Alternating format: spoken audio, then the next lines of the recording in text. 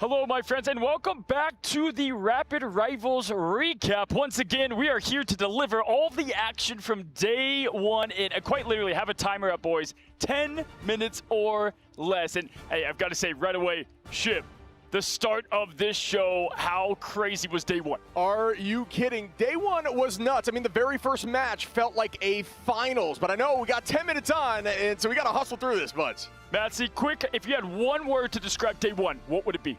The fastball special. Honestly, absolutely perfect, my friend. As we look at if we want to go ahead and look at what today's results were, and we're going to go one by one through these different matches of what you might have missed and what is going to be the story of day two. And we start off with what was an absolute perfect way to kick off and ignite quite literally the fire that has been this grand finals, my friends. It was VP taking down 100 Thieves. And again, we'll quickly go through these. Matsy, game 2 and 3, what do we see? Yeah, we saw Navi taking down a Reject there and a FlyQuest taking down Dark Zero. Expected results? I'd say yes.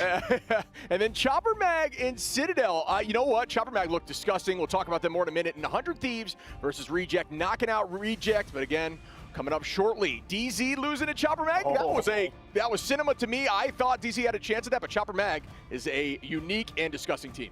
Quite literally the best way to end the show will be that Chopper Mag matchup. Now, talking about what we've got going on, let's start with VP 100 Thieves, because it felt like it was sad to even send one of those teams down to the lower bracket. My opinion, right there up for the best matchup of today. And really, when you look at that matchup, it came down to pixels, fellas. Absolutely pixels. 100 Thieves looked to get back on their feet. But let's talk VP, because to me, Virtus Pro looked all the part. Yeah, they just don't lose, right? I mean, that team, the Duelists are discussing. Sparker is just always consistently performing. And even Fi has looked really good. We could talk about Nevix. The entirety of that team is wild. Just absolutely insane work coming through from all around there. You know, the one you highlight, I think Nevix is going to be my favorite coming out of that team. Yeah, it's how they played. I mean, listen, Sparker, like him and Fi, both great. Sparker was like, no, I'm going to show you today. I'm the sidelock GOAT. And you know what? We got that today. Same as Nevix and the approach that they had, Finzi. They just bring it all together. We expect to see a great matchup with them. We'll look at what their schedule is in a little bit. But then right after that, we had Navi versus Reject. And let's talk about Navi. We'll get to Reject. Shib, Navi, what did you think, man? This team, again, looks so cohesive. It's like nothing's changed. Yeah, I mean, hey, Matsy, with Navi, I mean, we saw them against FlyQuest, and, you know, when you come into the tournament going almost down a game, right, they came right into it, and they felt like the team that won the whole midseason finals. I mean, they felt like they came right back into form. Jerky, yeah, absolutely huge heartbeat of that team. Matsy, anything stick out to you for Navi? Yeah, I'd say that the cohesion coming together once again, you know, just being a well-oiled machine has just been so impressive for them. It's like you said, you know, they're just returning to form for the mid-season finals, and with Jerky, they're just going above and beyond. So how perfect is it? We're about to get to the Civil War matchup from America, but tomorrow that means, or today, as you guys are watching, that's the EMEA matchup. VP, Navi, it's another kind of grand finals matchup in the making. But let's talk about the Civil War, right, Shib? As American casters, we watch these teams a lot. We saw FlyQuest go against Dark Zero, man, and FlyQuest, man, they just look like they haven't skipped a beat. Yeah, and it made me think of American Man when you said the Civil War there, but I'm sure you'll see more of that and find out what that means as we go into these next matches today as you're watching this video. But yeah, FlyQuest, another team much like VP that has just non-stop dominated in this tournament. We haven't seen them shift energy in the conversation for the best duelist in this tournament altogether. Yeah, the best of the best, you know, I think that it's a pure showcase of all the talent that's on deck. Like, FlyQuest haven't missed a beat, you know, much like Navi. They've just been incredible there, and I'm really curious to see who's going to play in to be the overall MVP at the end of this thing. Yeah, I'm telling you, because oh man, right now, it's playing the part of having the FlyQuest VP finale that most people thought maybe we would see kind of the top of both groups now. I mean, how predictable, but just the one word. One word to describe FlyQuest, Vest. And energy, and there's so much more there, but absolutely we expect to see that team, and we'll get to, again, that schedule here in a little bit. But to wrap things up in the upper bracket, it was Chopper Mag versus, I mean, it was an awesome last matchup of the day with Citadel. Matsy, what did you think, man, as we take a look at that upper bracket? Their matchup with Citadel was just a masterclass there. And, you know, behind the scenes, they're just friends all around. They're having a friendly little scrimmage there. But Citadel, they managed to go above and beyond, pushing themselves up against FlyQuest. But Chopper Mag, they were angry after that Citadel matchup. They managed to drive the point home and managed to send away Dark Zero. Yeah, for me, Ship, Citadel Gaming, again, they just always lose one map. I don't know if it's just a ritual like the clap they do or what, but at this point, it feels like to me that they need that lose just to continue the fight. It's a slow burn, a slow cook, right? Bruce Banner gets mad, turns into the Hulk. This team consistently loses a map and then looks just wild and locks it in and just pops off. Again, this team super synergistic, very confident, but yeah, I don't know why they just keep losing a map. Hey. It was the Daredevil show. I mean, remember that matchup? We actually got to see Heart of Heaven. If y'all want to see the new map, it was there on that matchup. We saw Tanuki, and then who was it over there? It was Pethic, right? Pethic, yeah. Oh, that was absolutely insane. It was really Tanuki, I feel like, that really kind of cleaned up, and I don't want to say solo, like, earned the win for Citadel, but that felt like momentum turned. Yeah, there were some big plays there. Again, just trying to keep this quick. We saw moments on point 2 where he was pulling 3 or 4 off location, so the team just walked the point through. But yeah, outside of that, Pethic had huge plays and eliminations in the neutral. Faced elimination, held on, moving forward. They'll be going up against FlyQuest once again.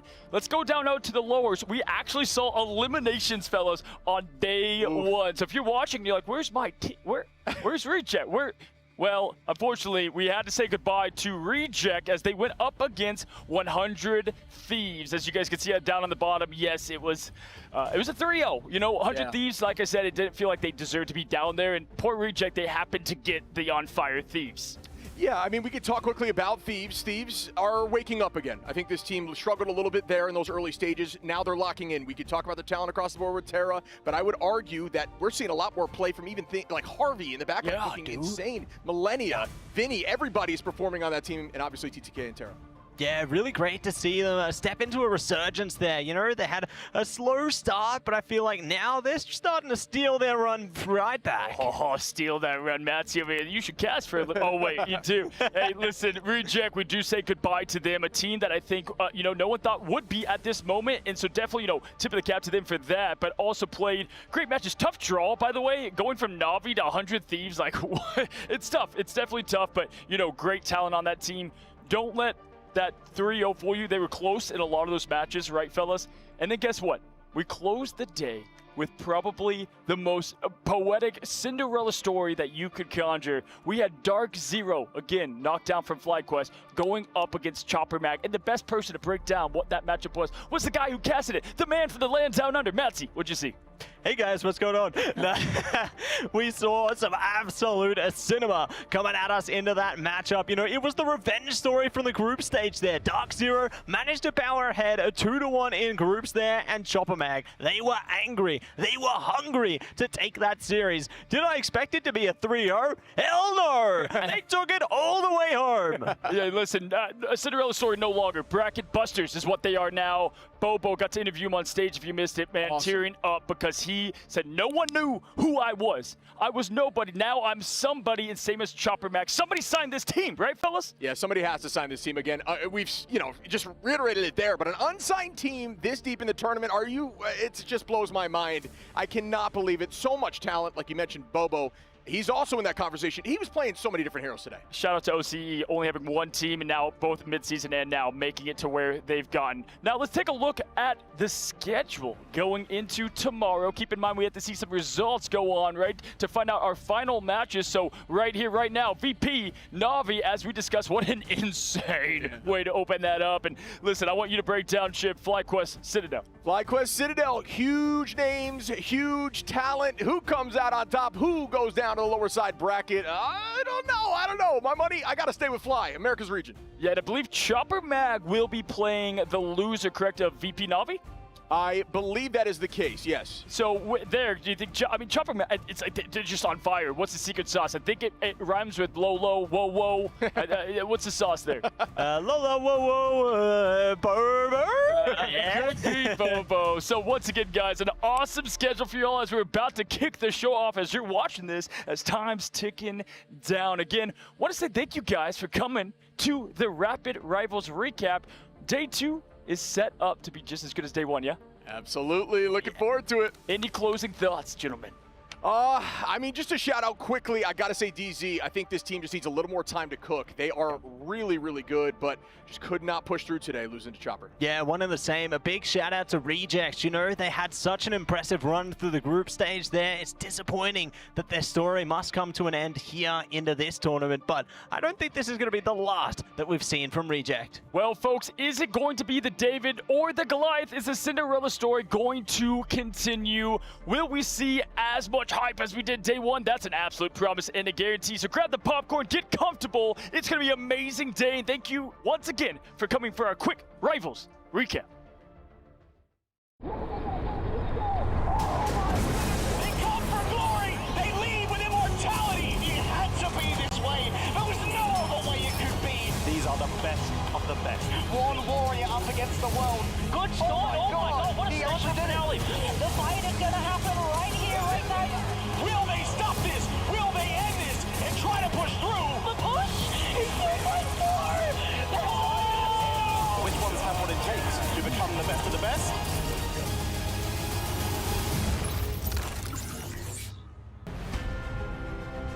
Live from Atlanta, it's the Marvel Rivals Ignite Grand Finals, day number 2. Welcome. We have had an incredible series of games here in this incredible city on this incredible stage. The stage of immortals, ready to find our final champion for the year in Marvel Rivals Ignite. I am Tetra, and today I am joined on the desk by that one, Dan. What an incredible series of games we had yesterday. Oh, I am so excited for all of these games. Every single game has been quite literally absolute cinema, and as we head into day 2, we're going to see even more.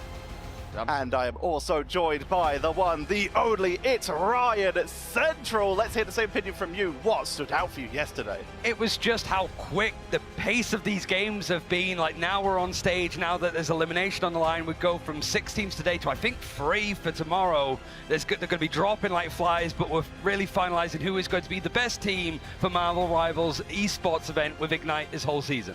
We have so many lower bracket games coming up for you where we will see some teams being sent home. There's a lot of eliminations on the line, but there is also that progression up to the upper bracket. And we'll be jumping into that in but a moment. But what an event this has been so far. The group stages already, we saw upsets, and we already saw some incredible push-throughs. Let's have a look at the results from yesterday so that we can break down exactly what happened. We started off with what a lot of people might have been expecting here, with VP having a very close series versus 100 Thieves, and then Na'Vi taking out Reject, FlyQuest taking down Dark Zero. But then we had the match where a lot of people considering might be close, and we were right, Chopper Mag versus Citadel. Yeah, this was one of the matches where we said that Citadel were in a bit of a slump right now, and Chopper Mag are just going up and up and up. As you look down in the bracket, or in the schedule, I should say, they finally got the revenge on Dark Zero. A match that was absolutely electric. If you do watch that game, I am gonna personally say that had the fight of the year. You've also got the best of 5 elimination games at the end. The 2 teams that weren't able to pick up a map win at all this event, unfortunately, were DZ and Rejects that were eliminated later on in the day. But we had some good moments. 100 Thieves showing a lot of promise, like not having the best group stage as the #1 seed from America, taking a map off of Virtus Pro that we're about to see. The winningest team, as we keep calling them, Tetra, from Europe. It really is just them being able to sort of perform to their strengths, but seeing 100 Thieves push them shows that they're mortal. We also have Na'Vi, the current world champions, with some roster changes. They came in and they didn't look as clean as a lot of people might have been expecting them to, but fighting from behind is where Na'Vi seems to excel. And unfortunately, Dad, we did have to say goodbye to Reject in that series. Yeah, a little bit sad, but you know, it's fine. Reject finally got their chance at playoff glory, but unfortunately it was just not meant to be. They did get taken out 3-0 by 100 Thieves, but Asia as a whole are starting to scale up a little more. And Ryan, we cast this game, Citadel versus Chopper Mag, and as Dan said earlier, this had maybe the fight of the tournament. It was end-to-end stuff, realistically. Like, Chopper Mag going onto stage, looking strong. Citadel used to being in these brawling engagements worked. But then we get into those full best of fives, 100 Thieves. Yes. Looking strong and getting more reps on stage. Tero saying they were looking more and more confident the more time they got. And Reject, they looked better as the series went on, but it felt like the damage was already done before they could realistically fight back. And Chopper Mag, they kept that pace up that they had against Citadel Gaming earlier on. And Dark Zero struggling to adapt to the meta. There's some fantastic players on this roster, unable to get a win on stage. And unfortunately, going out in that 7th to 8th spot. But it does mean that Chopper Mag did continue through over Dark Zero, as we do see here in our bracket. In the upper part, we do see Virtus Pro and Na'Vi, a bit of an EMEA derby. And then in the lower bracket, FlyQuest and Citadel. We have 2 teams in that upper bracket who have not been to an international event yet. Yeah, Virtus Pro really being one of those teams, right? A team that barely missed out on Guangzhou back in Stage 1 and the mid-season finals. And they said it. This is why they're playing. This is what they're here to do. This is why the team has been together ever since the beginning of this entire game. And so far, they are showing the world why they are, if not the best team in the world right now. Yeah, it's funny because it's like the teams that have the least experience on being on stage are probably the most structured, right? Virtus Pro especially, they have a real follow-through with their draft and how they want to play the game. And FlyQuest, they've been able to dictate the pace of every game that they've played, going up against Na'Vi, 100 Thieves, and Citadel, and beating all of them to go top in their group. But we also have to talk about the fact that the lower brackets are on the edge of elimination, which is going to put a lot of pressure on them. And these upper bracket games have become incredibly tense because you're down to the best of the best. Let's have a look at what these teams are fighting for, because that pressure is going to be compiled by the level of this prize pool. $1 million available for these teams, with first place taking home a cool $320,000. Well, Bobo was saying that to pay him, and like, I think he'll probably want to finish higher than sort of like 56 of that 60K to work with. And there's always a chance, right? It's getting your name on the stage and sort of etching your name onto the trophy to be the first ever like Marvel Rivals, like grand final winners. Sure, we had Na'Vi do it at the mid-season finals, but this is the event of the year. The event indeed. Not only you get the top prize, you also get that nice little silverware, that trophy looking absolutely beautiful when we did our own little interviews, but they will soon enough be on the stage as we look ahead to our schedule. Yes, we do. We're starting off with that EMEA derby. We're following the bracket down here with Virtus Pro versus Na'Vi before moving on to FlyQuest versus Citadel Gaming. And then it's elimination time. We'll be saying goodbye to 3 more teams, as we will have the 100 Thieves versus one of these losing teams, Chopper Mag versus one of these losing teams, and then the winner of those series will be going up against each other. Like Ryan said, we'll be saying goodbye to 3 teams today. There's a potential that a team could play 3 series today, 2 best of 5s to the best of 3, so it's grueling. And it's tricky because you've got 100 Thieves and Chopper Mag that know, okay, for this first game, Chopper Mag are playing the loser of Na'Vi Virtus Pro, so they're going to be watching keenly to see what they can exploit. But also the teams that are playing in those first best of 3s are going to be a bit more warmed up for their games, right? So it's a little bit of like, do you want to be sort of playing as many games on stage to get the reps, or do you want to get some time to just watch your opponent, have a coffee or whatever, and just prepare mentally on what you need to do? And that's another thing, right? If you show so many games on the biggest stage, a lot of teams are going to take notice. They're going to see you go deeper and deeper into that playbook. And that kind of strategy is being exposed onto the biggest stage. It's going to take notice for a lot of these teams, and we're going to see if there's going to be more adaptations, more evolutions of the game, something that we've been seeing time and time again throughout this entire group stage. And speaking of adaptations and evolutions, we're going to jump into our first series here. Virtus Pro versus Na'Vi. Let's start into this with Ryan. This is a matchup with so much history. Talk about it from a Virtus Pro perspective here. So really, it boils down to this. Since Marvel Rivals was in closed alpha, closed beta, any chance that we had a chance to be in the game to play it ahead of its launch last December, everybody's like, let's put together an esports tournament. And Team Cats back then played in all of them, and they won all of them. This is one of the most dominant teams that we've seen in esports, full stop. But for Virtus.pro, this event, it's pretty much followed as route, right? They haven't dropped a map at all in group stages, and only dropping a map against 100 Thieves yesterday in playoffs. The amount of damage might seem a little bit smaller when it comes to like final hits, like damage taken, headshots, mostly because they are so clinical at getting their series done. Not only are they winning 2-0, but they're like having very one-sided games in their favor. And they're just so efficient in their execution. So many of these compositions doing so well. We gotta point out Dredro, right? One of the Jeff players on this team who has been so good at landing those It's Jeff ultimates, and he has mainly been the difference between a lost fight and a huge commanding win. Literally seeing it there, right to there. the edge. Perfect. Multiple 3, 2, 3, 4-man It's Jeff ultimates, bringing out so much potential for the team. But another player who we've been highlighting throughout this entire tournament is Sparker. Why are they such a standout? I mean, he's always been a strong duelist player, like across all of the hero shooters that he's been a part of. And one of the things that meant that Virtus.pro were very good in the early stages is because we played more of a 2-2-2 setup. Once we got into a meta where it's triple strategist, maybe we'd see Sparker on the Adam Warlock, stuff like that, but he is just a machine, a monstrosity to get like the picks and eliminations. You want to put him on duelist to have these kind of moments, especially when you've got 5. It's often overlooked because we are highlighting Sparker. He's a lot more like the theory craft, the cerebral, smart player. It really just allows Sparker to get the picks the same way that Terra does for 100 Thieves.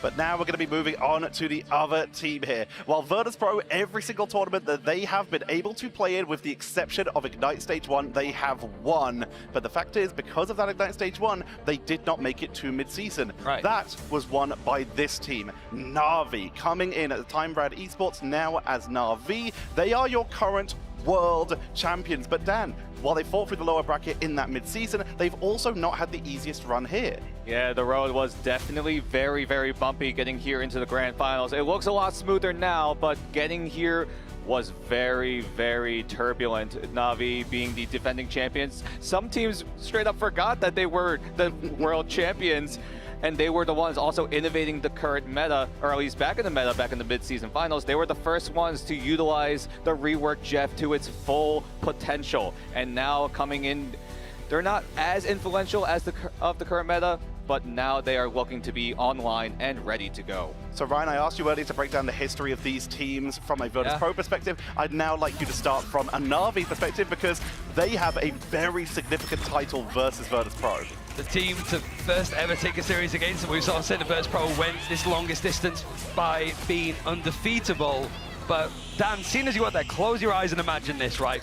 You've got Virtus.pro going through group stage 1. They're nice and comfortable. They go up against a team called Rad that ban out with this new Ignite draft system a lot of the strategists, which sort of took Virtus.pro by surprise, and not only beat Virtus.pro for the first time ever, they do it in 2-0 fashion. Leg Day, he's not here unfortunately at this event, the absolute Mogger himself was bewildered when casting it because it was just unbeknownst to anybody. Dropping a map was crazy for Virtus.pro, never mind the series. But it wasn't usual. And nobody expected it would be Rad to do it. It was like Berber Patipim that became Citadel. Rad took everybody by surprise, and then they went on to win the first ever international event. That's this team.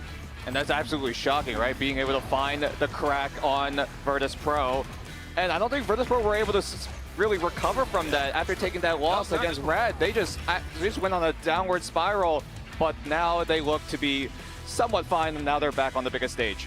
But Ryan, while we've talked in the past about Virtus.pro having some draft difficulties, and that is a little bit of something we'll talk about later, Na'Vi seems to have a little bit of trouble as well in their Ignite stage. Yeah, so this takes a lot of setting up, and the reason why I wanted to bring up this tweet is because I speak to Trust Me about it in the interviews that you might have seen in between, where like after Trust Me and Na'Vi got knocked out as third seed from stage 2, which was against Virtus.pro, he felt that that game just wasn't a good representation of the teams that were sending to this event, right? So like Trust Me was frustrated in their team performance, but felt for Virtus.pro as well, like the level that we expect to see from them, that series just didn't deliver for them. So this is a good chance now that it's not a seeding game. This one is like a really big important one. But for Trust Me, he adds his own context, and this is what he said when I interviewed him earlier this week. When went wrong, I suppose, at the end of this stage, really, going into this event, would you say, Trust? And now this question is directed at me because we've talked about it, right? The tweet I've done. A lot of people misunderstood it. I never meant it as a banter or anything like that. I was just merely disappointed that we trolled a lot of practice before the event as well, not really on the day, right? I mean, when you come to a tournament, when you come to an event, you prepare months ago, right? Weeks ago, and we just haven't really prepared that well for it, and it wasn't enough. So I mean, Virtus.pro is also a great team, right? But I mean, we wanted to win, and we will try to win this one, right? It felt for Na'Vi that the stuff that they practiced wasn't really added into what they wanted to do in the server. I do not think, Tetra, I do not think, Dan, that this is going to be the same mistake that they make again, especially when it feels an important game because you're playing, if you lose this, you're in the elimination bracket. And like you said, Dan, if you lose in these series, there's an exploitation, and ChopperMag's going to want to watch and see what gets exploited either in the draft, in the server, compositionally, and use it against whoever loses this series. Right now, we've been talking about ChopperMag in particular, about how they've been on an upward trajectory. Are you feeling that for these teams, Dan? For VP, definitely, if we scale it, zoom out all the way back to stage 1, you could say VP are on a skyward trajectory right now. They are looking so good. It also helps that the meta currently in Season 4.5 really benefits them at the moment. Na'Vi, they did have that downward turn a little bit after the mid-season finals, considering that they really didn't have a break ever since they won that mid-season finals, but now they seem to be up on that same trajectory, and there is a world where these two could just meet each other head-on at the peaks of their team careers. Plenty of opportunities to see that as these two teams are now in that upper bracket. This is going to be a best of 3. Let's have a look at a bit of a history of the matchup of these two teams as we're preparing to head on in. You can see that in the group stage winners final, it was a 2-0 for Na'Vi. In the group stage final though, and the playoff losers final, we started to see Virtus.pro bring it back. The recovery, and Ryan, we're going to mention it here. The history of Virtus.pro when it comes to the Ignite ban system has been a bit of a tumultuous one. Since it was introduced, I think it was either Fi or Dredro was tweeting, being like, this is a weird draft system, and I think it's mostly because if Virtus.pro are on like a draft system where if I ban out Daredevil for my team, it bans it out for Tetra's team, right? Here, for Ignite, it's a little bit different because you ban against your opponent. Virtus.pro want to play like that because if you're in a match like mirror matchup, pound for pound, Virtus.pro beat everybody. They have always beat everybody. It's hard enough to take a map off of them, but when you can start to try and counter your opponent, that's where they can start to trip off. And we're going to be heading over to the stage 2 instead of trip off to kick us off. We're going to head over to Cozy so that we can introduce our teams and get into this first match. And let's Georgia viewers around the world, this EMEA collision has been nearly a year in the making, folks. Let's please welcome our first challenger, Virtus.pro! Filled with some of the best players in the world, we have Nivix, Saipe, Dredro, Sparker, Fod, and Finzi. How's it going? How's it going, Nevix? First, gotta say, one word to describe this team. What is it for the viewers to know? We're the best. The best. Simple. Very easy. And listen, for your competition, the other side, Na'Vi, your fellow folks in the EMEA, what's some words you have for them? Well, Na'Vi, if you want to remain world champions, you better lock in because the VP is here. Love to hear it, y'all. We'll go take seats. Good luck out there and have a good matchup as we welcome in the other side of the ring and their challengers, Na'Vi. Now the crowd was always theirs. They look to firmly take it back. The team that nobody wants to face. Trust me. How's it going, my friend? Good to have you here. They just had some good words for you. I want to hear from you, my friend. What do you have to say to VP? We lost to them in the stage 2, right? And we're here to make up for it, right? We're rivals. Pure Marvel rivals. Perfect sentence to wrap that up. One word to describe you guys to the viewers in Atlanta. We're here to win it all. Here to win it all. The best, here to win it all. That's what you want to see on the biggest stage. Absolutely good luck to you guys. Looking forward to this electric matchup between these two EMEA greats. Once again, Na'Vi, filled with some of the best the previous champions taking this thing home in the mid-season finals look to get the crown right back. They say it's deservedly theirs, my friends. And when we look at this stage set up, I think Trust Me said it best. It's perfect Marvel rivals, but today that rival is going to end as one of these teams go down to the lower bracket. And to break down all of the chaos, we have an awesome pair of casters today. Moxie, Vicky, let's break it down. Thank you so much, Cozy. He said chaos. I'm thinking pure chaos, guys. And, you know, he also said one word, but both teams had a lot to say, Moxie. I'm excited to open up the day alongside you, and we got a banger ahead of us to kick it off in our best of 3. It's a grudge match time. It is a grudge match time, and it's actually the first time that these two teams get to face off against each other since the Stage 2 EMEA playoff finals. So it's going to be a close one, potentially. We got to see a little bit of the history coming on through that from the desk. Virtus.pro last time did win each one 3-2-1. However, that was on 4.0 meta, and that was when they were relying on things like Fire's Human Torch after being able to work out the ban draft, because one of the adaptations that they had after being, I think it's fair to say, bodied by Na'Vi 2-0 the first time that they met in Stage 2 was going for the instant ban of Jeff into, and this might surprise a couple of people, the second instant ban was Star-Lord. Crazy to see how that's been able to really progress as Season 4.5 has provided for us. But then you talk about the Trailblazers, right?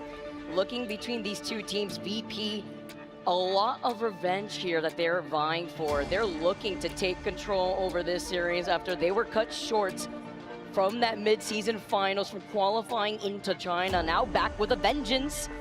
They not only were able to qualify this time, they were able to put themselves up on top. It's going to be Celestial Husk to start off our series on domination. And Moxie, when you take a look at the record right now, I mean, Na'Vi are literally all stocks in with Celestial Husk thus far within the Grind Finals alone. Yeah, they have not dropped a Celestial Husk in these finals coming on through, so it's definitely favorable to Na'Vi. However, when you look at the actual match history overall, Virtus.pro are the ones who are undefeated. Na'Vi were dealt a loss in the group stages by FlyQuest. So Virtus.pro do have the cleaner slate of records at the moment in terms of series. But with Celestial Husk, like you said, being that first domination, I would expect that the Jeff is going to be targeted. However, this is where we get to see that pick your poison mentality come into play. If Jeff is the instant ban, that leaves Mantis up for grabs on the save slot. Which then leaves hand in hand the Loki, perhaps, the Groot, as well as we get started with our first draft of our first game. Let's get right into the action, everybody. Virtus.pro versus Na'Vi, a tale as old as time that you have seen transcend, Moxie. And let's see, starting off with our first band, is it going to be the Jeffy boy? Is it going to be the Mantis? It's the Mantis. There was a little bit of a debate. It wasn't an immediate lock onto the Mantis the way that we see it before. And it is going to mean that Na'Vi are going to be able to get their hands on the Jeff before Virtus.pro get the opportunity to save it. So now we're going to be getting to see likely a Jeff mirror save come on through as Virtus.pro targeting out the Venom to deplete the Jeff's power bank of symbiotic shenanigans. They don't want to deal with that here, as the Captain America Protect is the next to go out in favor for Virtus.pro. Already like seeing this tier 2, of course, because Finzi is such a good cap here too, as well as the fact that now on domination, you want to be able to stall for as long as possible. Oh, it's not Psylocke. a Jeff ban. It's paying respect to Sparker. Like you said, removing that Psylocke because the Captain America with the Psylocke as well as an Emma and a Luna is just too problematic even with the Jeff, as we're going to get to see these bans also start to come into play. Star-Lord is going to be the next ban. They're really going after Sparker's hero pool here as a whole. I like this already with the Jeff Protect at the very end, though. That means it's going to probably proc the Venom ban from the other side. Yeah. I would expect it, like you, to be a Venom. However, Captain America and Venom kind of do the same thing. Is it really going to be a ban onto the Venom? Is this what Virtus.pro were trying to do by saving the Captain America, having a turn, but also being able to go for the Venom if they so choose, as it's now going to be Fire's hero pool that's being targeted. And what Na'Vi have done now is forced Fire onto something like the Winter Soldier. Crazy they don't fall for that bait right there too. No Venom ban, so you can still rock that symbiotic shenanigans, and it's going to be the Protect onto the Star-Lord. You're going to be taking to the skies. Looking at what this final ban is going to be from VP, but already a different slate than what we were expecting when we were actually doing some research looking at the history between these two teams, Moxie. Angela or Invis? Psylocke is going to be the thing that they're going to remove instead. So there is going to be a Dive Vanguard coming on through with this Star-Lord, as well as an Invis to shield it if that's the lineup that Na'Vi want to go for, because they got the Jeff, but they also didn't get the Rocket banned against them. So what we're going to be seeing from Na'Vi is pure undivable aggression to be able to kite out around Virtus Pro's really aggressive walkthroughs, right? Virtus Pro, when we've seen them in domination plays the last time around, they've just been pressing W, going first, taking the space away from teams. And what we're seeing at the moment in terms of hero loadout is a huge turn away from that. They're looking to slow things down. We're going for a pick composition with the Hela and the Namor instead. And now being able to find these setups too, looking at what Na'Vi wants to bring out, if Jerky does stick to this Daredevil, it actually benefits them, and as well as the fact that they're going to be able to control Naga on the approach. Keep your eyes over to the skies, and when that BRB is used from both rockets on both of these teams, as we see a nice little flyby, whoa, on a roller coaster all through Celestial Husk. Do Na'Vi read it though? Because Virtus Pro, they saved the Captain America, which is absolutely big. It means that Virtus Pro could run a dive composition. Do Na'Vi think that they're running up against a dive? Is that why we're seeing Jerky over to the Bucky? And we get the Emma as well on the side of Trust Me to prevent that rush down. As VP, they don't go for the Hela Namor, they don't go for the dive, they go for pure sustainability. It is Adam Warlock on the field instead. The change up here with Nevix being on that group and Sparker being on that Bucky. Talk about some last-minute swaps right here from VP. While they see where Na'Vi's approach is going to be from that high ground, a nice little rotational approach to try to take control and wrap right behind VP here. This could be absolutely massive. Virtus Pro getting Nevix on the group with Strangling Prison to lead up into the Kraken Impact follow-through. It's going to really force Na'Vi's hand in terms of that positioning, as this is currently a stalemate on the point. Na'Vi not wanting to make a first move. They know that Fight's going to have the Soulbind and have to get ready to disengage it when Virtus Pro move aggressively forward with it. Saife here being on the Luna too. It's all eyes on Sparker and Dredro trying to make some of these plays happen. Fate already close the It Jeff alongside that of Dredro. As Jerky moves up, he is slapping them up with the Bucky gun here and is slowly trying to approach that Kraken Impact, but with the hook, he brings them together. The safety, the group walls on top of it. The isolation from Nevix trying to help him out, and they get the retaliation as Sparker gets that first pick off the Jerky. Yeah, Virtus Pro used that Soulbind to walk forward aggressively. The first It's Jeff on the field from both of these teams, and we hear the Kraken Impacts go on through. Sparker using his to try and get on top of Fate, but Dredro's been able to make away with a heist onto Trust Me. Invisible Boundary comes on through from Na'Vi onto that point. They still have the sustainability, and Virtus Pro have to give up the space and respect. Take a look at the fact that none of these teams have flipped this point just yet. It's just been scrappy, poking from afar. Now that Jerky comes right back around, Naga's got the Eternal Bond. Jerky can follow up with this one side phase of Fate of Both Worlds ends here as Naga at the very end finds Fi, and Raharo is going to be able to find Sparker. That's 2 out for VP as the Psionic Seduction comes out next, but you won't be able to have that sustainability as Fi is looking to back away, but he cannot get away in time, and he already used up that passive. Trust Me coming back on the Doctor Strange means he's got the ability with the Cape of Levitation to collapse onto the Adam. Virtus Pro do not get the opportunity to utilize the Comic Revival and clean everyone up from Na'Vi with the overall sustainability, which is why we were seeing both of those teams invest so heavily into that first fight. For Virtus Pro, if they were able to pick up the first point percentage, it's not about winning the fights that come afterwards, it's about stalling through long enough to be able to put your opponent into a rougher situation.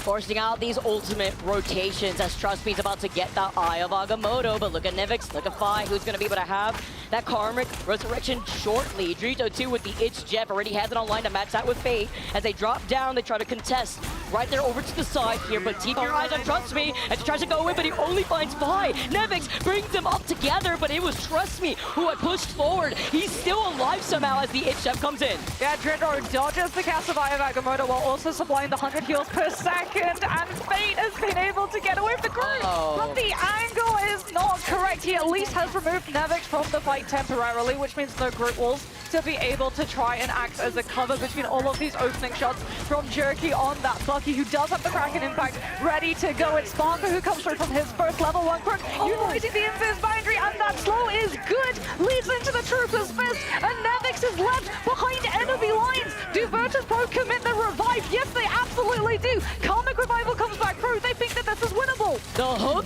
Slim Jim here as he pulled him into that invisible boundary. Fi here on top of it to get that pick, but with Jerky going down, the Eternal Bond not able to help him out. Level 1 Crook though is struggling to get re-healed as he manages to find himself on that purple pathway as he slams down. You mentioned the bind, but the Meteor M not gonna be able to find its mark here. The bind was enough alongside the invisible boundary for everyone from Virtus Pro to be able to live the Meteor M's connection. Eye of Agamotto comes through from Trust Me, but the follow-up damage is so slow. However, Rogero finds one of the most important picks onto Dridro mid-cast of it, Jeff, which means that Virtus Pro has to go for the wombo. Strangling Present, Kraken Impact, both connecting onto Na'Vi, and that should be a sweep for Virtus Pro.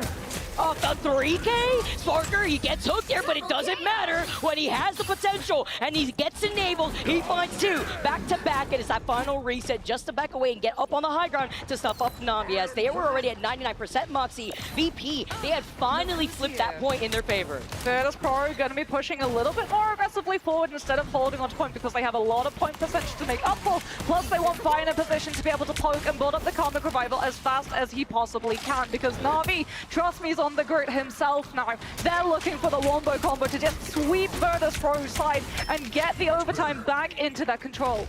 But look at this invisible boundary that we have matched from both sides. Coming up soon for Saipe now.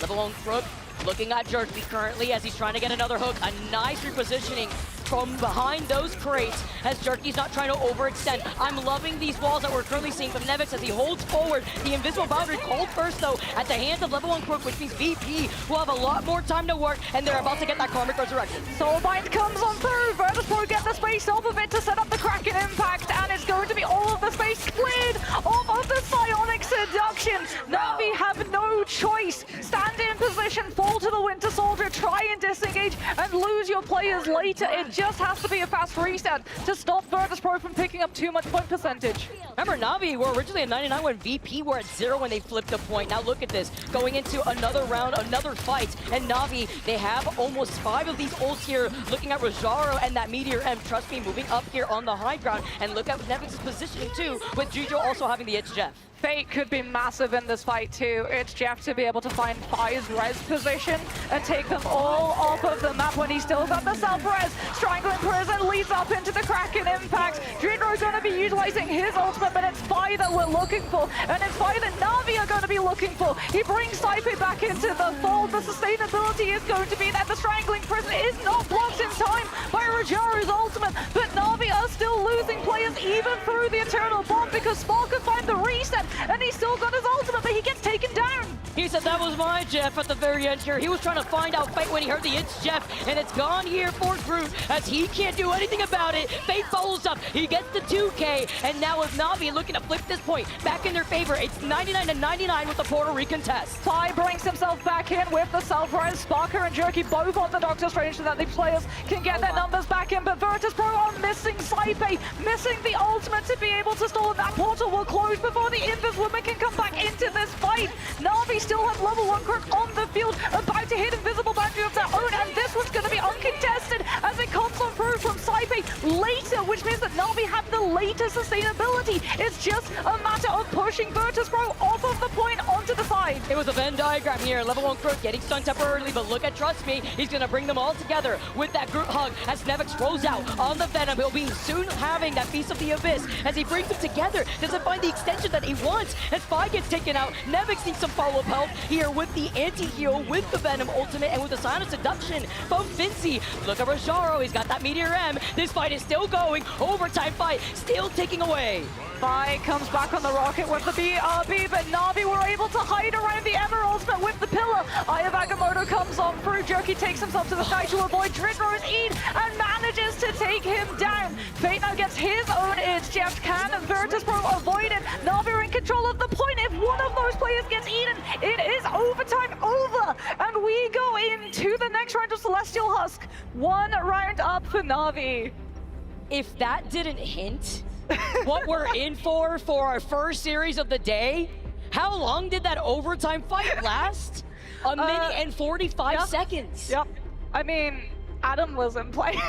Yeah. Are we really surprised that an overtime went long when Adam is in play and you've got Soulbind Cycles and Karmic Revival casts? And Doctor Strange Portal. That was and the Portal recontest. And then the double Invisiwoman ultimate tier 2. I mean, how many It's Jeffs did we also see at the very end there? Yeah. Even with the recontention that we had from Nevix when he swung in on the Venom. Taking a look at the scoreboard thus far, 8 final hits in favor for Sparker, but it was Na'Vi that were able to close it out, at least for that first round alone. Trust me, also making those adjustments too. Look at the damage output. Here we go. Virtus Pro, they teased it earlier. It's going to be the Hella Namor as we head into second round, trying to slow things down. This is going to be so important for them to win this first fight. Finzi and Nevix both going to be on the Venom and the Captain America. This is not Vanguard picks for eliminations. They're not going to be looking to dive set up things like a Psylocke follow-through. This is disruption at its core, trying to buy as much attention away from the Hella and Namor so that VP can develop the angles for their duelists and set them up to find the picks. Oh man, and these invisible and push and pulls, by the way, have also been fantastic at displacing the positioning and rotational approach that they wanted. But with the Eternal Bond, it's going to put them in the driver's seat as you look at VP and Saipe and how to use the invisible boundary. It's to match that of the Eternal Bond from Naga, but level 1 for Rajaro, and now Fate finding Saipe after using that invisible boundary just completely shuts it out. And this actually allows Na'Vi to have the number advantage going into this point. Boundary might have been buffed, but it still does not stand up to Eternal Bond. The heals per second is stronger, but not just that. Boundary isn't a full cleanse, so one of the go-to counters to the invisible boundary was long since Eternal Bound in and then hit them with the Terror Cape. It makes it so easy for you to be able to find the pick onto the Invis. Virtus Pro identified as Saipe, too static in a position, goes over to the Rocket instead. So if one of them gets picked isolated, they've at least got the BRB station to bring them back. BRB coming out in clutch here with Drijo being on that Luna, the dive in from Nevix as he's got the piece of the Abyss, nom nom nom, as he's looking to get the follow-up on the anti-heal. He needs some help here before he manages to get away, but at least he gets the invisible boundary out, and that was his goal the entire time on trying to waste more of that utility, get more of these cooldowns out. As the whale comes in, it slams down, and Trust Me then looks behind and gets a sign of seduction, staring at Finzi before Finzi jumps up. He actually avoids getting hypnotized at the same time. He gets around the other side of the wall before diving right back onto the point. And now with Na'Vi still having control over this point first, we're already nearing 50% and climbing. Yeah, Juno does a Fate of both worlds, has to hold it for Jerky's ultimate, but that just means that Rajaro can use Meteor and against Vi's Goddess of Death to be able to absorb all of the incoming damage.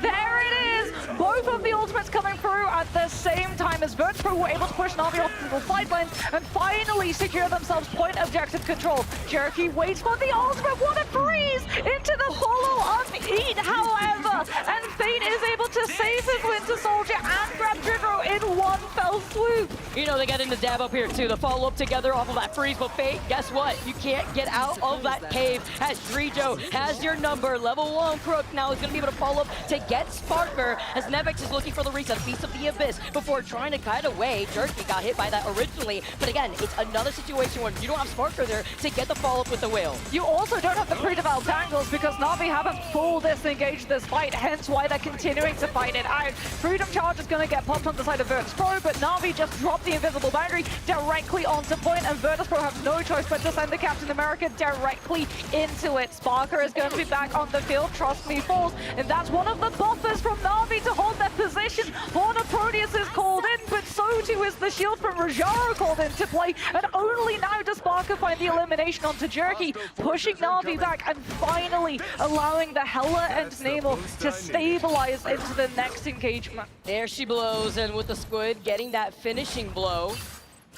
And VP backing away because they have control over this point after they were able to flip it earlier on. Now you're nearing 80%. And if you're looking at the changes from Na'Vi, Trust Me rolls out on that Angela. You see that Daredevil with Naga taking to the skies over onto that Star-Lord. This is just overwhelming pressure to be able to walk directly forward into Virtus Pro's angle control and push the Captain America and the Venom back with the Angela. Jerky in the meantime has been able to find a clear path of engagement onto either the Hella or the Namor. The Daredevil gets to see which angle both the duelists and the strategists are, and Jerky's found his pick. The Soul Drainer comes on through, but the Daredevil still has access to all of his cooldowns, and it goes back to a limbo reset between the two. And overtime tick taken away in favor for VP to take this over to round 3 for our first map. The It's Jeff from Fate playing around the middle side of the console as a Meteor comes up, and 5 with the Goddess of Death gets the reset. Saipe also able to find Fate, who tried to approach from the It's Jeff originally. Now Naga, level 1 Crooker is going to be able to have the Sia and the Galactic Legend, but taking to the sky after losing out on Jerky,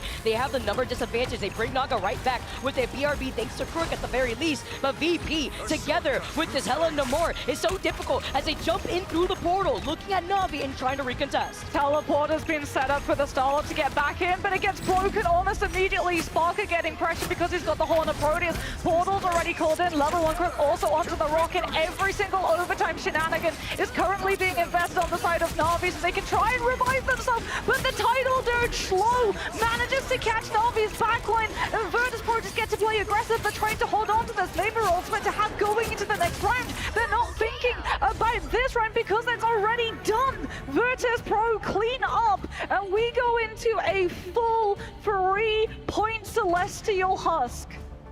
This is what I'm looking forward to. This is what we're expecting against these two powerhouses from the EMEA region. Talk about the Namor and Hela team up as well. For every KO you see on that screen, you get a nice little undead monster to help you out to follow up with a lot of these other picks. And it's what you were talking about, Moxie. It's a lot of overwhelming pressure. Yeah, it's the angle control. That's what it is. We can see, right, Finzi and Nevix, they're not going in to find these eliminations, but what they are doing is buying time, buying space for Vi and Sparker. That's why we saw when Na'Vi went for the re-engagement off of the full reset, they went for the Daredevil. They tried to disrupt and distract the Hela so that the rest of the team could walk forward onto the objective and try and force it into a brawl. That's also why when we went into first fight on that point, Na'Vi went first with Eternal Bound before Virtus Pro could get into position for the Hela and Namor to be able to play.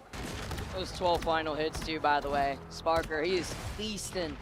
Getting these whales up, and he's got it going into this third round for the beginning of this fight. Domination's always this very volatile back and forth seesaw match. And now looking at what Na'Vi have to work with, you gotta look at level 1 Crook, but it's a Tidal Dirge once again, finding the anti-heal, and a nice freeze onto Trust Me. It's CC everywhere onto Na'Vi as they've lost out on Crook off the beginning. Yeah, Na'Vi try and put themselves into these spaces underneath the points, but the dive doesn't have as much ability to invade directly on top of them, but that just means that they're all stacked up for the Tidal Dirge, the anti-heal, and the slow that it brings, and then Virtus Pro can just push the Vanguards into place, find the pick onto the Invis. When the Invis is gone, so too is the push back, literally against that dive commitment, and off of the back of that, they claim the sidelines, they claim the objective, and they claim all of the angles for Fi and Sparker to hold. Yes, they're going to be coming into this next fight with Kraken Impact and Strangling Prison, but they have no space to be able to use it until they get to force onto the point. I mean, Nevix and Fizzy leave some for the rest of us out here. They were eaten as you got to look right behind you. That Tidal Dirge again, the Eternal Bond to help pave the path for Na'Vi to contest here on this point. With VP already having control and nearing 30%. Fate of both worlds. You see the attempt on the reset at the hands of Jerky, and they wanted to get that wombo combo together with Trust Me, but out of sync. But they at least want the survivability with level 1 Crook having that invisible boundary. The It's Jeff though misses out as he's forced to back away and get right back onto the high ground, but Jerky is now from Nevix after getting that hook. Yeah, Fate just uses the Jeff ultimate to heal everybody, and then they even use the Bulwark to be able to bubble him from the speech bubble punishment animation. Virtus Pro wanting to take this fight into a brawl situation, put themselves onto that point itself, but that means that they forego control of the high ground and angles that the Hela and Namor control. Rajara gets to hit the Meteor M at the moment. Jerky too has to go through into the back lane and clear out the Hela, and the Soul Drainer is good! And it also means that Fi is able to come on through and find the connection, taking the Winter Soldier out in a rare 1-versus-1 win against a hero who, when he uses an ability, generates health. And finds Fate too. Undead Monsters for all. Everybody's eating here as now Trust Me does have that group hug. Another anti onto 3 members, Rojaro, Trust Me, and Naga. Look at how Trust Me's gonna try to position this with Crook having that invisible boundary, but Fi hasn't been stopped, hasn't been contested over to the side. Now will not have vision though, thanks to that invisible boundary, and Crook finding Finzi. That's both Vanguards out of the BRB. You see Nevix back. And it was on the point too. So Na'Vi have to yet again take the Venom out, which means means that Virtus Pro hold on to the objective just a little bit long enough to hit into overtime. Na'Vi now will be able to pick up the first point of cap, but they still have to worry about what Virtus Pro have, especially your Cloak and Dagger. You cannot use Eternal Bond when Horn of Proteus is going to be up, because all that's going to happen is Sparker is going to anticipate where the Cloak is going to dash to and is immediately going to drop the whale. Try to cut them off right before they finish, and then you also have to worry about that tidal dirt here too. Team up with the Anti, look for Durkee and Naga and that Eternal Bond, and also with Trijo with the reset potential. You see Durkee, he hears them, he finds Finzi, he tries to get the follow-up here too, but with the shield up, oh Captain, my Captain, as a Monstro! He wasn't expecting it, and that was thanks to Sparker finding Durkee to summon that on that Monstro too, on top of it all. They're holding the Horn of Proteus, it's Goddess of Death. Rajara is also holding on to Meteor, and because the angle it has is not actually going to impact Na'Vi, posted up inside those sirens. Now the Meteor M is used, and so too is the Horn of Proteus with the Fate of Both Worlds damage amp. Virtus Pro find the slip, it's up to Jerky to make the play, but Fi shuts him down on the Hela, and now we're on Doctor Strange, but it's not going to be in time. Virtus Pro walk away with Celestial Husk with a Hela and Namor composition that just played perfectly to the strengths of the Duelist lineup, while also allowing full shutdown against the Winter Soldier plays from Na'Vi's end. Add that to the domination tally mark here. Another one for Celestial Husk as VP. They're looking to come out on top with our best of three, already taking map number 1 with Sparker on the Namor. 15 final hits. He got a quad earlier, went 31-8. Actually insane stuff. And then of course Fi going into these off angles. Guess what? Nobody from Na'Vi is really paying attention to where Fi's location is, right? You're looking at Sparker, who is taking control over these caves, and you're just trying to figure out how to get around this grotto. Yeah. And I mean, it was Tidal Dirge. It just was Tidal Dirge punishment time and time again. Every single time Na'Vi tried to play inside those spaces, which are really good for being able to shut down Venom and Captain America. And we got to see as well from Jerky's POV, he's looking left, he's looking right, he's checking behind to see whether or not it is going to be a Captain America or a Venom trying to come on through and put the pressure on his back line. But that means that the Winter Soldier is posted up with his back line, not trying to aggressively clear out the duelists. And the thing about Bucky, he doesn't really have an active hero counter, but he does lose to distance. Hela and Namor have a lot further reach in comparison, and they were never really playing in positions, except that one time where we got the 1 versus 1, where Jerky was able to punish them. Yeah, because the game plan here, when you have your Bucky, to enable your Bucky, Mantis is obviously off the table, right? No damage boost. But when you have Trust Me on the Gru, you want to be able to follow up with the Wombo combo of the Gru ult into the Kraken Impact. How many times did we even get to see that happen despite it going to the 3rd round? I mean, Jerky was also target focused down crazily well on the side of Virtus Pro, especially because for Na'Vi, their hand was forced having to play into retake with things like the Cloak and Dagger, right? Ultron being nerfed, and Ultron was something that Na'Vi really relied on, to the point that when we saw these two teams go head-to-head in Stage 2, Ultron was actually the first save coming on through from their side. It also weakens your retake potential, because Rage of Ultron, it generated so quickly in 4.0 that you would be able to pop it at the beginning of a fight, and give it halfway through that fight, you would have another one, or a good 75% of it all the way through. And now when you play those retakes, it's either going to be something like Emma's play on introduction, or if you're running the Cloak and Dagger as your backline, Eternal Bond to pave your way forward, especially when you're going into the Hela and Namor, because without the Mantis, they don't have that 1-tap potential, right? But they do have the 2-tap potential, so you have to rely on the healing supplied by Eternal Bond to safeguard your passage onto the point.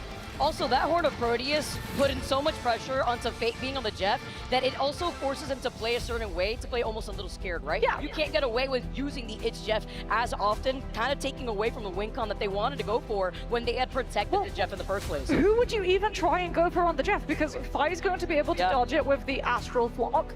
Sparker's going to be able to dodge it with Blessing of the Deep. Potentially you try and use it just on one specific target to try and force out, you know, the CC immunity of that Lunar Ultimate coming on through from the side of Dredero, but that's still not that game-winning ultimate that you're looking for, that Fate has been known for in the past. It's going to be our next map here, too. We're going to have to see where we're going to be moving on to, because for game number 2 in our best of 3, it is Spider Islands, Moxie. Oh boy, this is one that we have not seen for a very, very, very, very long time. And I also feel like Na'Vi are trying to take Virtus.pro a little bit down memory lane here, because this was actually the first ever map that Virtus.pro lost. It wasn't to Na'Vi, it wasn't even to Rad when they were known as Rad back then. It was all the way back, if you cast your memory to, goodness, late March, Like actually. stage 1, yeah. It was the Invitational. It was the Marvel Rivals Invitational. Oh, wow. And it was Team Peps. Team Peps were the first ever team in history to take a map away from Virtus.pro, and it was on Spider Islands, and it was off of the strategy that has become absolutely known for on Convoy. Triple Vanguard, triple strategist, and then when you lose the first fight, you throw everybody onto the objective, one of your players swaps onto Doctor Strange, and you portal instantly in to take the second, deprive the attackers of that time bank, force out their ultimates, so that when you play on the third and final potential fight of that first point, they don't have anything left. Interesting, considering that it's been so long since we've seen either of these teams on Spider Islands, as already with the ban phase coming out, let's not waste any time, Moxie. It's the Mantis and the Emma Frost immediately out, and it goes into your point with that triple Vanguard hold that you're looking for these teams on defense to use. Yeah, and I mean, this is another thing. When you take these teams to Convoy, there is a potential break from tradition of the Mantis instaban, which means that Na'Vi will be able to grab up the Mantis. Virtus.pro are going to be removing the Atom, because a stall strategy with the Atom and Loki and Mantis is just something you cannot allow a defensive team to get a hold of, because of the amount of time that it will drain away from your bank. However, because we haven't seen a Jeff save from Na'Vi's end, Virtus.pro get the opportunity to save the Jeff, which means that there's going to be a lot of drop-off points of the map, but they still have to worry about the Mantis being in, so it's going to be the Loki sense packing next. I like this option too, right? You only have so many bans, and if you're going to take out the Loki, you don't really have to worry too much, at least about that group, when you're so fixated on understanding the flexibility that Na'Vi could roll out with, because they're so fixated here on that Venom being banned next, as the Captain America is going to be the next protect. Rocket getting a ban as well. This was something that I was talking to you about in the green room when we see these Jeffs being saved. A lot of these teams like running the Jeff and Rocket backline now that the Ultron has been nerfed into the ground, funnily enough. And if you take the Rocket out, it means that Virtus.pro, if they want to run an undivable composition, do have to field into a strategist who's a little bit less in terms of comparison to the Rocket in state of meta currently, as we're now going to start to see the sweeps come out on the Vanguards, limiting Virtus.pro's ability to be able to triple hold, but also manage to get past Na'Vi's triple hold, because the Venom and the Emma, Venom going in and disrupting your backline, forcing the front line to have to peel, then weakens the hold of the objective itself. And taking out both Emmas too, because once you get beyond that first checkpoint, you don't want to have that Emma Frost team up with the potential Psylocke swap-ups that we've also seen before, and then combine that with the Magneto. That can be so important, especially when you see these teams rolling out on the Jeff. And it's like you mentioned, they don't really have to worry too much when it comes to that Rocket Raccoon, having that Jeff at least ready for them. They're going to be able to try to look out for at least that one pesky backliner, as it's going to be very difficult to get the capitalization of the Itch Jeff onto these backliners that are able to have the mobility to get away. I do want to see how Na'Vi are going to be handling Sparker on the Psylocke though, because they removed it from play when we were in domination. They've left it up for grabs. Virtus.pro also have left for grabs in Adam Warlock themselves. We've seen sometimes they'll actually go for a priority of Sparker Psylocke and field somebody else like Dreedro over to the Adam if they want to have the Psylocke still in play, but it looks like starting on the defense, this is just going to be, oh, yep, there it is. Sparker was temporarily on the Adam. There was a little bit of a debate about whether they were going to go for that triple strategist line, but it looks like he's going to be rolling out on the Psylocke instead, with Finzi getting to play the Captain America. And Virtus.pro aren't going for the triple hold, Vicky. They're going for Disruption Dive. Okay. I like this different look here for VP. Now looking at the way that they're going to be able to hold this next corner, we're already rolling out the gates. Look at Navi's composition. It's going to be the Psylocke v Psylocke. And then you still have Dreedro being on that Jeff. You talk about the disruption with Dreedro having some insane Jeff plays, but you know what? Doctor Strange wasn't banned, so keep your eye on some of these recontests off the portal, and if Dreedro has that itch Jeff. I mean, they've also got the Star-Lord on the side of Na'Vi, plus Jerky's going to be feeling at home on the Psylocke. He gets the Mantis damage boost and the Luna's Idol aura. So in terms of overall sustainability, he does have a lead on his counterpart in the form of Sparker. Because Virtus.pro on the periphery hold as well, look at how much space Na'Vi have already been able to monopolize onto the objective, already passing first corner and making their way around second, as Virtus Pro are just having to back away, waiting for the dive to make their move. And that's why you usually see teams trying to rock that triple Vanguard, but while giving some space and trying to help heal for your own backline. Fi's right there to take care of Trust Me. But look at Crook right now. He's already close to that Mantis ultimate before sending back Sparker. He's going to be able to harass him, and Drijo already has the Edge Jeff. Drijo could use the Edge Jeff to slow the momentum picked up literally by the Soul Resurgence from Na'Vi's end, but it looks at the moment like we're just seeing lane fights.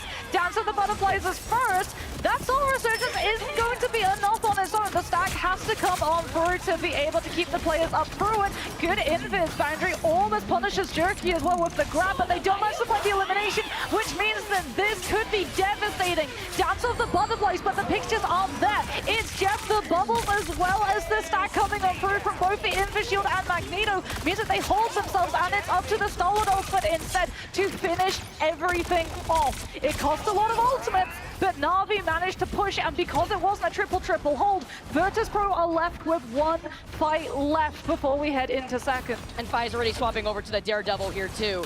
With Fate having the fate of both worlds here, look at Na'Vi. May have been a little expensive of an ultimate fight, but Trust Me has a survivability with that Freedom Charge. He uses it first. Now Snaga backing away though, getting into a repositioning potential into the high ground here, back into the safety of Fate's hands, but it's a bait to try to make them wrap around to the left side of the choke. Look at Nevix side bait too with the invisible boundary as VP are looking to recontest. The objective control, it has to be Nevix with the meteor and to flow through the choke just to let Virtus Pro have an inside to this fight. Cyber uses the invis boundary now that they're through the choke and onto the objective, but Na'Vi just get to play inside it with the fate of both worlds. Soul Resurgence comes on through, counterplaying against the Let the Devil out from 5. Finzi as well, the Freedom Charge, trying to give Virtus Pro all of the sustainability to keep this fight stalled until they get to a point where Drodo has the It's Jeff, but it's just not to be, and it's going to be Na'Vi cleaning up house with Jerky on the map. Murdoch! The lawyer is here to judge you fairly, and he's found 3 with some help with Nagva, and now you're going to be able to see them move all the way up together. He's very close to Let the Devil out here too, with them controlling the next space beyond that second checkpoint, but they get the first checkpoint nonetheless. Now look at Rojaro here. He's got that Meteor M as he's already found himself up on the high ground. Look for Nevix too. We're going to be doing a little bit of bird watching as to a Na'Vi, because when we head into second, the environmental drop-off potential on that left lane is very precarious indeed. Something that Dritter is going to be feeling very happy about. Dance of the Butterflies comes on through. Na'Vi don't have a Stratus ultimate to be able to defend against this. It forces them all to back on off and absorb the damage, which frees Virtus Pro up to move forward. And finally, the defenders, it's not a stabilize, but they are starting to wear away Na'Vi's numbers down. But now with the Galactic Legend, Drijo is forced to back away and now pop the Itch Jeff, get into the iframes and avoid any sort of pressure at the hands of the Galactic Legend. Now Naga backs away. The Freedom Charge, though, from Trust Me still allows Na'Vi to control more of this space. They are trying to completely brawl out BP in their face, while Jerky, he lets the Devil out and he holds forward. He's literally shoving them beyond the second checkpoint. The momentum, the space that they're taking away from Virtus Pro's players, the fact that they get Saipe as well, so no invis boundary to punish Na'Vi, splitting half of their team and overextending into the defender's position. Rojaro gets to go for just that because he's got Meteor and to bail himself out. And if you look at the Magneto, you're not looking at the Daredevil instead. Nevix has to go past it onto the objective, looks for the backline connection with the Heaven's Retribution. However, Na'Vi, they're still able to heal through. Soul Resurgence, as it was just the Angela with the follow-up. The rest of Virtus Pro are too split to actually commit. And that was to help out Finzi into controlling that car, into stalling it before it gets into this next checkpoint. Sparker, Dance of Butterfly, and with Saipe in that invisible boundary, it's gonna be met with Fates, who matches it here for Na'Vi to help the sustainability, as now Sparker gets nothing done, at least forcing that out. That's a W for them here as they try to contest with the Freedom Charge, and Fi finding Jerky before he can boost up into that Let the Devil out once again. Fi getting the commitment of the Righteous Cross, using it as a lunge gap closer with the a 6-meter distance. It carries you forward. Now has the opportunity to mark the Star-Lord too, and yet they will be able to get the stagger pick coming on through. Na'Vi are going to have to go back to the drawing board because finally Virtus Pro have stalled all of the momentum and forced them into a full retake situation. Fire is going to have all of the information of where Na'Vi rotate from, and they do not have an ultimate to brute force their way through the choke just yet, which is why we're seeing them take a little bit of a slower approach in comparison to the previous fights. I see you. He's looking currently at that Invisiwoman now as you take a look at Na'Vi. Less than 40 seconds on the clock. And with the Angela, you hear that bump. He gets shoved back with the invisible boundary push, rather, or the Invisiwoman push. And you see him trying to duke it out. The blind coming forward next. And with the Galactic Legend online and you're down in numbers, you want to hold on to this and wait for the rest of your team to recontest because you have less than 30 seconds on the clock. They're going to have to go for a portal play potentially, but no, they're so close to the Vanguard ultimates, they can't actually swap and give all the way to the ult charge, which means that Virtus Pro have a potential here. When Na'Vi go onto the objective, they're going to be able to punish the split. If they split against the Psylocke, then they go directly into the Jeff ultimate, which means that it's going to be up to Jerky with the Let the Devil out to find the isolated players on Virtus Pro's players, but Saipe buys them the opportunity to position into it with the Force Physics, and they've got the Invis boundary and the target focus onto Jerky. That was huge, and trying to pull him back here too. It does force out the invisible boundary, and now with the Galactic Legend, Naga follows up. Sparker is enabled to use the Dance of the Butterflies, a nice stun onto Rajaro, and trust me, after Naga's forced to back away, Fate helping them out. Meteor M coming all the way up, but fails to match his mark on the way down here. VP, the double jump from the Invisiwoman at the hands of Saipe, but they don't have the sustainability until Finzi gets that Freedom Charge. Freedom Charge comes on through from Finzi, but Fi, who was so close to Let the Devil out, is the target priority that Na'Vi immediately deal with. However, the defender spawn is right there in comparison to Na'Vi, have to walk such a distance away. Freedom Charge is done. Fi's going to be coming back in a matter of moments. Level 1 Croc has to deal with the Captain America in his face, which means that the Mag has to peel his position, and they lose their foothold on the objective. And that is where Spider Island's attack for Na'Vi will finish. We don't get into third. And we know it's usually difficult to, let's be honest, even though they have that momentum on Spider Island, sometimes it's hard to see a lot of these teams finish out this map.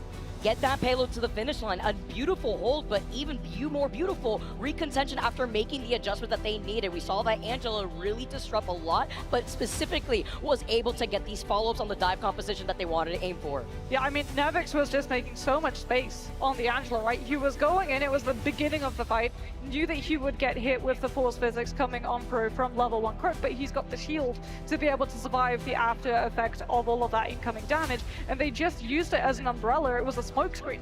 Virtus Pro sent the Angela in, everyone from Na'Vi turned, peeled the Angela, and that freed up the space for Virtus Pro to find the punishment in other areas. Off of the back of that, they were able to entirely stall out the momentum from Na'Vi's attack when we headed into second, but that's the key thing here, Vicky.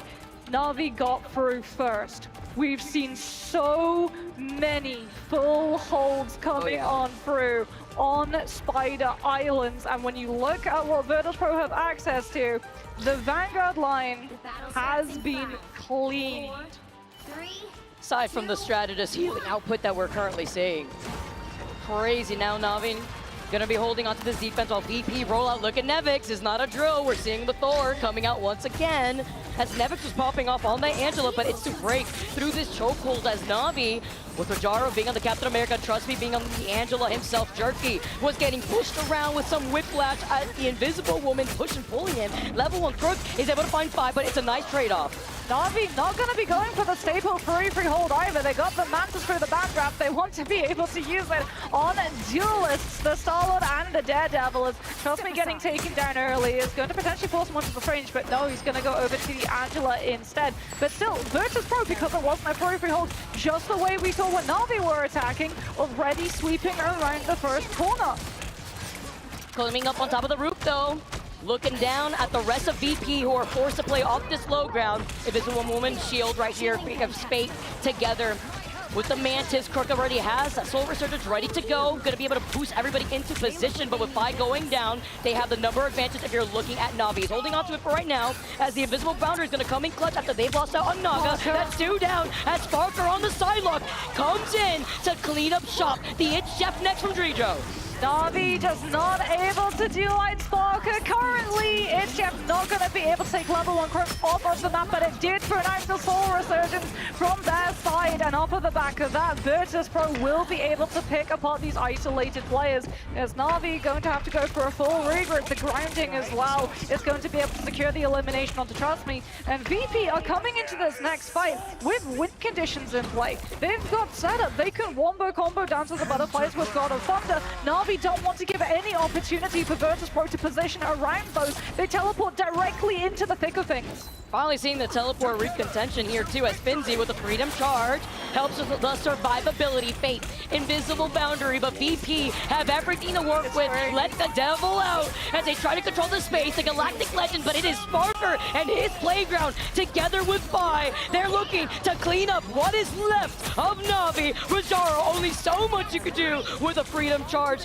Now putting a stop to it, and now looking to get this first checkpoint. Look at the time back. They have a minute and less than 40 seconds on the clock, and they're already holding forward to control the space. Na'Vi tried to go big, but instead went home as they used the Invis Boundary in the Strange Portal to get the slow onto Virtus Pro, who had clustered around the portal trying to jump onto those targets, but it meant that after Invisible Boundary had ended, Dance of the Butterflies for Sparker was entirely free and could be overlaid with Saipei's own unmatched Invisible Boundary to slow and stall everyone out from Na'Vi. Now we go into this next part of the fight. At least Na'Vi do have the ultimates to be able to stall out Virtus Pro if they decide to get aggressive. Heaven's Retribution in the hands of Trust Me, but he's taking all of the target focus because Virtus Pro know they're ult tracking the Angela. And VP have so much time to work with, right, Moxie? You got 3 minutes, less than 30 seconds, and they don't even need to get to the full second sequence of Spider Islands. Look at Jerky being on the silo, trying to build into the Dance of Butterflies. Crook as well with the Invisible Boundary, but it's Drijo with the It's Jeff looking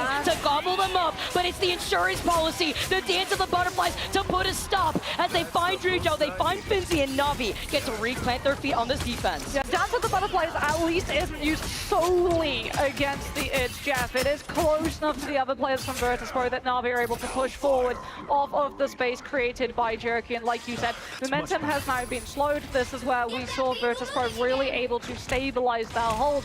Can Na'Vi do the same? They've got strategist ultimates, but Fi on that Daredevil is trying to clear all the way into the back line, disrupt the strategist, so that Virtus Pro can move into position out of the choke, close enough to use the Dance of the Butterflies. Invis Boundary comes on through. Sparker a little bit stuck behind enemy lines right now, has to try and dodge away, but loses the 1 versus 2 with the 8 coming on through from level 1 Crook.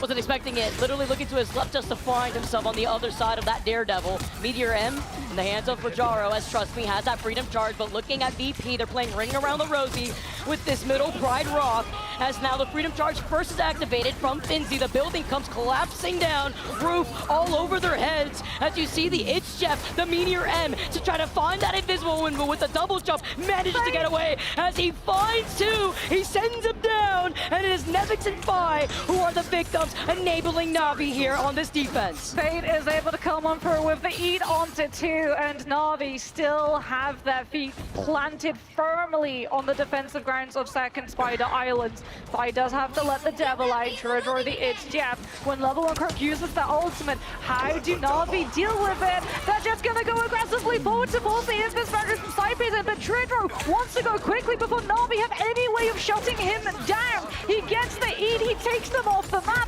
The Vanguards are going to be missing, and Na'Vi have to rely on solely Trust Me to act as a buffer for the backline. And Jerky was forced to use a dash up there too, just to avoid the It's Jeff, and now they're outnumbered. VP, they're looking to close in this space. Na'Vi need to desperately recontest right here, because once again, they don't even need to go fully to that second checkpoint. Where's Sparker?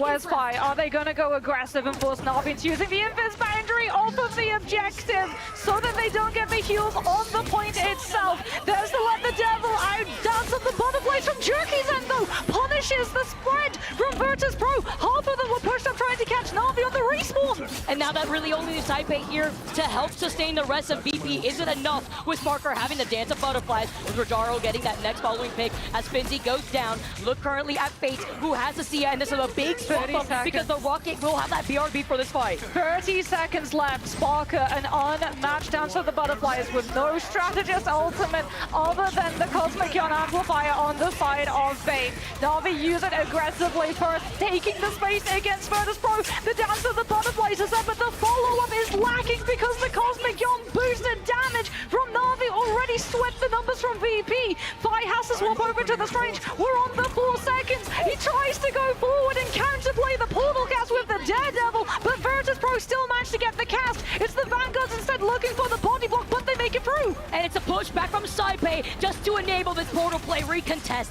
Overtime taken away as Na'Vi were eyeing to go to a third map in our best of 3 as Trust Me has the freedom charge. Rojaro with the meteor up. He gets sent up. He's looking at Drijo as he tries to use the inject. But the LeBron as he finds Drijo. He saves the day and it's up to Saipei to keep the survivability of VP with the invisible boundary. Level 1 Crook gets their own invisible boundary up before Virtus Pro can target select the Invis woman down. And this is a matter of target focus numbers. Who is going to fall first? We're so close to let the devil out. We're even closer to an Eye of Agamotto. The force physics from level 1 Crook, but it hits the Daredevil who had the ultimate that brought back by the BRB. Cosmic Yawn Amplifier comes on through from the side of Fate. And Na'Vi have the numbers, but they don't have the heals to stop the Dance of the Butterflies. Virtus Pro turn it against Na'Vi in overtime and complete the push on Spider Islands. VP close out the first series of the day. They send Na'Vi to play up against Chopper Mag in the lower bracket quarterfinals. They're here to make a point. They're here to showcase that they are looking to get that first place prize. Oh my goodness, what a series. What a series. I thought for sure we were going to a map 3. I'm pretty sure Na'Vi thought for sure that we were going to a map number 3, but Virtus Pro in overtime were able to overcome the Dance of the Butterflies. We talked about Spark and Psylocke, right? We highlighted, we said, wow, it's notable that Na'Vi let it through after they banned it on Domination, and it is Sparker who walks away with the MVP. 32,000 damage done by the Psylocke, 13 final hits.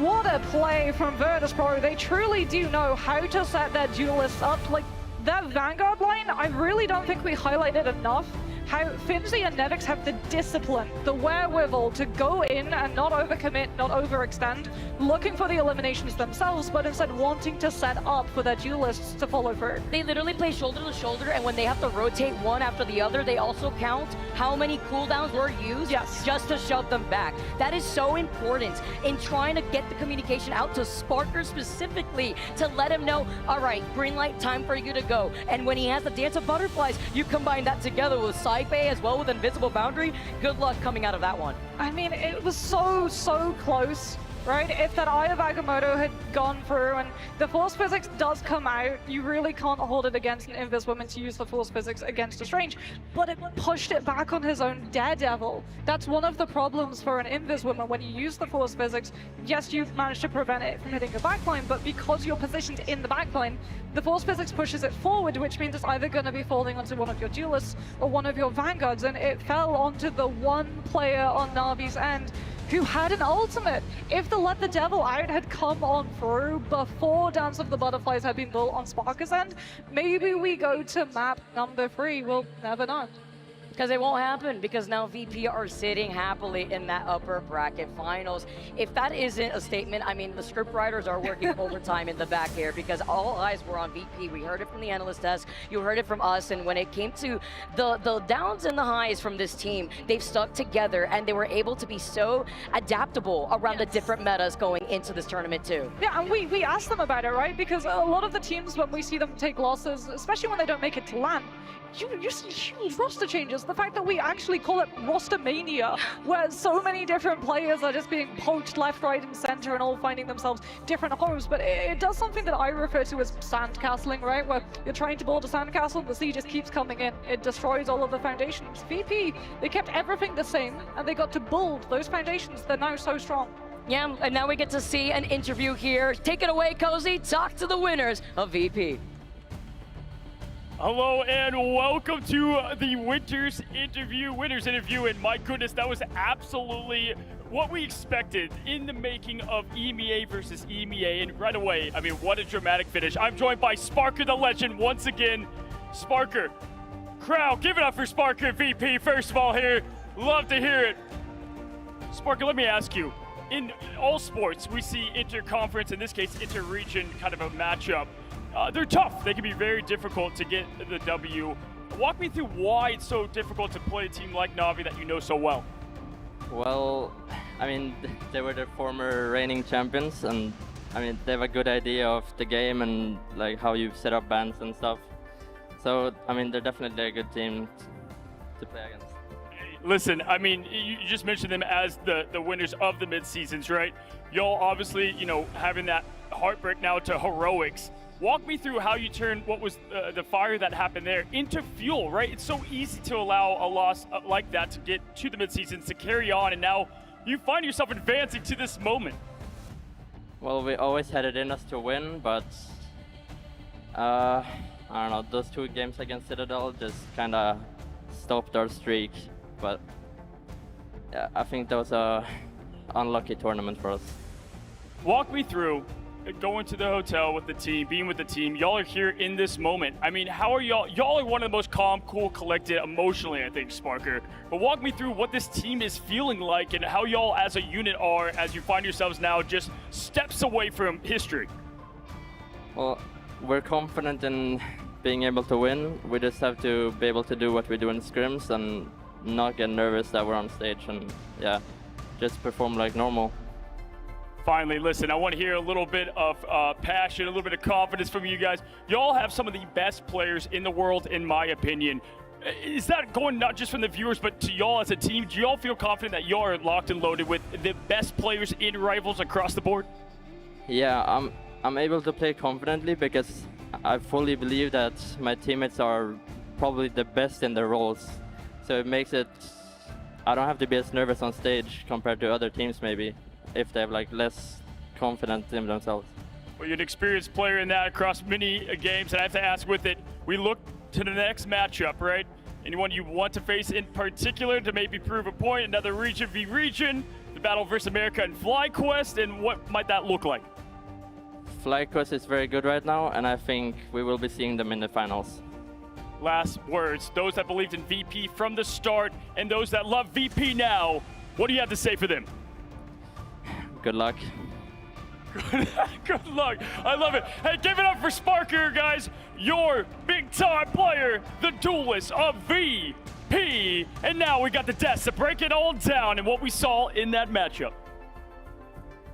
Good luck indeed, and this director needs a raise because that was cinema. What an incredible series, 2-0, but you would not be able to tell if you were watching. Yeah, that was the closest of margins, closest as you could get it. There was a world where Na'Vi were able to take away Spider Islands, but in the end, obviously it came out in VP's favor. But man, both of these teams putting on an absolute show. The defending champions up against a contender. I feel like the overtime from both of the maps of Celestial Husk first must have been the same as like regulation time with how these two teams were playing. But you're right, like Dan, it is just how close this whole series was. A full 3-pointer on this first domination map. And whilst we sort of saw that the focus was from Na'Vi in this game to get rid of as many duelists as possible, Virtus.pro showing the adaptations to keep running like the Hella Namor, to change up the comps a little bit. Both teams were able to play Jeff, so we did get to see that Dreedro versus Fate head-to-head. But this was such a curveball. Na'Vi picking out. Virtus.pro have played Spider Islands once in Ignite, and that was back in stage 1. And even though we had Halloween yesterday, there were ghosts of Team Peps potentially against Virtus.pro when they were looking to go down and lose this. But the fight at the end, especially Fi with the portal and then the 2 picks that he gets off the Maelstrom, were so key to making this a clean 2-0. Spider Islands wasn't the only thing that Na'Vi didn't pull out very often. It's also the Daredevil. We haven't seen that at a whole lot of Daredevil from Na'Vi themselves in that group stage. And now they try to throw another curveball, but unfortunately, it just didn't go right into that batter's box. It did not go right in the end, but we did see a couple things, like you said. We saw the Daredevil coming out, not just for Jerky, but for Naga, so we saw something that Na'Vi have not really brought out. They were trying new things here, but Virtus.pro were just too strong to deal with, and they're moving up to that upper bracket finals prepared. They are now 1 series away from the grand finals. but honestly, the front line on that final point delayed for so long, Ryan. Yeah, it's one of those ones, at least a top 3 finish for Virtus.pro at the very least, and a bit more of a straightforward time going into tomorrow. But like for Nevix, it was in that first map right at the beginning, it did feel that Rajaro and Trust Me were kind of different, Nevix and Finzi, but they managed to adapt, and these players, all of them in EMEA, certainly the Vanguard's focusing on just being as flexible as possible. With the ban system, especially when we saw drafts where you just try and take out Emma, Venom, Captain America, you have to just pull out the Angela, pull out the Hulk as and when needed. Nevix is one of the most flexible Vanguard players in the world, and it showed, I think, in those last couple of maps. And yeah, into what they need to. Virtus.pro were also a team that didn't really have a big of a champion pool, a little bit of a hero limitations, I should say, when we go to those team compositions. But in the end, VP, they said that they went back into the drawing board. They just worked on their hero pools, and now they come in with those adaptations, and it was just enough for Na'Vi to get absolutely blown out of the water. Dan, keep it going for me here. Let's talk about the last thoughts on this series. What really stood out to you? Because that was back and forth. Na'Vi is still in. They moved down to the lower bracket, but VP, they're looking scary. What are your thoughts? I mean, it's really the meta, right? We talk about this time and time again. Season 4.5 really favoring them this time around. That's why they were so, I guess, threatening off the get-go in Season 4.5. They didn't really have to do a whole lot of work. They had the hero pools already fleshed out, and with the meta, having no Torch, having no Ultron, it helps Virtus.pro as a whole, not only in the game itself, but also in the draft ban as well. And Ryan, break it down for me, the thoughts on this matchup.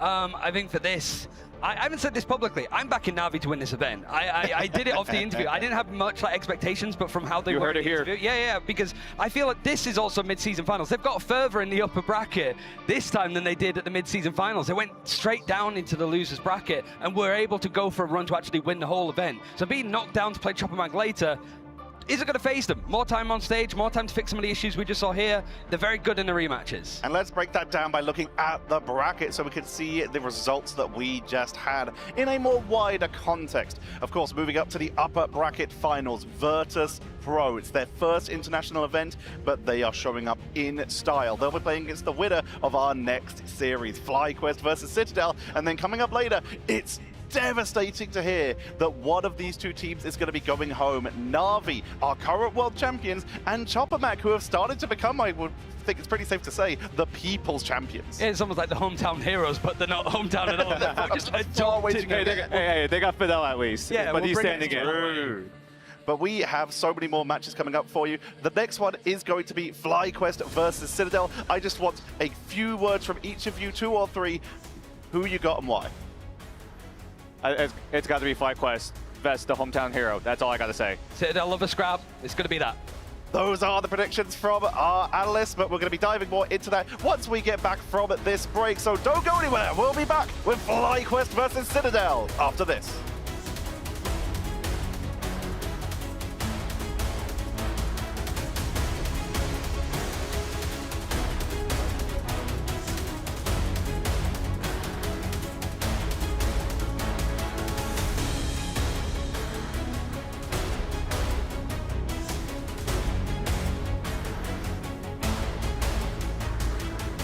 Which ones have what it takes to become the best of the best? The fight is gonna happen right here, right now.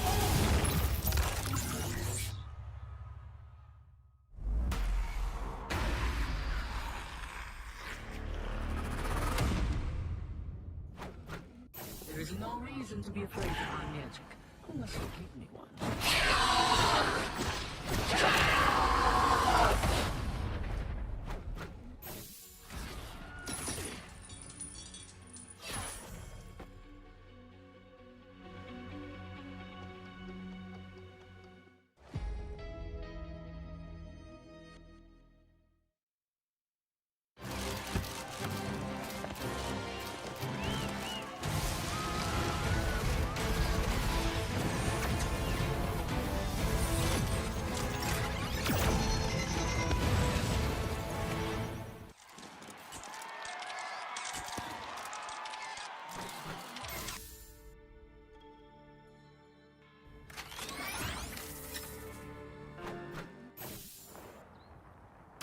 I don't think that's the welcoming committee.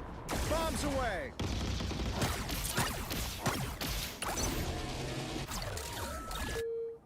Powering up. fireworks. Maximum pulse.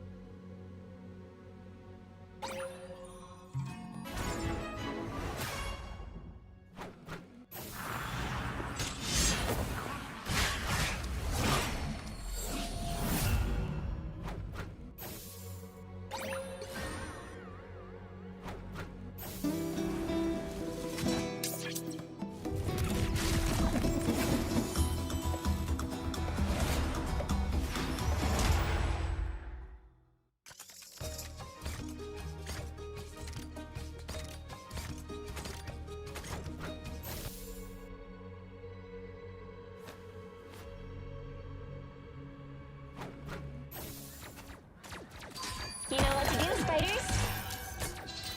It's spider time!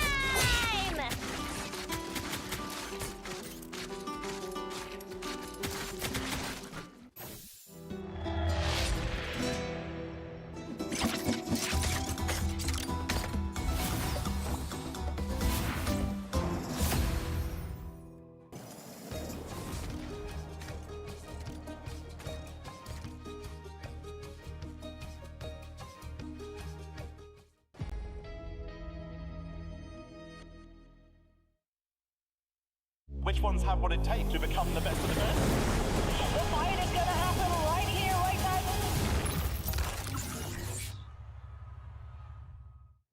Hey, we're FlyQuest. We're here in Atlanta, and you're watching Marvel Rivals Grand Finals.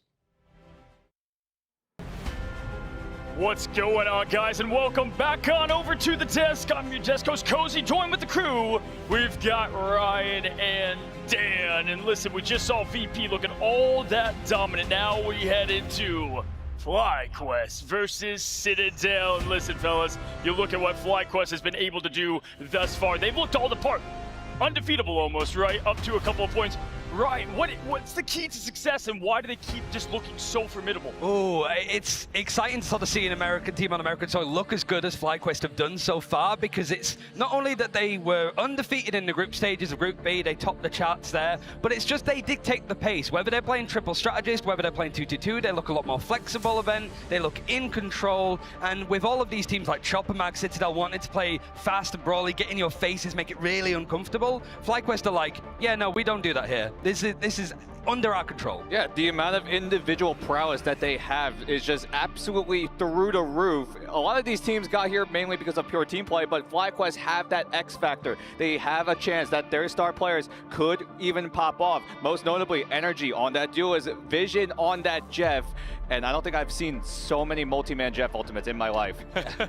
I mean, listen, when it comes to just nerves not at all being there, we saw that with VP, right? They were like, we turned that fuel into fire. We're seeing the same thing with FlyQuest. A lot of the teams said, when it comes to how good this team is, it came down to, are they going to have a little bit of the choke in them? Hey, not at all, right? Not only that, you have someone like Vision having a Jordan flu game, wasn't feeling good yesterday, put up a performance of a lifetime still. And so for me, if they have all that going their way, this team looks to be unstoppable. And in fact, right, Sparker said that. He's like, that's what I want. They have such the talent. We want to take them down. Yeah, I mean, I have a question for you, because you're the only, you do Pacific, you're American.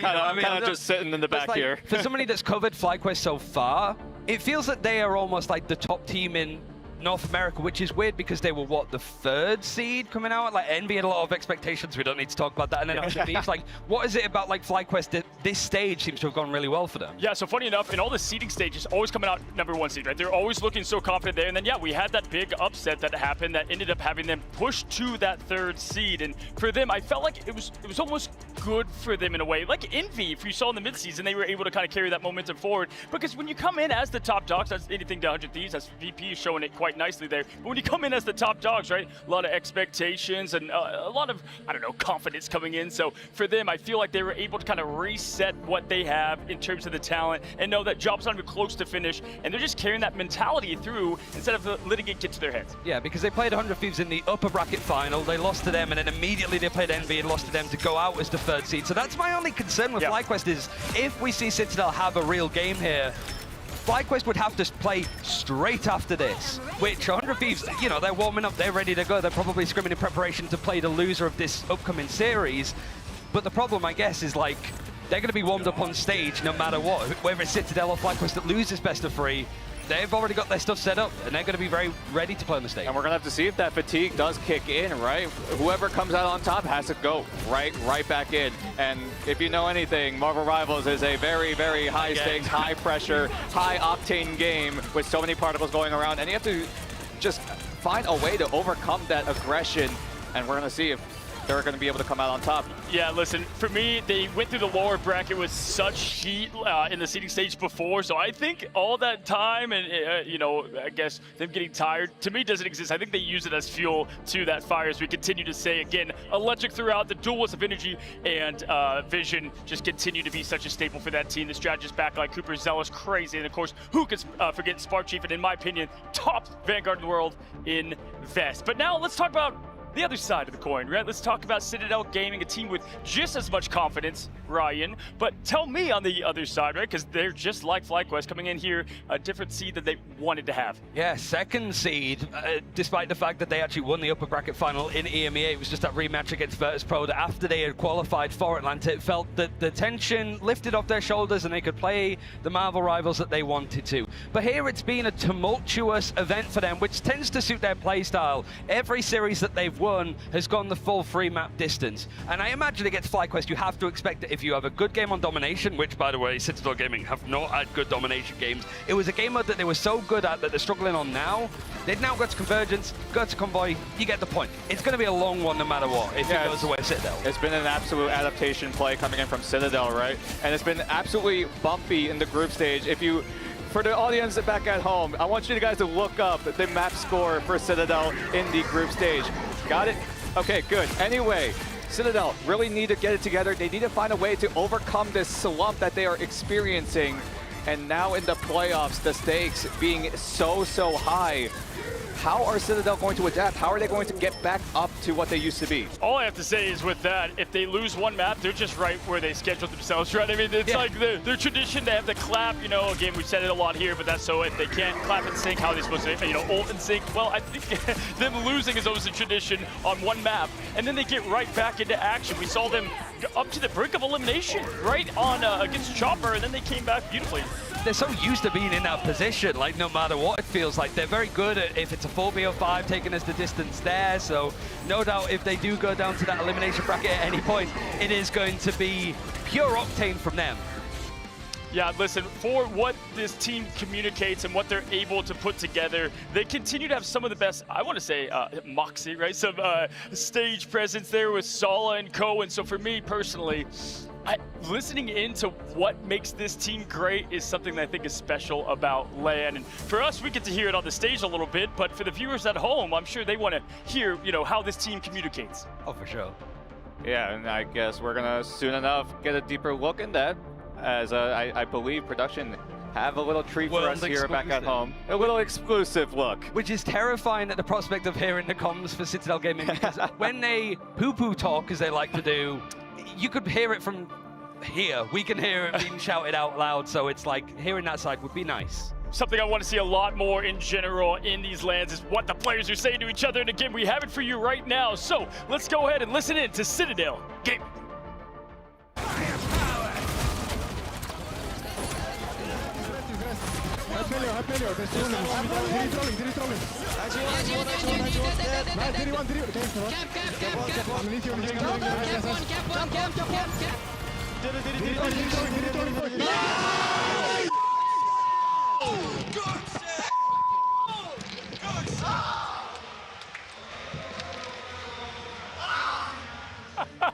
I would expect nothing less from the passion. You know what, for me, man, that's just passion. That's what you want to hear. When you can't hear half the clip, that's the best clip to have. I knew exactly what to expect, and I was still taken by surprise, because it's either just dee-dee-dee-dee-dee, which I guess is Daredevil, which is a smart call out, and then cap, and then expletives, just bleeping.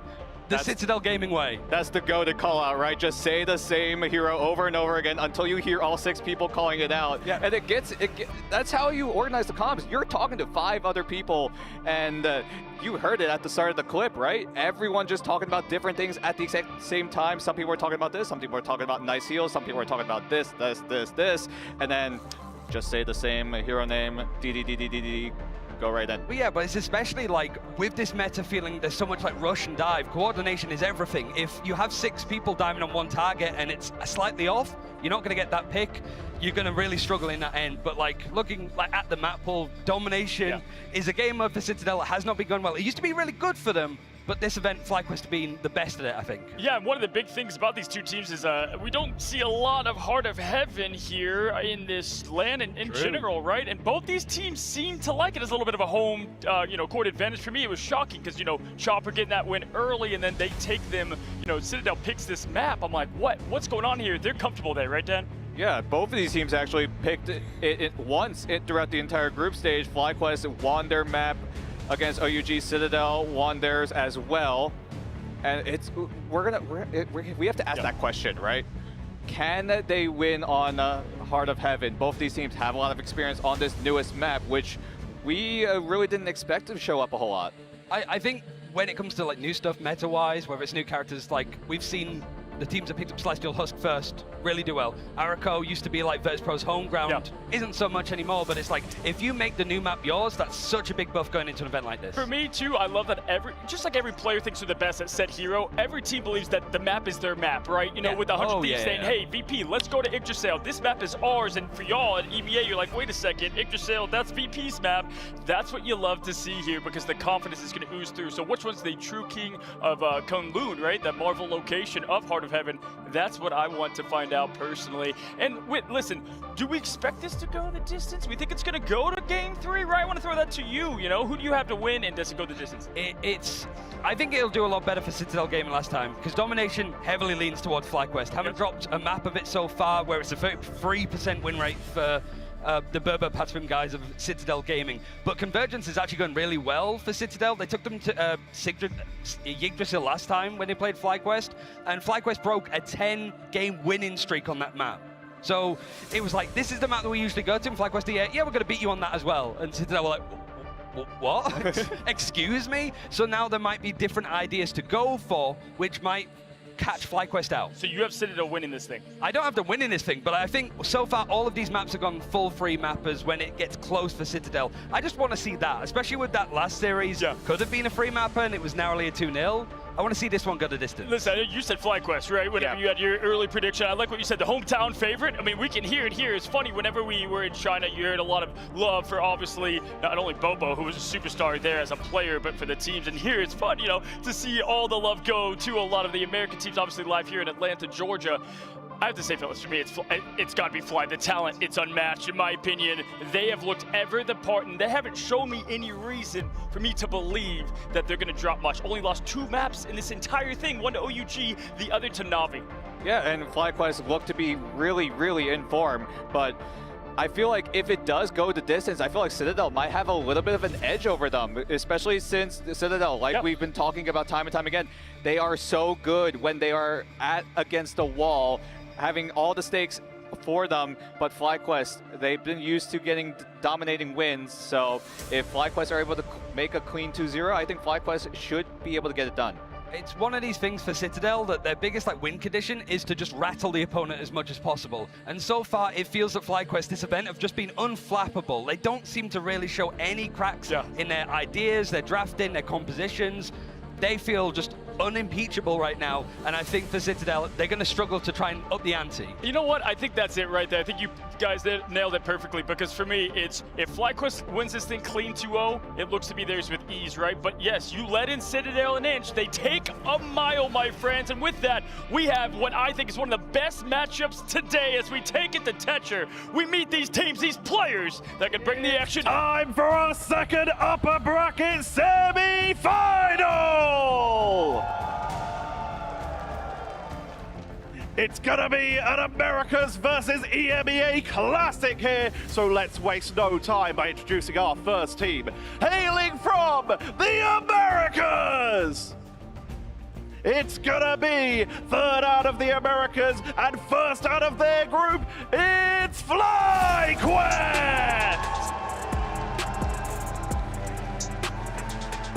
With Spark Chief, Vest, Energy, Vision, Zelos, and Cooper! You're heading into your upper bracket semi-finals. Your first land, same as Virtus Pro earlier. This was a bit of a tougher match. How are you feeling about this? Pretty good. Should be free. We're here what we do here. This was a rematch of your group stage as well. Is it going to go the same way? No other way to go. No other way to go, they say. Good to see you all. Make sure you make your way to your seats and prepare for your matchup. Please, once again, give it up for FlyQuest. An incredible roster of players looking to continue their run and meet up with Virtus Pro in that upper bracket. FlyQuest are here to play, and they are versus from EMEA, Citadel Gaming!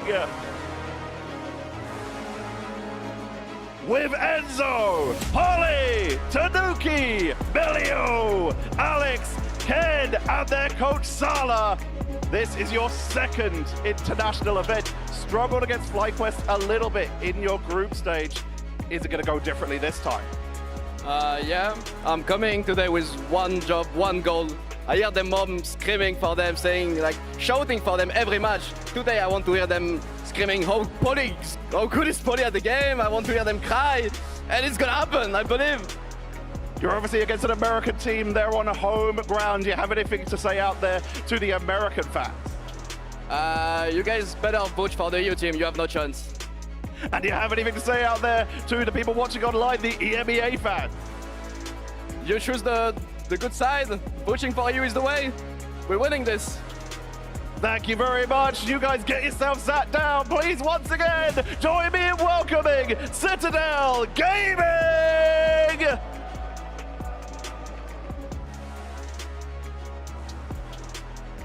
The team that came fourth in those mid-season finals, and now they are going to be up against an incredibly tough opponent, a team that already beat them in those group stages. But it is time for the rematch. Winner moves on to the upper bracket finals. Loser will be fighting for their tournament lives. And to take you through all the action, we are heading over to our casters, Got Moxie and Vicky Kinney.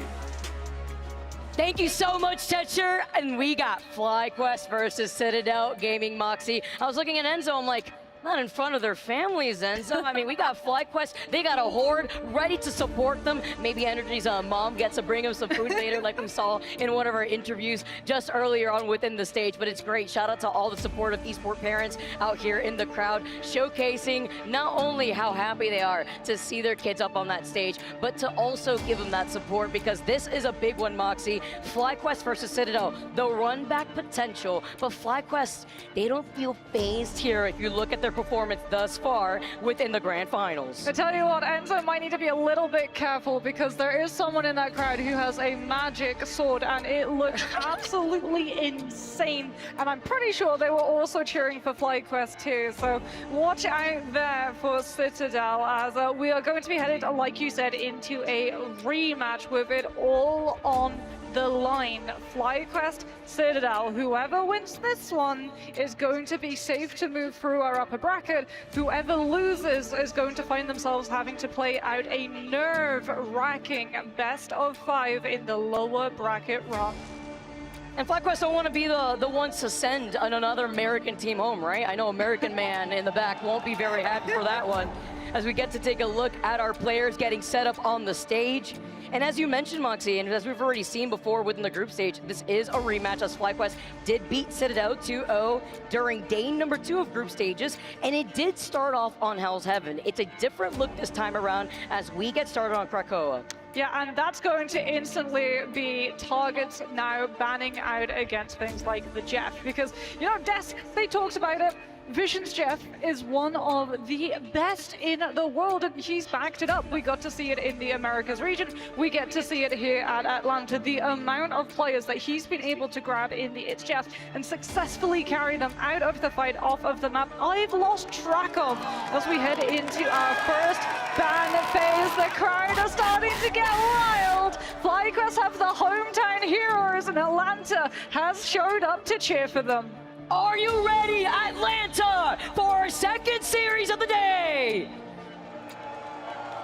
We're waking up as we get started already with the pick and man system. Already Mantis off the table with Jeff. The Protect, as you already talked about, Moxie. Vision, so lethal when it comes to the Jeff. And there's the stock exchange starting to open up for business. Jeff with the save, stocks go down with the Venom ban. No more symbiotic shenanigans, as Citadel will be able to claim Venom themselves. So they are going to have both the Feast of the Abyss, but also forcing FlyQuest into banning back-to-back now the Jeff and the Rocket, so that Citadel do not have the undiveable backline.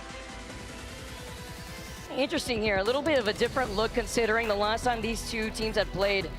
The ban lineup, if you are looking at what FlyQuest had put onto Citadel, they really wanted to fixate on that Mantis, that Venom here, as you can already see, at least that Mantis, but it's the Jeff that they prioritize, the Rocket next, and the Protect over onto the Emma.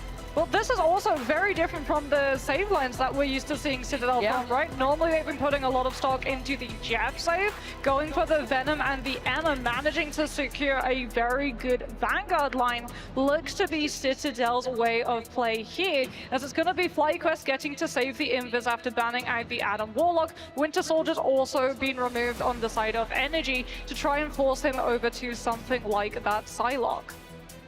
A little bit of a reflection too, because the Atom still is going to be that ban pick that FlyQuest put onto Citadel, and with the final ban coming through, you see no Loki on the other side, so you won't be able to get that double res if you're looking at FlyQuest, and we are ready to go as our players lock in, Moxie. It's not a Psylocke. FlyQuest currently going for the Hella Namor, and I think this is something that Citadel wanted, right? They saved both the cap well, rather not the cap. They didn't save Polly's cap. They saved the Venom. They might be trying to bait FlyQuest into thinking, hey, we're going to be putting Polly on the Venom and Enzo's going to be rolling out on the Emma instead, so that they think that they have to worry about a dive composition and go for this Hella Namor instead.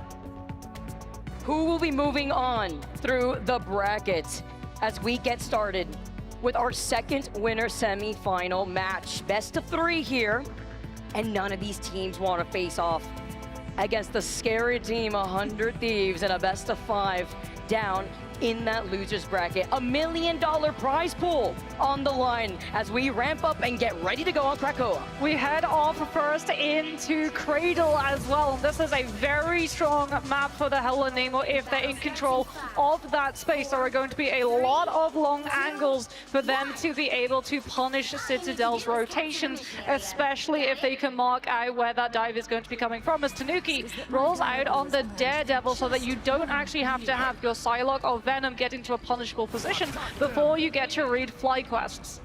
Now I'm gonna be able to call out Cooper's positioning too on that Invisiwoman, as you can already see FlyQuest taking the high ground. They were expecting Citadel to try to contest them on top of that bridge, but looking to their left to try to cover their backs with these squids. Backing away, nice push off from Cooper, and it's a follow-up from Energy on top of the anti-heal potential with the Hella and the No More. As Energy, he is flinging these shots, and he is able to find a lot more of this impactful damage, and even with a Terror Cape, talk about a lot of that damage potential. You don't even need a Mantis. Yeah, Zealous rolling out on the Cloak and Dagger, Cooper the Invis. So FlyQuest, when they stack, they get so much heal off of the Pierce from the Invis, but also the AoE attached to the Dagger's primary, while also being able to prepare for the Venom's commitment, because the Psylocke and the Daredevil don't go first. They get to play off of the space from the Venom or the Cap. Speaking of, Polly going in, creating space for his team, trying to force out some of those cooldown resources from FlyQuest, and so that they look in front of them and not behind, because Tanuki's in, putting the pressure on the Daredevil. Trying to harass backline here, needs some help though, as Endo gets stunned, he gets stopped. It's a follow from Energy, but it's a back and forth, while Ken does find Energy the number advantage for FlyQuest, with Cooper having that invisible boundary to match that of Ken. It's a Venn diagram, while Vision in the back line is also going to try to match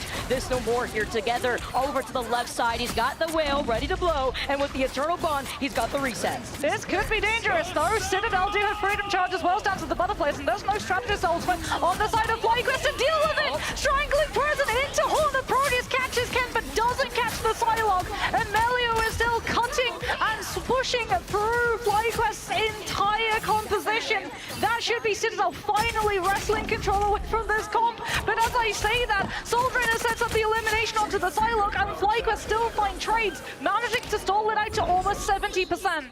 Somebody's got to take a look at Energy. He was still able to find that pick at the very end, but it's a great flip in favor for Citadel in this case. But FlyQuest were able to get already 68% progress on this point before they try to go for the recontention. But you have to imagine what went wrong there when the Strangling Prison was not the bread and butter follow-up with the whale crashing down. Energy is going to be finding it really difficult to use this Goddess of Death all the way from respawn. So FlyQuest are going to utilize the teleport to put themselves directly onto point. So Goddess of Death gets the angle. Citadel don't have presence on the objective. They have to go directly into the line of sight coming through from this Hella, while also putting one of their players onto the point to keep it pressure, which means that Vez is going to be able to find the frontline spacing to take the Venom down. The Tidal Urge here on top of it to find Enzo, but with Tanuki being on this Daredevil, he's past the bar, and with follow-ups from Melio, he's going to be able to find Enderny next. It is a wipe onto FlyQuest, while Citadel still continue their progress, nearing that 45%. Tanuki passes the bar. FlyQuest, after that fight, probably feeling like they got hit by one, as they had to go onto that portal, but that just put themselves in a bubble. Perfect for Citadel to be able to catch on to them with the Let the Devil Out. Now we're going to have to see these rotations come on through, but instantly it's going to be clocked by Citadel coming on through, and they're just going to go first. Put the pressure onto FlyQuest before they can rotate into a position to use the Hella Namor. This is classic Citadel bread and butter domination play, but the punishment is there. Invisible boundary catching onto the slow after Citadel have already used theirs. And they were trying to wrap right behind them here as a Dance of the Butterfly comes out from Melio. Here comes the whale, the sounding of the 7th trumpet as they found 2 here, and Enzo does have the reset potential with the Freedom Charge 2 coming in from Pauly to help with the Resane ability of Citadel, but it's to match that of the Eternal Bomb from Zelos, and Vez does have that Psionic Seduction. They have the dance off, it's a nice little look at the Coachella, but with the follow from Enzo and the Feast of the Abyss, he's a hungry boy as he's found Cooper. What's that to stop the Psionic Seduction other than positioning? Citadel disengage the Emma so that they don't get swept away by the Seduction, and we do see, however, FlyQuest managing to find the flip. Citadel now have to put players onto the objective, but they're so spread apart the place, looking for these isolated targets that they just don't have the bodies. It's got to go to a strange portal instead. Ken on to the portal onto the objective, but FlyQuest have the perfect positioning now to utilize the Goddess of Death. And now we're seeing a swap up from Vision 2. He gets up the Namor, and now he goes over to that Star-Lord to build into that Galactic Legends, but point blank block here onto the Goddess of Death, staring at that Doctor Strange shield before he goes down. Vez also has the potential with that Doctor Strange portal to allow FlyQuest to come right back around. Overtime, taking away in favor for FlyQuest. Rage of Ultron comes on out. FlyQuest not using the Invis boundary just yet before they heal through it. Still holding on. They've got the Strangling Prison too, and Citadel off of the point. An unexpected elimination comes on through onto the Venom, and they're just not in a position for the next one to be able to exchange onto that objective. And overtime, it was going for so long. It's unforgiving. It burns out immediately. Vertically, it can look a little tricky, right? His ankles weren't just close enough to that vertical box on top of the point to keep it into overtime. Both teams, though, did burn up that Doctor Strange portal for the recontention. Yeah, they also burned up all of the Doctor Strange shield against Energy's ultimate. Like, FlyQuest are doing such a good job of playing Energy and Vision, sometimes with the team core, sometimes apart, to force Citadel into expending Melio. And if Melio's out chasing a Hela, he's not putting pressure onto Zealous or Cooper, and it's reflected in the casualties on the strategist lines. The fact that Vision has 11.2k damage done already off that first round. Crazy here, as now we get to see Energy with these follow-ups being on that Hela. Gotta take a look at him. You cannot ignore him when he's trying to harass your backline. It's very easy to get fixated on that front line here too. As we start rolling out, Citadel, Melio still sticking over to that Psylocke, Tanuki over to the Daredevil. FlyQuest do have the advantage though. They've got the ultimates and they know this. They can go first, they can go fast if they so choose, and they absolutely are. Galactic Legend, however, in the interim, Pauly was able to bolt the Freedom Charge. They are still going to be slowed by the Invisible Boundary, but trying to navigate out of it means that they go directly into the Galactic Legend that still lasts through, and that is Citadel down. Melio, the trade is there, but FlyQuest, all of the fighting was off of the point. The rest of the team core had already established a hold on the objective, and they get first cap. No matter how long this next fight goes, it's in FlyQuest's favor. And it's Jeff's kiss to be able to see the follow from Cooper on the Invisible Boundary slow down onto Citadel Gaming's exit points. Melio, he comes back for revenge though, and he finds Cooper with the dance of the Cutterfly, and Pauly with a 2k onto the Vanguard lineup, make it a 3k onto Energy. They flip the point, and it's not as much progress as we saw in that first round for FlyQuest. And crucially as well, Melio on that Psylocke should be able to build up that next dance of the Butterflies in no time at all with Sparksheep. He's over to the group, right? It's really good setup for FlyQuest players with the Triangle Prison, but it's also an absolute scratching post for Melio to be able to land the damages with these shurikens in, as yet again we see Citadel in control. FlyQuest on the approach, entirely harassed. Every single point that they try to walk forward, they are met with resistance, but that's what the Strangling Prison can punish. Manages to catch, however, Citadel with the follow-through. Only one of them got hit by the Groot ultimate, and the rest of the team were ready for the group hug. Oh, it's the double trade-off, but with FlyQuest dwindling in numbers, Energy, he may have gotten that quick 2k, but he's got to wait for the rest of his team to come up from right behind him, because Enzo had his way with the strategist of FlyQuest. Enzo, like you said, taking out the strategist, so weren't able to stabilize the Hela, which means that FlyQuest yet again forced to hold off.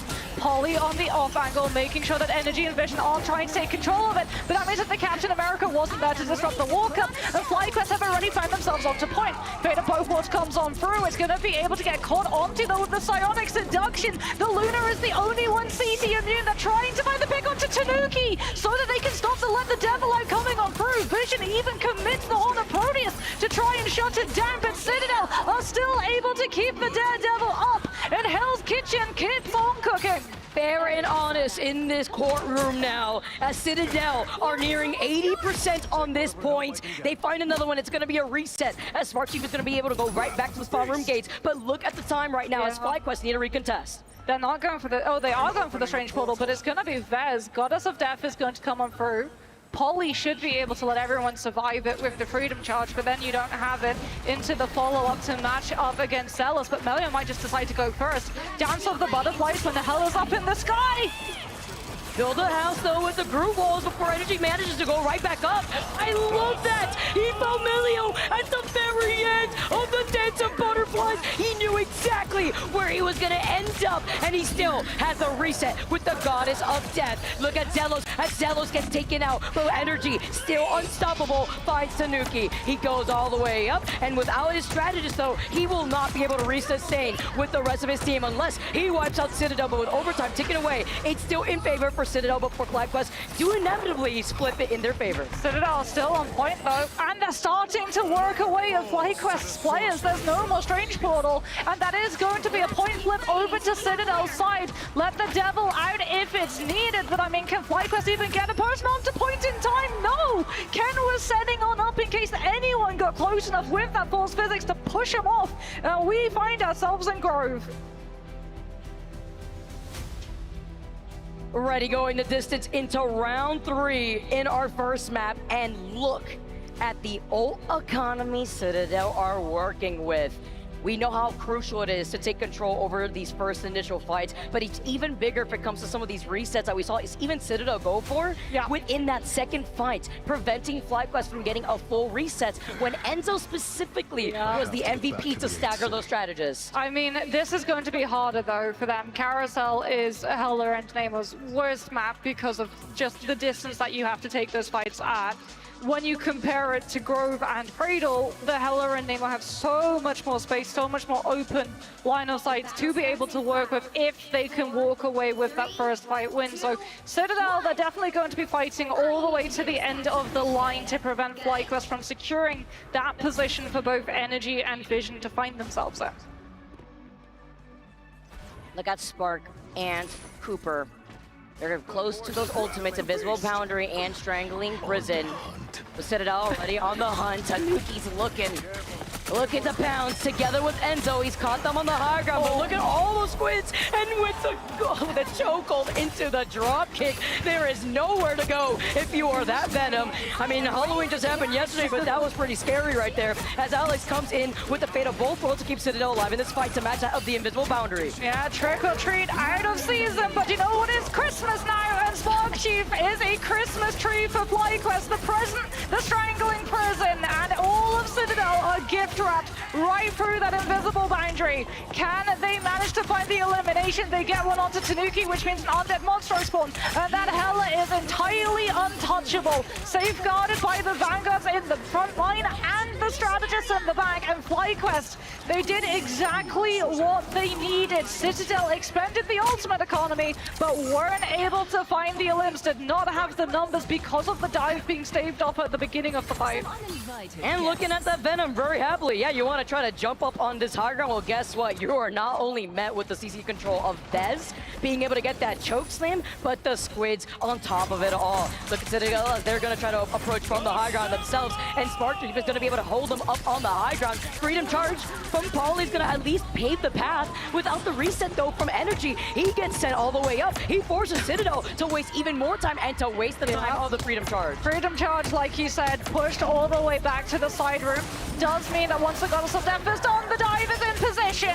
Enzo with the Feast of the Abyss applies the anti-heal, and Citadel are able to find the target focus onto each of these players individually, with the ability to hop from them like stepping stones, one by one into a point flip.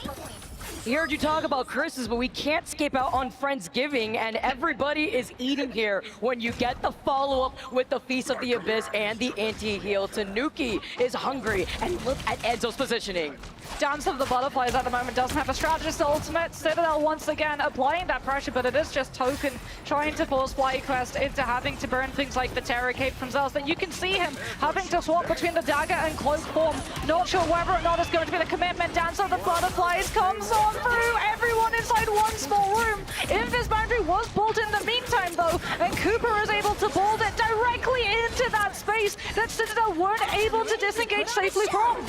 And with Energy now finding Enzo, sure, they force out that invisible boundary from Cooper, but they still have the survivability of Spark Chief and that Freedom Charge. Everybody grouped up together as he hurdles the rest of FlyQuest forward. And Vision coming out of left field has the Whale landing on 3. It's a follow-up to find Ken, to find Alex. No strategist left from Citadel. Energy is able to disengage to let the Devil out, but that just means that Citadel had the Daredevil ultimate all the way going through before a strategist ultimate could save the FlyQuest players. And it's now going to be Citadel once again in control at this point. However, that was Melio swapping over to the Doctor Strange off of the Psylocke, which means we're on the triple Vanguard comp, and also means that that's Portal cooldown invested.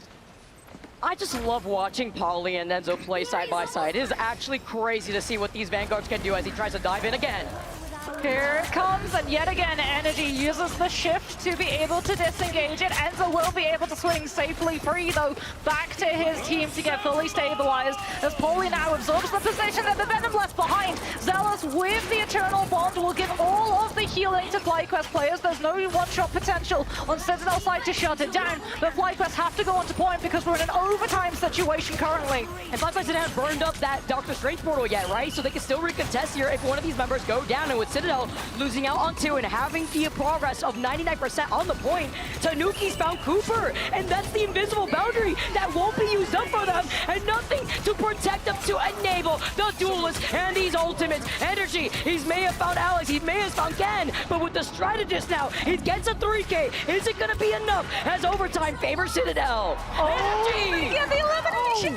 Energy finds the elimination, doesn't have the team to back him up though, has to go over with the shift to the health back instead, and FlyQuest managed to find Paulie, who'd overextended as well. There's no strategist currently up the Citadel's side. Enzo has to stay on the point to keep it in Citadel's possession, but he gets grabbed back by the force physics, and FlyQuest, with Vez having the portal advantage, are able to win out the fight. Energy, the young gun legend, only 17 years old to go and clean up the rest of Citadel, a one-man army, and to be able to flip it and keep it contested, has now flipped this for FlyQuest to near 99%. Speaking of flip, Melio's role has been flipped back over to the duelist. We're onto the Psylocke. Paulie finds the opening pick onto Vision, and that's invisible boundary foresight from FlyQuest 2, trying to buy the time for Zealous to hit into that Eternal Bomb before Citadel get to go aggressive with the Let the Devil out. Devil comes on out, but Zealous has the Cloak ultimate and will be able to sustain FlyQuest players, but we have the stack. Overtime in play. FlyQuest position force. They have to eat the Beast of the Abyss and the Dance of the Butterflies. Dance comes on through first, forcing Freedom Charge. It's all on Enzo! And Energy taking to the skies too. It forces Citadel to hide in that side room, and they can't show up. The crowd, they show their support as overtime goes away. FlyQuest, they stay planted. Tanuki's no more. And FlyQuest, they take the first map. The survivability of this Hela is insane. Absolutely wild. Like, so often we see the Astral Flock, the shift button, being used for the Hela to get into a position or disengage, right? If she's in a 1 versus 1, because Hela traditionally plays an off angle, doesn't play with the team core. And that means that she's going to be isolated, having to take some of these 1v1s against heroes like Psylocke and Star-Lord, and if she doesn't manage to find the connection of the Soul Drainer, she's going to be very vulnerable into those 1v1s, and has to call it off and try and back out. That's why she has that cooldown to be able to reach verticality, but also disengage. But he's using it to disengage ultimates and go directly up so that he still doesn't give up the pressure, he doesn't get forced off of the angle, and instead the silver lining of it is that not only does he dodge the ultimate, he gets a better, a literal bird's eye POV into everyone from the side of Citadel, which so often we've seen actually then change into an elimination.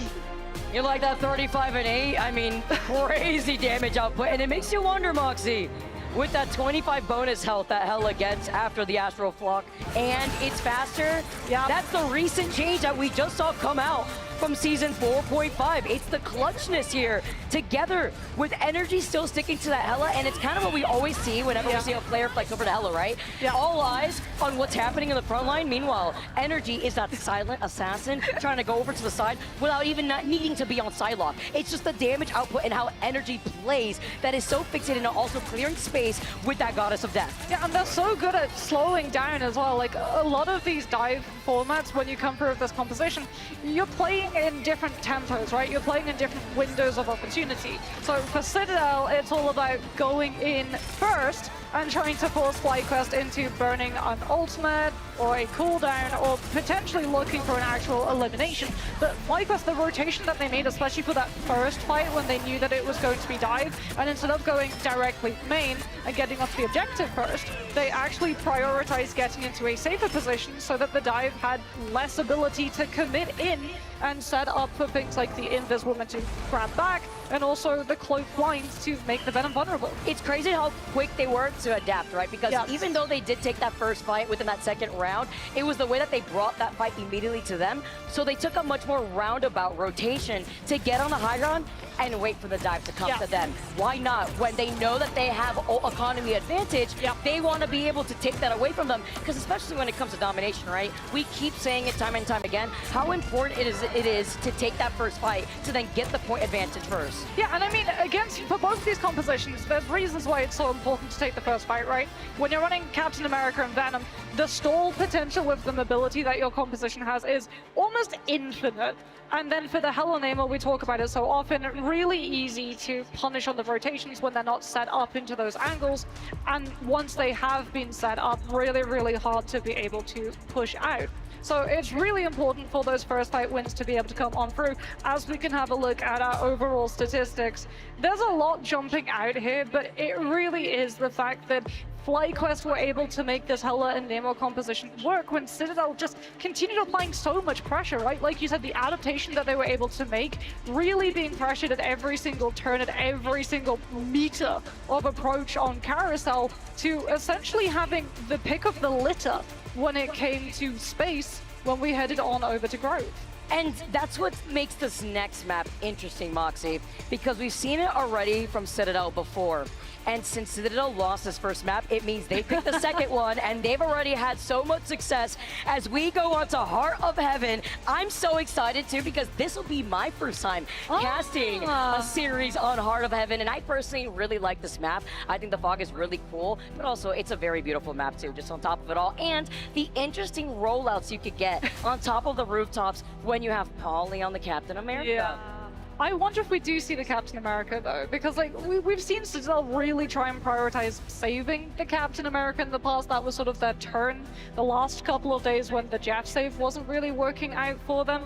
My real concern for them though, with Heart of Heaven, there's a lot of verticality and there are a lot of off angles. So when you move away from domination map types and we go into these actual sides, attacking and defensive sides, and the swap they're in, FlyQuest, if they do want to run the Hella Nemo composition, are going to be able to run it on the defense unless Citadel decide to start weakening it, either by removing one of the components of the team up, either Hella or Nemo, or by trying to weaken out the things that better empower it, something like that Invisible Woman instead.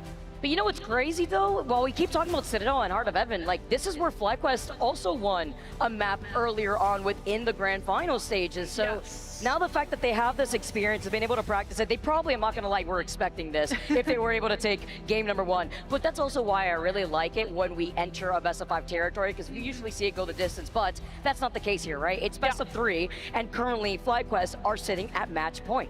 Yeah, I think for Citadel it's really important if they're going to be like going on the attack that they have to be able to find those flank rotations, because defensive sides always are going to favor things like the Hella Nemo. However, with Heart of Heaven, one of those first walk-ups that you have, you get the ability from the attacker side to hug the wall and go all the way to the far left side, therefore showing up behind the defender's backline and also taking away their high ground potential. So it's really going to be a lot of fighting for control over those spaces, to the point that we could very well see something like a Phoenix, who's actually seen a lot of play on Heart of Heaven because of that little shrine just in front of the point, which overlooks the main road approach coming on through from the attacker side, where something like a Phoenix or a Hela like to post on up and put pressure on the walkout. I like how you said shrine right there.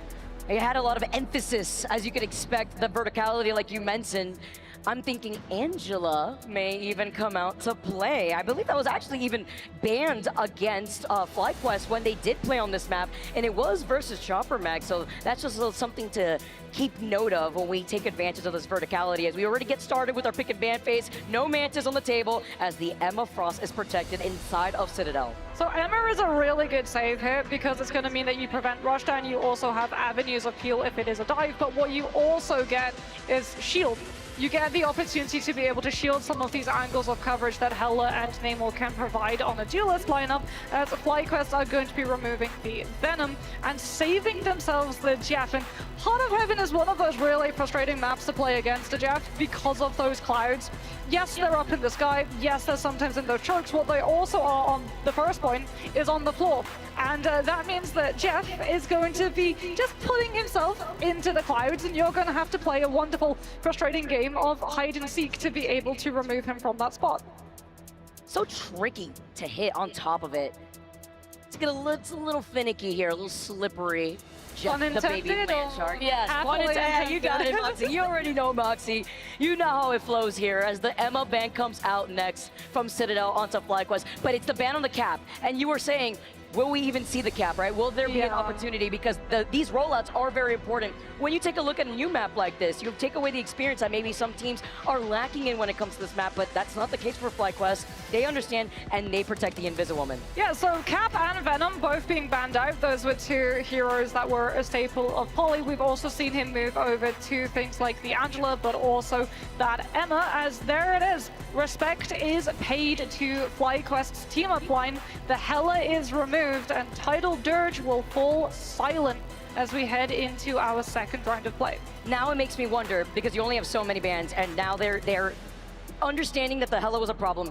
Citadel protect the Atom, but I was also wondering, with FlyQuest, yes, they could rock out with the Jeff, but they also could utilize the double res composition. Yes. They're trying to force out a Loki ban. There could be a Loki ban here, but Jeff is also still currently up, and Jeff will be removed. But like you said, that now means that Loki has been secured. Citadel are going to be feeling very happy as they have a very strong composition to be able to stall on through. But Adam also wasn't targeted on FlyQuest's end, nor was the Loki, which means if FlyQuest want to go for that stall strategy, there is nothing stopping them. In fact, quite literally, there is nothing stopping them because none of the heroes were addressed in the draft phase. Considering that FlyQuest will be rolling out on the defense, see what we're locking in, Vision. Yet to lock in, will it be the Jeff? Will it be the Atom? We've seen Vision with some crazy plays on the Jeff before. And with Vez looking to roll out on the Magneto and Citadel. Try to match that with Melio on the Atom himself. We mentioned the Angela, by the way, and even with no cap, it's fine because we've seen Poly pop off. We also mentioned the Phoenix, and she is rising from the ashes of every single meta tier list and still showing up on Heart of Heaven because there is wombo combo potential. We've got Meteor M, and this is the exact position that I was talking about. Energy is going to be here, and he's going to be so frustrating to push off. So for Citadel, you're really looking for someone like either Tanuki or Poly to be able to clear him off of that position. However, Zealous with the Guardian Shield is going to be making it that much harder. Let's get this started. Game number 2 ready to go in our best of 3. FlyQuest already at match point with Tanuki rolling out though on that Daredevil. Look at Melio in his position too, and whenever he has to forcibly burn that passive from the Atom Warlock. You talk about hanging out with energy up on the rooftops. He's also trying to hold a nice LOS to actually find a head glitch here as he stops Tanuki. The follow-up, Reddy's gonna shut him down, but he's got the BRB from Alex. The pivot as well. Everyone from FlyQuest are being accosted from every single angle currently. The Citadel have a full sweep around this objective. Regen domain from FlyQuest, though, will be able to sustain themselves. Melio, they've got their foot in the door. Citadel think that this is winnable. They go for the self-res on the Atom, which will weaken the impact of the Karmic Revival if it comes on through in this fight. And FlyQuest are able to catch on top of his position. Speaking about positions, look at where Tanuki is. The backline's going to be looking at the Daredevil, and that means that they have to get the elimination. Tanuki gets taken down by the Phoenix, and Citadel lose the pressure to stop FlyQuest from committing forward.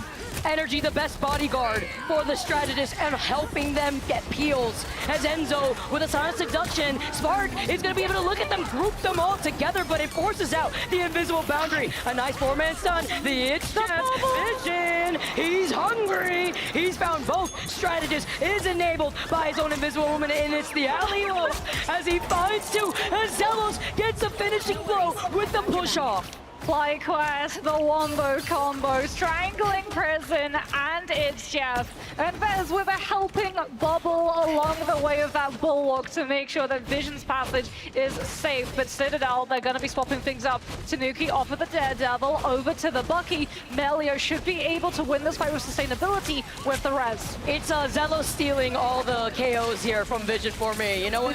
Doesn't want to be the team player, but now having to look at Citadel, you talk about the res. Alex also has that C. But FlyQuest have so many answers, Moxie. Can Cooper find the connection? Oh, God of Mischief onto the Adams position. That is the quest. No, he's going to use it instead, I think, on the Inviswoman, but it's unneeded until now. Out comes the Comic Revival, but they get the elimination onto Melio, and he did not have self-res, so Comic Revival brings back a precious few. Citadel now, without the numbers, have to give up the space and go all the way back to spawn. And a nice little stagger to add the cherry on top, while Citadel are struggling to regroup together. Energy, I want whatever Energy had for breakfast this morning, because he is literally on fire, putting the word Ignite to Marvel Rivals Ignite here. But Citadel will be rolling out. Yes, they had that Karmic Revival that they used earlier, but they have these 4 ultimates ready to go. They've got the Wombo combo, Strangling Prison, Kraken Impact. Do they have the space to be able to use it onto the objective? Spark Tube goes. It's going to be the Jets, and it's a big one! It's going to be 4, and he's taking them all off of the map! Citadel yet again prevented from walking forward, but silver lining for this team, Vicky. They did not commit the Strangling Prison, they did not commit the Kraken Impact. But do they get the space to use either? Because look at how aggressive Enzo is right now. It's the fact that Vision sends himself down with everybody after using the itch step to make sure Zelos doesn't get the push off, by the way, just in case to make sure he gets it this time around. He'll have more than enough time to come back together. And as you mentioned, and also look at Melio, nice little stun as he still has the passive active. Psionic Seduction to start things off as Zelos is ready with the invisible boundary. Vez could be the hero. Citadel know it. Meteor isn't playing, can stop both Strangling Prison and Tanuki's ultimate. And the freeze comes out onto it, and there it is! Meteor absorbs Strangling Prison, and Citadel are denied the win condition! Losing out on what they needed to lean into, with Melio at least having that Karmic Revival ready to go. It's a fate of both worlds. Tanuki making his way back. Overtime taken away as Citadel have not gotten an inch of progress on this point. Karmic Revival is going to be in the hands of Melio. We can see his silhouette through the wall posted up on the verticality. They're expecting FlyQuest to sweep. Can Vision find him? It's Jeff comes on through, catches both of the Vanguards. Should be able to get them off of the map, but that's what Melio was waiting for. Karmic Revival is there, but is it in range to bring the Vanguards back? It is not. He fully pulled them over to the other side on purpose. It looks like he does actually get it over to the other side, but it's fine. The Doctor Strange portal is going to come out. Overtime, literally a pixel, and Citadel, they finally were able to clear the point, but look at the wait as Cooper is waiting on the cooldown for Vision and Energy to come right back. Vez has moved over to the rocket for the BRB station. Paulie is so close to that Strangling Prison. Can Citadel protect the Groot and use it out of the Strangling Prison, grabbing them right back into punishable line of sight. Song Inferno detonates before it can hit the ground. Energy gets the health reset, but has denied the elimination, and Citadel still have the numbers advantage. With Vez looking at the Strangling Prison, he's looking at Nightmares, his sleep paralysis demon, as Energy is the other one waiting in the corner of his room. Melio gets the passive off, and with Tanuki, everybody in the domain as he lets the devil out, and he clears out the points. They needed this. FlyQuest down in numbers, and Citadel finally get the payload moving. Something was a hero in that fight from Citadel's side. We heard Cooper get the Eye of Agamotto and then go down to 50%, it was either a freeze from Alex or potentially a Carbon Crush from Enzo, the only 2 frames of CC that would have been able to prevent the cast of that strange ultimate. But regardless, Citadel in overtime pick up first and head into second, and because they lost so much time, they're already taking these fights aggressively, preventing FlyQuest from setting a position up for the Phoenix. I've always found this second part, the second checkpoint of this map, to be a little awkward. That's why you see Energy holding forward, a lot of different vertical angles to hold at the same time while you find yourself in this cave. You also have to imagine, with the fog over to your side, how you're going to be able to get protected as a strengthening prison comes out and fails to hit its mark. The Soulbind is there, but that's not going to prevent the incoming full damage! And enjoy your trip! FlyQuest sends Citadel back to the respawn point of another Groot Jeff combo. He said prime shipping for the Citadel spawn rooms here.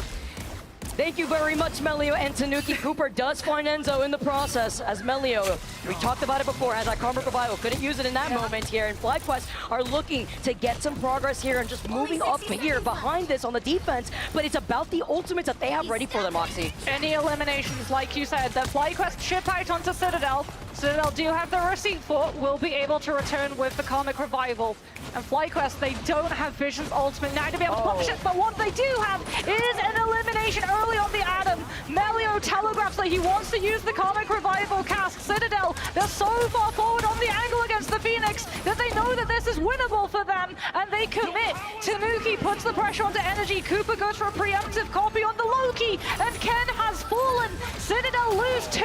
They commit the Karmic Revival. They try to bring them back. Invisible Boundary is going to be favored for this team. And FlyQuest, though, they've got so many ultimates to punish the bringback. All that hard work, but FlyQuest were calling it out. They were expecting this Karmic Revival. Vez goes up, Meteor M, the wombo combo as Energy comes crashing down, but Ken, with the Invisible Boundary, still keeps him alive. Sparky's gonna be able to bring them all together, but it's the Jeff that gets shut down as Enzo held on to that Meteor M for this moment. Enzo says, not this time. Fool me once, shame on me. Melio brings Zealous out of this fight. FlyQuest having to rely on just the Jeff heal is not going to be enough. Citadel sweep the elimination board and in overtime continue their journey. But this is not Heart of Heaven anymore. This is a hell of an overtime making. They have to stick themselves on this objective, and FlyQuest move Energy over to the Winter Soldier to try and punish some of these very predictable positions. Literally stuck in purgatory on this payload with overtime activated. Melio, the MVP, needs to start building into another Karmic Revival. Huge, as you see the group walls coming up. Look at Energy, look at what the bread and butter is going to be for FlyQuest. They're going to look for the strengthening prison into the Kraken Impact. Such an early Soulbind as well, and it's immediately cordoned off by Sparkchief with the group walls. Citadel have to rely on the fate of both walls, but that just means that Energy gets to hold his ultimate and wait for it to be done. Invisible Boundary comes through from Cooper, slowing everybody down. It's overtime. Citadel have no choice. Vision gets the eat. Both of the Phantoms off of the map yet again, and this time Melio can't abandon his post. He's got to get the Karmic Revival cast off, but no one is on the objective. FlyQuest had cast them all away, and that is where we now have the objective finishing its final stage. When you're stuck in the jaws of Jeff here, and you're thinking about the Kraken Impact, the bodies are non-existent to keep that point in overtime. That is also why having a Jeff for a map like this is so important. And remember, Citadel cannot utilize that Jeff. It was banned against them. Citadel also, because it was overtime plays, didn't have the opportunity to swap to something like the Phoenix or the Bucky that could have been able to shut down the Edge Jeff. It is all or nothing in terms of Enzo with the Magneto. You either land the Meteor M and you shut it down, or you don't have the ultimate, you don't have your Bulwark to bubble yourself, and you find yourself getting eaten alongside all of your team. FlyQuest have drawn a mark in the sand. Can Citadel cross it and continue this series? We'll have to find out. It's their turn to defend now.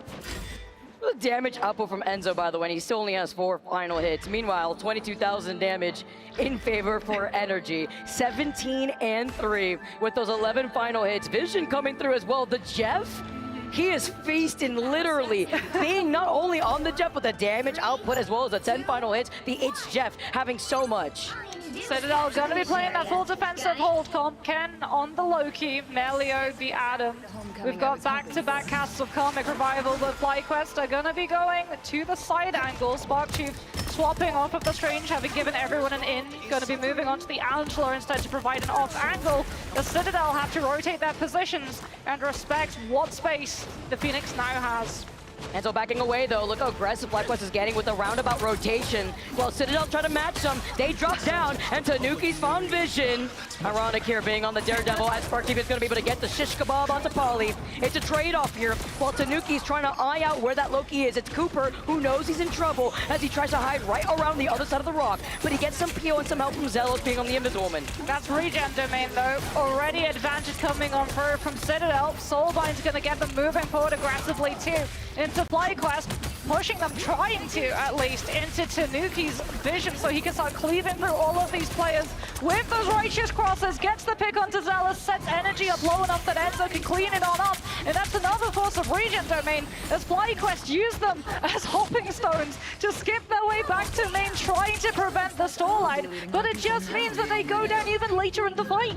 All the strategists mains understand that situation. They're screaming, help me, as Tanuki was non-stop harassing that backline. Even better look at Citadel on this defense as they fly around. Look at the Angela from Polly and Alex managing to shoot out from underneath the waterfall. Look at Melio too, so close to that Karmic Revival cast. Vision is going to have the It's Jeff. I'm sure Citadel are going to be looking at the Jeff because of that fact too. They don't have that Magneto to be able to prevent the It's Jeff cast.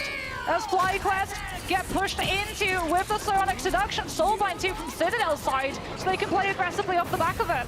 Nice bubble there too from the Magneto while Energy comes crashing down. They get the follow-up. Energy finds Tanuki. That's huge. You won't be able to let the devil out now with Tanuki going down, but look at Melio, who does have that Karmic Revival. Energy finds another one, and that's going to be the cue for Melio to safely put himself in a position to get that online. He's still holding it. Ken's got the cast too. He was waiting for Vision's ultimate. The It's Jeff comes on through Tanuki with the Let the Devil out on the point to prevent FlyQuest from taking advantage of the numbers fight.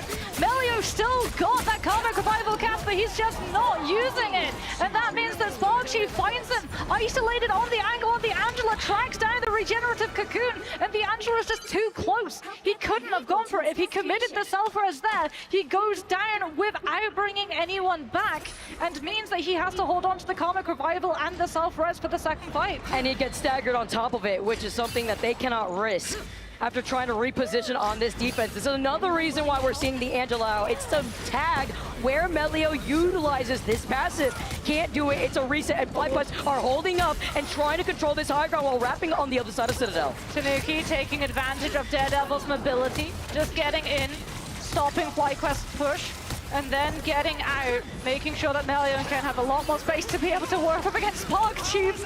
Good force physics, prevents the Assassin's Charge, kidnapping away one of the strategists. As Ken goes for the copy onto the Invis Woman, Vez now comes on through with the Meteor and looking for the one-shot shutdown, and Tanuki gets taken down. Melio sees that they're losing too many key players and brings them all back, but that's what FlyQuest were wanting. They disengage it, and just check their watches for the 10-second cooldown as Heaven's Retribution catches the res space, and Citadel find themselves boxed into a space that they do not want to fight. It's a shish kebab from Spark Chief as he hits Jeff, is hungry, he's feasting, he catches 3, and Citadel are down in numbers. It's back to the spawn you go. Thank you very much, as now it was only 1 before on the point. Vez is going to be able to find Enzo at the very end here, but FlyQuest, they are unstoppable controlling this next space, and look at the time back. Yeah. They still have 2 minutes and 20 seconds. Look at the ultimate economy too. At the moment, it's unmatched.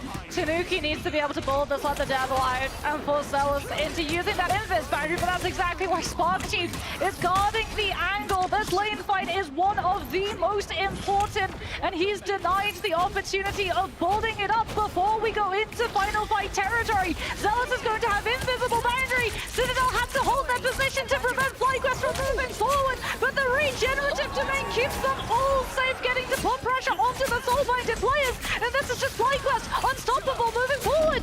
Spark Chief says, welcome to Atlanta. We're here to play. He's a problem, as Melio is able to find him at the very end for overextending. But Citadel, they keep this contention. But FlyQuest, look at that end zone. Look at their goal, because they are nearing the goalpost right now with this payload. Melio has Karmic Revival. Vision is so close to its Jeff.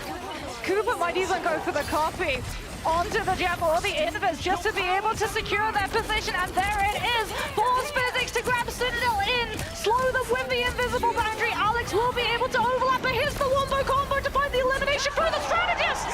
And then Song Inferno. Karmic Revival is there. Citadel bring Alex back, but they're off of the objective, and they have to scurry back.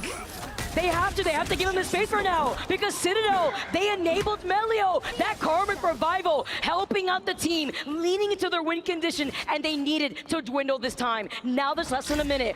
But Moxie, Vision has the itch, Jeff. We know what could happen. Not everyone from FlyQuest can get off the point once it's forced into overtime, and Spark Chief as well. Ken might actually be forced into just burning Fate of both worlds for the CC immunity against Vision, because what they could do, the wombo combo here, Heaven's Retribution, it's Jeff. You can see Spark Chief setting up on the angle, wanting to catch as many players as possible, because that's going to mean that Vision gets to eat even further. Skies are congested here, Angela v Angela, but it's Spark Chief diving down with Heaven's Retribution. The It's Jeff, he tries to get away, he gets stumped. Melio tagging him, knowing exactly where he is, but with these swaps, Energy looking for that crack and impact. They're gonna need to rely on this. He does get stunned, and Zelo saves the day with the invisible boundary. No Soulbind either. Citadel used it earlier. Polly's got to swap over to the Strange, and here comes the crack and impact. This is the win condition for FlyQuest. They've got Citadel literally against the wall. The portal comes on through. It's all about Citadel finding the turner and target focusing these individual players down. Melly uses the self-res, brings himself back into the fight. His health bar goes lower and lower and lower. His Karmic Revival climbs higher. But Spark Chief, with probably the crucial information, manages to pick up the elimination, and FlyQuest starts sweeping Citadel's players. Unless they keep this contested, Melio's gonna come back and bring them back, but overtime taken away as FlyQuest are looking to clear the point. Tanuki lets a devil out. Alex, though, with the invisible boundary out, he used it already, and Citadel, they are not sustaining. It is FlyQuest with the number advantage, and he take it all the way home in their own home turf. FlyQuest says, joke, joke. I love to see this on the stage here in the Marvel Rivals Ignite Grand Finals. FlyQuest proving that the theories of them as a team that chokes at the crucial moment are wrong. What a play. I mean, the most crucial elimination for me has to be Spark Chief being able to find the elimination on Melio. Like, I was watching the ultimate choice, like the ult bar and the health bar. Those two things just going back and forth and back and forth and back and forth and back and forth in the most stressful pendulum of numbers that I have ever seen. If Citadel had been able to get that Karmic Revival cast off, because of the changes that were made, because of the shields that are granted to the players brought back, there is very little punishment for using it on the objective well within the line of sight of your opponent.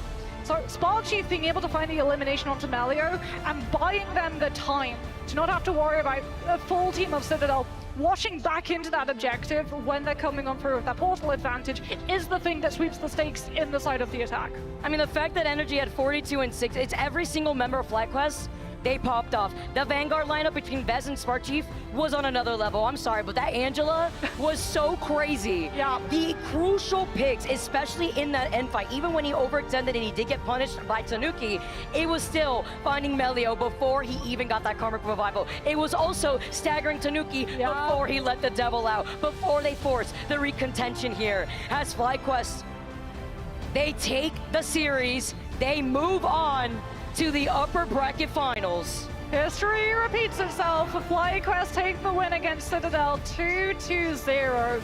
But my goodness, the scoreline just does not reflect how close it truly was between these two teams. Like, any fight goes differently, and we see an entirely different result on our screen, and we go in to map 3 of a convoy play. You can see FlyQuest, they're so happy. They are the home heroes. So many of their families here as well. And that was, I think, the question about this team, right? It wasn't about whether or not they would be able to keep up with the rest of these teams mechanically. It was whether or not that pressure would be able to get to them. They have so many young players. They have so many players for whom it is their first ever international LAN. For Vez as well, it's his hometown. He wants to look good on that stage so that the crowd are there behind him. And FlyQuest, they're looking oh so strong. Yeah, and to be able to do that in front of your family, that must hit very differently. It's crazy. You're here on the big stage. It's very easy to get nervous, yet you look at these professionals, and there's a reason why they're professionals, Moxie. Yeah. Calm and collected. They were very happy to not only take that series, but it's a showcase of some of the strongest talent that we have internationally. I'm hearing that we got an interview with our winners. Take it away. I am here once again with energy. I feel like me and you are starting to get to know each other quite a bit here because we're appearing so often. You guys are now one series away from your first grand finals. How are you feeling? I'm feeling really good. That was a really good series. Shout out my team, of course. You know, they played phenomenal. I wanted to ask as well. You guys are playing a lot of Hella, you in particular. How are you staying so safe? How is your team protecting you? My supports, you know, Zelos, Cooper, really good at healing. I think the bird buff with Hella, it really helps the character, the extra HP, the faster cast up time. It's a really good character. I also wanted to ask something a little bit careful here. Has Vision been eating okay? Because on that Jeff, they were hungry. Yeah, Vision went crazy that game. Just every E was like 3 people. You just like, I got three. He just went off the map. It was really good. Your next opponent, upper bracket finals. You are against Virtus Pro for a spot in the grand finals. Do you have any words for him? Yeah, just bring your A game, you know? The best team right there coming from the other group. I'm glad we're meeting in the semis. That's what I thought was gonna happen. But yeah, it's gonna be a good series. And we're hearing a lot of noise from the crowd here. Do you have a support group here? Yeah, I have family here, you know, friends, everything. It's really good, really nice. Well, you're on the stage. You got any words for them? They're right here. Yeah, look at them. Anything you want to say to them? Yeah, my parents right there, you know, thank you guys, love you. Friends of other teammates, all you guys, thank you, FlyQuest supporters. All right, well, thank you very much once again. Good luck in your upper bracket finals later on, and let's head over to the desk for the breakdown of all the analysis. Quest complete, my friends. FlyQuest, more like FryQuest, are cooking the competition, and I could not be more proud of these young men who have been able to go against adversity. They've been able to go and take L's into complete W's. To see their story unfold now over the course of months has been something so special, especially having the privilege as the American caster to see them in the journey that they've had. Let's start here, because I don't even think Jeff, the baby Landshark, expected Vision to do that well, and he was the one in the driver's seat. I mean, Vision was insane. Yeah, Vision, I don't know how he makes it work, right? These multi-man Jeff ultimates, I don't think I've seen that many in a single map on that Heart of Heaven, most notably. But although Vision was able to get those openings perfectly, you also got to give your flowers to Spark Chief. He has been doing so well in making Vision look even better than he already is with those Grid ultimates and maybe sometimes those Angela ults as well.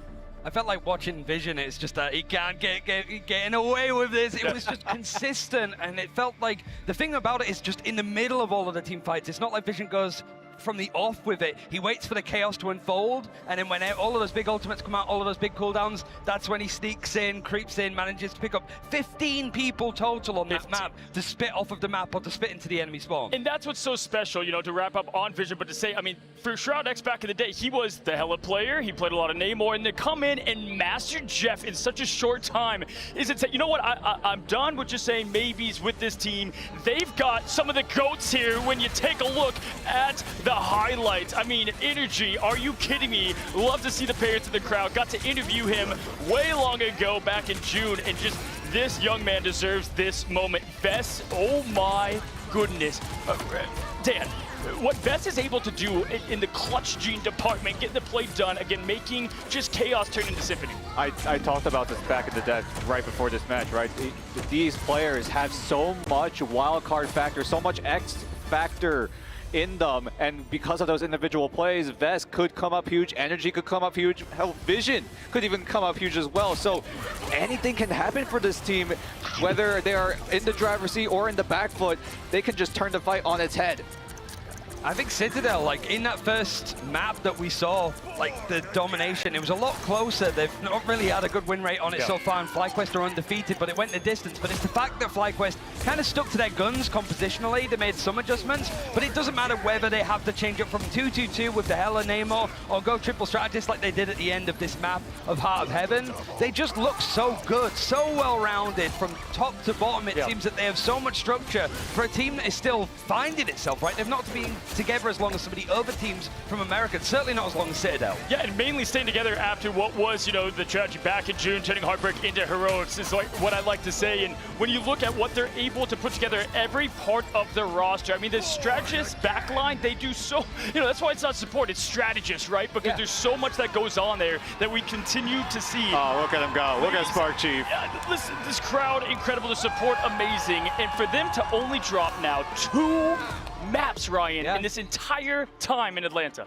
They're looking so dominant right now. Spark Chief, you have to let them know you are so ahead of everyone else. And look at the stats, right? Everyone on FlyQuest, just high numbers across the board right now. I feel like it's just the chipping in of everybody, right? Spark Chief and Vess, it's like you might be a little bit lower than the Duelist on like the final hits, but they're all impactful picks, especially Vess getting the last 2 or 3 towards the end, and Spark Chief finding a target they need to focus on and go in. That disjointedness was definitely there for Citadel, and now they need to go again straight after this game with a best of 5 against the Thunder Thieves. Yeah, I mean, which is going to be an absolute amazing game.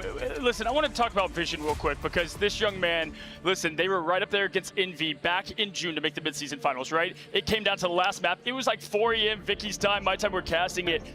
And Vision was the final boss. That man was doing everything he could for the team. They didn't make it. Talk to him on Twitter. Hopefully you're okay with me sharing this, but I love you, man. I mean, Vision was like, he left it all out there. I mean, just absolutely heartbroken to the point of tears nearly that he did not get to prove himself on land.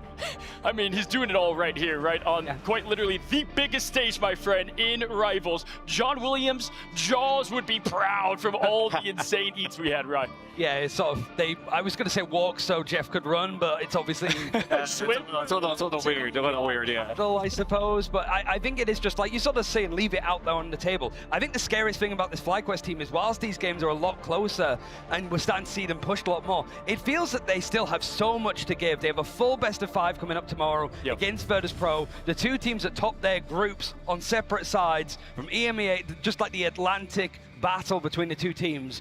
They are going to thrive for that opportunity to show themselves here. Yeah, we're set up for so many NA versus EMEA. It's really the El Clasico matchup, not only in Marvel Rivals, but also just esports as a whole. We have that debate where maybe the Americas are better, maybe EMEA is better, but now here in the Grand Finals, we have that, and we also have another one coming up. Yeah, listen, I'm a fan of, you know, Cinderella stories, Bobo, Chop Around, we love that, but I also love seeing top talent versus top talent. We take a look at the bracket here and what will be coming your way. I mean, there it is, VP FlyQuest. You know, listen, the upsets maybe didn't happen in the top end of things, and that's okay with me because it is pure talent v talent, best of 5. 2 of the top 3 teams at this event missed the mid-season finals. That's so crazy. It's like crazy. It shows up like you could have a great year, you could dominate your region, you could win that first international event that we had in Guangzhou. It doesn't matter because we're here right now. We've got 2 teams looking in that upper bracket final to just put their name on it. And like you said, Cozy, 2 teams that were really bummed that they missed out on a close opportunity to qualify for that first one. They are not going to make that same mistake again. Clearly not, because they are looking so strong in the upper finals. Virtus Pro and FlyQuest, the 2 teams, obviously, like you said, completely missed out on that midseason finals, but they are not looking to go to waste here when they choose to get into the spot that they are. For me, I've got to say, you know, you see, I love your point there because when you look at even, let's take it the NFL, you took it, look at Tom Brady, look at Baker Mayfield, these players, these studs that have kind of a chip on their shoulder. You know, when you have that chip on your shoulder, like, I don't know, not making midseason finals, you can let it deter you and completely kind of, you know, things go away. But we see it then usually fuel these top competitors like FlyQuest, like VP, live here at Atlanta, Georgia, DreamHack. And if y'all don't know, we actually have an exclusive DreamHack costumes available only for a limited time. And so if you haven't already, be sure to be picking up the costumes with Iron Man and Big Shot. Absolutely beautiful of what you can find that way. And listen, we have great matches to come. We go right back into it with Citadel now, backs against the wall, 100 Thieves, my friends, will be our next matchup. Ready to go, Rye. It's at least a chance for Citadel Gaming to quickly bounce back. They're sort of used to that high tempo, just get back into the server, go and play here. But it's more the fact of like they have this best of 5, and then we'll have Na'Vi playing up against Chopper Mag afterwards. And then the winner of those 2 games play a best of 5 right at the end of the day. So to finish and get to tomorrow, you have to win 2 best of 5s now in a quick gauntlet. It's hard work, but being on that stage, the adrenaline is just carrying you all throughout the day. Yeah, so here we go, yo. We have another great matchup coming your way. Don't go anywhere. Reset, reload. Our players are doing the same. We will see you for the next electric matchup. Elimination at stake after this quick break.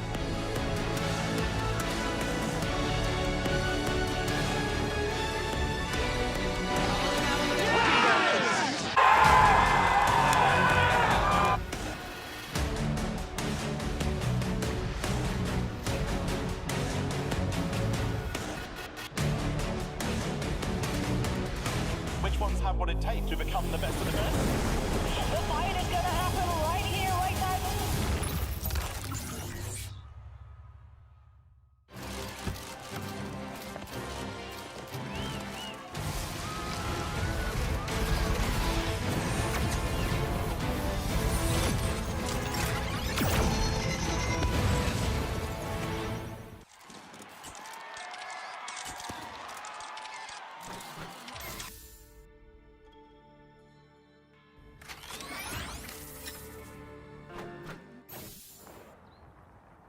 I don't think that's the welcoming committee.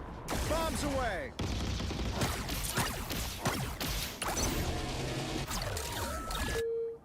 Powering up. Anyone say fireworks? Maximum pulse!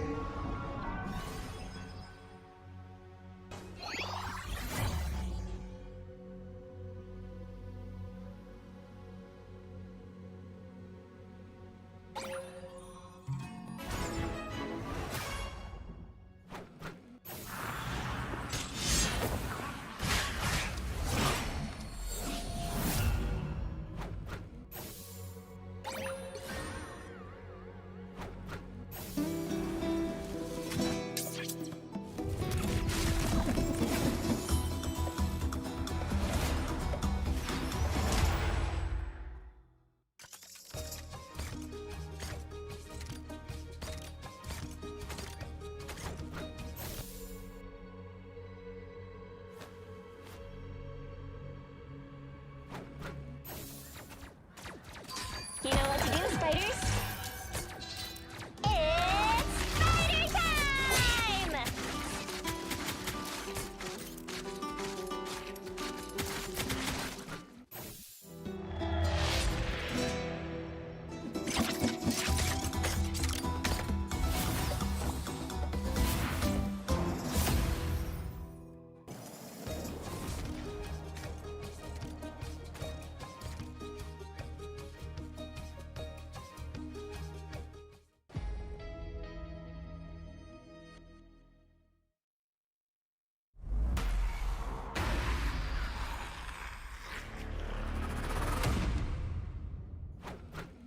There is no reason to be afraid of my magic, unless you give me one.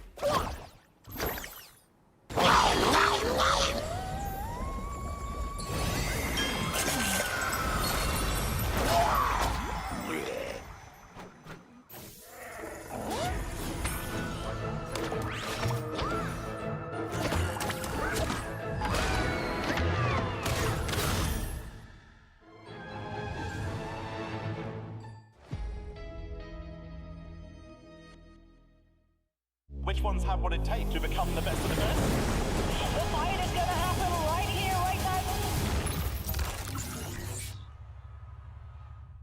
now. I hope you guys are ready, because we are. What's going on, guys, and welcome to the next matchup of the day. We've got 100 Thieves facing elimination against Citadel Gaming. Again, I'm your desk host, Cozy, joined by not just great cast and crew here. We've got the casters from the Citadel match just before. Great to have you, Moxie, Vicky. Moxie, what was it like coming just from that electric matchup? Now here. Probably less tiring than Citadel having to go directly into this next one. Can you imagine? You just get 0-2'd and then you have like 10 minutes for everyone to pull in, huddle all together, have a pep talk, and then go directly into the most crucial and stressful environment, a lower bracket best of 5 elimination match. I can't imagine, because then you also have to get the reset in. You have 10 minutes to go to the bathroom and then huddle up together and figure out what went wrong, right? Because you're just going from a best of 3 now immediately to a best of 5, where we heard it from 100 Thieves just yesterday. Terra himself was like, this is our territory. Now Citadel have to enter their domain. Yeah, absolutely. Quite literally storming the castle is 100 Thieves. How fitting for Thieves against the fortress of Citadel. And yes, I think you guys said it best. I mean, when you win and you have to go on, it's a little easier, right? We see that in the lower finals into the grand finals because you have that momentum. But you're right. I mean, you lose. You have to figure out what went wrong in such a quick time. And 100 Thieves is not exactly an easy team to go up against. Listen, Moxie, with Citadel, FlyQuest is a tough, judge of team because how great they are. What do they need to do, though, to right the ship? I mean, for Citadel, they showed the weakness of 100 Thieves, right? You don't ban out Terra, you don't ban out TTK, you go for the throat, you ban out Delin as hero pool instead. However, there's been a couple of days for that dust to be able to settle, and we've seen 100 Thieves really start prioritizing getting Delin a hero that he can play without being forced onto the triple strategist role. I have to say, this matchup, too, is a repeat of what we did see in the group stage. Now, funny enough, I'm doing my notes, watching the teams play, and 100 Thieves is looking very good all the way through Yggdrasil. This is map 2. So good that I was like, okay, have my notes. I left, come back, Citadel 1. That's how close this is going to be. We had the best match of the group stage now, and it's going to come together here whenever we see it on the main stage. But this time, obviously, the big difference of best of 5, 50. Yeah, and now with 100 Thieves and just looking how their domination counter was in stage 2, they've been 8-2, but going into the grand finals, a bit lackluster, very uncharacteristic of 100 Thieves, but this is also, Cozy, where we've seen them thrive, right? When they get to play more games, it's like an in-game rage meter, right? They get to power up, and they look stronger and stronger. Then you have to consider the mental aspect that Moxie had just mentioned, that Citadel is coming off of a loss. What does that mean for these players? Do they end up getting powered up, or is their mental wavering? Not just that, but also 100 Thieves got the opportunity to watch that series, right? So they got to see the compositions that Citadel came into today with. They also got to see the band structure. And the thing that stood out the most was the Jeff. That Jeff was so impactful. I would be very surprised if we don't see a Jeff save coming on through from Thieves End. Well, listen, ladies, first of all, the Fitz, gotta say, by the way, just absolutely, I love what we got going on. You know what else I can't take my eyes off is Paulie on Captain America. I mean, this man has been dangerous. We talked about him a lot kind of going into group stage, and he's lived up to the hype. We've seen that with all the players that we've had big stature on certain heroes. Paulie is Cap, right, Mox? Yeah, Paulie is Cap. It's sort of an accepted thing that Paulie is just the best Captain America when we headed in to this part of the International. You ask any team, any region, they will say Paulie is him on Captain America. Vic, when you compare the Vanguards, Paulie, right, that's going to be the big testament against Vinny, who's now been able to clean up that pool a little bit, right, with Vinny going for the group guy now over to such a, I would say, a terror for the back line there in the strategies. Yeah, because when you compare them, then you have Vinny, who also knows how to run Cap, but we've seen Vinny really strong on the Venom. We've seen him really strong on the Groot. Then you also have to think about both Vanguard matchups, right? You're thinking about Paulie, Enzo, but then it's also TTK and Vinny from 100 Thieves. You're looking at your roster right here of the 6 great-looking gentlemen. They're ready. They're locked in. And again, TTK and Terra, we love to highlight them as this backbone in positions because there's not... You just can't game plan for either of them, right, Vic? Yeah, because you know what's also really interesting? I think this is the first time that we actually get to see Vanguard controller player versus Vanguard controller player. Yes. It's TTK versus Enzo. All eyes with 100 Thieves trying to also enable TTK in a lot of these different maps that we could expect. Yeah, TTK is ammo. I think if Polly is the best Captain America in the world, it's just generally accepted that TTK is the best ammo when it comes to carbon cost shutdowns, when it comes to being able to play aggressive with the rushdown when you have full 100 charge. Thieves rather have so many compositions that they can field into. However, the flexibility is there, and I think what we're really going to get to see, what you don't get to see in a best of 3 that you do in a best of 5, is the adaptation. This is going to be an evolution race between these two teams. Love that you said that, because in Tara's interview, he legit said right away, I want best of 5. That's where you can really start to figure things out. Domination could go either way. You're looking at the VP highlights here and also Reject, but with VP, I mean, it quite literally was down to the pixels. This team, we see this, Vicky, all the time casting in America.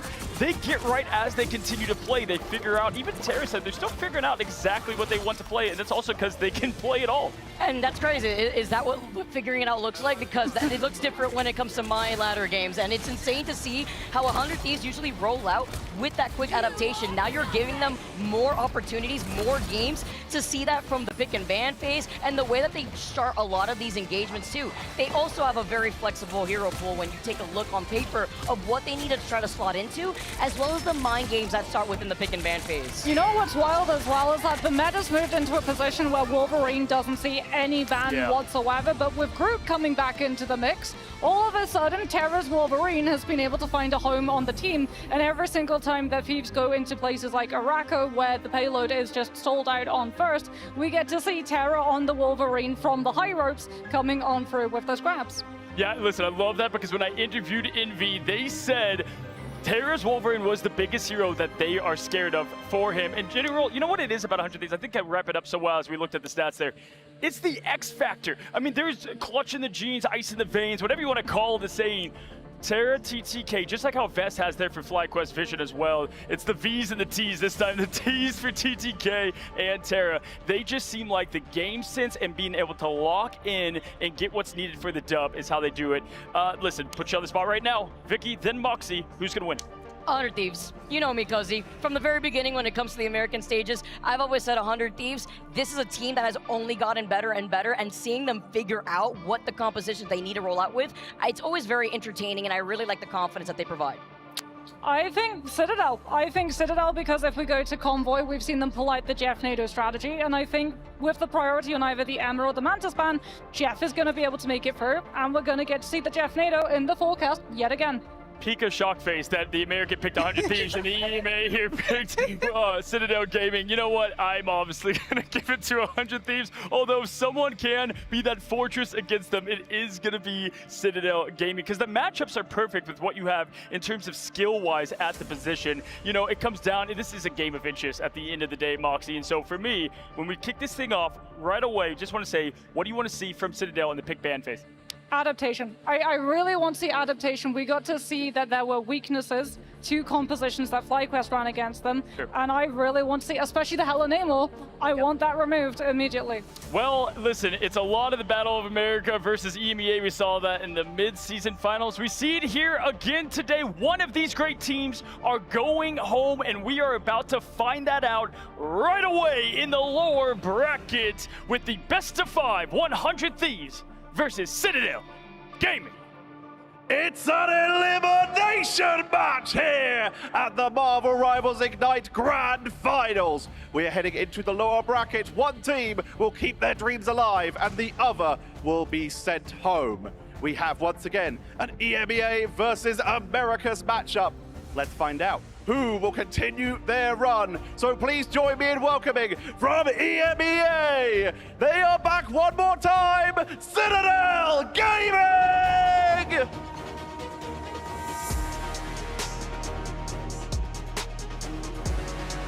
With Enzo, Tanuki, Alex, Pokey, Melio, Ken, and Polly with Coach Sala. Enzo, that last match didn't go as well. This gonna be different? Yeah, I think I lost the first map for us. I think it was like so winnable and so free, just on me. Second map was a bit clunky. I think we did good with just like one fight, 2 games, 1 fight, 1 kill, 1 shot, and we just lost it. It's a pure luck, and now we're ready to fight again. You were warmed up already? You basically just had a full-on warm-up. Yeah. All right, well, I'll let you get sat down. Get ready for your elimination match. Let's see if you can keep that dream alive. Once again, join me in welcoming Citadel Gaming! Champions of Stage 1 for EMEA and continuing their run through this losers bracket, fighting for their tournament lives. Citadel will not go down without a fight. But it takes 2 to tango, so please welcome from the Americas, 100 Thieves!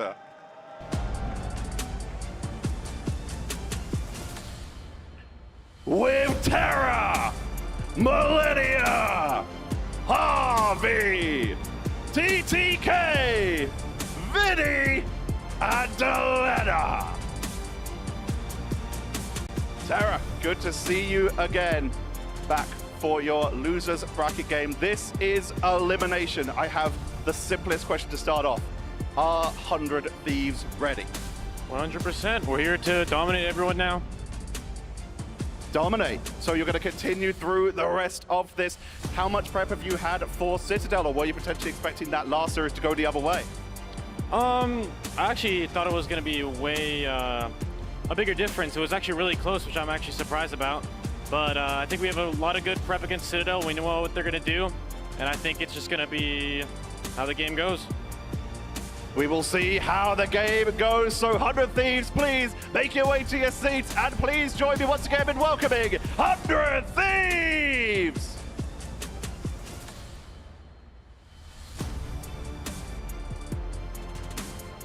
This match is going to be incredible. One of these teams keeps their dreams alive. The other is going home.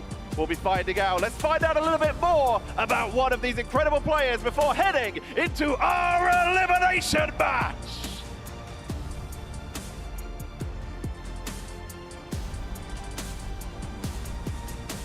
Too good at the game. Let's be honest, he's a very, very good player. I think everyone is aware of that. Very good Captain America, if not the best. No one can do what he does, you know. Some call him one-dimensional. He's very good for his age and very good for his role, but I think he's a very one-dimensional player. He just jumps. No one else jumps. That's all he does. That's special.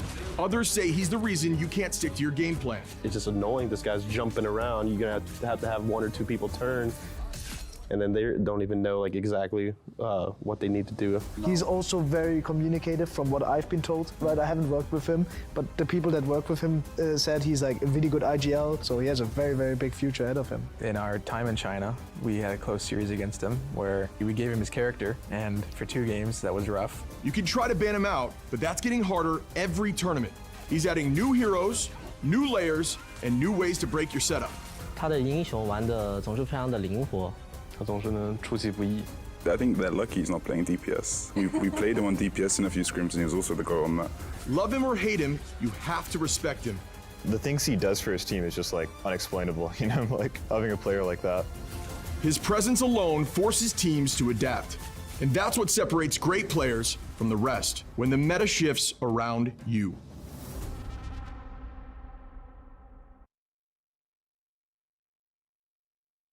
The battle between the Americas and EMEA rage on as we head into our second match of today. Actually the third, but the first lower bracket match today. I am that one Dan, navigating you through all this action. Is alongside me is Matsy as well. And how are we feeling today?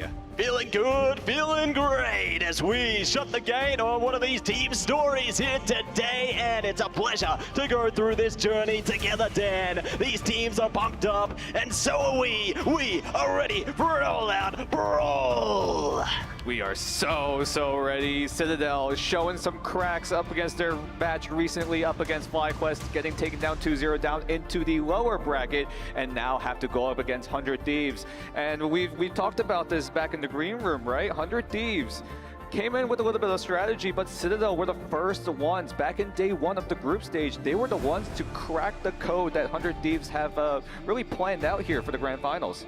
That's right, you know, taking away the group stage matchup 2-1 there. Definitely going to be a bit of a revenge story for the Thieves. You know, I feel like they're on their redemption arc right now, and this could be the spark they need. But starting off on Bernard T'Challa, you know, Thieves have had a mixed record on that map throughout the group so far, taking away 1 win, a couple of losses there. But Citadel, they've taken away a win on that one, so I guess it's a bit of a mixed bag for both of these rosters. Yeah, Citadel also have been looking a little bit shaky in their domination type maps. We saw it clearly back when they played against FlyQuest.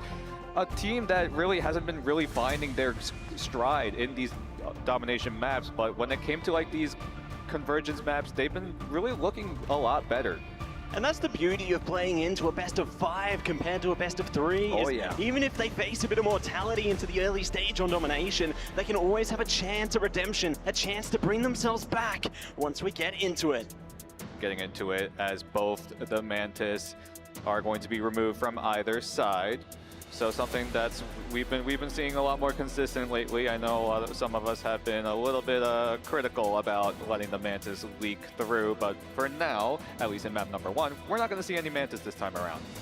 Yeah, no Mantis this time around. Venom will be taking a hold for Citadel, and Thieves have the next ban on the chopping block. Who will it be? It's going to be Jeff. They do not want to deal with the Land Shark today.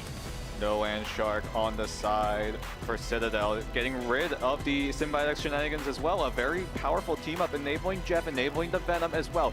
And because Citadel were able to save that Venom, you put 100 Thieves in a position where you have to go for the Jeff ban. And 100 Thieves will have to ban it away, but they will take the Jeff for themselves. Yeah, so they can at least take advantage of that impact there, obviously being able to isolate fights and get the flip side through, exactly right. But it's going to be Adam taken away by the Thieves now. No res comp there, but Bucky is going to be stolen away by Citadel here. So not going to be able to take advantage of that key duelist. No key duelist for Terra. That's really the main target. I'm a little interested to see what Citadel go for this time around. Usually you target out Delena. That's been the key to solve 100 Thieves' setup. But Citadel looking to just limit what Terra can do, and 100 Thieves in response will take away that Karmic Revival. That's it, not going to be having anybody born again. Maybe the Daredevil, but who knows? They might be looking to say something else here. Next ban on the block, it's Rocket. So, going to be taking away a little bit more of that resurrection possibility there, but the Seer offline as well does limit them a little bit. Yeah, the CYA very, very strong on the ability. Me personally, I don't really understand why that buff really came in, but a lot of these teams have taken notice, not only through the CYA, but also the BRB, which has been very, very strong in staggering and stalling out these fights. But Citadel, look at their final save. It's going to be the lawyer himself, who has been really, really good, not just to dive onto the enemy backline, but also to detect them as well. Yeah, taking this one to court, and it's all in their favor. Going to be protecting that Daredevil through for Tanuki there, but they also slice away the Psylocke. So Citadel not going to be able to take advantage of that. That is going to hurt them here, but Delena is going to be looking to play right into it. Another thing to note, Tanuki on that Daredevil now, you kind of shut down what Delena can do. Delena, we saw him play the Psylocke up against their match against Reject, albeit it was a little bit difficult for him to get used to the environment, but with the Daredevil pick, you don't have to go for a Psylocke ban. You don't have to invest more into it. You can just save the Daredevil, and that's gonna probably, in theory, deter 100 Thieves from putting Delena on that Psylocke. But for now, it seems like they will rock it for the time being. Yeah, looking to take advantage of that. Looks like they're going for a bit of a 3-2-1 composition, at least initially here. Maybe trying to focus on just getting a solid hold over the initial mission area into this one. Once they manage to convert a bit of percentage in their favor, then maybe they look to change the pacing of their composition here. But obviously nothing set in stone just yet. You know, I think that millennia likely to change into this one. Always a good bait and switch, and there you go. We're not going to see Hulk today. And now the gates open up, both teams ready to go. 100 Thieves on the left, Citadel on the right. It's time to fight. Time to fight and time to enter the good night for one of these teams here. But already trading jabs up front. Terra going to be scouting ahead, looking for their next target. They've spotted Enzo trying to take their hold on top of the statue there. Vinny one in the same, just trying to see if they can zone out one of these strategists. Melio's just been so cheeky right now, focusing them up high. Terra in big trouble, and there's the opening for Polly. We saw the cinematic bit for Polly, and he shows us why you demand his attention as we have to settle things down almost immediately as we experience a pause between that first fight. But so far, on paper, great picks coming in from Citadel, taking out Terra relatively early. Harvey also getting taken out as well. So that's a great early advantage, and in theory, Citadel should be able to take early control of that site. Yeah, they were looking good at just targeting down those key players there. You know, finding Harvey, finding Terra really does cause a bit of calamity for the Thieves here. They have to try and regroup, restructure the way they want to approach this one. So eager to see how Citadel can further their pursuit onto this one and look to zone them out even more.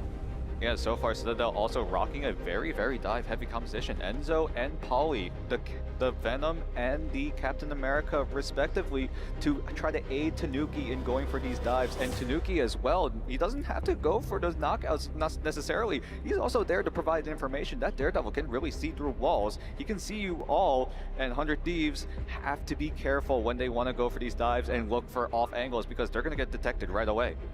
Couldn't agree more, you know, in one in the same. Terra playing a similar role there, you know, scout and swipe through the information, see if they can zone out a KO for their team. But for now, Citadel have found the success into this one. It looks like we're back into the action, and we are going to be seeing more KOs zoned through. Millennia in a lot of trouble there, but it's TTK to hit the rubble first. But so far, the point, not only until now, gets in control of Citadel, so they should be able to breathe a little bit, but they have a lot more work to do. They want to not give 100 Thieves any sort of room and force 100 Thieves to maybe even the best key ultimate to try to even make way to get access onto the site, as Tanuki is going to be a little bit of a nuisance, is going to try to bother the backline, but is going to back away to safety and let that push and pull the ebb and flow of the battle with this dive composition. Tug of war, never ending here, but the Rage of Ultron is just beginning. Gonna see it's Jeff coming out with the dance as well. Delena, good timing on that. Doubles down on the strategist there. Melio still alive, still kicking. They do get the trade, but the parade is over. Millennia taking a dive, take a bow, and that will further their endeavors here. Freedom Charge comes out at the right moment, but the KOs are still favoring the Thieves. The portal could help them contest here, but do they commit to it? Because the mission area is already in the Thieves' favor. Great plays coming in from 100 Thieves, focusing down the key strategists of Alex and Ken and Melio off the rip. So Citadel, even though they have their ultimates available, they cannot afford to use it or else it'll go to waste. And 100 Thieves, now it's their turn to be in that driver's seat as they climb closer to close that gap between Citadel. But Citadel looking to get the retake down. Tanuki gets the opening frag, but Terra takes to the skies, lasers down Melio. Can he find another? But it's all good because this is a great zoning ultimate from 100 Thieves as TTK, the top tier kid with the top tier play, gets himself a double. That's it, top tier KOs, keeping them in play here and allowing them to flow ahead in the percentage right now. So great stuff coming through from the Thieves, but they're gonna worry about Citadel right now. They got 3 key ultimates to their name and might just be able to barge their way in, but Melio going down early. It's a great start for the Thieves here. They need to zone out even more. Enzo in a bit of trouble, needs to get back to their team here, or they could get caught out of position. Citadel have 4 ultimates, still waiting for their perfect opportunity. Melio did switch over to the Winter Soldier, but Alex and Enzo are going to team up to try to get a bite on the team. But Millennia, he swallows up 3. He's eating good tonight. Enjoy your food coma, Millennia, because you just sent half of Citadel into the abyss. They just had dinner and they still got room for dessert. Hopefully they get a chance of that later on in the piece here. But Jeff is always eating good, you know, just a bottomless stomach, all in all. But rise or fall, Citadel now gonna have to fight it back because that percentage is getting dangerously close. Dangerously close as Delena sends out the dance of the butterfly, but this time it will not be lethal. TTK goes into the Diamond Form and gets the Karma Crush onto Tanuki, and that's the lockdown that they exactly needed. But Enzo is able to trade things as Harvey goes down. down, but Terra wants to make the difference in favor of 100 Thieves as 100 Thieves get up to that 99 percentile mark, but that overtime meter, keep your eyes on it. It goes down fast. It goes all the way down to 0 as 100 Thieves take control of map 1. Steal away the stellar spaceport, and we move on to the Imperial Institute of Science. The next objective is online right now, and my goodness, you saw some early presence from Citadel, but 100 Thieves were able to cast the spell and take away that round. What a great way to open things up on domination. Good looks for 100 Thieves, a team that got sent down to the lower brackets early in this playoff round, as Citadel also now joining them as we head into our second round in map number 1 of our best of 5 between the Americas and EMEA. We might be seeing this a lot as we progress throughout this entire tournament. And this is just the beginning, Dan. We're already eating good, and this is only the start. This has the makings of an amazing storyline here, but now it's time for the next chapter to open. The gates are no longer closed, and they are looking to see where they might find their best path towards the mission area here. They could be facing off momentarily, but they're looking to meet in the middle here. Nobody will be zoned out just yet. They're waiting patiently for the next fight. Tanuki still has the Devil to be released, as Harvey does have the Invisible Boundary to counteract it, but Polly also very, very close to that Freedom Charge. But on the flip side, 100 Thieves still looking to get key ultimate online and ready to go. Keep your eyes on Melania. He is pretty close on that Isjef ultimate as a 1-for-1 trade does come online. Delena takes out one and Polly takes out the other. But Polly now pops the Freedom Charge, goes in, but Tanuki is down, will respawn. But Polly out of nowhere with the triple as Citadel look to take control early again. Nicely done for 4 there, and there's going to be more in store for Citadel. They managed to keep hold of the Devil as well, so they can let that out later in the piece. But with the Feast of the Abyss and many more around the corner for Citadel, this is troublesome for the Thieves here. Really going to have to rely on Isjef and the Boundary. There you go, both open up in unison. Feast of the Abyss out from Enzo. Better both worlds to come in response there. Alex could have the upper hand. Ooh, a little bit of a struggle coming in from 100 Thieves. They invested Harvey and Melania's ultimates, and Delena goes in, but the Devil comes out for Tanuki, and Melio takes to the skies as the underworld and the heavens are fully in control of Citadel Gaming, and 100 Thieves have to go back to the spawn room yet again. Zoning them out and locking them in. Citadel are taking this round for a spin here, getting closer and closer to the halfway point. But the Thieves, they're ready to try and steal it back themselves. They got the Galactic Legend online from Terra, should it be required. Freedom Charge, one in the same, but nobody is going to get caught yet. Enzo, that's a big pick there from the Thieves. Now they can look to heave their way forward, see if they can carve their way through Galactic Legend. Now going to see the Boundary in response. Great timing from Ken there. They need to do whatever they can to keep this fight stalled out. Terra popping the Galactic Legend still goes down, but the goal there was to draw Ken's Invisible Boundary. And now Vinny can pop that Freedom Charge, but they are still down one member as Polly pops the Freedom Charges, or no, he's actually just going to run right through the portal thanks to Enzo, who has to rejoin the fight. But 100 Thieves now have to navigate through what is Citadel's lack of ultimates, and TTK might just be the difference with that Scion Seduction 5-1, but Tanuki still an absolute nuisance on the back line as Harvey still goes down. A 1-for-1 trade so far, but still now 100 Thieves still trying to get a grasp, some control over that site, but Citadel will not give them any room. No, they're going to shove them away. Enzo not looking to play. They're all business, just like Delena on the double. Shoving them down, locking it in, and the conversion will finally happen for the Thieves right at the end of the curtain. Great plays coming in from Delena, timing the dance perfectly. Sort of on beat, on a timing. Melania and Harvey now can just wait to press their Q buttons, can wait for a later time, as Polly does now have that Freedom Charge as well. And they will use it immediately to initiate this fight, as Citadel need to find a retake going. Need to find and retake, and they might just get caught out by Isjef. Yeah, double down on the Vanguard. Tanuki needs to hunt them down, otherwise Melania going for a dive. They're trying to jump in. Oh my God, he didn't make it. Tanuki, the savior.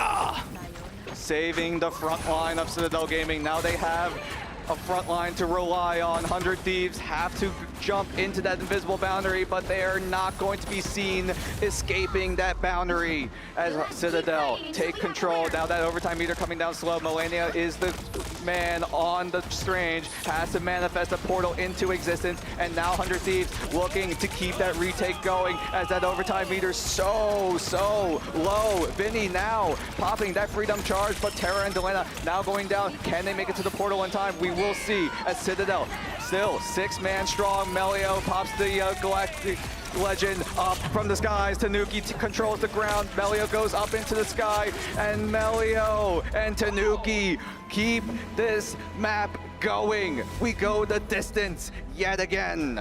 It's all down to the warrior falls now, and one of these warriors is gonna fall in this burst map of domination. 1-1. You know, this is gonna be a fun one, and I am so keen to see how these teams react here. Citadel, they face a defeat with the eyes of determination, and they steal around for themselves, ready to dive in once again. But looking to the utility right now, Dan, we got a Galactic Legend around the corner. Feast of the Abyss is available. This first contention is going to be huge. It all comes down to this fight. Terra very close to that Galactic Legend. Enzo, like you said, also has the Feast available, but this is a map that is really interesting. Personally, one of my favorite maps to even watch when watching the highest level of Marvel Rivals play. So many different elements you can use to get to high ground, get to low ground, open up these spaces, open up those spaces. And this waterfall map is just perfect to show what 100 Thieves and Citadel are capable of in terms of map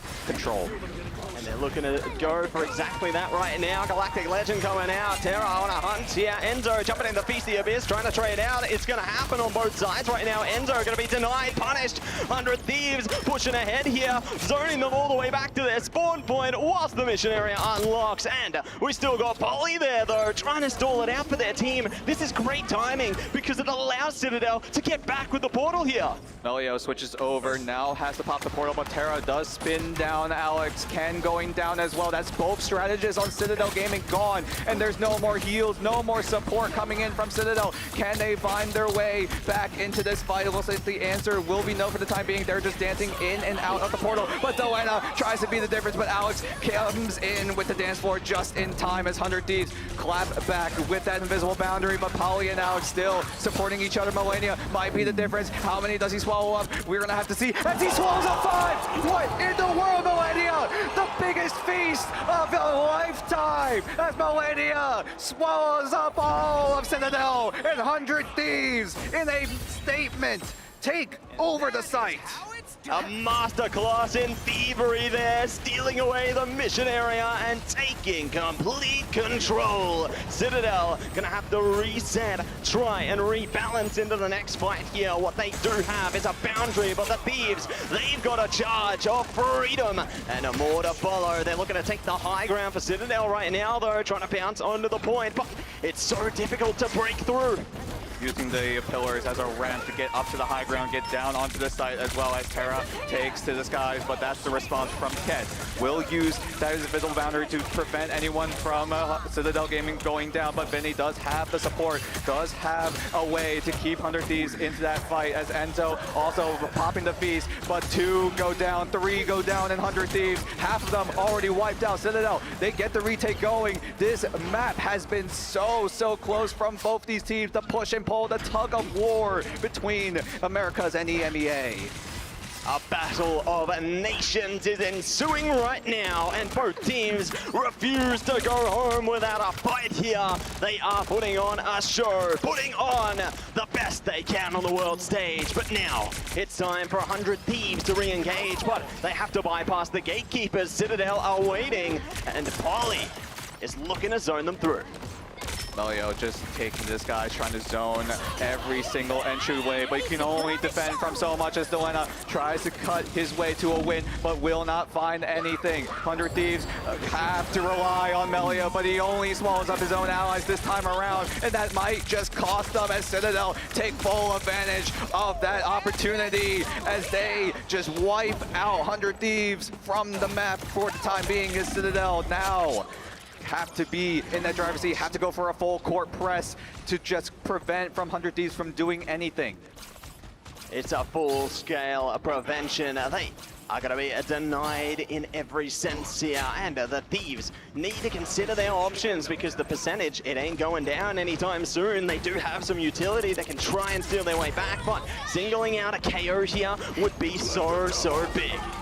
That would be big, but Tanuki releases the Devil. Polly releases his own patriotism as 100 Thieves now have their response. The invisible boundary with the Psionic Seduction. TTK tries to slam down one member, but cannot find it as Tanuki successful on taking out Harvey, what seems like the millionth time in this entire map. And now Enzo has to find that anti-heal onto Delena, but he is able to dash away into safety for now, as Ken now has that invisible boundary and will use it whenever Citadel are in any trouble, but it seems like Citadel are taking full control. The judge, the jury, and the execution are perfect, and Citadel take over map 1.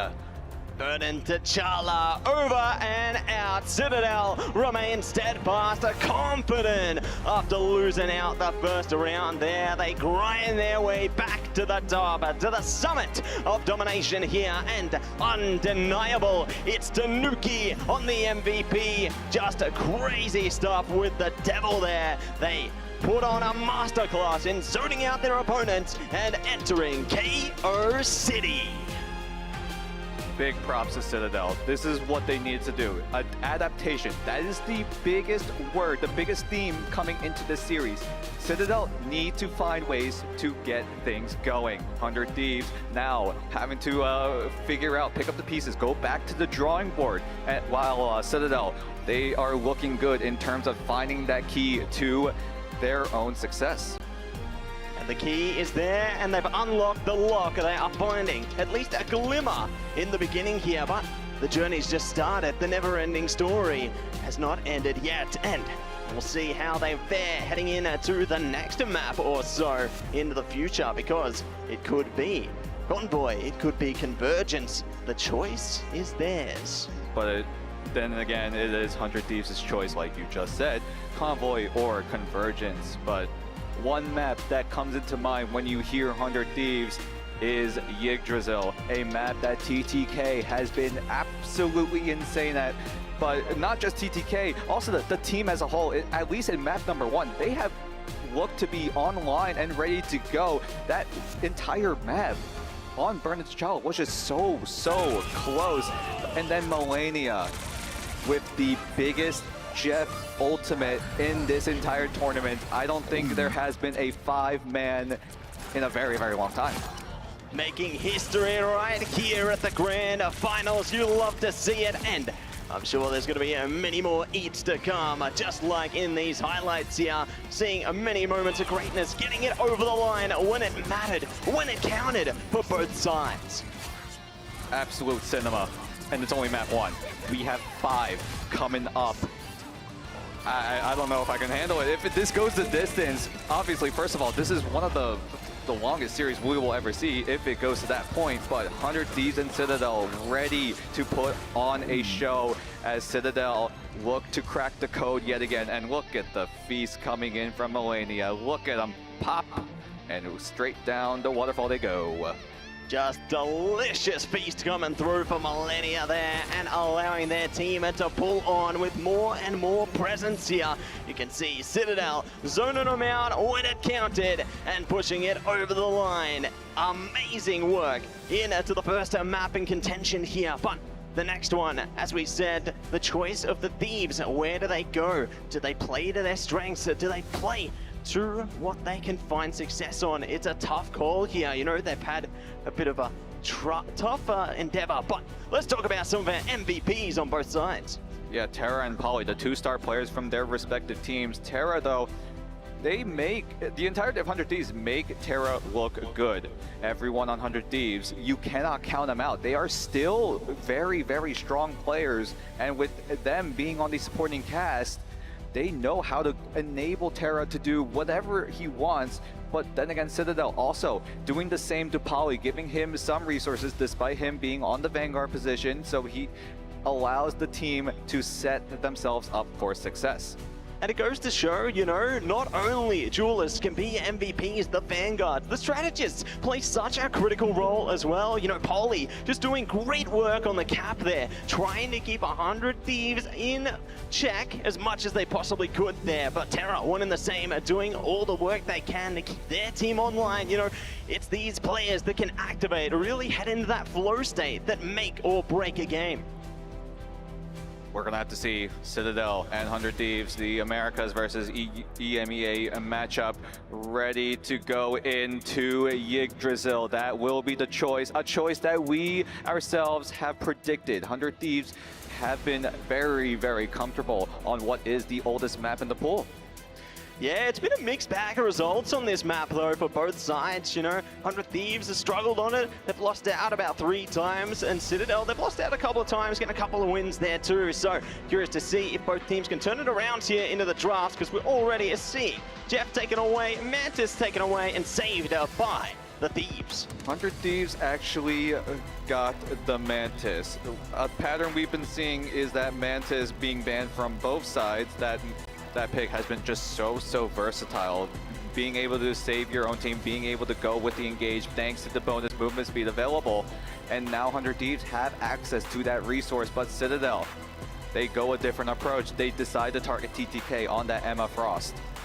Yeah, don't want to deal with the Psionic Seduction or whatsoever here. Next protector are going to be Emma for themselves. So Citadel feeling comfortable with that Vanguard and leaves the flexibility to the Thieves to get the next ban out. Will it be the Jeff taken away on both sides here? No, it's going to be the Venom looking to take away the Symbiotic Shenanigans. Symbiotic Shenanigans is very, very strong. We've talked about this already, so we won't dive into it a little bit too much, but Venom also a very, very strong dive backline.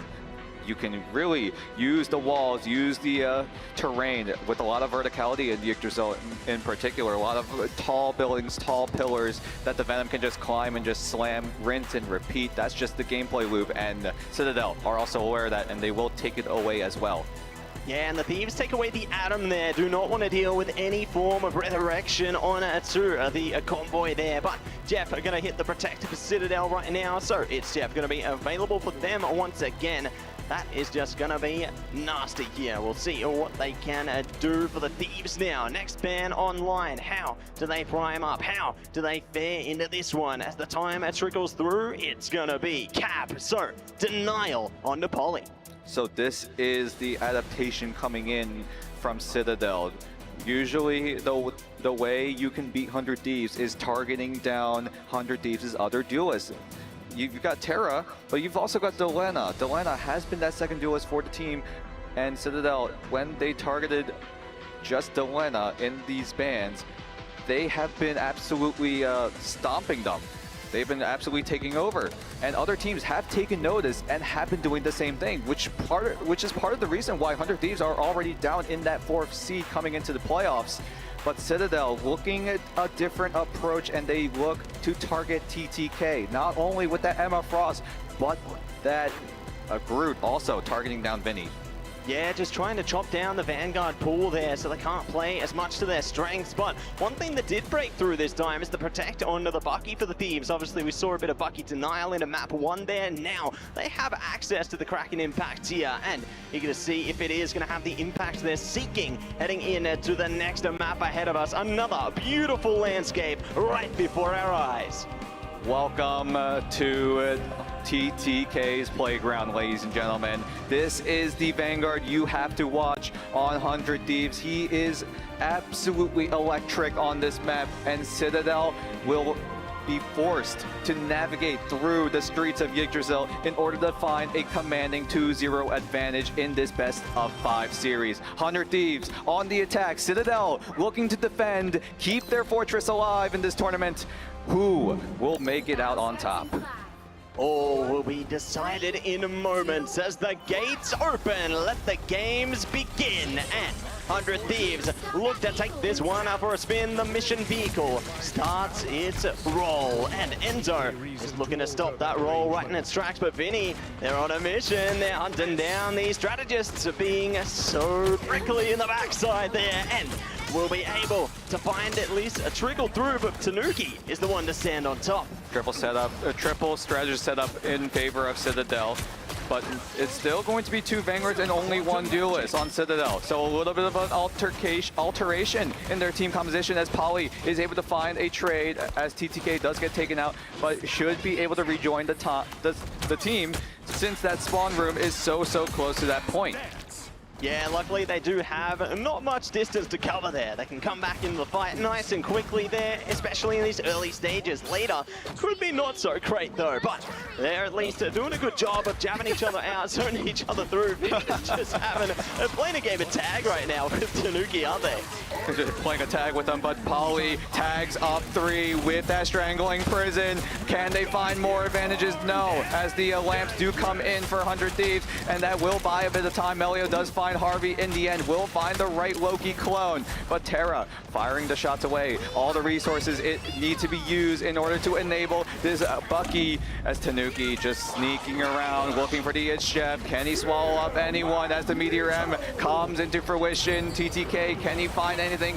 Tanuki, though, will swallow up someone, but Enzo is already in the thick of it, taking a lot of damage, uses the diamond form to get that extra damage reduction going. Will get the stun onto Vinny, though, but gets the bubble and will now use that freedom charge to charge through Citadel, charge through the fortress of Citadel, and it looks to be 100 Thieves moving that point further and further forward. And they've got the Soul Resurgence online, but they've got a Mischief there. TTK finding the KO through. If worst case scenario comes up, Delena does have the Karmic Revival. They're looking around it around the back here. Delena trying to get a bit of damage through, but it is not required. Not quite yet. It's good that they can at least keep some of the Citadel members up the side, though. Portal coming through from Enzo could be the difference maker. They've found Tanuki. Things might just find a change here, but they're already catching more and more for the Thieves right now. That portal does come in at a man disadvantage for Citadel. They need to find a way to stall just enough time for everyone else to flood in, but Terra looks to slam onto the tree, but will not find the frag just yet. Terra still firing away, gets the headshot onto Melio. Can they find more? The Groot ultimate comes out, but there is a lot of utility to Soulbond, the Magneto screen, but the invisible boundary from Alex will keep Citadel in this fight.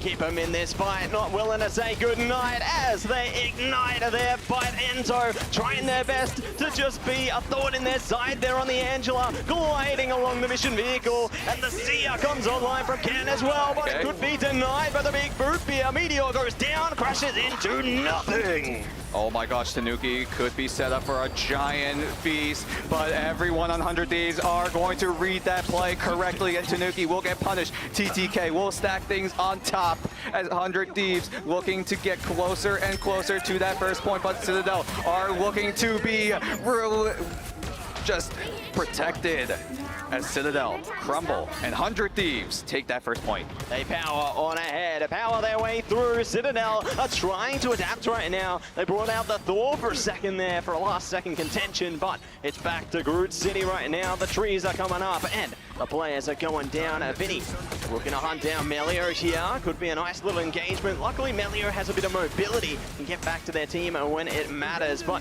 Citadel, they have to remain focused, otherwise the Thieves might be able to sneak by them.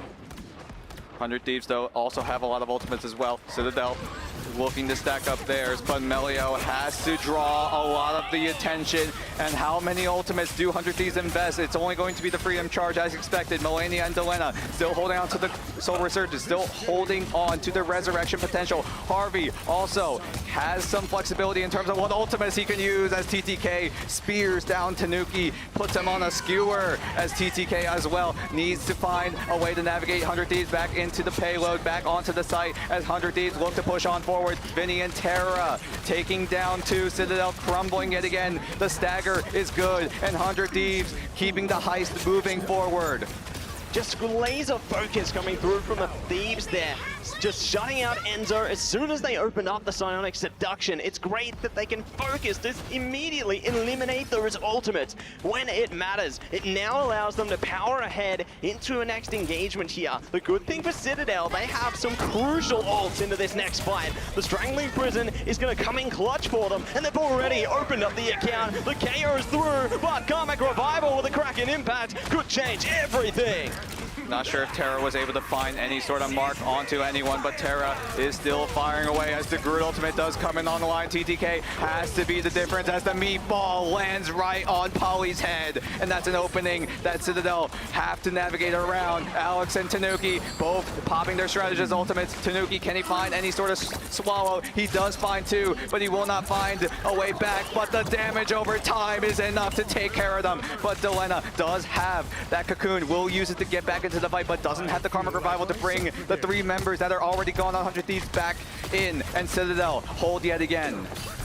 Holding time and time again here. The power of Jeff is just so tremendous. The King of the Seas will lay waste to their opponents, and the time is dwindling for the Thieves right now. They need an answer. Delena switching up to the Ultron. Could this be the change they need as they desperately need an opening into this next engagement? They need a way in. Vinny really with the Freedom Charge, but Delena has to have that Rage of Ultron coming up as soon as possible in order to get some sort of retake going. Vinny looking to lead the charge, but Melia wants to cancel that charge immediately. But Citadel have the Silent Seduction as well. Melania holding on to that Soul Resurgence, and Terra now has the Kraken Impact, and as soon as he hits that Q button, we have to die down yet again. Yeah, the impact not going to hit yet. You know, we're going to leave Yeah, this in suspense. it's getting there. You know, it's like, and we'll get again later. No, you're going to see what the other side of that one looks like as our players take a moment to breathe, take a moment to compose themselves, because these fights have just been straight heat. You can feel the steam coming off the stage. It's that hot. It's so hot right now. Both of these teams have to find a way in. 100 Thieves, they're getting their retake going. They got a little bit of space in the neutral zone with that Freedom Charge, but Delena now has the Rage of Ultron. I talked about this before that fight even began. Delena with the Rage can push the team forward, and that's right now the initial goal for these ultimates to come in. Vinny now exhausted from that Freedom Charge has to allow Delena to extend that push even further, whereas Citadel, they do have the CYA. Tanuki is very close to that. It's Jeff at around 80%. Alex as well sitting at 70%, so they should have their ultimates to counteract what 100 Thieves really want to go for. Yeah, they've got a lot of tools at their disposal there, and curious to see if Citadel is going to be able to stack up in time. You know, they're building up to some key ultimates as well. The Boundary, I think, is going to come in clutch for them, into the big hug as well. But there you go, they hit the ground. Terra now looking to pound their way through. Meteor coming up from TTK there with the Soul Resurgence. Enhanced damage, it gets denied. Nicely done by Citadel there. Not going to bow out of this one. Tanuki in the back are just trying to be a menace, divert focus away. They won't go down. Delena forced away from the fight. The Boundary comes up into the big hug, and there we go. The KOs start to flow in here. Oh my God. It's working out for Citadel. Harvey was able to pop the Soul Resurgence, but immediately it gets swallowed up by Tanuki. How can Harvey make its way back into the site? That's going to be a key ultimate denied by Tanuki. And now 100 Thieves, their push will fall flat as 2 members go down, and they are forced to use the portal, which will not come in time. Citadel, make the hold happen. Well done, well played. They stopped them right at the edge of the gates. The gates are wide shut and not to open again. So we switch sides right now and see if the Thieves can bring up the same kind of energy, the same kind of momentum into the defense, or whether Citadel can ride the high of the last round in to a successful map. How does 100 Thieves adjust in this scenario? You could go for the triple setup. You could go for the 2-2-2. 2 options that these teams have been going for, but Citadel also going for the 2-1-3 setup as well. So there's a bit of adaptations coming in from Citadel, but 100 Thieves need to make a perfect hold, and Citadel looking to use the Storm and the Soldier in their initial rollout. Yeah, the Punisher are going to be doing a lot of great work there. You know, eager to see if they will be playing into the Storm or whether they're going in another direction. Because, you know, when they go for the triple composition, Jeff Nato is a surefire way to just break it apart. You know, you'd think you can build up a solid fortifications there. Nah, Jeff Nato is going to catch anybody in there. Nobody can escape that one. But we'll see exactly which way they want to go, as they are going to be committing towards that team up there. Jeff Nato is going to be rolling onto the scene. 3, The countdown hits 0, the gates will open, and it's now Citadel's turn to make the push happen. Storm will be used in their initial role at the Punisher from Melio. We've been seeing him pop off, at least on Yggdrasil alone, especially staying on that shotgun form, and he's been doing just that as he's gonna try to find something, but Harvey shoves him into the spawn room. Shoves him in, bumps it down, and Enzo is doing the best they can to hold firm onto the mission area here. But the Thieves are doing one and the same, zoning them out, zoning them in, trying to focus off the damage. Terra in big trouble, does get around the corner just in time, but Citadel are relentless here. Enzo popping out Vinny. A great man advantage in favor of Citadel, but Vinny does come back thanks to the BRB, but Enzo and Alex teaming up to find 2, and 100 Thieves are struggling to find their ultimates. They're struggling to find a footing on the load as everyone from Citadel team up together and will wipe out 100 Thieves again. That they will. They stand tall and will be able to push the mission vehicle closer and closer, but it's Portal Combat coming at you once again. Oh, here we go. Mega Hurricane in to the Strangling Prison here. Could it be exactly what they need, but the boundary keeps them online for as long as they can. It's Jeff coming out at the right moment for Ken as well. Oh, deny the board again. Oh, no. Great timing coming in from Delena, was able to anticipate the It's Jeff and will use the Karmic Revival to get out of the jaws of Ken. And that's all the difference here as 100 Thieves rise again and will make the hold happen. Perfect timing there. Coming in clutch when it counted and does keep their defenses online a while longer. Citadel gonna have to rinse, reset here. They do have Psionic Seduction. If they can look to just combine that together with a Final Judgment, it could be exactly what they need to push past the defense here. Final Judgment coming online right now. Melio looking to rip them apart. Boundary up as well. Freedom Charge trying to keep them online a while longer. Psionic Seduction into the choke point. Everything is going according to plan. The big Meteor could shut them down, but no. Agamotto right around the back, and they find the KO under Tanuki. They are looking to come back hard and strong. Great discipline coming in from 100 Thieves, just backing away, getting out of the line of sight from Melio's Final Judgment. And 100 Thieves, with that disciplined play, will be able to take over with as key ultimates being used, albeit TTK tried to go for the counter Meteor onto the Final Judgment, but that was a great read on Citadel's part to try to protect Melio from getting taken out. And 100 Thieves now have to make some sort of magic happen as they have to hold off from the point, hold them off from getting any closer to that second point as well. Luckily for Magic, they have the Sorcerer Supreme, Terra, ready on deck, and it does find the KO on the Polly there. One great start. They need another where that came from. Are they going to be able to deliver? Omega Hurricane coming right in. Could be a Jeff Nader. Ken taking it for a spin. Jeff Nader! But it's down immediately. Great plays coming in from 100 Thieves, able to laser down Tanuki thanks to the damage boost coming in from that Rocket Raccoon. Melania coming in with the CYA was just timed absolutely perfectly, and everyone on 100 Thieves, they knew the threat. They knew that the storm in that Omega Hurricane was going to wipe them out, and they have to use damage to take it out as the portal does open up for Citadel, and everyone just dumping their ultimates. But TTK with the key meteor onto the Melio as he gets taken out, as Ken will take out TTK, but will get resurrected instead as a great double stun. Polly cannot get the ultimate in time. The eye does not open up for Citadel, and 100 Thieves make the hold happen.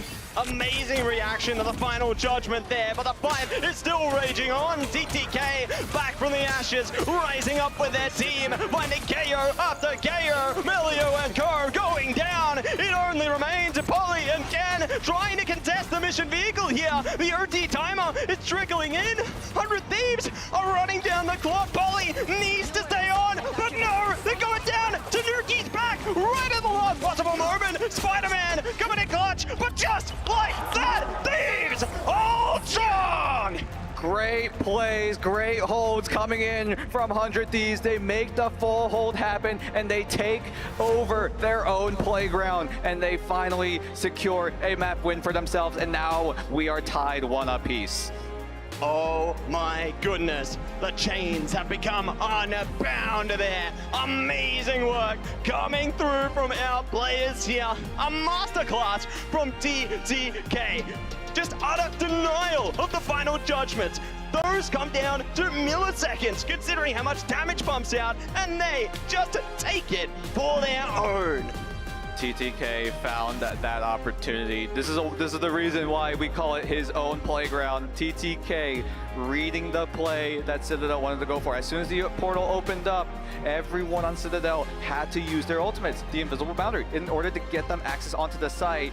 And Melio had to use that final judgment, but he was out in the open a little bit, and that little bit of an overextension was the punishment as TTK found where Melio was and was just quickly to react. Just getting a shot down over and over again there. Both teams take a map apiece, getting a slice of the pie here, but the cake still has more pieces. We still have more maps in store for these teams here, and I can't wait to see how things fold up. But for now, we're gonna break it down with the desk. The Fortress held strong, but the Thieves found their way in, my friends. Can they steal the lower bracket win from here on? We find ourselves at 1-1. I'm joined by the one and only Velocity, the strategist, the man behind the scenes of Dark Zero. But it's so great to have you. Thank you. Thank you for having me. Hey, listen, we and you were talking a little bit, and I was like, are we surprised seeing 100 Thieves almost about to drop a game? They now make it 1-1, and so I found it very interesting what you said. You said Citadel Gaming, this is a meta that favors them. 100 Thieves, on the other hand, you didn't think this would be a meta that favors their play style. Can you let's start with Citadel and why it does favor them. They love these ultra dive style, deathmatch style comps. They have Melio on Psylocke, amazing Psylocke player. They have Ken on Jeff. They just love these deathmatch style compositions, right? Whereas 100 Thieves want to play Delena on Hela, they want these poke comps. Or Terra on Bucky, they want these brawl or bunker style comps. So it's kind of really impressive to see 100 Thieves adapt.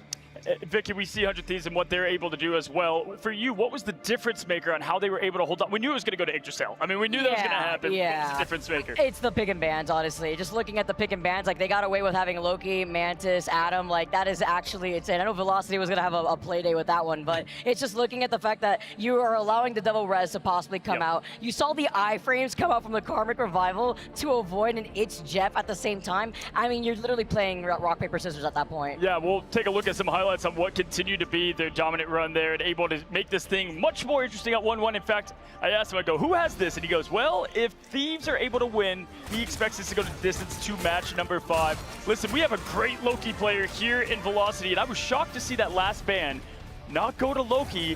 What is your opinion on that, and how can Loki make such a difference when you have the Mantis, when you have the boost from Storm at the start as well? Well, with those bans, I'm really surprised to see 100 Thieves get Adam, Mantis, and Loki, and Cat. I mean, you have like 4 of the best characters in the game. I think Citadel, what they banned Groot, Venom. I didn't catch the last 2 bans, but to see them have Loki, Mantis, I mean, every time we had Loki, Mantis on Dark Zero, we won the game. It was just a win. So I'm really surprised to see that go through, actually. And the Emma and the Jeff was the next 2 bans, yeah. So it's just the fact that you see them trying to protect themselves with Enzo being on the Emma, but it was to deny that of TTK, who, by the way, it literally didn't matter because he's got an insane mag. He went like, what, 32 and 4 or so? Like, yeah. 5, like, crazy. He's got 14 final hits. Well, funny, so last ban was actually Groot, I believe, for them, right? Was it Groot for them at the end of it all, right? That they dished out. And so my guess was there, okay? Try to shut down what Vinny does well, right? But then Vinny and how he's been able to adapt to Cap, right? When you have Cap versus Cap and what Paulie's been able to do. I want to take you, if you're Citadel to win this whole thing, what do you think they need to do? Does it start pick ban phase? I think they should probably just keep with that first ban Mantis. They did it first map. I think it's just the right way to go. It's what everyone's doing right now. That character is really, really strong no matter how you play it. You can play it with a Rocket, you can play it with a Loki, you can play it with an Adam. it just needs to be banned. Speaking of Adam, I think, Vicky, we've seen Delina just pick up not only just flexibility in the pool and being able to play so many different heroes at once. The way that he plays Adam, I love. It's a perfect mix of aggression that 100 Thieves does well. When that res comes up early, allows everyone to rush in and not be passive. Vicky, what has it been for the Adam play for you that Delina just continues to deliver? Well, aside from the timing on what I just mentioned, like with the Itch Jeff, it's also the positioning for these Karmic Revivals, right? You want to be able to not only, if you've already used up your passive, now you're forced to play extra safe. Just literally stare at a wall and don't move, right, in that position. But then with the communication of 100 Thieves, they enable Delina to be in that spot to then allow themselves to have the Karmic Revival when they need it. Velocity, I mean, you have one of the best Adams in the world in Kurova, the man most, at least tied with the hero. Even the voice actor, Jordan, what's up, man, was like, hey, Kurova is Adam. Yeah. Why does he play such a big impact, especially, it's not the triple res anymore, right? It's a different look. Why is Adam such a big impact in this meta? I think it's because there's so many pick potential characters, right? Like Psylocke can just randomly one-shot someone and be able to res and like use that res and to copy res even if you're on Loki Adam is quite good. And yeah, Delina's Adam looks good, man. I'm surprised because normally when we have Adam mirrors we win, but you know, he's been doing pretty well, and yeah. Listen, when you look at the strategists, because when you look at the game in general, like football, for example, quarterback gets a lot of love. In Rivals, you know, the duelists are on the screen a lot. You see a lot of the flashy stuff. But for me, I love to break down strategists because there's so much behind the scenes that happen that we don't even get to see sometimes, right? There's clutch Luna freezes, for example, or whatever it might be. So let's talk about the strategists on both ends. I guess let's start, you know, on the side of 100 Thieves there versus in comparison. What a great matchup here with Millennia and Alex here. Or sorry, with Millennia versus the other opposition. What do you think when it comes to Millennia being able to flex from the duelist to that? I mean, break down that matchup. I think it's like a big bonus to be able to have the skills of a duelist on support. It makes him a really good support player, honestly. I think his Jeff is incredibly good. And I think Alex is really consistent. I've played against him quite a few times. I swear this guy never dies first. He's very good at staying alive. And yeah. Ken Harvey, that's the other side, right? You have Ken and Harvey on that side. Harvey being able to play Loki felt like the good old days. I mean, that man was quite literally kind of like the admin in Kurova, the exact same. We are going to Heart of Heaven, the newest map. Vicky, don't see this a lot, but Citadel loves to take it here. I love this map, by the way. We literally just saw them play on this, and it really kind of fell through as we get started with the pick and ban phase already, but you also have so many interesting rollouts to get up on the high ground. I mean, I'm really curious, Velocity, looking at the pick and ban phase right now, looking at what we just saw too within their previous series, what can you expect to change up? Because we saw a lot of plays with the Loki opportunities, but as well as with the Jeff plays. Yeah, I mean, as I said, both teams go into that first ban Mantis. I mean, you just have to do it, honestly. Citadel saving Emma, I think, is probably a strat for this map. Normally they first save Cap or Venom, and we see 100 Thieves with the Jeff save. Saving Jeff kind of forces a Venom ban. Yep. If you don't, you give them the Jeff Venom team up, which is very, very strong. So I'm expecting Citadel to ban Venom in these next two. And there you go. Yeah. I think we'll see a Psylocke ban to address an Emma potentially there from 100 Thieves. 100 Thieves might ban Psy. I know Citadel won't because they are very comfortable on Daredevil, and that matchup is very favoring Daredevil. So I think Citadel is probably just going to be a Bucky ban here, and 100 Thieves could be Psylocke, could be Star-Lord. Ooh, I like that idea. Yeah, the it's Bucky. Adam. Okay. It's okay. Yeah, it's Adam and Bucky. Nice call there on the Winter Soldier. You can't when you have someone, especially in Terra's position, that is able to snowball so well. That's why the Mantis is important, but also the Bucky. Yeah. What do you expect for them to wrap it up on the ban side for each side? Honestly, for Citadel, they could match that Adam ban, but it might be saved here by 100 Thieves. I think this is a really good Adam map. So I guess we'll see Rocket save. I was actually going to mention a Rocket ban maybe. This map is really good for Rocket. You can hide your res in the smoke, and the ult is you can put in the smoke as well. So it also has a lot of verticality, right? So you have a lot of angles that you could get away with if you're managing to just kind of avoiding the dive composition as we see that Rocket save. And looking at what that next ban is going to be, I'm curious because, you know, now you have no Bucky. They've already taken care of the Mantis. It is the Psylocke. There you go. Okay, you were just mentioning this, Velocity. I'm surprised. Yeah. Honestly, I'm surprised because, I mean, they're hovering the Daredevil right now, so I don't know why you'd ban Psylocke if you're planning to play Daredevil. Not to mention, Tanuki played an absolutely insane main Daredevil on this exact map that helped them, lead to success there against, I believe, Chopper, right, in the early upper bracket. And so I do expect the Daredevil as well. The cap ban makes a lot of sense. Can't give Pauly that as we wrap up what we see here in the last ban going on over the last save, shall I say. Anything else to wrap up here? Want to give some last words to you here, Velocity?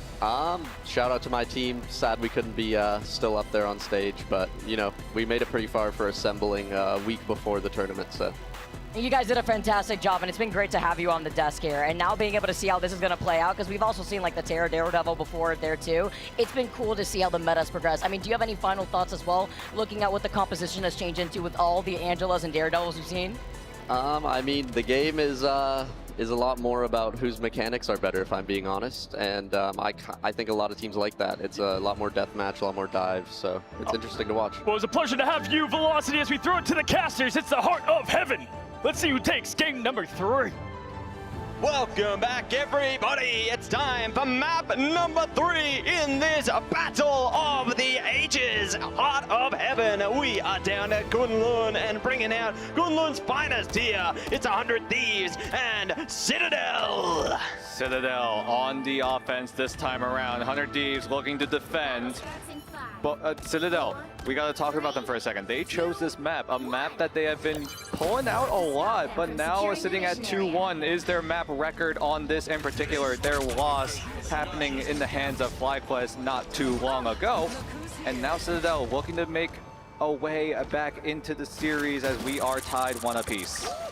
Yeah, facing a bit of mortality in their previous pursuit on this map, but it only makes them hungrier to further their record. And Terra already opening the account on the defense. Alex going down is going to be big because Citadel can't rely on the BRB there. They're going to have to play a little bit more safely here. Melio already in a bit of trouble, has to fall back, but Pauly catching the KO. Nice stray coming through there. Terra out of play, and Vinny trades it right back.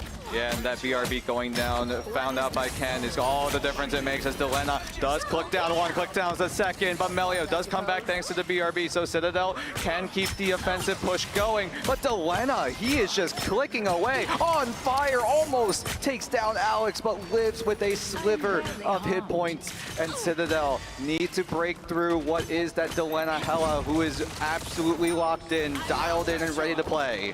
Yeah, one of the most difficult parts of this map is going to be taking this first semblance of control here, trying to break up past the barrier. And Citadel have a task ahead of them as they're already taking a ton of damage there. The Thieves are locked on, locked in. Melio goes down to Lena, locking it in and looking for more. Tanuki going to be able to drain it back though. Nicely done. Still need to spin their way through more. Oh, Pauly so close to the catch there. Not going to be able to get them just yet though, but this does split the focus of the Thieves on the defense.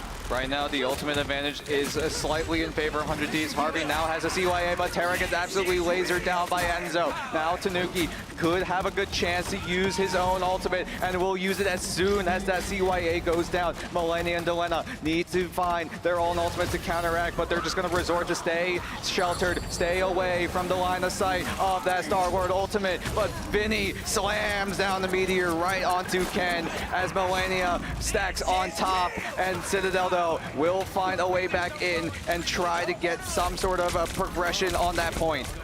Yeah, trying to get some sort of progression to see if they can stall their way in. Terra luckily does find success there. Vinny going to be on the suffering end of that KO, and looking to flow ahead as Citadel so close to the second tick there. TTK, nice delay. They do get swayed away though, but the portal is bringing them back online. Dance of the Butterfly shuts down the Galactic Legend, and they're looking for more. Both Heaven's Retributions fall, and it's Citadel stalling it out. Got us there that will be condemned, and the Citadel are just staggering through KO after KO. 100 Thieves may be forced to concede this one. They're looking to concede. So many not in their way. Citadel, though, still are struggling. They haven't gotten full control of the site, but they might just be able to for the time being. That's the goal that 100 Thieves have been going for. Not to win fights, not to get successful wins, but just buy enough time to give themselves enough of a cushion to try to deny the push from going to that second point. Yeah, they're going to buy as much time as possible, but now we convert to the convoy section of the map here, and ooh, I'm seeing the deeper at the team up coming at ya from the Thieves right now, trying to stall things out, delay the mission vehicle with a little bit of a squid action here. I'm curious to see if it is enough to stop a Citadel in their tracks. Here we go, the Eye of Agamotto tags onto Harvey, who does get the CYA down in time, but Terra is able to spear down Tanuki. So it's going to be a 1-for-1 trade overall as 100 Thieves adjust to the Hella Namor team-up composition that is so good at zoning away key areas of the map, and that's exactly what they want to go for. This map is so confined as the point has to go from the low ground up into the high ground as Melio takes out Harvey again, and that's going to be Citadel with a man advantage as Tanuki tries to find a way to get any sort of eliminations down, but is able to fly away to safety. TTK, though, will find Polly. Yeah, trying to find whatever they can out of this one. It's going to be a solid way to start here. Vinny trying to delay the mission vehicle as well. Zone out the KO onto Alex would be big for them, but they just aren't able to catch it. CYA coming online. It's Jeff, though, in response. Might be able to get a few with this. Oh, no! Not getting much of it. Millennia goes down. Polly does use the Heaven's Retribution. Ken and Melio have theirs as well. Vinny uses the Freedom Charge to just at least keep this hold from going any further. Citadel have their own ultimates. Now they used the Cutterfly and the It's Chef ultimate. Can it be lethal? Can they find more? So far, only one go down in 100 Thieves, but the domino effect is just too much for 100 Thieves to handle as Citadel look to keep that push moving on forward, and 100 Thieves quickly resetting, quickly collecting themselves as they have to get into this next fight as soon as possible. And they've got the ult to do it. Horner Proteus definitely can display some of the Citadel players here. All Citadel have right now is Agamotto online, building up closely to the Seer and the Galactic Legend, though. Could be enough to push them forward, but the Thieves, they've got everything in their advantage right now. If Citadel can find a stray KO or two, though, they could disrupt the flow of this one. Enzo threatening with the Eye of Agamotto will pop it, but they got canceled. Great cancel coming in from everyone on 100 Thieves. Harvey and Delena teaming up to use the CYA and the Gods of Death to try to find some sort of damage down, but Terra still holding on to the Horde of Proteus as TTK sees an opportunity to go for the slam, go for the dunk, and Terra and TTK, the two T's on 100 Thieves, team up and take over and hold off Citadel for the time being. Nicely done, holding it strong, holding it firmly here, and the time is ticking. Citadel need an answer swiftly, otherwise they may have a swift exit into the side switch here. On top of the mission vehicle, it's the Galactic Legend. They've already picked up a couple of KOs out of this one. It's Jeff coming out from Millennia, could be the answer to Lena. Nice trade coming through there, the parade's just beginning. Are they going to be able to spin their way in? Maybe, maybe not. They're taking it easy for the moment.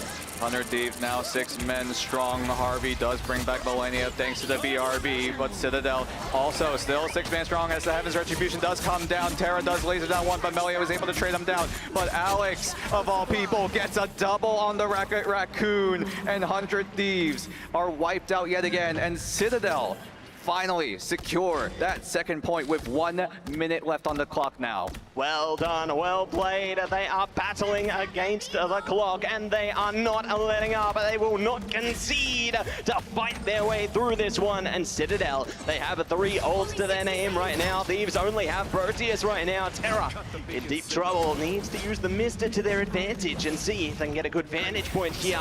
Oh, but the dance is coming out from Melio right now, trying to displace them. It's a triple success here. Incredible efforts from Citadel. Citadel move towards the halfway point, so close to that third point. 100 Thieves, what do you go for? It looks like they're gonna no longer use the Hella Namor team-up ability. Now putting Terra on that Star Ward. And Delena staying on that Hella, who is very close to that Goddess of Death, but a lot of these ultimates slowly coming in for 100 Thieves, but Citadel already have it and they are ready to go. Ramped up, ready to go, ready to pop, it's Enzo! Boom! They catch Harvey! Massive pick there onto the strategist, Ken doing the best they can with it. Jeff as well. Polly catches Terra. It's all working out for Citadel right now. Everybody's getting staggered out. The Thieves need to find a way back in, but they're not able to stay online long enough. The OT timer is trickling through. Run for the hills. Run for the mission vehicle. And it's all over and out. Citadel, full push. A full push for Citadel Gaming. Not only are they a strong fortress, but are able to push on forward. But 100 Thieves, now it's their turn on the offense. You need to get the full push if you want to force the Heart of Heaven into an overtime scenario. How does 100 Thieves approach the situation, and how do Citadel react to it? They have to change something. They have to find an answer here. I liked how they changed into the cloak in the end there, but it just wasn't enough. They got picked off. They couldn't find the right response here. They need to figure out a way to dismantle Citadel before they can really get going here, because Citadel, they already had that early momentum. They managed to get that first point with tons of time behind them, and now the pressure is on the Thieves to try and catch this one a little quicker. Setup coming in from Citadel. Looks like it's going to be a 2-2-2 on the defensive side. 100 Thieves still finding their footing, finding a composition that will crack the code. 100 Thieves also are very, very aggressive when it comes to these kinds of maps, trying to get control as soon as possible before any key strategist ultimates coming in from Citadel even come into fruition. And if 100 Thieves are able to get that initial push, that initial aggression work, there is a world where 100 Thieves just keep on going and keep on going. Yeah, just training along, the coals ever burning. Burning strong, burning through, and let's see who's going to be able to pull through into the initial fight here. TTK going a hunting, does catch one, but they're able to slip through the cracks there. Nicely done by Citadel, remaining on their toes, not standing in place. The dynamic of these clouds in the play have been so impactful throughout this entire tournament so far. Both teams navigating the terrain to their utmost advantage as 100 Thieves have to look for a play. Polly does go down thanks to a giant right click from Melania, but that's going to allow 100 Thieves to push on forward. Ken puts himself up in the high ground to just get a great enough vantage point, but Harvey will take out Melia. That will burn the BRB as Citadel have to make a hold happen. 100 Thieves, though, need to get the push going. Now, already 1 minute burned off the clock. Terra almost blends down Melio. Actually does blend down Melio. And now 100 Thieves with a man advantage, making a two-man advantage, will push on forward as they complete the 2/3 mark. Nicely done, picking up 2 ticks onto the mission area, but the Seer coming up at the last second with the Meteor. Could be enough. They're trying to pop down Harvey, not going to be able to get it. It's Jeff coming out as well from Citadel here. See if they can stall them out, but they got the Galactic Legend and the Meteor to worry about. Popping down, and they catch Polly. Nicely done by Terra there. Focus fire exactly where they needed to be, but they aren't able to push it over the line just yet. Good burst fire coming through here. Citadel are still holding on. Thanks to the portal, they are able to stall for just a bit longer. Look how close that first point is, going in favor of 100 Thieves as Melania gets swallows. He swallows up 3. Another big feast for Melania, the final boss of 100 Thieves. The end game is here. The end game is now. But Citadel look to hold again, look to stay strong, but 100 Thieves get it done in the end. And what a reaction from Polly after getting caught in the edge, Jeff. They fly their way back up and get the KO through, but one in the same. It's TTK zoning out Melio there, so that's going to allow them a bit more presence, staggering out that duelist KO there. Citadel going to have to restructure here, and the Thieves, they're just claiming territory. It's free real estate. It is free real estate. Citadel struggling to find any sort of ultimates available. Ken and Polly have to be the difference here, where 100 Thieves have the Goddess of Death, have the Heaven's Retribution, but Harvey is pretty close to that invisible boundary. We'll see if he's able to get it during a key moment in this next fight, which will start right about now. Good bubble coming in from Vinny to keep TTK alive as Delena takes to the skies. Will take out Alex, who tries to dodge away, but Delena needs to find the click onto the dorsal fin of Ken, who is gonna get away with 2 as Vinny goes down, but the other Vanguard still staying alive, staying tall, because it's Angela. But Tanuki now switches over to that Daredevil, has to use the sticks to his utmost advantage. doing whatever they can to take advantage of these key moments here, and Citadel will be able to break through. The Thieves now have to reconsider their options here. They've got a couple available already. Galactic Legend into the boundary, but I mean Citadel, they can respond right as soon as they can. Here we go, Galactic Legend coming up. Meteor trying to shut it down there, and Terra already catches Alex. That's a big one to find. They're trying to hunt down again in the back line. They will slip away. Tanuki not so lucky though, and Terra keeping it up with their team, zoning them out piece by piece. It's a triple down for Terra, and they will push on the mission vehicle. Terra looking good right now. Everyone on 100 Ds making sure that Terra is well enabled, able to use his ultimate comfortably.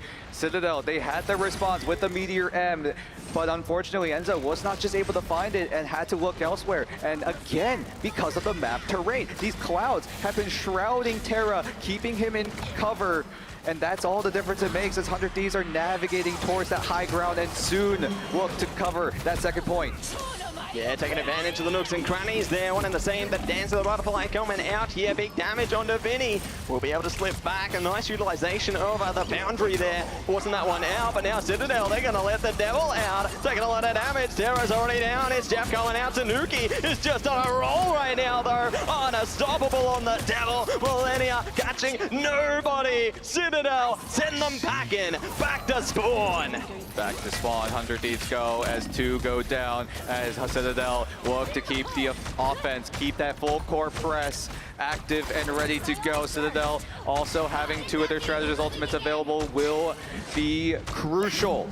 Where 100 Thieves is still trying to pick up the pieces. Harvey and Melania nowhere near their ultimate, but Delena does have the Gods of Death, but it's going to be inevitably countered by one of those ultimates.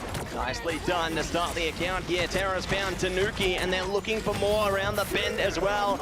Meteor coming out from Enzo. Could trade things back. Terra dodges away from it. Nicely done. Evan's Retribution coming around the back, though, keeping them in place. Harvey stuck, needs help. Goddess of Death coming out from Delena. Might just be able to find the response. Polly down and out here. Nicely done, but they're going to be caught around the angle now. The impact is nullified. Alex is online with the fate of both worlds into the Seer. Everything from the Thieves right now. Strangling Prison doing the work. The boundary's down. Get is out, and the Thieves are ripping them apart. Everyone on 100 Thieves who had their ultimates pressed it at the exact same time. Everyone on Citadel on the other side could not get it happen. Ken had the invisible boundary. Alex had the fate of both worlds, but the sheer amount of damage from 100 Thieves was just way too much. And Citadel now have to concede that second point, and 100 Thieves, they're looking to make the triple happen. Fire just burned that much brighter into that fight, and now looking to find the next spark here. We'll see who can catch it. Dance of the Butterfly around the back. Emilio double down. This is a swift response coming out from Citadel, sending them back all the way to the spawn point, but it's early stages. The Thieves can just waltz back in. They still have a minute and a half to work with. A nice little stim boost in time. 400 Ds as soon as they secured that second point. Tanuki now has the Devil and is waiting to release it. 100 Thieves, Melania has that. It's Jeff ultimate, Vinny and Delena getting closer and closer to their ultimates as well, but Tanuki looks to find some sort of advantage for Citadel, keeping the fortress nice and tall, but Delena takes it down. Melania takes out the 2 strategists of Citadel, and down they go. Down go Citadel, and they get aced. Oh my goodness, the King of the Sea is seizing the moment for the Thieves there, and they press on ahead. The mission vehicle is on a swift road to the end of the road. Citadel, though, have one more chance to explode into this one. If they get singled out here, it could be curtains, it could be OT. It's all gonna come down to this moment. The seduction's online, and here we go. Here we go. Enzo with the silent seduction. Silence immediately. 100 Thieves have the invisible boundary, have Vinny on the Groot ultimate, who is very, very good on this hero in particular. Delena and Terra teaming up to find more frags, more of an advantage for 100 Thieves. The heist is looking so perfect as 100 Thieves find a way to rob away the Citadel's map choice as they look to force overtime. But Citadel have their way back in with the Heaven's Retribution locking up down members on 100 Thieves, but it doesn't look like it'll matter a whole lot as Vinny cracks down the seed, pops it open, and Citadel are zoned away. Welcome, ladies and gentlemen, to overtime. And it's a pleasure to be here. Both teams have to rise up, give it their all in the OT. 1 minute apiece is all that remains for these two teams. Who will push it the furthest? Who will be left behind? It's all gonna be showcased right here, right now. This might be the craziest America's EMEA matchup we might see in a very long time. Heart of Heaven, not to mention our newest map in the pool, and 100 Thieves and Citadel putting on an absolute show on top of this mountain. And it's a pleasure to be at the top. Well, they are showing exactly how they want to get it done and are solidifying this beautiful map's place into the map pool here. I'm hoping to see this is a more common occurrence further into this esport. But for now, both these teams are primed up. Just look at the stats right now. Polly putting on a show, putting in the work there. So many final hits between them, but the Thieves one in the same. Sarah is just going on a tear. So much damage, a high number for Terra, 23,000, but look at Delena as well, doing his work as well on the Hela. And 100 Thieves, they made it work despite having access to that Hela Namor team up. And now Citadel have to look for the push. They only have 1 minute. Thieves also as well, having 1 minute on the clock. So both of these teams have to get some sort of momentum, and they have to keep it going, and they cannot stop. Can't stop, won't stop, that's the aim of the game. Are they going to be able to train it through? Let's see if they can bring the pain in now as Tanuki, target acquired, target destroyed. Polly will be able to dispose of one. BRB bringing Terra back though. Melio trying to zone them out around the back. They're so close, and Vinny will face the end. Nicely done by Enzo under this one. Citadel are trying to make quick work of the mission area here. They're all in one place though, and this allows Tanuki to get into their playground. Zoning out KO after KO. Tanuki is on fire! On fire is Citadel as a whole. Vinny resorting to the Doctor Strange, has to use the portal to find a way to keep Citadel from moving any further into the site. This first point is all that matters. If they're able to hold it, it's going to be a great look for 100 Thieves as they look to go for the defense. Vinny opening the portal, has to let 100 Thieves move into the site. Any ultimates available on 100 Thieves? No one. Very, very close, as Millennia could be the difference here, as does Harvey, but does flight of the butterfly. Melio stings them like a bee. But 100 Thieves finds that trade. Alex and Ken teaming up with their own strategist ultimates. How many do they get swallowed? Ken also using the beast, trying to find the Rocket Raccoon, but will rocket to safety. But Vinny comes down. Enzo tries to find Terra with the Meteor M, but is not able to, as Terra does dodge it away into safety. But the flood of red in the feed goes in favor of Citadel, and they look to get point number 4.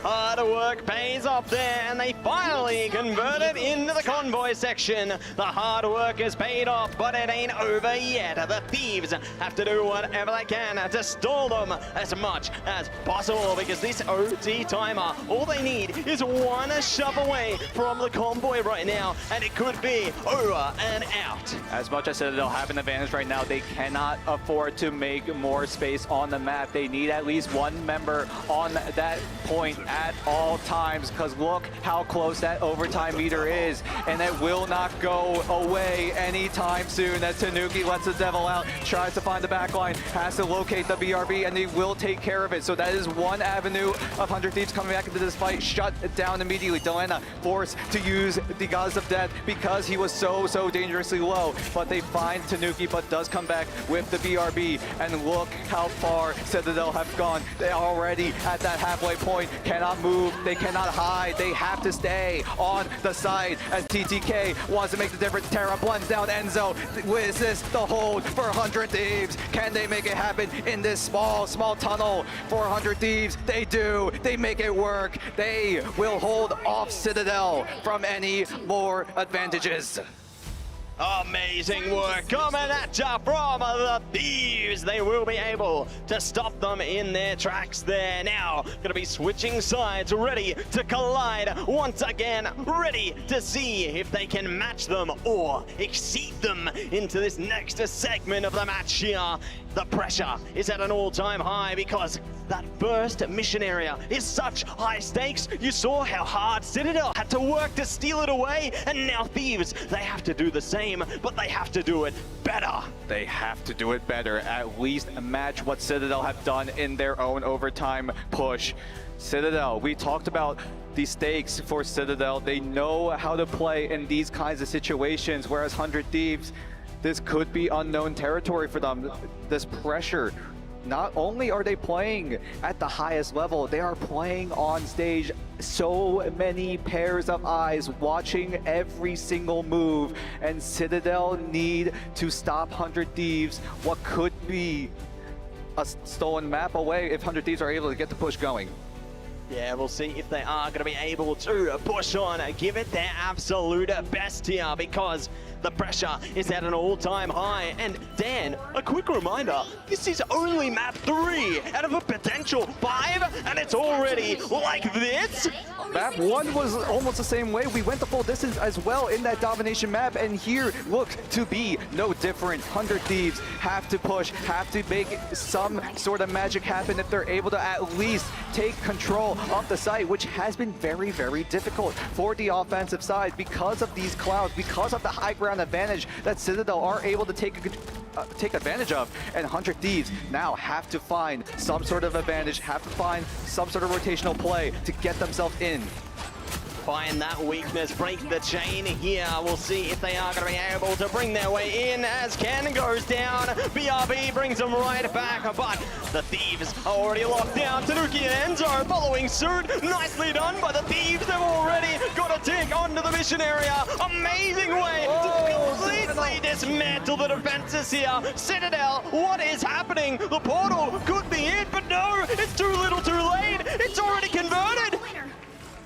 100 Thieves took it in lightning speed. Enzo is forced to use the portal in order to keep that overtime meter from staying alive. Enzo has to be the difference, has to allow Citadel from going in, but he's taking his time, waiting for the right moment to stop the push from going even further. But 100 Thieves, now they are in a terrible situation where they have to put at least one member of 100 Thieves onto the site as Harvey pulls down Polly. Tanuki as well, detecting everyone on 100 Thieves, now puts himself out in the open, now is going to get focused up, focused down, and he's gone. Enzo comes back thanks to the BRB, but Harvey is going to allow 100 Thieves to get that man advantage. Citadel need to find some sort of opportunity. Spellio goes in with the dance of the butterfly. Harvey and TTK teaming up to find what could be the winning moment for 100 Thieves. Can they get the push happening? It's only 3 members. 3 meters is the difference as Melania swallows up 2. Is that the man advantage that they need? Ken also uses the It's Jeff for himself, but Melania! Oh no! What a misplay! Melania tried to swallow up 2, but he gets swallowed himself in the end. But is this the difference? 100 Thieves are crumbling! 100 Thieves off of a misplay from Melania. Citadel Gaming stand tall despite an overtime scenario. Rise up and claim Kunlun out of heaven in their favor and take it to elimination point. Citadel, can you believe what we have witnessed just now? Just incredible efforts coming at ya, but it's Polly on the MVP. If my voice of losing itself there didn't say enough, this is absolute cinema coming in. 100 Thieves almost made it work, but unfortunately, we're not able to cross the line. That Jeff ultimate was probably the winning moment, but unfortunately, it went the other way. It went in favor of Citadel, and you gotta feel for it. That's the stakes we're at. This is the pressure that they are experiencing. And now 100 Thieves, now backs against a wall. Yeah, can you believe it? Like, they just capped the first mission area so quickly in 27 seconds and still could not push on ahead to take it the full distance there. I can't believe what we've just witnessed. It just shows the grit, the determination from Citadel to show confidence on their map. Citadel looked to take control, and they were able to, and Citadel, this is why they choose their map. Now they put themselves in the map score of 3-1 on Heart of Heaven specifically, and this is a place where Citadel looked to get something going in this entire playoffs run. Maybe this is the difference. Maybe just having this map in their belt is all it takes, whereas 100 Thieves, they don't have a lot of experience on this map in the biggest stage. Yeah, and I feel like it's a bit of a wild card, isn't it, coming through for Citadel there. They're able to rely on other teams and not looking to play into this map as much, and so it becomes a bit more of a confidence pick for them, able to push it over the line and gain them another map victory here. But the Thieves now have freedom of choice, and they could dive into their own field of confidence. Keep in mind, now that all 3 game modes have been exhausted, we go again, we reset. Now every single map that has not been played thus far in this series is available. So any map chosen from Domination, from Convoy, from Convergence, 100 Thieves now have a lot of different options they can go for as we just look through the highlights of what has been a long game. Absolutely, it's cinema. We're jumping into the pilot, into all the sequels here, and amazing work coming through from our teams time and time again. You know, Melio putting in the work there on the Psylocke. We saw amazing trajectory coming through from both teams here. Millennia, one and the same, the king of the depths, just taking their enemies on a trip to the bottom of the ocean. Millennia has been so good on those Jeff ultimates, but unfortunately the one that mattered might have been the finishing blow for 100 Thieves, as Citadel obviously took full advantage and were able to get the hold by the thinnest of margins. That was probably something that was absolutely insane. I'm at a loss for words. You can clearly see as 100 Thieves what kind of maps would they want to go for here? They want to find their confidence pick here. They want to see if they can stop Citadel in their tracks, because Citadel have just been able to gain so much traction. You know, it feels like the more pressure that they are presented with, the better that they play. And it's just so insane to see how much work they're able to put into this one. Again, Millennia just putting on a masterclass, you know, a master fisherman there, taking their enemies to the depths over and over again. But Ken, you know, they were putting in some good work in the backline for Citadel as well. Yeah, the immediate reaction, it looked like Millennia didn't have enough time to send himself down with 2 members, so unfortunately Millennia just wasn't able to get there in time. So it's not really much of a misplay, but a great showing from Citadel, being able to react in time, knowing that they have a chance to come back into the fight. But unfortunately Millennia tried to go for the play, tried to go for the swallow down, the throw down, if you will.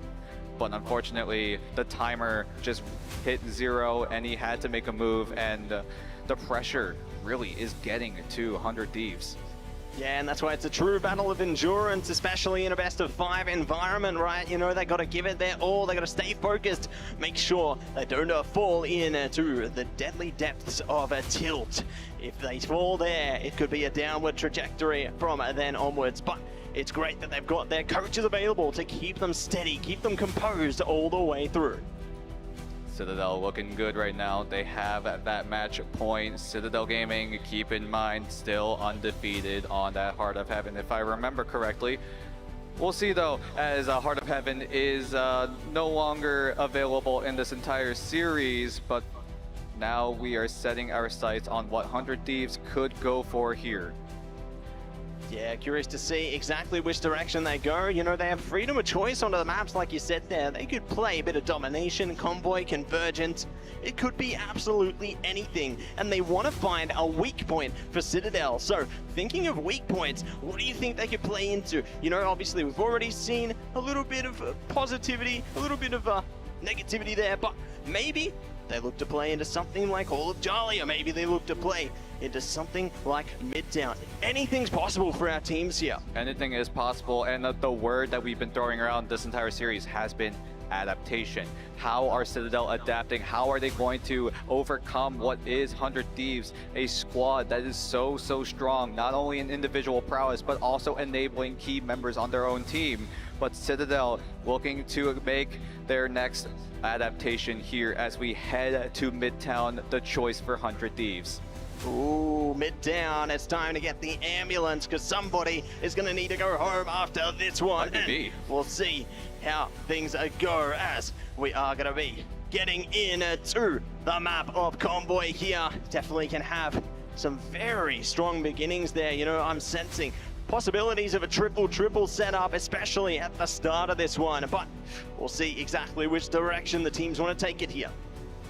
And if we've seen anything throughout this entire tournament here in the Grand Finals, Midtown has always been the most insane map. Every single close affair has been either in Midtown or Central Park. Those two have been really the biggest, where the biggest of plays have been happening on the highest stage.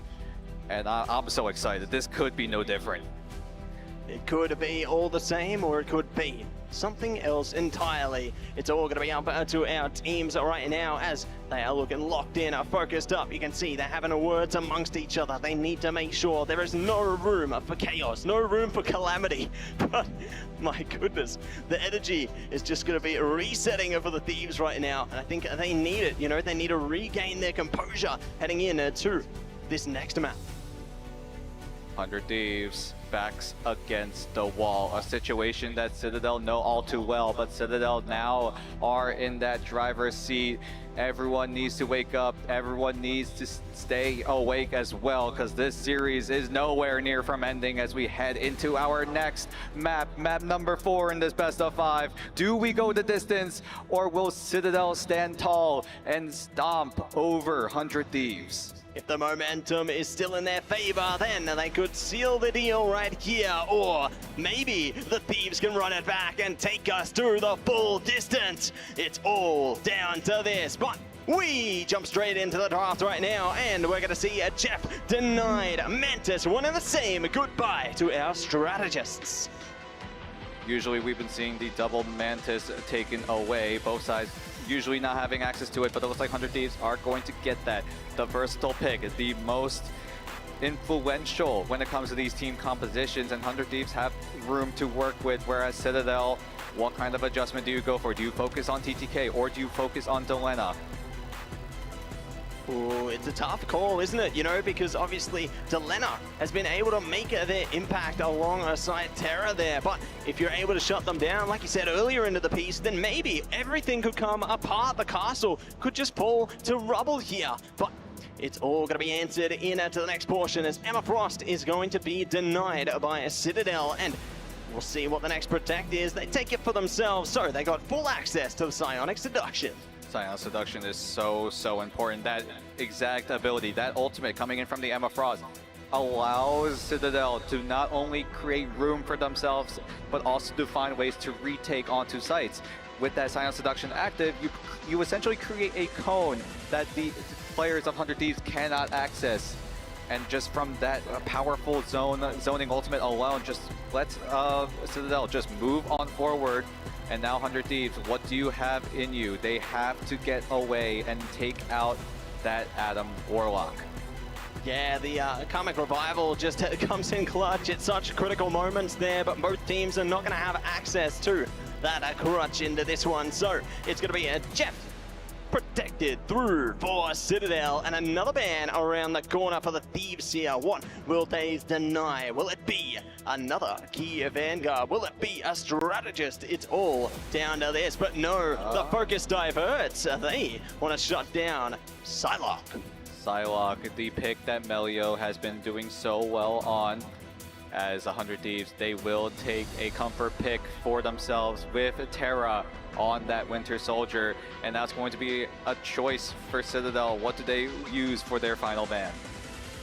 The choice is theirs. The choice will be locked down as a Venom. So Venom is going to be completely shut out of this here map. And neither side will be able to lock it down. But we are seeing our heroes now hovered over by both the sides there. They're looking to see where they want to enable themselves, where they want to pick into their strengths. Will we see triple for Citadel? Will we see something else entirely? They're thinking on it, but they can only think so long. Slowly but surely, we navigate towards Citadel versus 100 Thieves on the streets of Midtown. The choice coming in for 100 Thieves now with their backs against the wall. And Citadel want to get this lower bracket going. They want to make the run. They have to make the run if they want to get themselves back into that grand finals position. It's make or break every step of the way forward here in the lower bracket, and we'll see which of these teams will be able to power their way through, which will be eliminated here and now. It's all down to this on Midtown as our teams prepare themselves to enter the battlefield. Citadel opting to go for the Iron Fist, a pick that we always see here on Midtown. Props to OUG for pioneering that strategy, and Citadel are looking to do the same, whereas Terra and the rest of 100 Thieves have to play this to absolute perfection as Terra gets a good hook onto one of the Vanguards, but Enzo is able to use the Diamond Form to get himself and dashed away to safety. Vinny also throwing down the wall, trying to find some sort of opportunity to pin down a member of a Citadel, as Delena also using the Storm to get that rollout going, and this push is so far looking strong. So far, so good. Tanuki dismantling them there. Millennia's down, and they are looking to see if they can catch anyone else around the bend here. But it's great they don't dive too far. They go for the one and done and fall straight back. And now the Thieves need to reconsider their offensive approach here. Delena still opting to stay on that Storm. Harvey now getting closer to that God of Mischief, but Terra now has that Kraken impact. Melio now also using the Rage to enrage 100 Thieves to fight them back, and Terra gives in to the Rage as he slams down the gauntlet, tries to go for it again, gets the reset thanks to the Loki close, and will have it yet again. Can he find the landing blow? Here comes the Strangling Prison, slams down onto Alex. So many ultimates being dumped down, but Tanuki finds TTK in the tail end of this fight. This skirmish that 100 Thieves and Citadel are going to go hand in hand, and it's going to be even so far. And it's time for the Omega Hurricane. 100 Thieves are zoning out all the KOs on the chicane here, but Delena is going to leave it all to Terra here as they hold firm and will be able to push the mission vehicle even further beyond. Enzo jumping onto the Strange, though, maybe looking to contest this nice and quick. Got a Mischief coming out there. Ken is ready to activate as the portal comes up right up front. Stop and go. Stop and go. 100 Thieves waiting to pull that trigger. Ken pops the invisible boundary as everyone on 100 Thieves look to respond in that time. Harvey also saving his own ultimate, but keep your eyes on Vinny's ultimate. He's going to be the difference here if he's able to find the landing blow as Tanuki pops the Living Chi, punches away, becomes a little bit of a helicopter as he tries to rain down hell. The Fist of Fury trying to be in favor. Enzo comes in, stuns off 3, but Harvey should be able to keep everyone alive as 3 go down on Citadel. TTK pops the Meteor just to finish what is left of Citadel. No portal, no chance. 100 Thieves take point 1. They will advance, branch their way through, and they are going to be happy with that result. Their hard work pays off there, and Citadel now looking to change things up. Tanuki is bringing out the Devil here and now, ready to try and strike fear into their opponents, and they're already hunting down. You can see they're hiding around the sides. They're looking to run it around the back, maybe up top, maybe down low. You never know where Tanuki's going to go. 100 Thieves also make a quick adjustment. Delena, now that they got the first point, will switch over to the Hela, who has been on an absolute tear from what we saw in that past map. TTK, though, will find Melio, on the tail end of Citadel Gaming's backline. Alex will pop that invisible boundary as Melio has his ultimate as well. Ken and Polly look to team up to try to find something, but Terra, here he goes. Here comes the Terra show. Here comes the Terraform as Terra bends the land to his will as he tries to find more and more, but Citadel look to respond immediately. Terraforming the terrain here, bringing out what they can. Citadel trying to respond, but they are not able to find the KO through yet. The mortality is being felt, and they do have access to the boundary. Can to bring it up at the clutch moment. Soul Resurgence popped in kind. Strangling Prison from Vinny, turning it out of the wall there. Could get the KO. Alex is down. Got us to death coming up from Delena. Goodbye Tanuki. Enzo in a lot of trouble. Will fall as well. The Thieves are taking point here. TTK and Co explode onto the mission vehicle. Citadel Gaming have to find the reset, have to find the regroup. 100 Thieves, the heist is looking good, already at halfway towards that second point. What else do Citadel have in them? They don't have the portal off cooldown just yet. Still waiting. Yep, 12 seconds left. Thank you, production, for pointing that out. But Citadel need to find the retake despite the lack of ultimates. Despite the lack of ultimates, they still have to turn up and find. They will not go willingly into the good night here. They have to hold down the front lines, and it's all going to come down to this. Delena, nice zone out on Amelio there, bringing out the Kraken impact. It's Terra back on track here, trying to track through the KOs. They pick it up. Tanuki bringing out one of the. Oh my god! Oh my god! KOs! Terra and TTK bring the pain and obliterate! Citadel have to experience another team wipe as they look to adjust their composition yet again. Tanuki going over to the Jeff. Alex now on the Luna Snow. Ken swapping over to the Rocket Raccoons and Melio as well. A full rebuild on Citadel to try to crack what is this 100 Thieves push. Find a way to slash the tires on that load, on that site. Can 100 Thieves get the job done though? Vinny with that Strangling Prison could be the difference. Oh, it could be, but the Fate of Both Worlds is coming up in kind there. Great response from Alex, and they're building up to a few more ults of their own as well. Kraken impact around the corner could be the answer here. Delena does have the Goddess of Death as well, though, and Melio has gone down. Luckily, they've got the BRB to bring them straight back, because that could have been nasty there. But the Thieves, they're still pushing ahead on this one. That's a great cooldown burn for 100 Thieves as Delena point blank pokes out Enzo's head. The eyes are gone as Citadel look to find a way back in for ultimates invested. Tanuki 5-4, but is he able to get away to safety? Can he find the ending blow? It looks like the answer will be a resounding no, but Tanuki will find the isolated frag onto Melania. Delena goes down as well. Citadel looking to get the hold going. 1 minute 30 left on 100 Thieves. Oh, isolating them from their teammates is going to be impact enough here. Trying to zone them out as much as they can. Stagger out the KOs, stagger out the timing here. They have got the recipe, and it is working out to perfection here. Enzo, a key ultimate to respond to 100 Thieves right now is the Eye of Agamotto, but they've got nothing else. The Thieves have almost 5 ultimates to dive into this next fight. It could really come down to the wire here. Alex is going to need to dive in for their team.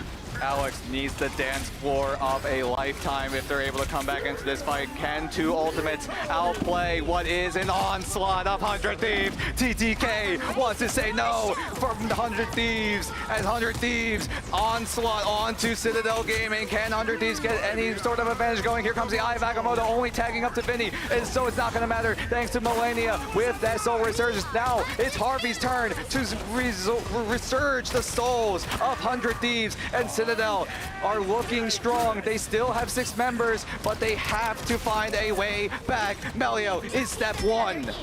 Step 1, and it's not all done. There's still more in store here. Melio is waiting for their time to make a statement, time to make an impact, and here it is, moving down. They've got the next tick. They can drain it off the clones. Vinny is down. Melio looking for more. The OT timer is everything here. Melania in deep trouble, but they will be able to slip away. Harvey keeping them online here. This is exactly what they need. It's Jeff from Tanuki, though. They've got the Metis, and they are running away.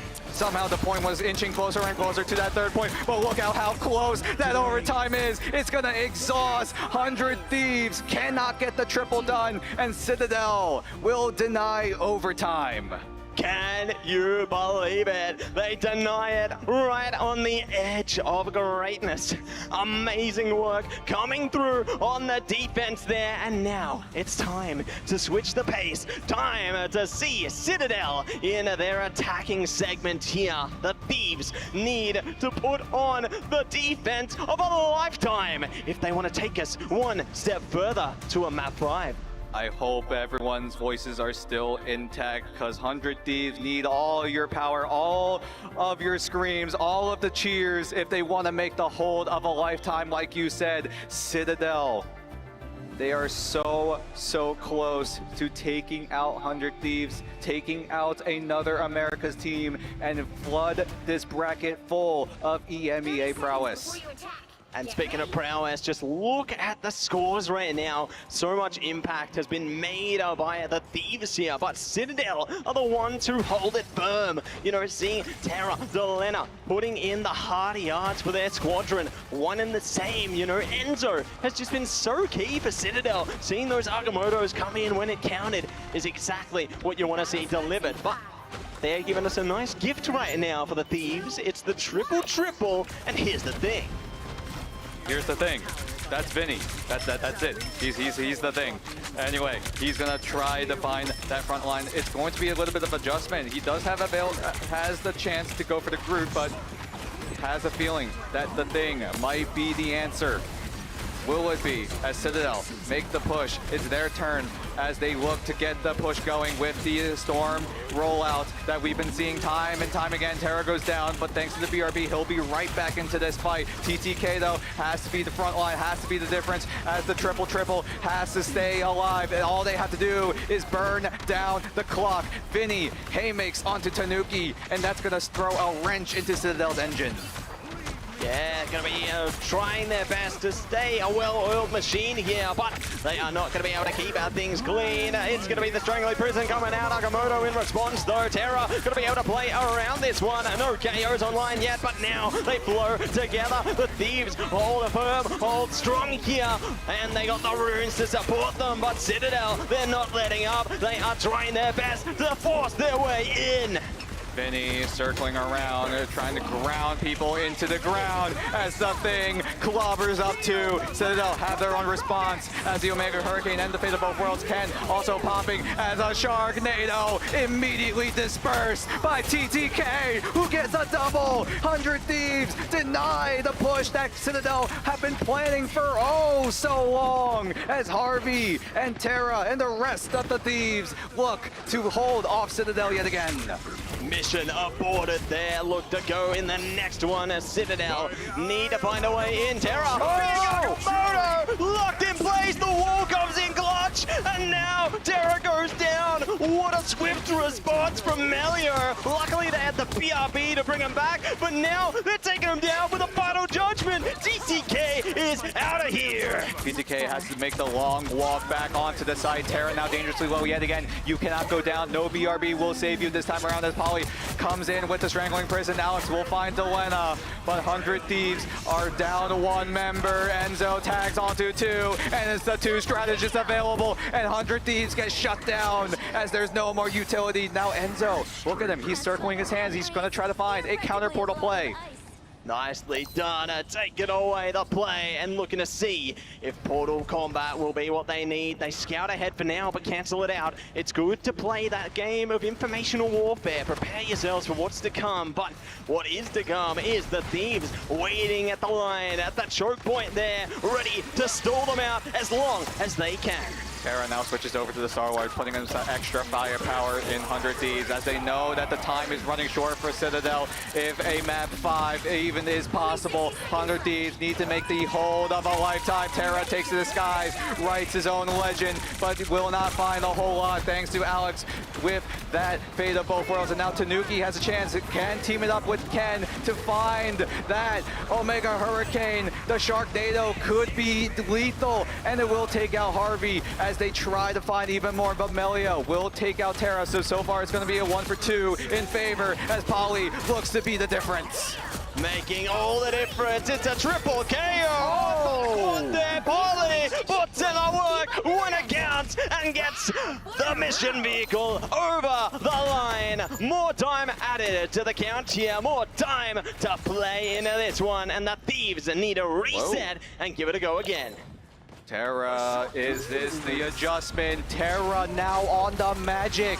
A pick that we do not see very, very often. But Terra has a feeling that this might be the difference as Polly and Melio teaming up with the Strangling Prison and the Final Judgment to try to laser down anyone on 100 Thieves, but they are able to hold off until the Eye of Agamotto lasers down what is left of 100 Thieves as 3 go down, and the Magic pick will fall flat for now. Nicely done by Citadel there, causing havoc. They are not able to play into the chain team up there for the Thieves and have pushed in a different direction. Terra is on the bucky right now, ready to see if they can get lucky on this one and try and stick it through with some more KOs, because Citadel, they're getting closer and closer to the edge here. We're seeing God of Mischief come up in the Soul Resurgence, doing the best they can. Polly has gone down. A good start from the Thieves into this one, but they're going to have to put in more than that. Oh my gosh. Down, there you go. Singling out KO after KO. They're putting on a show here on that defense. And now there's only a minute and a half left to go. 90 seconds between a map 5 scenario for Citadel and 100 Thieves. That AoE damage coming in from Vinny and TTK. The Maelstrom of Madness up on top of Vinny's right click just has so much of lethality onto them. It's Vanguards, but they're still making the job done. But Citadel have to go for the retake now as Ken and Alex have to use their ultimates to their utmost advantage to get stunned up, but none go down just yet. But Tanuki will get taken out thanks to Terra slamming down the gauntlet. He goes for it again. Here comes Polly with that Strangling Prison, but the invisible boundary will save them for the time being. Keeping the fight online as long as they can. Terra jumping in with a Kraken impact though, chaining in the damage. Enzo's down, they're on for more. Terra fire! Is sending them packing! Terra still has that ultimate available, will burn it finally. 100 Thieves, 30 seconds. Can you force map number 5, a scenario we have not seen here in the Grand Finals? Citadel, this is their moment. This has to be their final fight. This has to be the perfect fight. It has to be their cleanest. As Enzo has that Eye of Agamotto, Tanuki will pop the Omega Hurricane, and Melio will pop his as well. Enzo has his Eye of Agamotto still saved and ready to go, and they will take out Millennia's ultimate as Enzo pops the Eye of Agamotto. Will only tackle to Millennia, but Millennia will not go down. And Terra, look at him. He's got the ultimate yet again as everyone on Citadel have to backpedal into safety for now as the overtime meter comes into fruition. Harvey has the Goddess of Death, God of Mischief, I should say, as everyone on Citadel desperately trying to hold, trying to push, but 100 Thieves with the stun, with the play, takes out Melio. So it's only a man advantage for 100 Thieves. Citadel need to find a way back. Is that going to be the difference? No. Polly goes down despite getting the Strangling Prison down, but 100 Thieves have to hold off for just a bit longer. That overtime meter goes all the way down. 100 Thieves out of nowhere will take over Midtown, and we go the distance. We go to 5.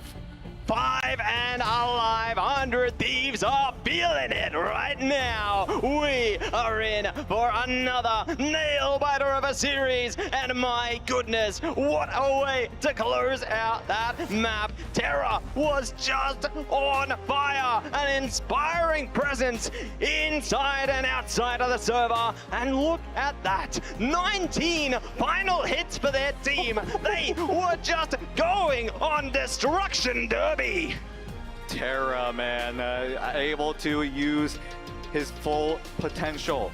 Everyone 100 Thieves, they are very, very good players, and they know how to enable each other, and they know that Terra is their winning formula. And if they're able to all in onto Terra, use all the resources, this is what happens. 45 eliminations, 19 final hits, 42,000 damage.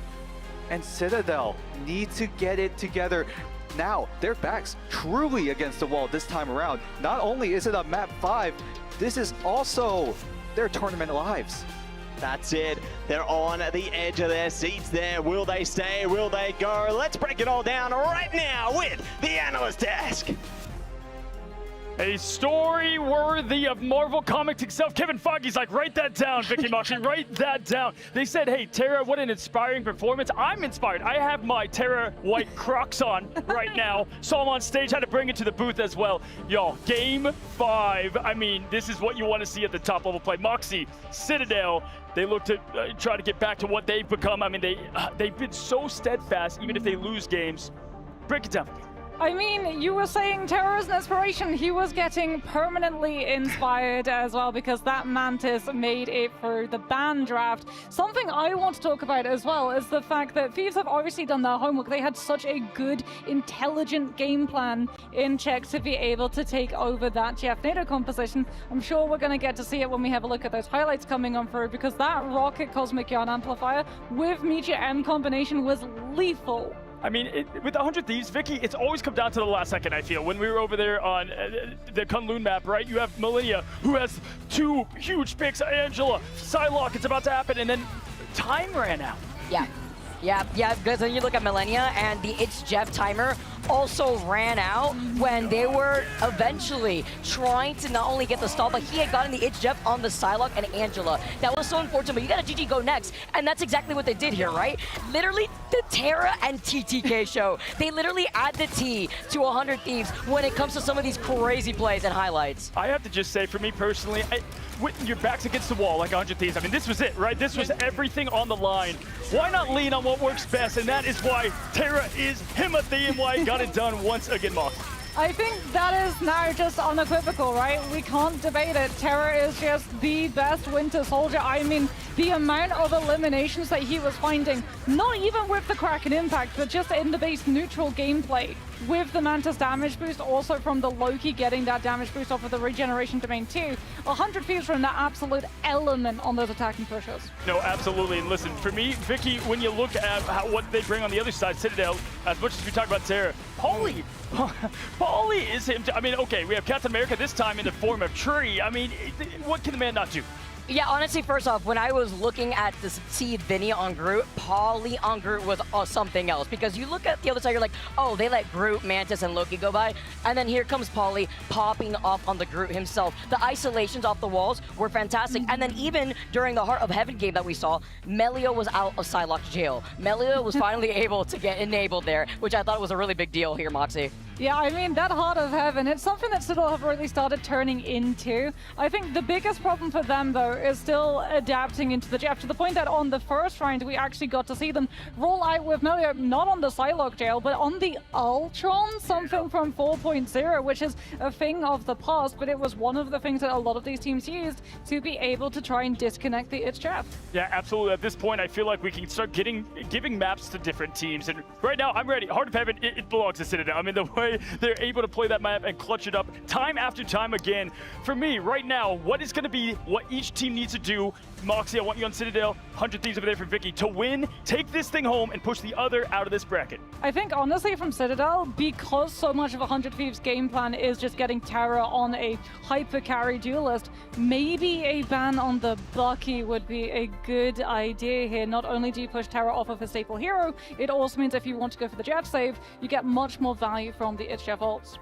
Dude, the fact that he has 42,700 damage, he went 45 and 5. 45 and 5. Like, I mean, every single day I keep getting impressed by these big playmaking ultimate utilizations from a lot of our duelists, man. This is insane. I just imagine I remix back there and he's like, all right, team, this is what we're doing. Terra, you just keep doing what you're doing. All right, great job over there. And when we looked at Delina and Terra together, right, Delina set up, like I wanted to say, the T of damage for Terra, then to continue on with the final hit machine that he continues to be. be. And you said it, Moxie. What's the perfect recipe for that? It's Winter Soldier. Yeah, and I mean, we're seeing 100 Thieves as well put so much stock into it that they're actually one of the few teams that we've actually seen on the stage save the Winter Soldier. They had the opportunity to go for a save on something like the Loki with that Mantis, but they prioritized getting Terra on his hero instead. Hey, listen, we went to Heart of Heaven. We got one more heaven for you. This time it's Hell's Heaven. Oh my goodness.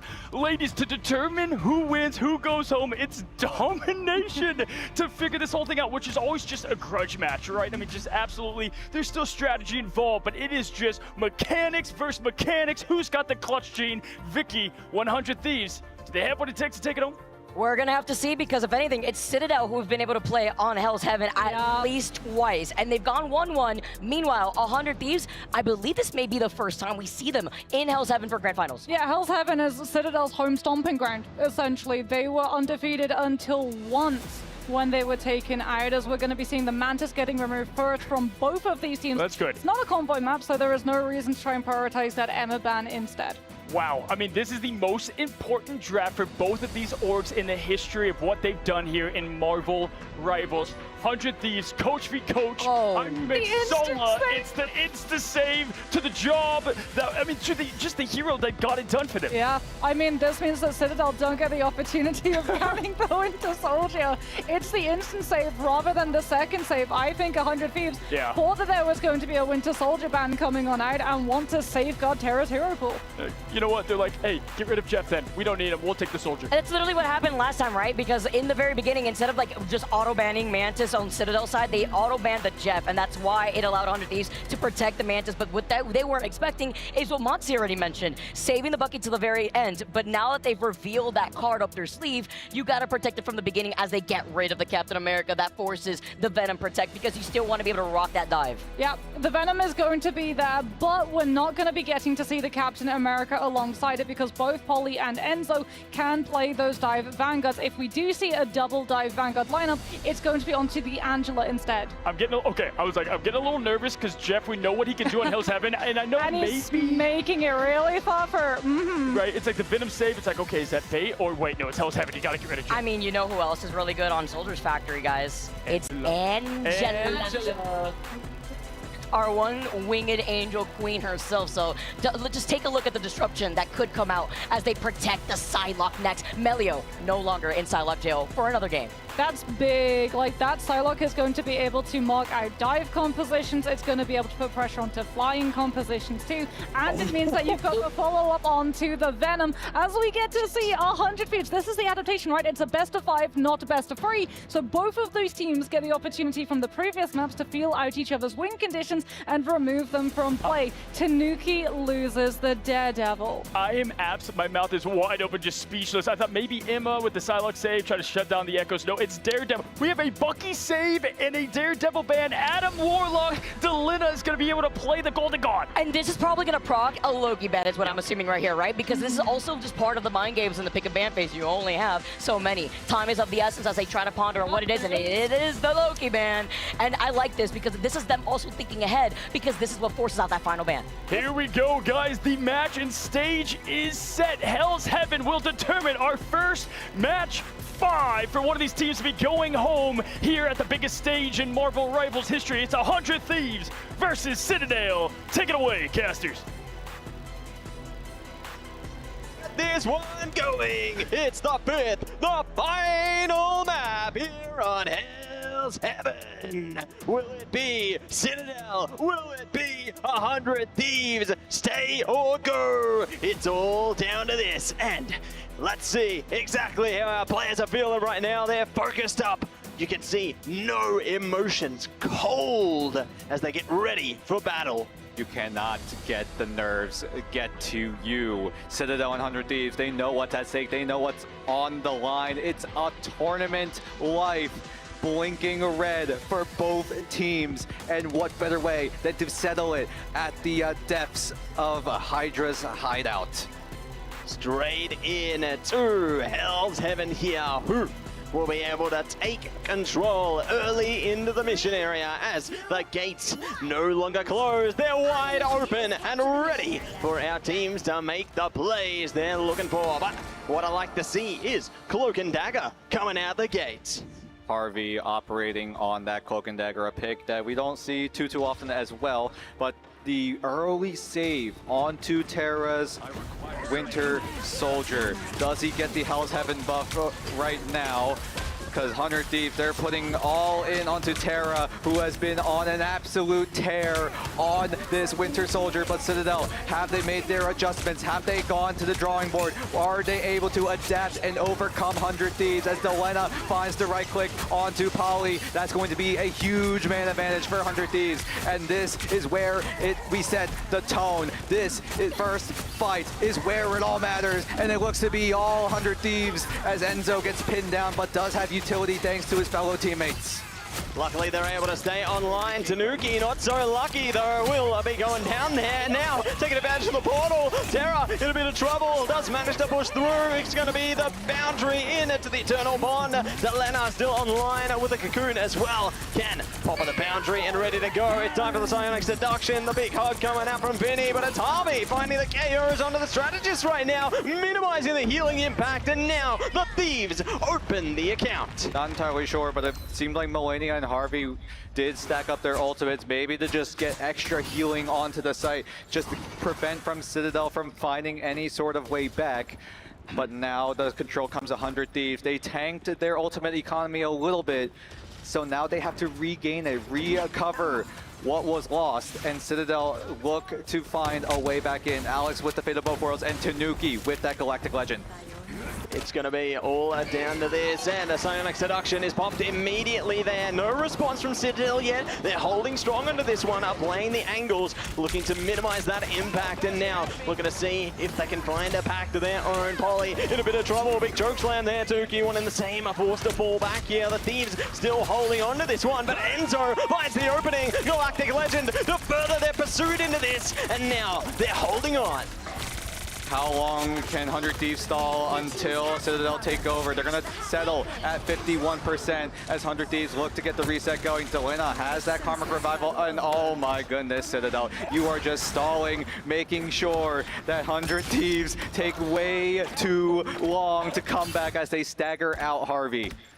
Yeah, great way to stagger out those KOs there, build up a lot more percentage for yourselves there, and give 100 Thieves a little bit more waiting time here as they are starting to force their way into the front right now. Terra focused up on the Enzo. Does know Polly's lurking around the back as well, but Tanuki one in the same, trying to see if they can zone their way onto the Strategist here. Melio, it's time to go dancing, and they aren't going to be able to get much from it. It's the Feast of the Abyss bumping up as well. Eternal Bond, it's going to be the KO going in favor of Citadel. The Kraken Impact could turn it around, but Fate of Both Worlds is going to be good to keep them up. Karmic Revival for the Thieves, just in case they need it. Millennia is back on deck. Great Strangling Prison as well. Delena using the Karmic Revival to bring everyone back. Also using the Soul Bind to prevent from anyone going down from the Dance of the Butterfly from Melio. But Melio still finds an opportunity, but Harvey does come back. Melio, now he goes down thanks to Terra, the star of 100 Thieves versus the star of Citadel. And they look to showdown here on Hell's Heaven as Citadel still gaining control, still have the control of the site as they overtake the percentage point for the time being. Will be able to get control there. Melio jumped onto the Strange for a second. They were thinking about contesting, but they're not going to be able to do it. They wait off their options, and they will fall back, considering they've still got a bit of time to walk back to the mission area here. They can still contest this one. It's not going to be that last stand moment, but what we are going to have to withstand is a Feast of the Abyss, a possibility for Citadel and a Galactic Legend there. The Thieves, they got Psionic Seduction, but they've got a couple more on the behind there. We could see Eternal Bond, but for now, it's opened up. Ken is down, and that is a key KO for the Thieves. TTK, keep your eyes on him with the Silent Seduction. He's going to have to zone away what is left of Citadel, but Polly and the rest of Citadel looking to make the first move. They go for the Feast, they get the anti-heal down, but it's only for a few seconds, and 100 Thieves are okay with waiting that out as the Silent Seduction buys a bit of time. Harvey has his own ultimate as well, and now they have to burn it as Delena takes out Enzo. A man advantage for the time being, but the BRB brings it to even footing. 100 Thieves need to keep the Citadel from moving any forward as Melio goes for a different approach. Has the Dance of the Butterfly coming up very, very soon. He's going to go for it, but the Eternal Bond is perfectly timed, and they will deny Melio from finding anything. And now Terra slams down the gauntlet. What seems like the 20th time in this entire series. Can he find more as the Fate of Both Worlds has to wait wait for him to strike, and Terra bends the lands yet again as he finds more, and he goes for it again. Terra, pop off king! Terra, a masterclass in the Winter Soldier once again, claiming Eldritch Monument and moving on to the frozen airfield. Will this yield the result they're hoping for? Will this be the Thieves' chance to claim victory? Or will Citadel spill trouble and take it all the way down the line here? It is a make or break into this matchup. Oh, my hands are shaking. This is absolutely intense. Everyone is watching, the world seeing who will move forward in this lower bracket match. Citadel now on the back foot. We talked about this. They know the situation very, very well. Backs against the wall, ultimately 1 round away from elimination. Can Citadel keep their cool? Will they stay calm? Will they stay collected? Or will 100 Thieves just land that finishing blow? It's all on this. It's going to be a portal to open up the round here. TTK scoping out where they're coming from here. Might be looking to catch them off guard as well. But it's great to scout ahead here. They can try and catch them round the back. Look at this. They're prepared and exploding out the portal. Denied by the wall. They stall them out, but they're trying to lock a KO in. Not going to be able to find the execution in the beginning there. A great reaction from Citadel. Citadel now reacting very, very well, repositioning quickly. Ken now on the Loki this time around, so try to deny some of that dive potential, some of that AoE damage as the Strangling Prison from Poly locks down so many members as Tanuki is his turn on the gauntlet. He slams down 5 and everyone falls. A hexa kill for Tanuki. Amazing work coming out from Citadel. Tanuki claims control of the mission area and shows they can do it too on the Winter Soldier. They are ready to match or exceed Terra here. It is going to be a battle for the ages, but now the Thieves are looking to run their way back in. Oh, they're locked in place. Terra trying to strike him out. Millennia picks up the KO there. What a reaction from the Thieves. They're heaving their way forward. Ken's ready with the boundary though. They can keep this one in their favor.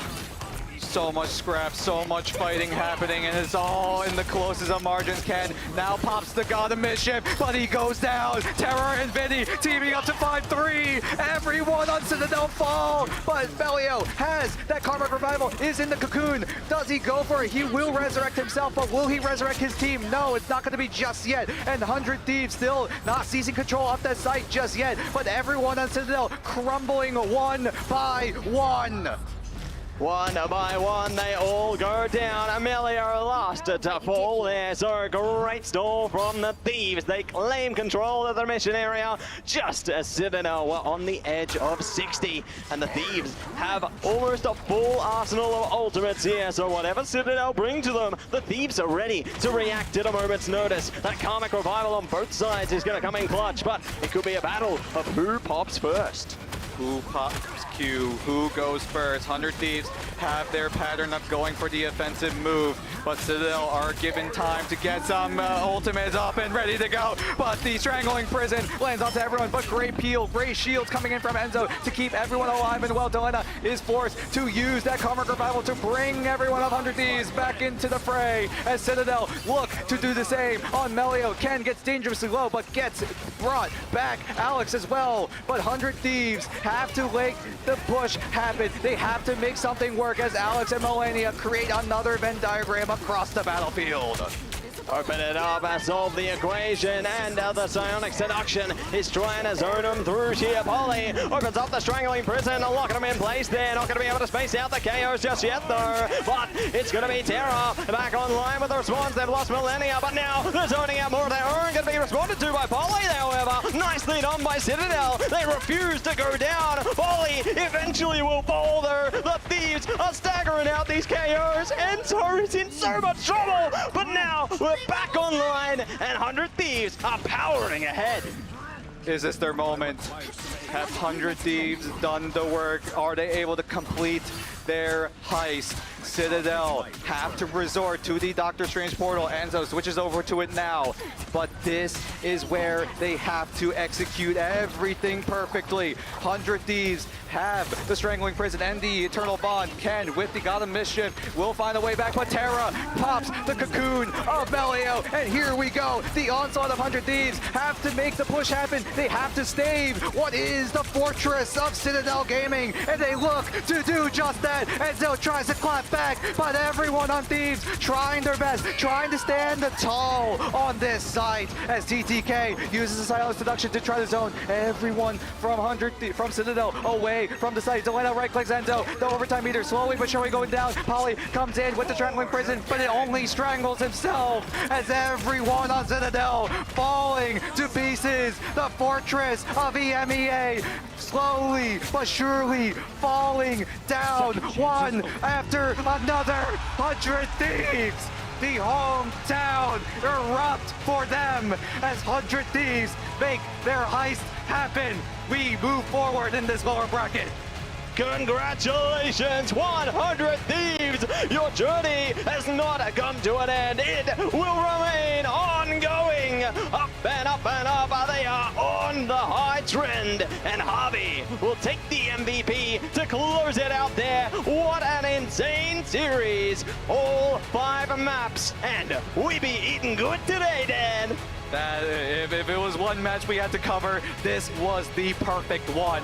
EMEA and America going at it again, this time in the lower brackets. But unfortunately, Citadel could not get it done. They had so many ways to adapt their draft, adapt their game plan, but 100 Thieves this time around enact revenge onto Citadel.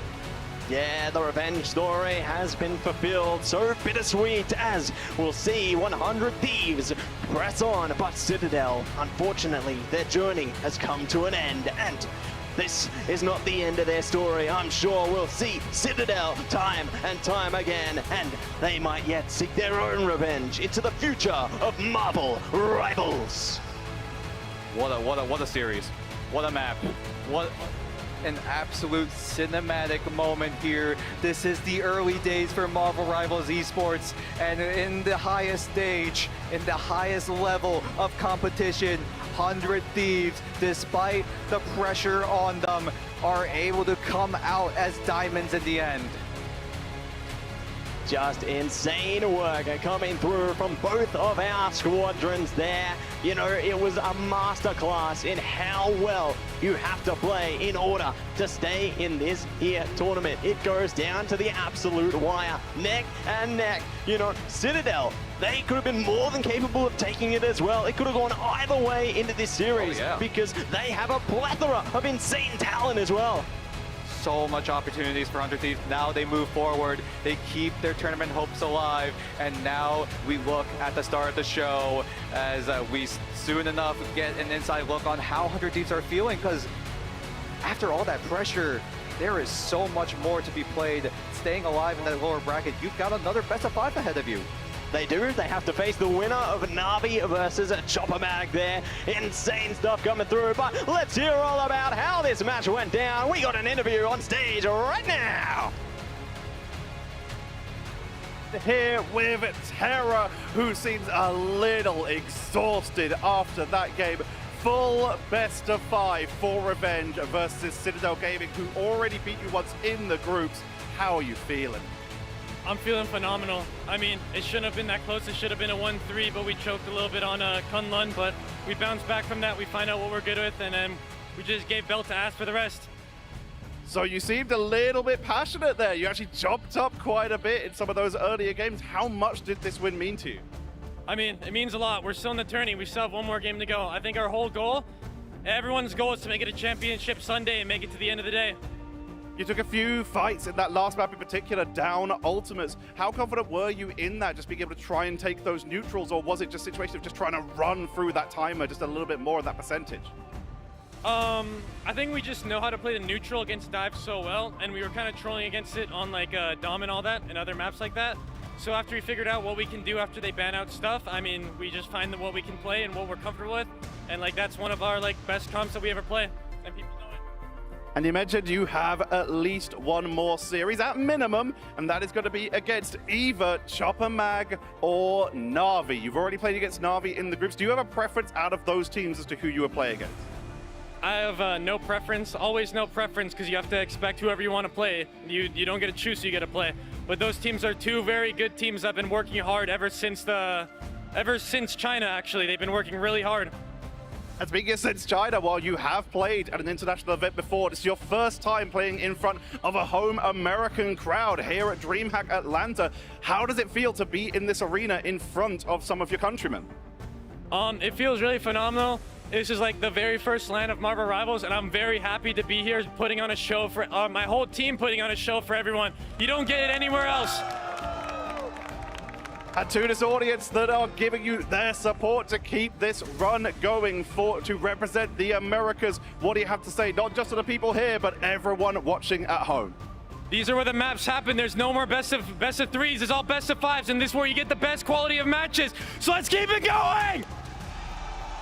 Let's keep it going. Thank you all very much. People here in the venue, stick around. We're going to be doing a giveaway in just a moment, right after we send it back to the analysis desk. Oh my gosh, he has me hyped. The loot is secured. The fortress has fallen. Terra, my goodness. I mean, first of all, I'm getting this man to sign my Crocs right away. I mean, I got the best overall duelist in Rivals. Come on, man, I have to bring that home. But okay, a couple things to point out right away. First of all, love the home crowd of America. He's Canadian, I'm pretty sure. But hey, love the home team of America for the team of 100 Thieves. Moxie, him on Bucky is insanity, and it started with the pick ban phase. Yeah, it really started with the pick ban phase. You heard it there from Terra on the stage. They had a little bit of a fumble on Kunlun, and they've worked out what actually fits the team the best. They saw on Midtown the impact that the Winter Soldier had. They knew it was likely going to be targeted, and they swept the immediate save on the Bucky, which then put so much pressure on Citadel's side on removing things that would enable it. Yeah, what's crazy is that then you see Tanuki go in with like a 6-man Bucky ult, just reset. It was like a one and done, and then he just tries to taunt. He sprays the floor just for Terra to big Bucky Tanuki with a grapple and winning a 1v1. It was actually cinematic right there. Big Bucky Tanuki, what a line, Vic. Yeah, what I want to say as the player of Terra, when we talk about the Rust team in a moment, but Terra's matured so much as a player too, on and off, say the field here, but quite literally. I mean, him, just the way he's carrying himself and the way that I've seen him mature into the role as in America, for sure, like that face of Rivals here and what people like to say him in that position, right? But my goodness, when you look at just the team as a whole, Moxie, obviously Terra being that, you know, heartbeat, but what else did we see?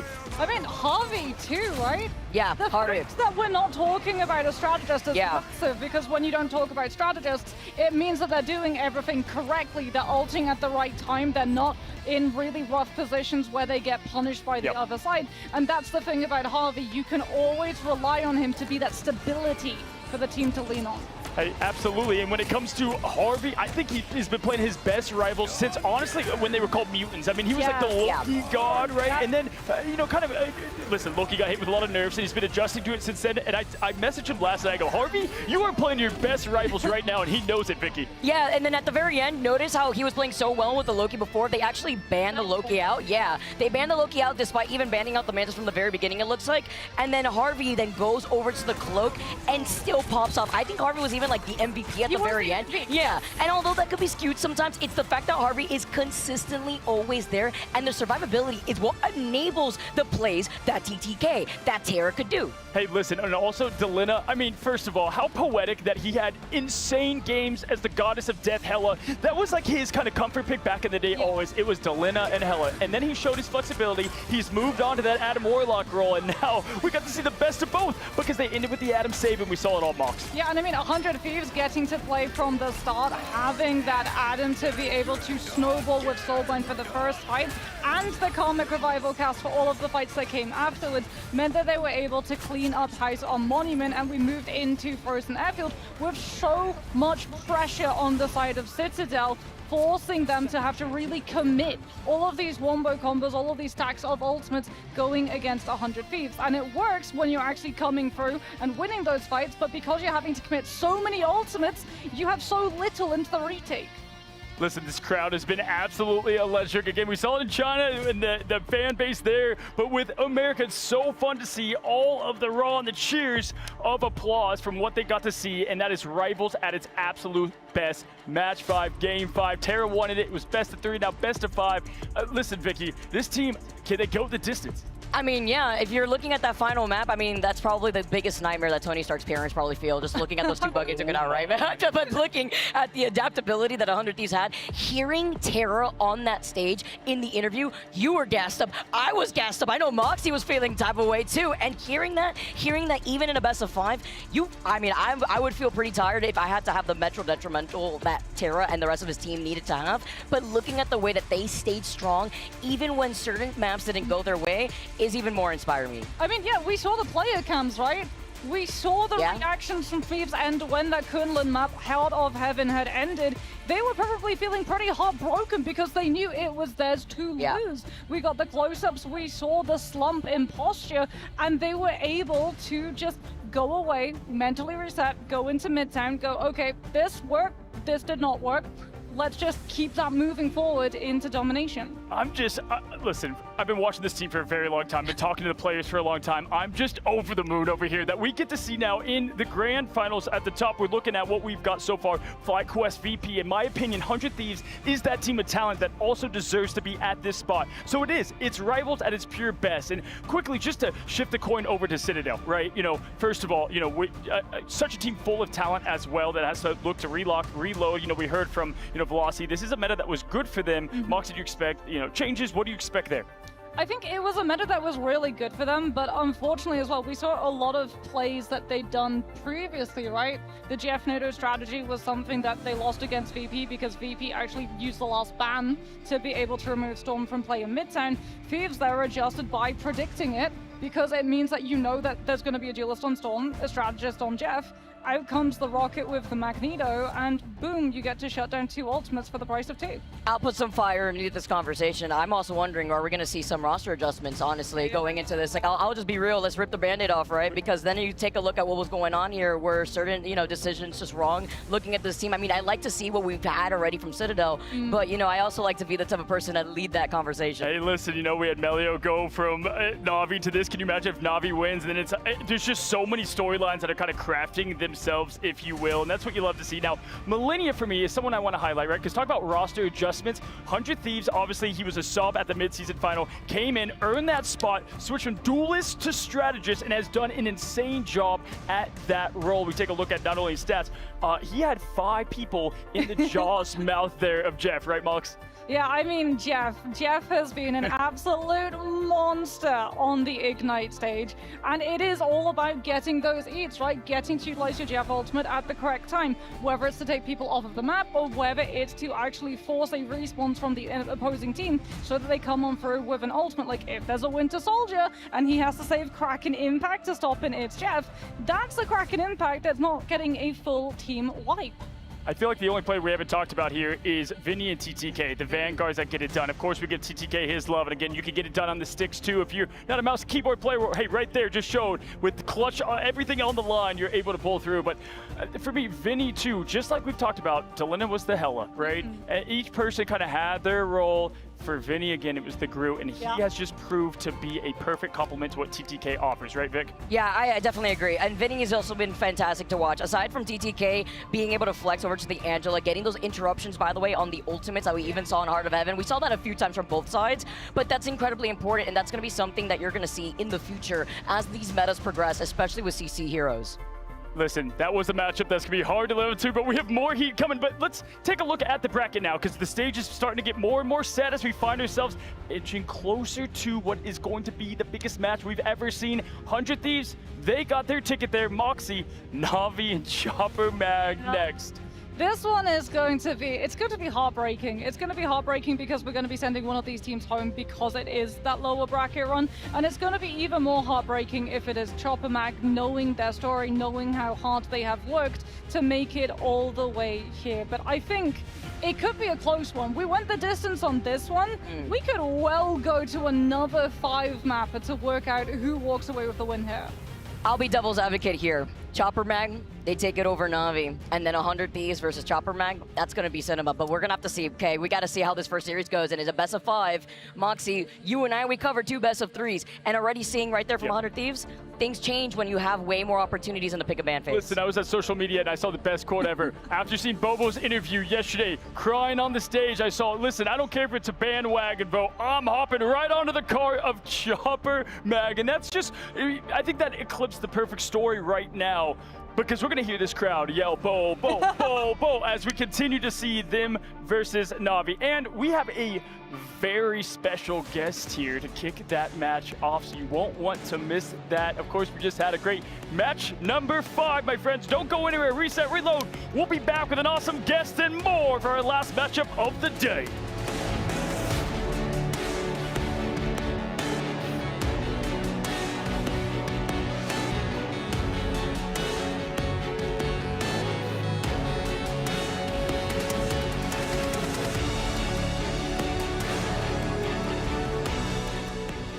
Have what it takes to become the best of the best. The fight is gonna happen right here, right now.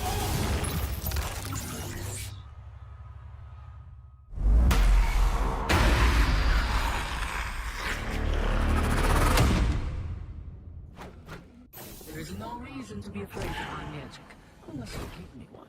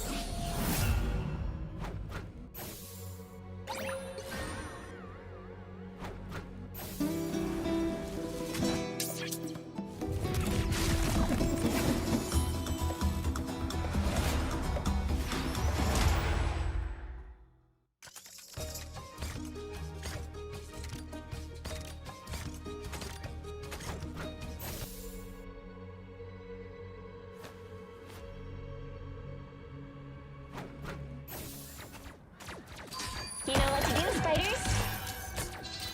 It's spider time!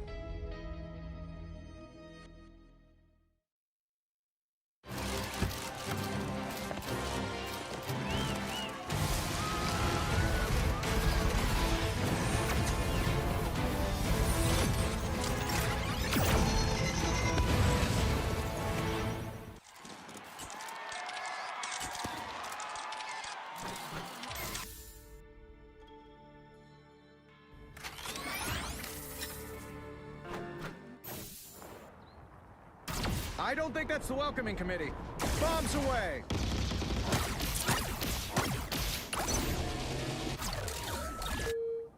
Powering up. Anyone say fireworks? Maximum pulse!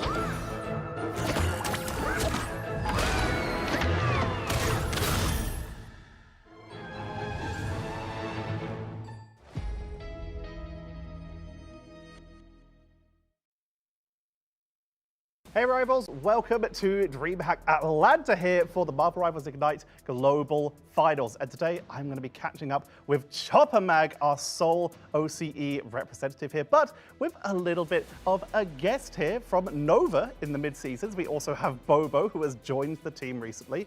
I want to start with the simplest question. How did this team come to be? So in the mid-seasons, we were here as, well, about half of us were here as Ground Zero. Me, Dwip, and Zin. We talked about who we want to get. First, we got Skittles, was like one of the first people we got. You were on Kanga before, right? Kanga before this. Yeah, so we picked him up for support, and then we were looking around for other people, and one day randomly I asked Bobo, want to come join our team? He was like, sure. And he also brought his teammate from Nova as well, Salvation. We got Fidel from America, and it's been good. How would you describe the general identity of your team if you had to put a descriptor on it? Passion, maybe? We put a lot of like energy when we like are fully trying. Yeah. Like you'll hear a lot of people like screaming, mainly Dwip. Yeah. He gets really loud. Our tanks are quite passionate. And they like slam their desk. And, yeah. Dwip got told off a lot for slamming desks. Mid-season final, when he's like banging the desk. And Zen on game day gets very hyped. He's like hyping everyone up like backstage, like, come on, we got this. We just came out of what was essentially a triple strategist meta for a lot of teams, while some leaned away from it a bit. Where do you feel like this 4.5 meta is landing, at least before the games start? Yeah, I think the support meta, at least, like Raccoon and Jeff, are like both very strong. Invis and Luna are both still decent because the 275 HP, it really helps. Cloak and Loki struggle a bit because they get one-shotted so easily. But yeah, the very backline is very strong. And I think Mantis is still very broken, like with Ultron. Anything to add? DPS, Yeah, Star-Lord, Star-Lord. my favorite. Yeah. Yeah, in Zero Season, my favorite hero is Hawk and Star-Lord. So I'm good at him, and the Rocket team up with Star-Lord, I like it. Yeah. So did you say Hawk and Stars and Hawkeye, or did you say Hulk and No, Stars? he said Hulk. In season 0, he played Hulk. I'm Chinese #1 Hawk. Is there any chance we'll see the Hulk busted out in the games? No. Thank you all very much for joining us. This has been Chopper Mag. We're going to be heading into the games very shortly, so make sure to stay tuned to Marvel Rivals Ignite Global Finals 2025. Hello, welcome back to Marvel Rivals Ignite. It's the second international event that we've had in Marvel Rivals so far, so it makes sense to talk to the winners of the first. We're here with Na'Vi. You guys were rad when you played in the mid-season finals, but going into this event was like stage 2, right? Like you were talking a lot about like stuff like drafts against like Virtus Pro and stuff, and up against Citadel. What went wrong, I suppose, at the end of this stage, really, going into this event, would you say, Trust? And now this question is directed at me because we've talked about it, right? The tweet I've done. A lot of people misunderstood it. I never meant it as a banter or anything like that. I was just merely disappointed that we trolled a lot of practice before the event as well, not really on the day, right? I mean, when you come to a tournament, when you come to an event, you prepare months ago, right? Weeks ago, and we just haven't really like prepared that well for it, and it wasn't enough. So I mean, Virtus Pro is also a great team, right? But I mean, we wanted to win, and we will try to win this one, right? But does this event feel similar to mid-season finals or different because it's like the flagship end-of-year event for Marvel Rivals? I think that in China, the play-ins helped us a lot. I think the extra practice was like super, super important. And I think that practice gave us, as we went into the bracket, I think we played, who did we play first? I think we played Sen first, and we 3-0'd them. So we had like a really, really good start because we had so much momentum. Like we were so used to playing on stage. It's so chill. I think now it's a lot more like we're going straight into it. And I think also our practice has been very, very different. So it's like super, super different tournament. But we still have like the strong pieces, and I think we should have a good chance of winning it again. I guess how important is vibes based at an event like this? Because it's like fresh meta, you've got teams that have a lot of expectations on them, yourself included, right? Because you won the last international event and you're representing Na'Vi this time as well, which is one of like the most historic esports like EMEA teams, right? So like, I guess the main factor is that you guys have that expectation, but you know how to deal with it because you've done it before, no? I would hope so, of course. For sure. I think people are forgetting that We won the last tournament. Like, I look at predictions, it's like VP, Fly, 100 Thieves, Citadel, everyone thinks they're going to win. We're being forgotten about. We won the last tournament. But I mean, personally, I also heard that other people on our team was also happy with it, but I don't think we mind being the underdogs at all, actually. I agree with season that. finals to I mean, extent, yeah. right? Yeah, right. And I think there's nothing wrong with that. You know, we will put the pressure on ourselves. We don't need it from the outside as well. All right, cool. So that was Na'Vi hoping to make it 2 for 2 for international event wins, this time with the grand finals. You're going to have to see how they do, and stay tuned to all of the action happening here in Atlanta.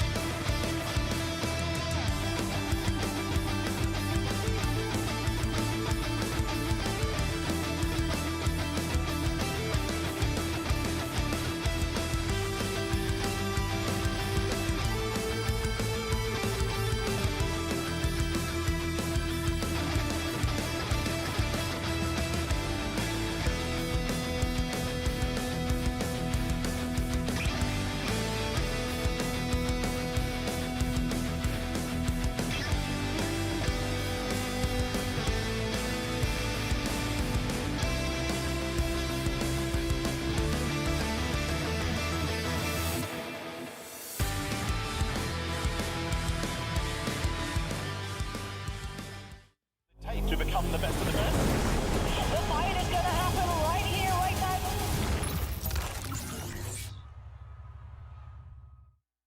We are at DreamHack Atlanta at the Marvel Rivals Global Finals. We're Chopper Mag. 你最好别输。 Hello and welcome back, my friends, to the grand finals of Marvel Rivals Ignite. We promised you a very special guest for this matchup to set up Chopper Mag versus Na'Vi, and it's the one, the only, Mr. XQC himself. How's it going, XQC? Fantastic. I'm glad to be here. Thanks for the invite. Thanks for letting me on. We're so glad to have you here. I mean, obviously, we know you are very familiar with not only hero shooters, but Rivals itself, man. So what have you, first of all, let's talk about Atlanta. How's it been to you so far? Fantastic. I love the city. It's very, very nice. You can breathe nice air. It's very green. I like it a lot.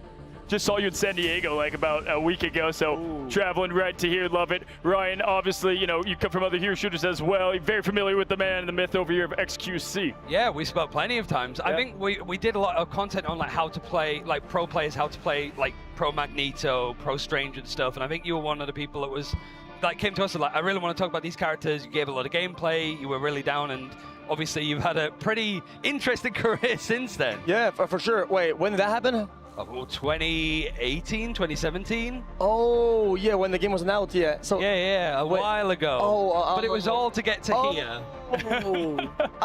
Yeah, I remember that. That was a long time ago. Hey, nice meeting you again. listen, you are obviously familiar with the esports scene. I think, you know, it's still been not talked up enough what you've meant for here shooters in general, my friend, and now you find yourself here. Sorry, can you say that one more time? Yeah, listen, like, you're very familiar with the esports scene, sure. obviously, and I've even seen the talk and debate of how important you were to that. And, man, listen, you have been a huge instrumental part, I think, in hero shooters. Do you miss it at your core? You know, do you miss, you know, being a part of all this madness? I miss it every day. Competing is like a gift, and just being able to do it even once is like, it's crazy. And I really enjoy my time. And I envy any of the guys that are on stage playing it. I think this is an experience of a lifetime that I hope they get to cherish. Yeah, nothing like being at LAN. And, you know, to set the stage a little bit of the matchup that we do have, and, you know, help XQC just understand we've got an insane matchup with the underdog here, the Cinderella story of Chopper Mag versus Navi. Now, Navi was the champion mid-season finals. How hard is it to repeat? Very hard, very hard. You have a lot of expectations when you make little mistakes, when you drop a map. It feels like the world is against you. Maybe you're not good enough. Maybe you fell off. I mean, you don't got what it takes. But they're out here, and look, they still have a chance. They could do it. But I like an underdog story, so I'm kind of rooting for the Australian boys.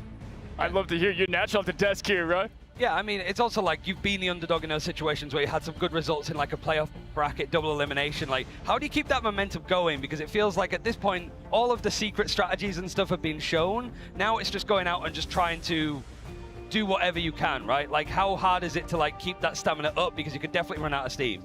Stamina for sure, but you sometimes have to be creative. Sometimes you practice, you know everything, but you need to do something a little bit different this one time and surprise them, and that will make the difference. You know, and I feel like a lot of times I've been in this scenario where I feel like we're doing everything perfectly and it's just not good enough.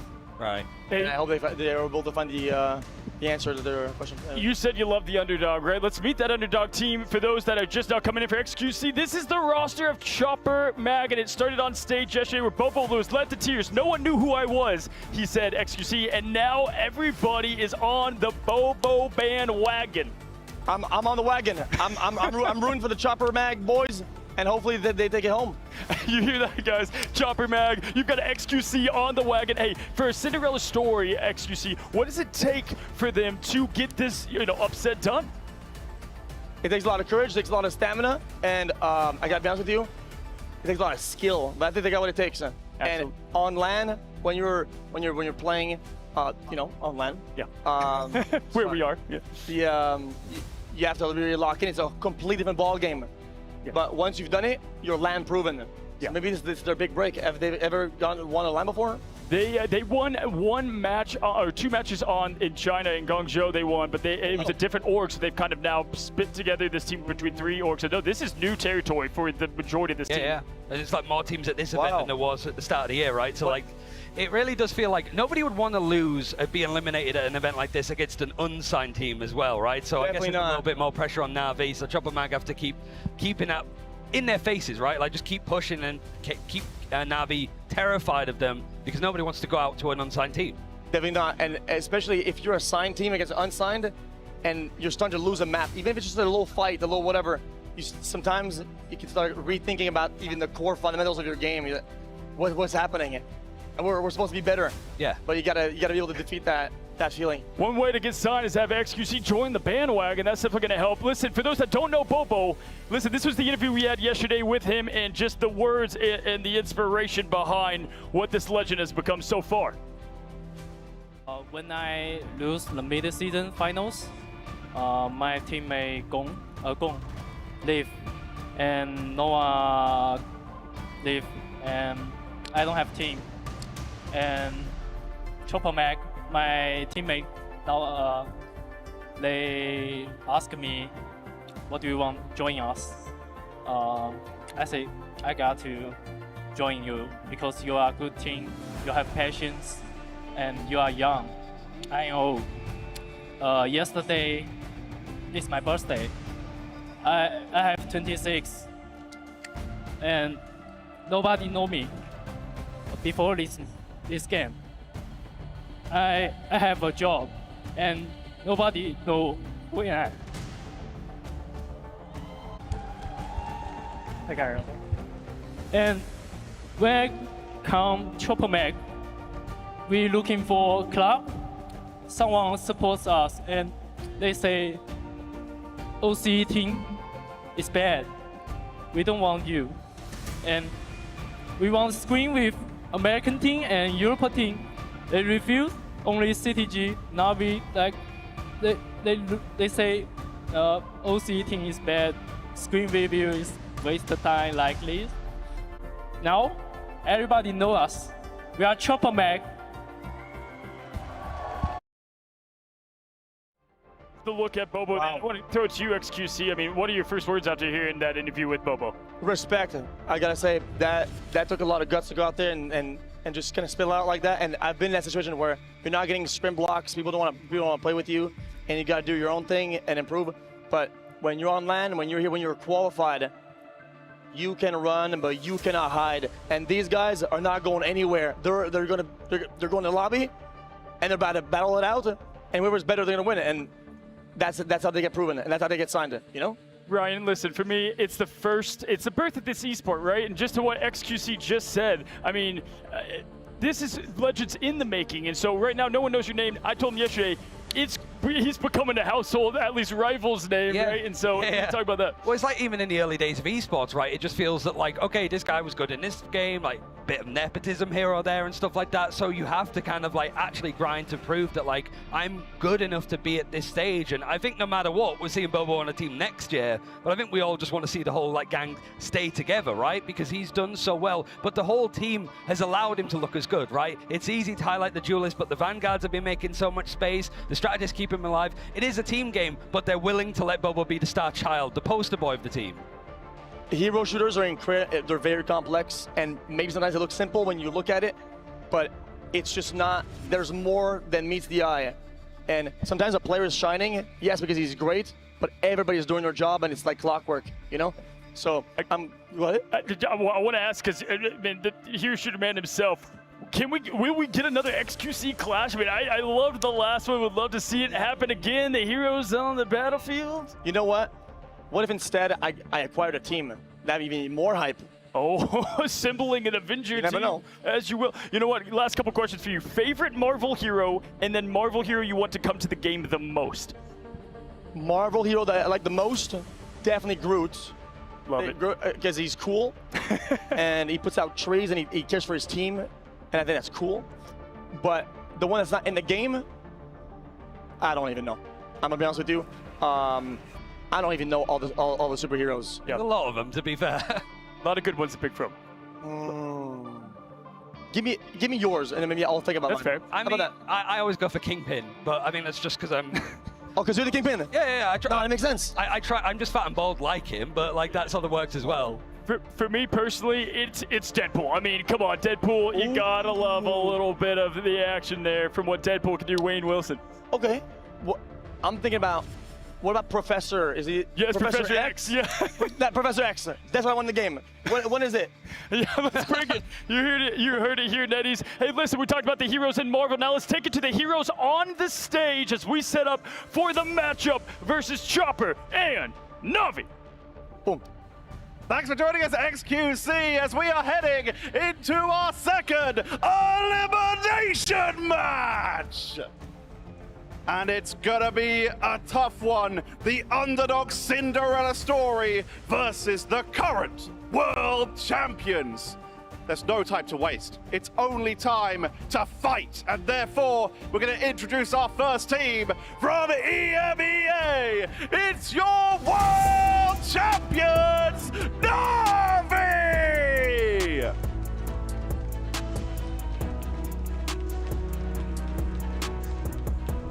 With Trust Me, Fate, Level 1 Crook, Rajaro, Jerky, and Naga. They are your champions, but you find yourselves here in the lower bracket. This is not an unfamiliar spot for you. It is not an unfamiliar spot, and we want to get out of it. And how are you going to do that? By winning everything. Do you have a little bit of sympathy after the interview with Bobo yesterday? I know that he said that you guys at Citadel are some of the only teams that did scrim Chopper Mag. They're our boys. We love them. But you're still going to beat them? Of course. Well then, give it up for your world champions looking to make it two-time Na'Vi! They fought their way through the lower bracket twice at the mid-seasons, able to take their win through the play-ins barely, and then fought their way all the way through the lower bracket to make their way to that grand final and take the win. But there are opponents making an incredible run. The sole representative of OCE. Please join me in welcoming Chopper Mag!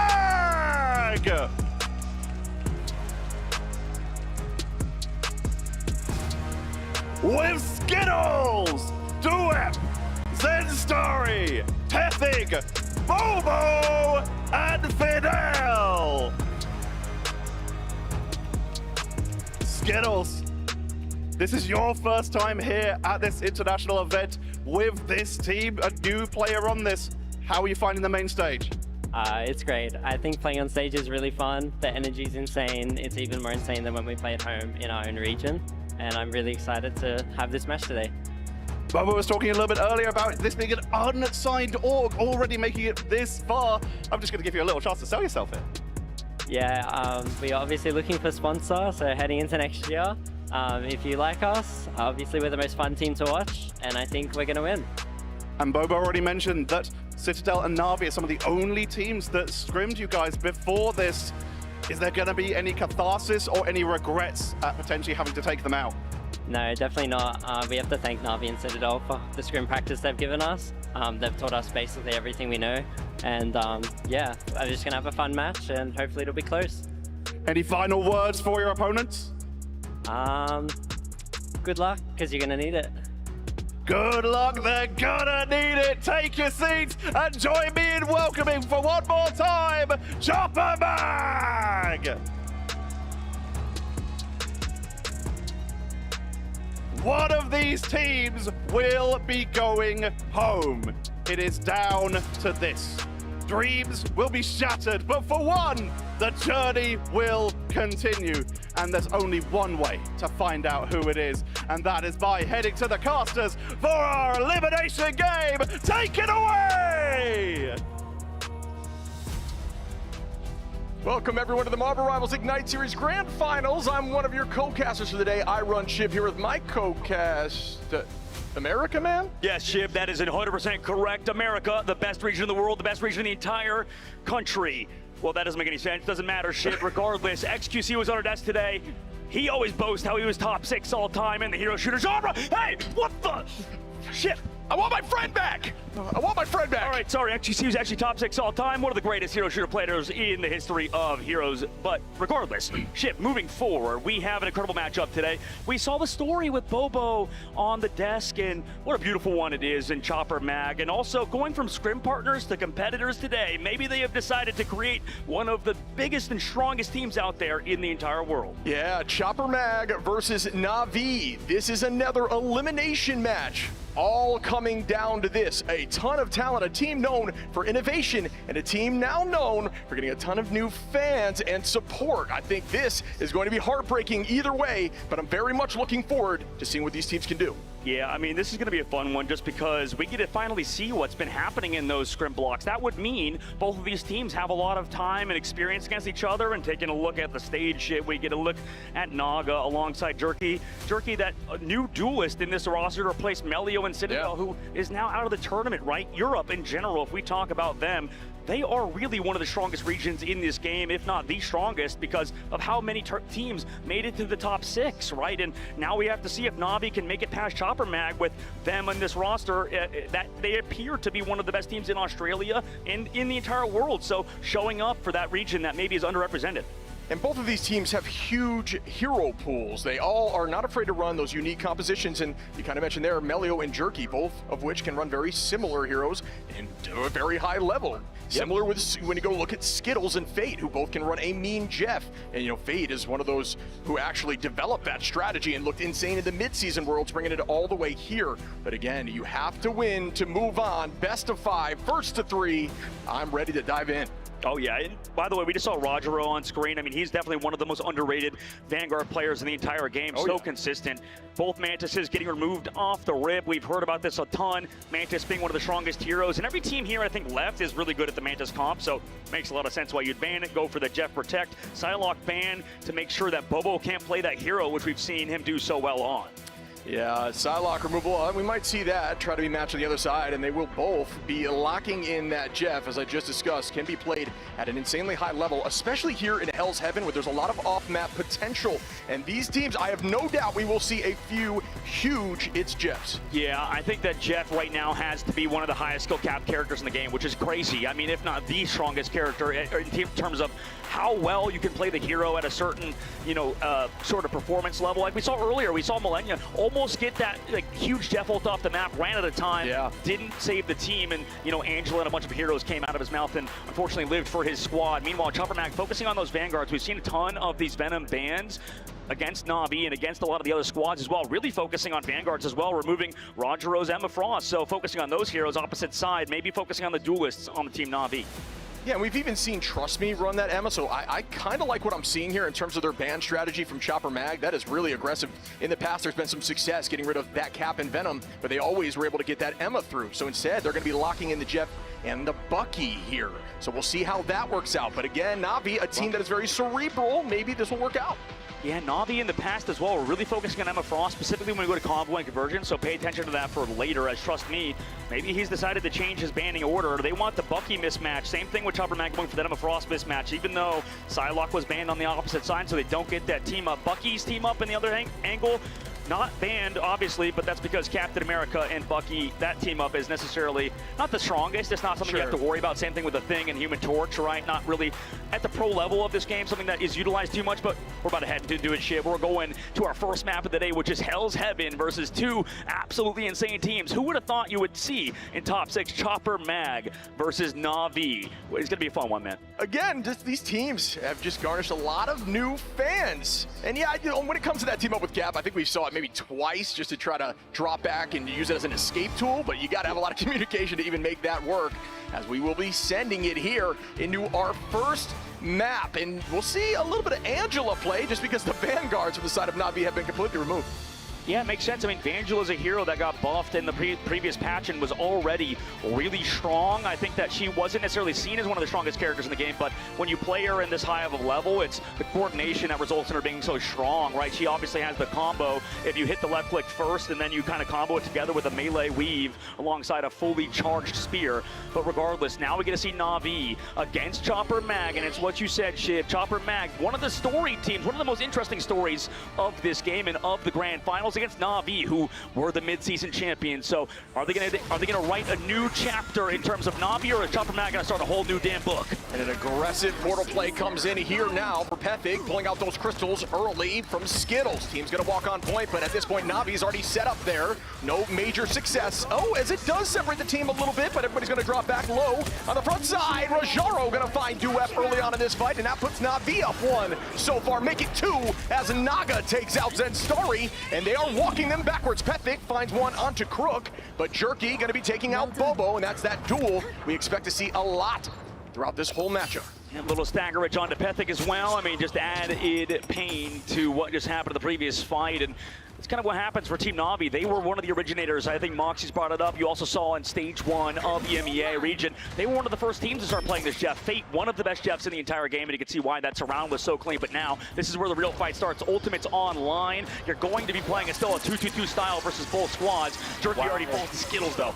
Yeah, that early pick like that, Skittles plays a very aggro Jeff, and just going to kind of be set up there. Pethick now going to be on that Daredevil, building ults like you said. Naga going to be the first one with an available Kraken impact. Seen a lot of success over the last 3 matches with that ultimate. Now diving towards the backline, Zenstari tries to make a play. Naga turns backwards, notice the team is still healthy, and retakes once more towards the front line. Punch onto Pethick, out goes that dance of the butterfly that finds Fidel, puts them up a number once again. Level 1 Crook onto Skittles, still holding on to this point, and this is exactly what they're looking for here from Na'Vi. Yeah, Naga's just been so consistent so far, and that's what Naga's strength is, right? We saw it mid-season how good he was on flexing out of Phoenix last second, picking up that hero. Now coming into it, Na'Vi only with their duelist ultimates popping off, and that's sort of the thing with Na'Vi. They're trying to change up the tempo, dive on a Venom early. And The next fight begins, but at this point, 70% on here for Na'Vi, and they're just known for stalling this point. They do have ult advantage, too, as they've only committed Jerky and Naga, and now Trust Me on towards the back line. Still not too much value there. Chopper Mag going to have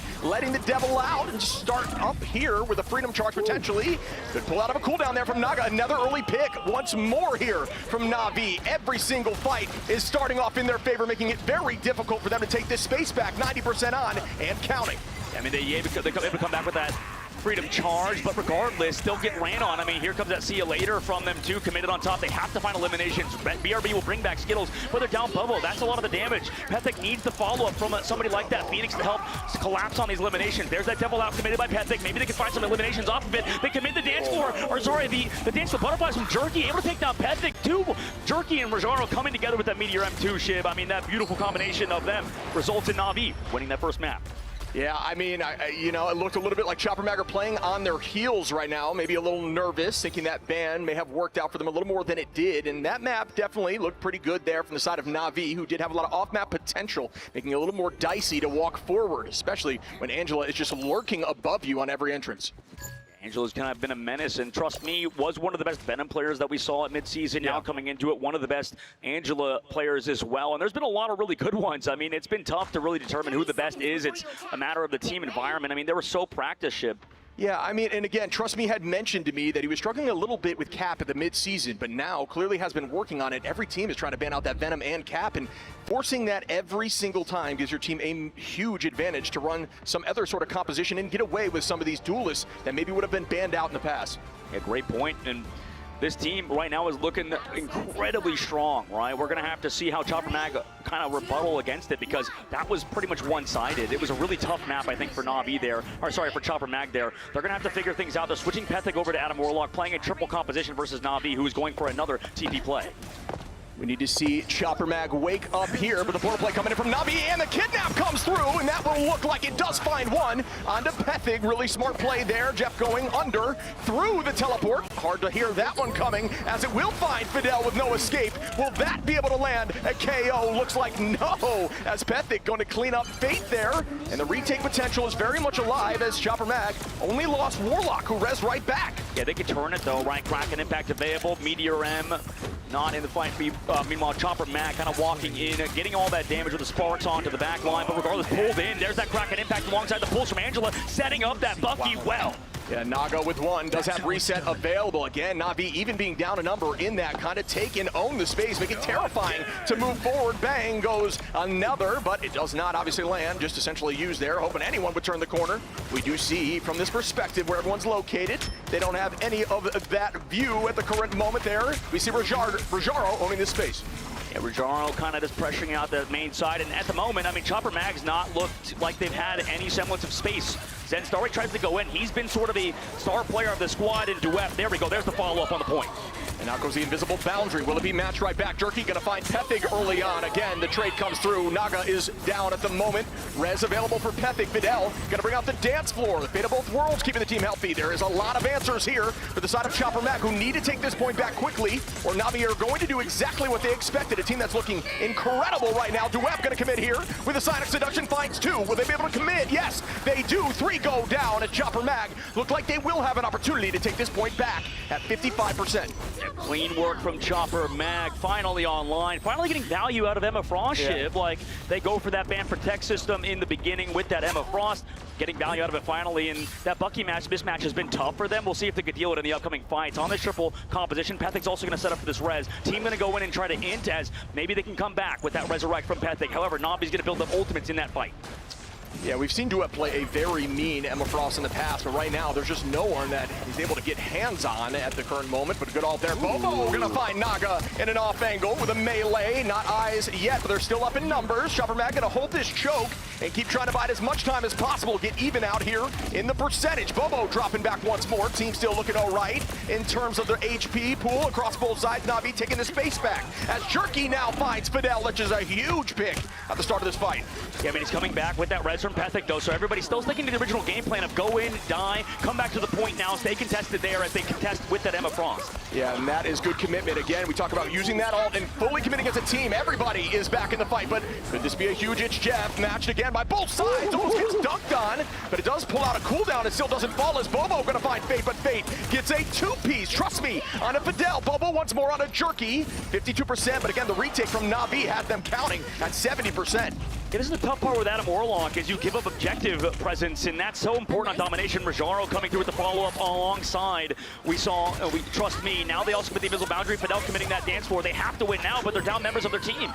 Yeah, the dance floor is out as discussed, and so is Emma with that Psionic getting a few walking as Rajaro goes down. Zenstari with a nice pick there. Following up from Duepu has some good aim out of Fate, but good movement once more by Fate. Very practiced. Naga onto Bobo. Jerky onto Pethig. And Na'Vi at 94%. That is going to be a one-fight game. Chopper Mag needs to hold on and build these ults quickly. Wow, and Jerky and Naga in the neutral just doing so much. And we've heard this meta sort of like a deathmatch meta. And Jerky finally capitalizing alongside Naga, the duelist of Na'Vi, putting the team on their back to flip the point once again. Yeah, Jerky and Naga looking insane right now on the second point here. Duep in a dangerous spot. Gets booped away and is chased down here by Naga, who gets that pick once more in these neutrals. Down goes the Itch Jeff. Jerky onto Pethig, and once more again, these duelists finding so much value.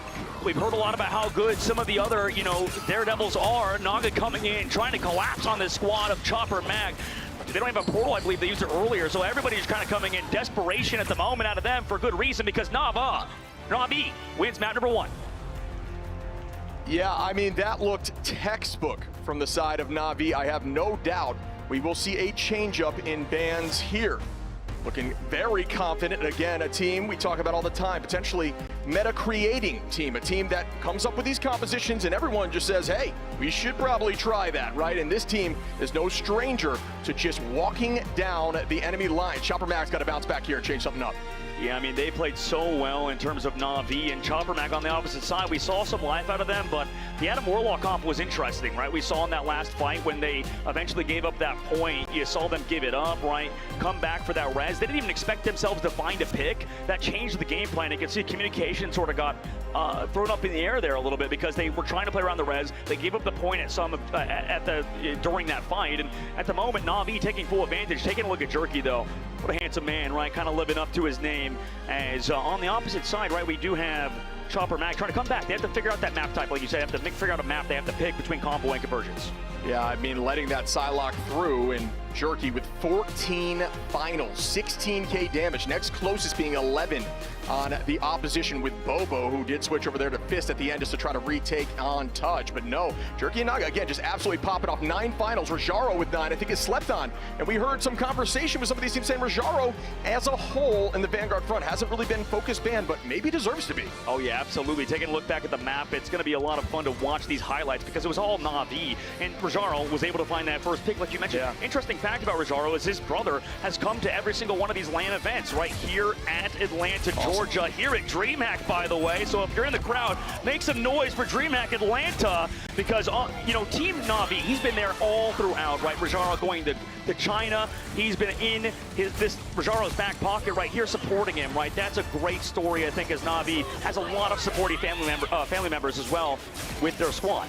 Yeah, and that just gives you that extra bit of hope. You know what I'm saying? You got to stay confident here, and you want to show up for everybody in the crowd and the loved ones that come with you. But I'll tell you what, Na'Vi, wow.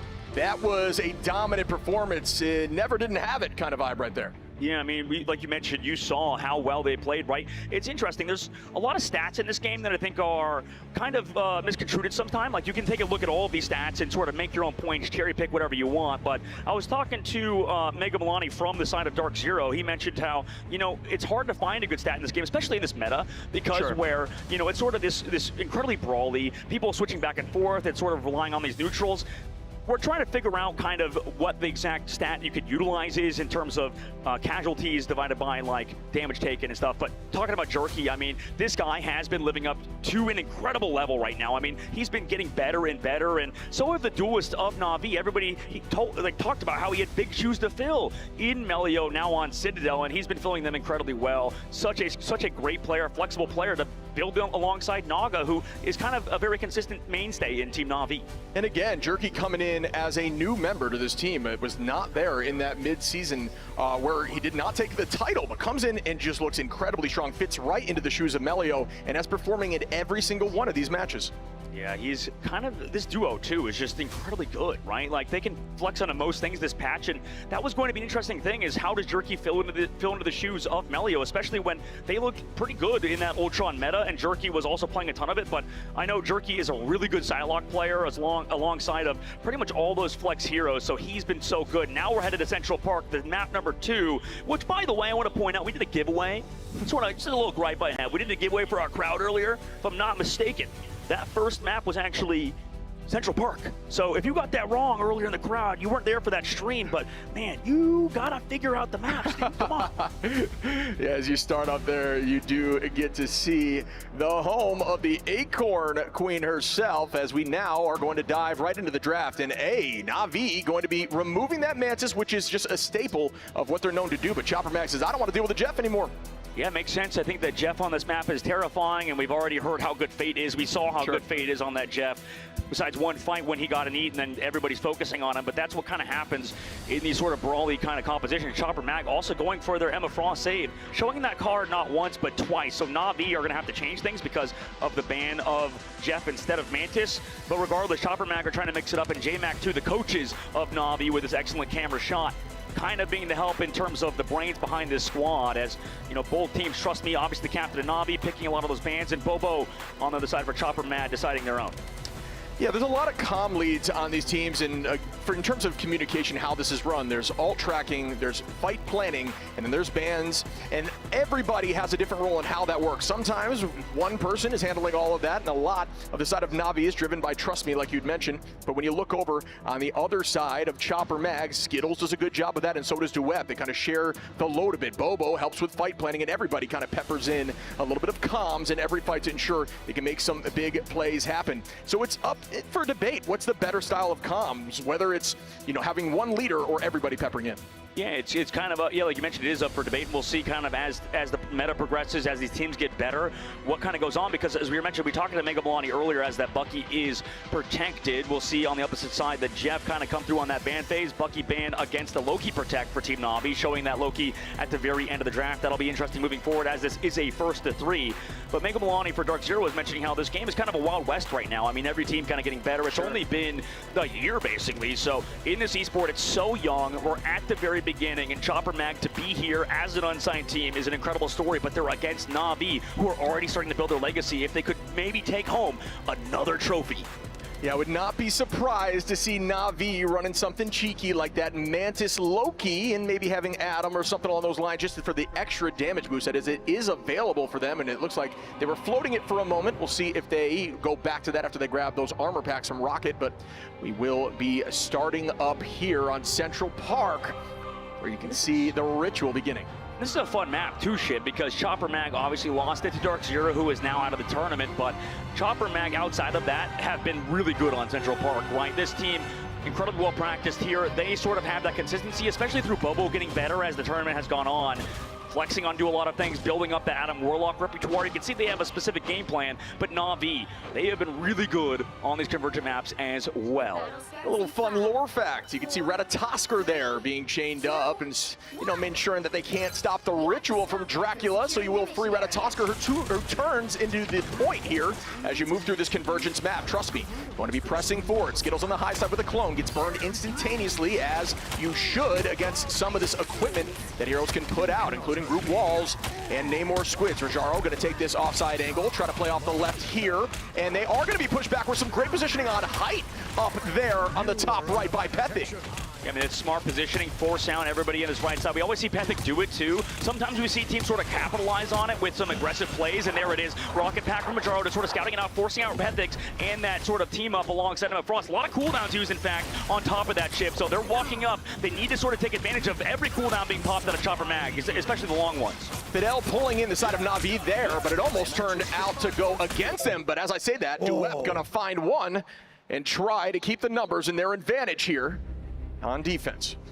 Yeah, we'll have to see what happens after this quick pause. Right now, Na'Vi and Chopper Mag seems to be like this could be a close one because Chopper Mag popping all those cooldowns, able to kind of keep up that fight strategy win. And, you know, they were just kind of pressing them back, right? Na'Vi was against Chopper Mag. However, Chopper Mag able to find the pick. Bobo, we talk about how good he is. The rest of the squad playing around him so well, finding those pickoffs as well as Rajaro kind of doing so much on the other side. But Pethic consistently holding the high ground, able to find those KOs when they mattered most. Yeah, I like that angle there. It's not something we see all the time. We talk about taking height and off angles, and what that does is it forces your team to look in different directions, and your strategists who are maybe getting peppered from that height have to look upwards instead of forwards, which can put them in danger, including your front line in danger, and we are going to be diving right back into it. Why not start up immediately as Bobo is going to try to take that height with Pethic?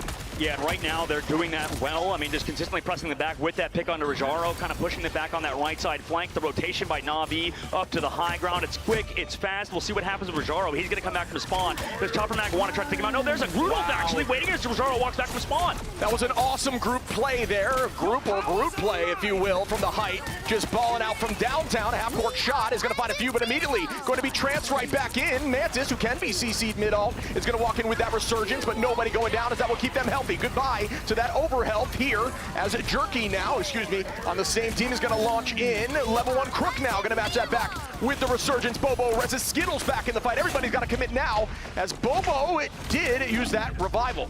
I mean, Pethic's trying to go down, not trying to get healed up, make sure they get res. No! That's right as that resurrect ends, so Dwep went down early, Pethic falls too, and they don't even have that res back up. Yeah, that's a tough thing. You've got to commit quickly once that Karmic Revival goes through. Your team has to heavily ride in together, and those picks come through. Skittles now is going to find a res with the entire team here. Yeah, I mean, it makes sense to go back for that. Now here comes that Meteor M for Pethic into the res, and Naga goes down, but he has the Cocoon passive, so he's going to keep everybody alive if they go down. Rajaro up with the Meteor M, bang, it comes down, but the Soul Bond and those crystals going to keep them up. Fate with some good positioning, but gets Tovan quickly. Pethic going to find that pick as Dwep gets one as well. Walking in as Jerky now takes out Pethic's and Starry onto Trust Me, and the defense will be held. And it's fine as you go down in that situation as this double res composition. You have Bobo on Adam Warlock, you have Skittles on the Loki, has been so strong right now against Team Na'Vi, who are adapting, they're figuring things out. They're going over to the Star-Lord Rocket team up, keeping the Mantis alongside it, and having Jerky now going over to that Phoenix as well, keeping on the Phoenix on that Ensong Eternal very soon. But right now, Chopper Mag, huge hold from them so far. We'll see if they keep it up since Starry has had the perfect time friendly presence, and Bobo's reses have been massive at keeping this team in the fights. Yeah, and cleaning up what we were talking about before. If you do have that double res, you can be aggro with the res, so not a bad idea there from Bobo. Out goes those heals early on. You do get them back quickly with headshots, as Bobo now is going to keep the pressure. The team is still holding on as Bond gets committed, which is a huge cooldown. And Starry taking that space, still holding on here to that strangling prison. Jerky in a dangerous spot. Dwep finds Naga. Trust Me with a pick as Pethic takes out Trust Me, but Fate gonna res Naga back. Bobo gonna bring the team back as well, as everybody is starting this fight once more. And Skittles has his copy still, so with the God of Mischief, he can still go on to his Adam Warlock, bring everybody back, but he goes for the Invisible Woman. They're on to the point as well. They're trying to out-sustain Na'Vi, who don't have much. Rajaro coming back on the Meteor M, maybe could connect with Trust Me, Speaks of the Abyss. Might as well be Marvel Zombies out here because nobody is going down. And when they do, they come right back. Dwep gonna find Naga. Naga gonna find Fidel, trading it right back at them as the Meteor M in a dangerous spot with a great block there. Potentially Dwep popping that shield at the last second as I believe the Magneto shield fell down. Bobo onto Fate. Jerky onto Bobo though. And once more, the numbers are even out here. 3 seconds on, they have to touch one. And they do start the OT. Crook goes down on the high side. Dunks right onto Crook. Do I see two Pethic? Yes, I do. As Bobo is gonna self-res, and it's looking dicey here. And the portal needs to come through. Will it? We'll find out shortly.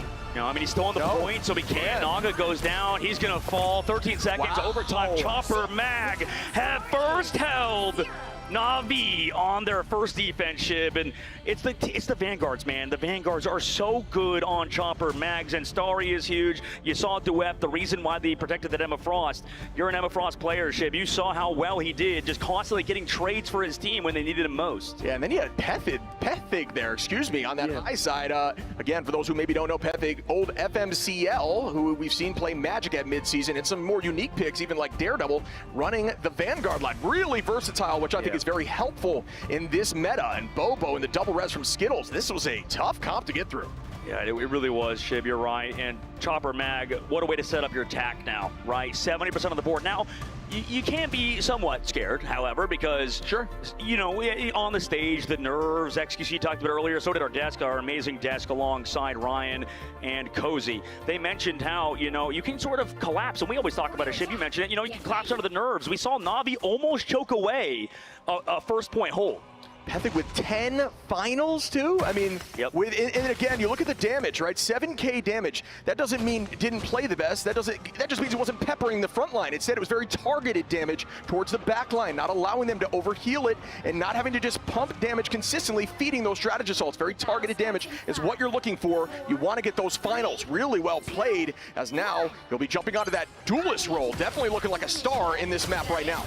And Na'Vi, right, their backs against the wall, 70% of the board. This is a first to 3, so it's only a map in this series of Marvel Rivals. Na'Vi, right, they have to hold for an incredibly long time. We've seen it before, we've seen it done by top tier teams. Can they do it now in the different composition alongside the Loki and these dives from Trust Me on Venom? Yeah, Trust Me's Venom is definitely scary, but Pethic is going to be on that Bucky to help peel that back line, and there goes the Crystal cooldown early on there from Na'Vi.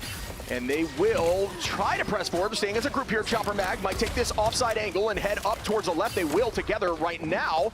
It looks like Duep is going to own that charge, but when they have to play aggressive, Shib, that's the thing. When this Mantis compositions, they want to set up Trust Me's dive, set him up with a damage boost, but it's going to be incredibly aggressive, and once they run out of that sort of space, out of the momentum, I would be a little bit worried for their comp. Yeah, and I think them taking this indoor angle makes it much harder for Trust Me to get value on those dives like you were just talking about. So Trust Me now going to be on the point. Out goes Crystal once more here from the side of Fate of Na'Vi, a very strong Loki player. Everybody grouped up on point. It's a brawl fest as out goes that Bond and Crystals now from the side of Skittles, who does have that copy available. Down goes the Ansong Inferno towards the back line, and Jerky going to be the first pick there on a Bobo, who should have res. Yeah, it makes sense. So we got Sparks onto him, able to come down with that Ansong Inferno to get extra damage. Now they have to kind of come back with that res. Bobo not close to his necessarily. Chopper Mac building up both Skittles with a copy over. Na'Vi still in it as well with their own Resurrect too. Yeah, and this is just an absolute brawl fest here downtown. Rajaro onto Fidel. What a shot there from Na'Vi as Fate now takes out Bobo. Jerky on a Pethic, and the numbers are falling here for Chopper Mac. And shit, they didn't even get a tick, man. So moving forward, Na'Vi, huge defense from them, huge job on that point, swapping off with this composition, have done it so well. Bobo, a big worry for me for Team Chopper Mac. Wait, Trust Me off the map, by the way, going even further. I don't know, that was crazy, but regardless, then story finding Fate is interesting. They have to use the res. Yeah, Naga has to use the res to bring the two players who just fall off the map. I'm not sure how I feel about that. Maybe was looking for a stagger, but not able to make that work. So in fear of giving alt charge, dropped off. We'll have to figure out how that just worked out. But again, the retake once more goes to show you folks, you can stay composed even in scary situations. We just saw Na'Vi, while the entirety of Chopper Mag was on point, play it slow and just touch point, not even giving a single tick.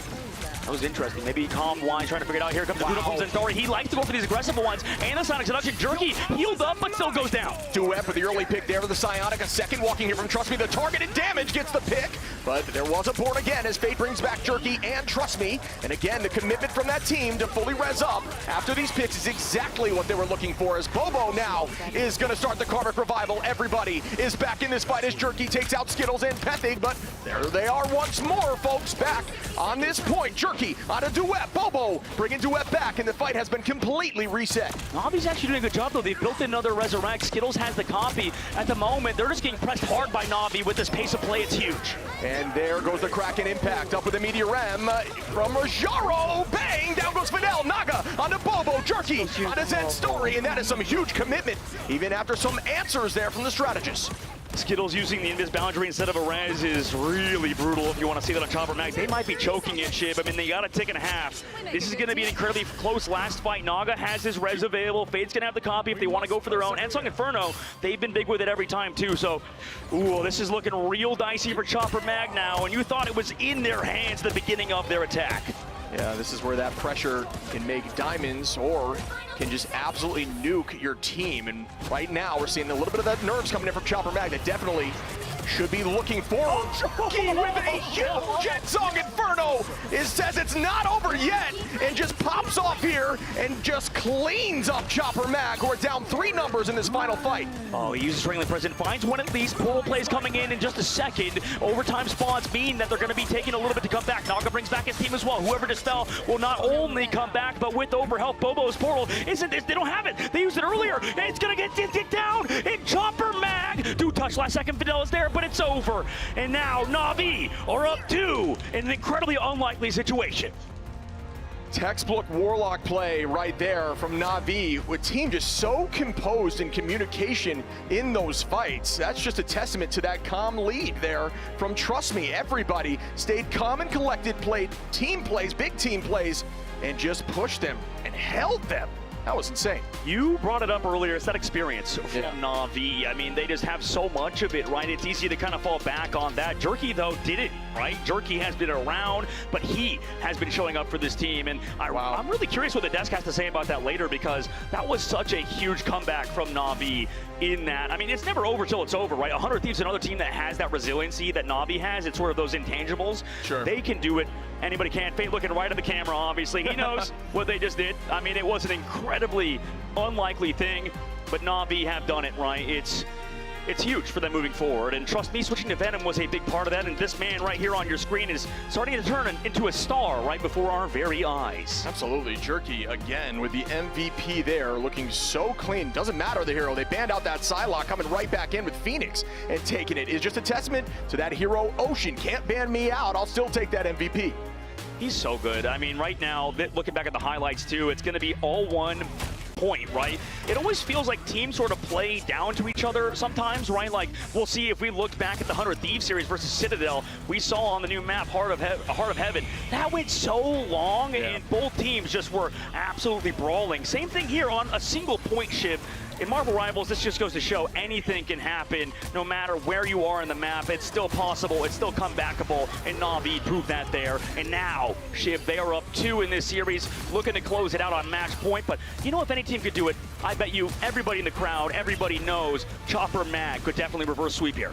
We talk about 100 Thieves having the clutch gene, and Na'Vi is another one of those teams being held there on point 1 with not even halfway on the 3rd tick, and stopping them before the 1st tick in the first 2 fights, knowing they had time, even losing a couple fights there with a perfect res. It's all about communication with these Warlock comps, and I think that's what Na'Vi showed. They have a little bit better comps. And I have a question for you, Shib. I mean, Emma Frost, right? You see how this team plays with the Adam Warlock, and they relied heavily on Duep.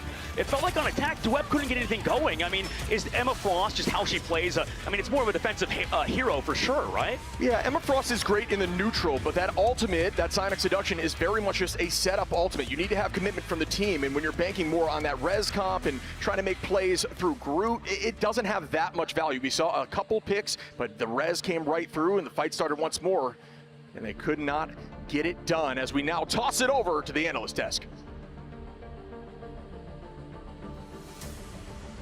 Be one of the best defenses I have seen in a moment this big, and played a huge part in, well, the clock striking midnight pretty soon for his Cinderella stories, or so it seems, because don't let the win-loss fool you. This has been absolutely razor thin. Ryan, they let Mantis through. They had that hold, but it wasn't enough. Yeah, it felt like Na'Vi got the stuff that they wanted with having like the Adam Loki comp, where you could just sort of keep these ultimates going. Soul Resurgence is really nice to copy too, so it really was a case of I really enjoyed what Chopper Mag did with the draft, trying to go after, okay, if you want to play triple strategist, we're going to go for Jerky's character, to the point that he's playing Jean Grey, which, by the way, the voice actor is in DreamHack as well, Atlanta, so she's probably thrilled that we're seeing a bit more playtime of her character. But since last patch, the pick rate has dropped off. Jerky still getting an MVP on them. Yeah, absolutely. Listen, on the opposition of Bobo and all the fans, they have Jerky, the new stud on this team, is the equal opposition, right? Just take a look at the stats as you see here, and just the incredible display of resilience. Again, once again, Na'Vi and the hold they were able to pull off. Listen, Matsy, obviously you represent the land down under perfectly here. What does Chopper Mag need to do? Because they're getting right there. It's just finishing with the exclamation point. Yeah, they just need to really play into their strengths here. You know, you thought Central Park would be one of their strengths, but then Na'Vi managed to steal it all away from them. Like, they managed to full hold them all the way on that first checkpoint there. And then Na'Vi, they just did it even better. So Chopper Mag, they need to lock it down, try and dive into their strengths again. This next map pick is make or break for them. Yeah, absolutely. Listen, I mean, let's talk about Bobo, because we just saw on the stage, he was like, my mission here is not just to be some cute story that we made it this far. It's to win the whole thing, right? Sign this man, as we keep on saying. Bobo being the big ticket maker. You know, Adam, I do like the Adam Warlock there, but I want to see him on those big-time heroes, right, that can take the difference. It feels that that is a big, like, win condition for these guys, but they must be thinking that we haven't seen a team basically full hold on first and then lose in that fashion, right? Because they felt that full holding, even though it was like 60% on the board for Na'Vi, that would be enough, realistically, that they could cross that threshold. So the energy that is like, oh, we might actually win this map, to then losing it, you go from like high octane right down to the curb. And like you said, there's only one map left, potentially, that they need to get their act together on. They have to dig deep. Dig deep, exactly. They need to really play to their strengths here. You know, they've got a selection ahead of them.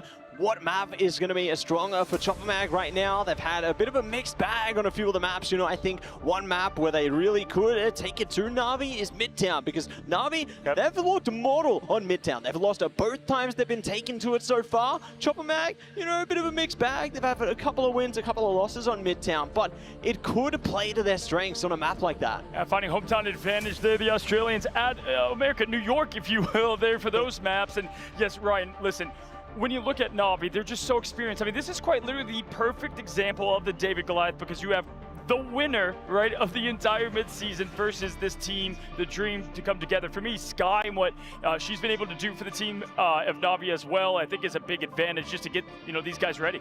Yeah, I mean, it's just basically all of this preparation at this point. And we did hear from Bobo in that interview yesterday that there were a couple of teams that did scrim them when the majority were like, we're not going to bother with Oceanic like scrims, we're going to focus on getting EMEA Americas. Chopper Mag were like, it was Citadel Gaming and Na'Vi that did scrim them. So I don't think the Na'Vi in this series are going to get caught by surprise in the same way that so many other teams were. It's almost like the Grim Reapers of this event, you know, and the meme of the doors being painted as Chopper Mag have knocked out team after team. It feels like that might be a bit of a hard door to break down for Na'Vi, because they know exactly how to prep for these teams and they are just unflappable. Yeah, funny enough, you say that, and I feel like that's what Na'Vi at the time, Rad, brought against all the other teams in the midseason, right? It was, here's this comp that it wasn't exactly the meta, it was more the land meta that developed, and ultimately is how do teams adjust to that, and we saw them take it all home because of it, right? Actually, it's funny because there was a couple of the Dark Zero guys in the green room watching, and they were saying before, like, actually the read for Chopper Mag, like, they have a really good read of the meta. Like, this isn't some cheesy strat that they keep doing of just getting Bobo to hold W and slingshot himself into the backline. It is a lot of effort, a lot of coordination to make this work, and teams just aren't prepared to deal with that kind of pace. Na'Vi, because we have Citadel, we have the likes of Chopped, we have some really aggressive teams in EMEA, they're very used to shutting this down, especially, trust me, that's going to be sat in the center for Na'Vi, IGL, and he knows how to really make sure that the draft for Chopper Mag can't succeed. Regardless, Matsy, what I've learned from this land, even if we do say goodbye to Chopper here, is that OCE deserves more eyeballs on that region. They've been having one team come through, and time again, ground zero before, now it is Chopper Mag. Would love to see it, as I'm sure you see all the action. Oh, I've seen all the action. I've seen this team build themselves up from the ground up, and they have been absolutely putting on a thrilling show, but it looks like we're about to break it down, Cozy. Yeah, so funny enough, Midtown is where we are going to be located. That's going to be the destination right now, the location, Atlanta, Georgia. First band's up. We'll see if we get away with another Mantis this time around. It's going to be Mantis for Na'Vi on the band, and yet again, Chopper Mag, they feel fine. Go ahead, save the Mantis. Where you want the Jeff out? I think Na'Vi can sort of sit with the one-sided Mantis. It did look a little bit more mortal on Central Park. We're trying to go for more of the like triple strategist composition. Having the Loki's good. If you sort of lock in the Mantis one-sided, it could work, but it's also a pure payload map, right? Convoy. So having the Emma Frost that cements, basically holds down the barrier, right? To be able to keep pushing, you can run the triple Vanguard if you want. Just seems to sit so nicely in various compositions. If I'm Chopper Mag here, we saw what FlyQuest did against Na'Vi. Listen, the Emma save, it's fine for me. What they do well is those dive comp heroes, and so I want them to attack the Venom, attack the Captain America here, as we see yet the Mantis being banned. All right, if they want to save Emma, which to me, I would almost save the Mantis here, but we are going to get just copies of the Emma saved by both teams. That's going to help out a bit, because when one team has, you know, Mother and the other doesn't, definitely changes things, Matsy.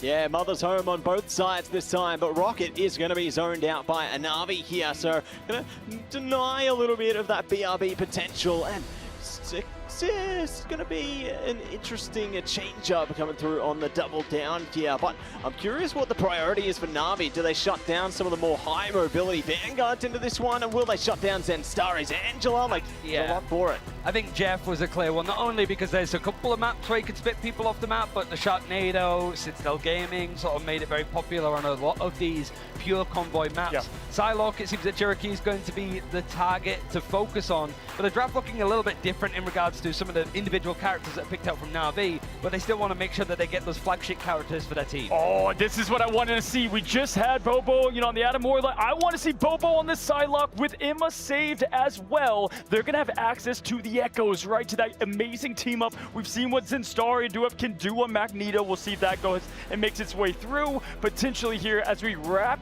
things up from the bottom of Na'Vi. Matty, last save. Who are they going to go for?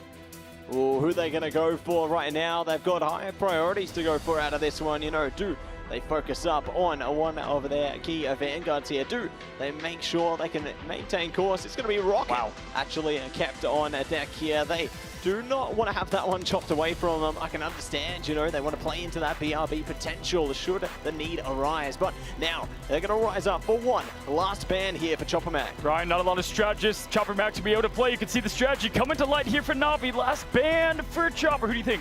It's going to be Venom, just to stop some of the dive. Like, trust me, he's so well coordinated with the rest of the team, but I do like the one-sided Rocket. Not only will you have B-Right back on the defense eventually, but when you think of like, okay, if Bobo wants to play on the Psylocke, you don't want to have him damage boost it as well, right? Make sure that that's not available, because it is just giving Bobo the ball, I guess is probably the best way to describe it. Upsets, they best brew, of course, here in the grand finals, but to get that job started, Chopper Mag needs a win in Midtown as we find ourselves coming to what could be their last hope, if you will. We got amazing casters to break it all down. Chopper Mag versus Na'Vi. Let's go. Thank you, my friends, as we start up. Game point here for Na'Vi. Chopper Mag backs against the wall. Can they battle back? We'll find out shortly. Shib, I am pumped, ready to go for this upcoming map. Crowd, are you guys ready? This is going to be a heck of a match between Chopper Mag and Na'Vi right now. Chopper Mag, their mental could be in the gutter, Shib. I mean, you got to look at it that way. Right now, that last map was in their hands, ripped away from them, dude. Like, going into this map, they have to pick the right one, and they're going to Midtown. And it's going to be a lot of fun to watch. You have that triple composition that we've seen so much here on Midtown. And the fight begins right now, electing to stay in this building. We've seen in the past, countered out here by Squirrel Girl, a very rare pick, but does seem to work for that specific strategy. Crystal's going to get popped now, and they are going to elect to drop backwards. Walls for days everywhere. Yeah, I mean, right now they're just kind of waiting to the other side. They don't want to hard contest it. They already gave up that around the corner spawn, so it makes a lot of sense for Chopper Mag to not fully engage on it. Na'Vi surrounding, building up towards that hand of Conchu with Naga. He's built it so quickly. You know how fast this character, Moon Knight, can build it up. He already has it ready, tosses it out. And it lands, and it does find two on a Bobo and Zenstari, and there is no ult available to bring them back. Portal play gonna have to come through here to fight by ambulance to ensure 3 fights, but what an attack here by Na'Vi. Yeah, Na'Vi at the moment just setting up for that fight. There really wasn't anything to counteract it. Chopper Mag on the back foot. They could have reached end domain, but they used the earlier portal out for a fast push towards the ambulance side. And the fight begins again. Skittles holding on to that copy. The God of Mischief now is utilized and actually held as we see a huge Strangling Prison matched up here by the Omega Hurricane, and everyone is low, but they do escape for the moment with a great cape. And now everybody is still holding on tight, but being driven backwards. Rajaro taking that height, trying to get a few trans here with the Psionic. Nobody seems to be walking that way for the current moment. That was a hard one, too. He had the rocket back off the Raccoon. Ayamoto connected for Pethig, and he finds Jerky, but it's traded by Fate. And back and forth as Trust Me now finds Pethig. Bobo going to be switching up here, gets a two-piece out of Trust Me and Naga, and there's that Psylocke we've grown to know and love from Bobo, but Fate shuts that down after the two-piece. I mean, the vanguards of Chopper Mac trying to prioritize the objective, resulting in one of the members of the backline going down. Fate does get grabbed, but he's okay for now. They also throw a Terra Cape, so regen domain forced on Chopper Mac's side. Portal also built up. Hanaconchu available for Naga. They don't have regen domain for this. Yeah, and they are going to lose Zenstari here from Jerky with a two-piece now on a Skittles on the retake as Duet takes out Jerky. But Pethig's in a dangerous spot, is going to fall there from Crook, and Trust Me on a Bobo, and that should be point one. I'm a little worried right now for Chopper Mag. I mean, that was such a fast take from Na'Vi after we've seen every single team, you know, really struggle on that first point, especially versus the 3-3 comps. Naga ready to switch. He's in the spawn, back over to the Bucky, seeing Chopper Mag switching off of their defensive hold comp, going back traditional 2-2-2. He gives up Hanaconchu. We already know that ultimate is really strong with Storm, but they get off of the Storm, they swap over to the Phoenix, and now they're over traditional, just front to back style. Trust Me on Cap to harass the backline and let Rajaro pop off on Emma Frost, because in the fan phase, he got that through. Yeah, there's a good strategy to switching up your hero after taking a point and now coming in and forcing the team to figure out a new way to counter you, as Trust Me is already peppering the backline with a slapped in America. Zenstari with some walls behind. Out goes that Terra Cape to blind. Everybody is low, but we will see a potential huge ult here with the Groot hug, but that one does get countered by the invisible boundary from Crook. Yeah, they're walking back into it. Ultimate's built up, ready to go, except Trust Me, they're able to connect onto Pethig. Jerky, huge pickoff from him. They walk into a Fate of the World's connected by Skittles with the God of Mischief. So with that, they walk up to the middle of the point. They also have Fidel. So this is going to be a long one. Na'Vi, they built up that Cloak and Dagger ultimate, going aggressive with that Eternal Bond. Yeah, they're going to count to 10 and then commit fully after that dance floor starts slowing down. But now Fidel going to make sure and use that dance floor as Naga takes out Skittles. The reset comes through. That's a two-piece now for Naga, who's looking for more as Fidel falls. And both strategists now for Chopper Mag are out of here. Duep, goodbye. Zenstari, goodbye. Pethig gets one on the trade, but at this point, numbers are heavily on the side of Na'Vi. Goodness, Jerky, dude. Jerky's been so good. They're in third phase already, Shib. I mean, they're trying to put the nail in the coffin right now as Na'Vi could secure a 3 over Chopper Mag. For Chopper Mag's side, they need to figure things out. And right now, the answer for them is the composition. They're putting Pethig to Daredevil, and they're going Fidel to Ultron. You know, we've talked to the analyst desk about this. Moxie keeps bringing it up, and I'm sure a lot of our crowd notices whenever Ultron is played, because of the nerfs in the recent patch, dude, like, it feels like the team that switches to Ultron is really panicking. Na'Vi could maybe smell blood in the water, and Jeffs were moved on both sides, so no Sharks to answer it. Yeah, with the removal in terms of the meta of Human Torch, Ultron, and just the changes in his kit, has definitely knocked him down a peg or two in this meta. Fidel making that switch, though, going to keep the pressure on. Not a ton of damage dealt just yet. Bobo holding on to that dance as level 1. Crook takes out Duep, putting them again up a number. Why not 2? As Zenstari falls to Rajaro. And oh my goodness, Na'Vi cannot be stopped. Fate gonna find Pethig, and they are continuing this momentum. Chopper Max is collapsing right now, dude. Like 3 minutes and 20 seconds left to go. They need something. Bobo, he could be that answer, but they have the invisible boundary. Bobo needs to connect onto a crazy combination onto a backline with a left click, right click dash, but he's gonna have to do it now versus Na'Vi, who have everything in the bank. Yeah, Na'Vi have not stopped rolling. The train is moving, and they cannot stop it. Here comes the engagement. Out goes that Psionic. The dance of the butterfly gonna find Naga early on as Bobo gets one. Here comes that feast. Will that land on the back line? It does. There goes that 30% reduction in healing with a good escape there. And Pethig now gonna retake once more on that Daredevil we've seen success from in the past. There goes that Let the Devil Out, chasing down everybody. Rajaro falls. That's a second, third, fourth. Why don't you from Pethig, followed up by Zenstari and Bobo. That's the life they needed. Nobody's also on the flank, so you don't have to worry about a Dark Zero. Sorry, I mean a C9. At the moment, Na'Vi, 2 minutes and 30 seconds left to go on the clock. I mean, they have so much time at the bank against Chopper Mag, who, you know, maybe they can start to string things together here, Ship. They have ultimates, but both of their duelists with the ult are gone. And that was the momentum shift they needed. They are up in ultimates now. They've got to make sure they do not overcommit, because that has been a tough look so far over these last few matches. It looks like Na'Vi is just putting on a clinic here up on the high side. Fidel falls there. from the switch up as Naga does have that Kraken impact available. Oh Dance floor as Naga gets a pick again onto Duep, trying to pepper the backline. That was a huge pick. I mean, the healing is not there right now. Everything is on Skittles. He pops maybe a dance floor in a moment because Fate's using his. Chopper Mag with his backline of Ultron and in the Luna Snow need to keep him alive, but they can't.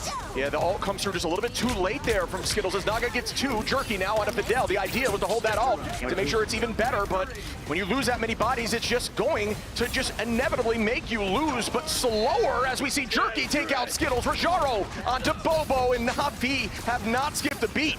No, I mean, this is looking over at the moment for Chopper Mag. Duep goes down. They try to touch, but it's against the Sonic Seduction from Rajaro, who is trying to put them all inside the grave. Na'Vi caps out 1 minute and 17 on the clock. It's a blazing fast time for this map.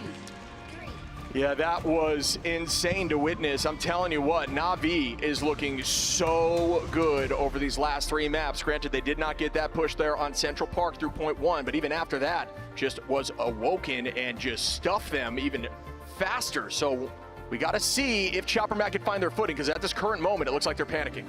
They are. Right now, you see them, the look in their eyes, hopefully determined, right? Constantly talking to each other, figuring it out. You can see they talked about it, but it was a tough map, right? The answer not there. You can see they're trying everything, because if you take back a look at the ban phase, like it was all strategist banned, focusing on Emma Frost as protecting the Psylocke. And you know, we talked to J-Mac, right? J-Mac mentioned behind the scenes, Bobo wants certain things banned, like Venom and all these other heroes protected, but you know, he feels confident in J-Mac, the coach of Chopper Mag, feels very confident in Bobo on the Psylocke. You need to buy him time, Ship. That's the #1 thing. Bobo and Pethic weren't playing bad. It's just they were collapsing. There wasn't a moment where they could do much because their vanguards would go down, their backline would use a ultimate at a hard time, and it was just a tough map, I think, for the duelists to really do much. We'll see on this map as they could evolve, maybe as they have time to talk during this little pause that they have, they could figure something out. But like we mentioned, back against the wall, we see Na'Vi do well with it. Can Chopper Mag take the momentum in the last map? Because at the moment, their tournament life is on the line. Chip, Na'Vi are looking to close out, trying to repeat the mid-season finals. This is an attack-sided map, as we see Bobo now on that Iron Fist, which has had success here in the past from OUG, who looked very strong with Molan. But now we'll see if that can work here. There's going to be a switch-up as we see Blade being played by Pethic, which I thought was going to be changed up. You mentioned Awoken. He is here. Blade in the previous, a few games ago was released, or a few patches ago was released. Now he's here, fully awakened. And there's a good combo here with the 1,000 cuts coming in with that strangling prison. That may be the idea of what they want to do to burn through some of these strategist backlines. We will see if we see that combo shortly. 45% on there for Pethic, now in the 50s, and Starry about at 70. They're really walking them towards this backline, but Groot struggles into Angela here from Trust Me, who's just consistently messing with the space. And they're able to push this card, though. That's the most important thing. If they don't lose any build ults, ults are available for Na'Vi so soon, but they don't have any. They can take advantage. Got a mission pop by Skittles, waiting to use that ult. Then Starry, a very strong Groot now is out goes. Some answers. The dance floor map to the invisible boundary. The 1,000 cuts available. Now Zen Starry, the combo goes out. Can they burn through it? And they do, as Pethic with the first successful Blade ultimate yet in this tournament. They're all brought back by Naga, though, on the opposite angle. Do they have anything for it? Ult's up. What goes down? Yeah, that is a huge res again, but that just countered multiple ults. When you get that res through and it's successful, and you commit a ton to find those picks early on, it's just more and more value for the defensive side of Na'Vi. Fate waiting to pop that. See you later. Throws it to the back line towards that cafe angle. They come back with that dance floor with Duep, but the meteor up from Jerky could be huge. It misses in the meantime. Nice shot blocking it. Bobo with the ult on the backside flank. Can he get rid of Fate on this Rocket Raccoon? Insane movement there by Fate. Is Zen Starry going to get a 2-piece on a Naga? Trust me, make it 3 and 4. Why don't you, Zen Starry? Going to sweep. Fate trying to buy time on point, and that's exactly how you should get KO'd. Right on that card so it don't move. Chopper Mag at the moment. They need to get going, and we mentioned Duep earlier starting off that fight chip. We'll see if they can do it now on the defensive sort of push, but the time bank was more for Na'Vi at this point. Doesn't matter for Chopper Mag, however. They can try to close out on Na'Vi coming back into this fight. They do have invisible boundary. They have a few other ults as well as Rajaro coming up on their own. Maybe with the rocket pack, Rajaro can set something up, but Chopper Mag were able to avoid it last time. We need to see that combo once more here by Groot and Blade, and that will happen shortly, I do believe. Waiting for a moment to make it valuable. At least they're taking the space. Now Pethic gonna commit, and it does find one with a commitment of Bobo. Pethic showing up here with Blade, showing how successful it can be. Every hero viable at the current moment as Naga reses right back, but is still in danger here from Pethic, who is fully charged up. Man, this Blade is looking clean at the moment. Pethic, the king of the unknown. coming into a hero that hasn't been played at all this tournament. Chopper Mag now into the second segment of the map. 3 minutes and 50 seconds on the clock. Na'Vi again staved off for now. We saw that the res was used by Naga. He goes over to Star-Lord. They don't have that anymore. Yeah, and this is a good change in pace here. I'm going to be honest, if you had asked me what the solution would be, I don't think I would have said this, but it's clearly working for the moment as Bobo is now going to be switching off that fist and is on the Psylocke, applying a ton of pressure towards that back line. The BRB's to his left. Does he see it? He walked right by it. Oh my goodness, it's in that corner, so they're going to have a res available.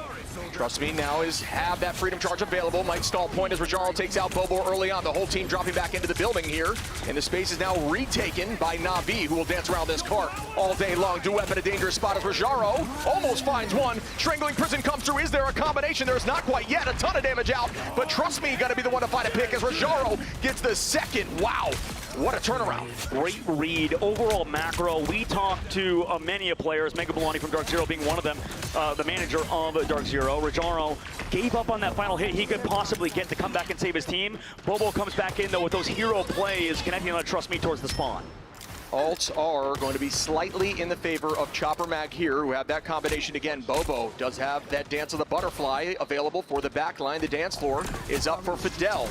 The damage boost here from Fade can combine with Naga to be a huge threat. And trust me, might use that freedom charge to protect, and that's a huge ult here by Zen that is copied in, smashed right through by Pethig and Duep. What a combination once again. Again, this time it can't be resurrected. However, Jerky with the damage boost to the ceiling, able to find one. Bobo, though, in the neutral, able to kind of connect online. This is the tough part with dealing with Chopper Mag. He's able to deal with the star players of this team. Fidel able to find him, though. He's been getting better throughout the tournament. Rajaro and him both fall, or Jerky both fall. 2 minutes left to go, Shibin. Going into the third point now. We need to see if they can collapse, right? They just used that combination. Like you said, that was a huge combo, huge fight win, but without that ult, they got to figure something out. Bobo needs to do something out early. No strat ults on the opposite side. They do have freedom charge. Bobo needs to go early, but does he know? Is he ready for Naga? Almost deleting him, sends him back to the main side. Senstar is just hitting huge ultimates here, these huge strangling prisons. Duep going to commit at the moment with the Psionic, and there is that return. We see the ult not work as Jerky with a Kraken impact finds Pethig. Is there going to be more on the reset as Naga is available here to start up here with the Galactic Legend? Just going to burn some of these clones from Skittles, so the healing is reduced. Bobo now ulting up the back line with the dance of the Cutterfly, finds one. Make it two, Bobo, why don't you? Yes, there is three, as they are still moving this cart forward and almost taking point two. Will it come through? It looks like it will, as they do get point two. Yeah, that was a huge fight win. Portal by Pethig used, though. That's going to be interesting. It's still going to be up in cooldown-wise at the end of the game, but regardless, Pethig trying to go aggressive, right? He was trying to play towards that backside. That fight wasn't about him. Him going down was definitely big, but regardless, it was about Bobo. He goes back to spawn to switch. Na'Vi at the moment on the defense, switching up Naga, going off Star-Lord, going to the Phoenix. That was going to be a hard fight to win for Na'Vi regardless, because they didn't have strat ults. They only had Captain America. Chopper Mag now can set up that combo soon, but Pethig only 50% towards that blade ult. Chopper Mag will have to fight in OT for about 30 seconds for that portal to come through. So yes, it could definitely come back, but it's still a little dicey here as Rajaro starting up with a Psionic. It's Zenstari walking, no one else at the moment. Jerky trying to take this space back. Is another strangling prison is massive. Can they combine with it? Not at the moment as it's matched right back with the invisible boundary. Ton of damage on his Zenstari. Bang! Down goes that Kraken. Jerky looking for more with a reset on clone. We will see it. Bang again, but that one does not. Oh, it does get reset. That is disgusting. Somebody stop him! He's just built a little bit different here. Jerky, what a play. He really is, and at the moment, Na'Vi, hold on. 1 minute, 30 seconds left to go. That combo was just used. Two ships and Starry committed the Strangling Prison. Skittles committed the God of Mischief. Pethig now only having that ult without anything. Maybe they could set it up with Sonic Seduction. That's the angle. Bobo is well on the flank, but you still have a lot of space to work with for Na'Vi. 2 fights for them. We will start up again with another fight here, likely a Psionic from Duep to try to commit some ultimates. There it is. Good usage of the invisible shield there to hide the whole team from getting trans. Trust me, going to use that shield from Cap to do the same. Bobo commits now as the 1,000 cuts comes through, and that's another two-piece with an ultimate combination you maybe don't see every day. Phoenix coming in with the Unsung Inferno. Goodbye to all those shields at the moment. Rajaro taking out Fidel, puts them up. As Zenstari now turns it back onto Naga. Is there more here on the side of Na'Vi, or this one go to Chopper Mag as everybody's duking it out? Fate gonna find Bobo, and again Na'Vi up in number. Trust me, onto Skittles. 45 seconds on, and Chopper Mag's gotta bounce back now. or they will be kicked out of this tournament. Yeah, I mean, luckily for them, I mean, OT's not going to matter. They'll still have attack on offense if something happens. Nice grab to slow down. Trust me, he goes down to Fidel. They're coming back into it. Maybe they can set up and engage onto Na'Vi. As we're entering maybe last fight territory, ultimate's available, but Pathik switches over to the Daredevil. Maybe he can go aggressive with Bobo. That changeup is going to be huge, but Jerky, he has Kraken impacted. He's been big before. See if that works now. There is going to be a lot of commitment in this fight. Starting up here once again, Psionic Seduction. Nobody tramps at the moment, and they are still going to retake with another huge ultimate. Match right back with the boundary. Bobo going to find one. Duet on a level 1 Crook. Pathik and Bobo. Can they retake this? Push this to 3 and push this to overtime. We will find out shortly as they will need a touch. Overtime is here, making some of these spawns a little bit longer. Trust me, the only one affected by it, fortunately for the squad of Na'Vi, they're going to full stall, man. They're going to Iron Fist to touch. And there goes the block, and there goes the crystals. Cooldowns are being burned. Can they find a pick early on? As Rajaro's dancing in the sky, they're doing a great job on this retake. Na'Vi able to stall, but Duet takes out Naga. Will that put them up a number enough to win this and take this to overtime? Bobo, with that dance, is available, waiting for them to push out. And here comes the commitment from Bobo, who is not able to get anything in that backline. Duet takes out Rajaro, and the fights are still continuing as the dance floor is on point. As Pathik now, the lawyer from Hell's Kitchen. Will they find more? The ult gets committed. Yes, at this moment they will, but the touch is still there. It will not end as the crystals are still going through, and Duet finds a pick onto Jerky. Are you kidding me? Duet with 2, and the dance in the sky from Angela to stall, but that will be shut down, and we will be going to overtime. If you can hear it, the crowd is starting to come alive. If you're coming to DreamHack Atlanta in this match, this is going to be the one you want to watch, right? If you come around, if you're walking around DreamHack in general, make sure you come on by. You've even seen some of the moms. Oh, that's lovely from Chopper Mag. Knowing her own son has a chance to take home $1 million, Shib, or be a part of at least $120,000 because that's first place. But whew, that was a good one, Shib. That was a fun one, and we still have more to go on this map. Chopper Mag is showing life. Yeah, and it's all about immortality here. Your goal is to try to push in as deep into this tournament as you can, because that gives you notoriety, not only for organizations, but for the prize pool, which is ever increasing. And this overtime is going to be intense, folks, as we see Chopper Mag starting off here on the attack. Let's set things up right. Taking a look at all of these players. I mean, there's stories behind every single one of them, right? We have Fidel coming over in the top left of Chopper Mag's side from this team, or into this team's roster instead of Salvation because they needed a fill player. And now that they're getting this far in the tournament, that's just one of the 12 players competing here. Every single one of them, even players back at home that have competed in thousands of hours of tournamentship, competing in countless matches online. Some of them didn't make it, right? Chopper Mag did. Na'Vi did, and they could potentially close out on Chopper Mag here unless Chopper Mag comes alive on their attack. And if you are a Chopper Mag fan, you're going to want to give them some noise and some hype as they get ready to go against Na'Vi. Blade mains rejoice here as the MVP is currently in the hands of Pathik. Bobo going to be on that fist, taking the space. A tank buzzer, a Vanguard buster here is Pathik now just trying to build that ultimate, and that is the goal here with Blade. Be ready to combine as Skittles on the sticks, on the controller here. The most healing in the lobby at the moment. The walls go up here from Zenstari, and again, the side of Na'Vi is going to hold in that space indoors.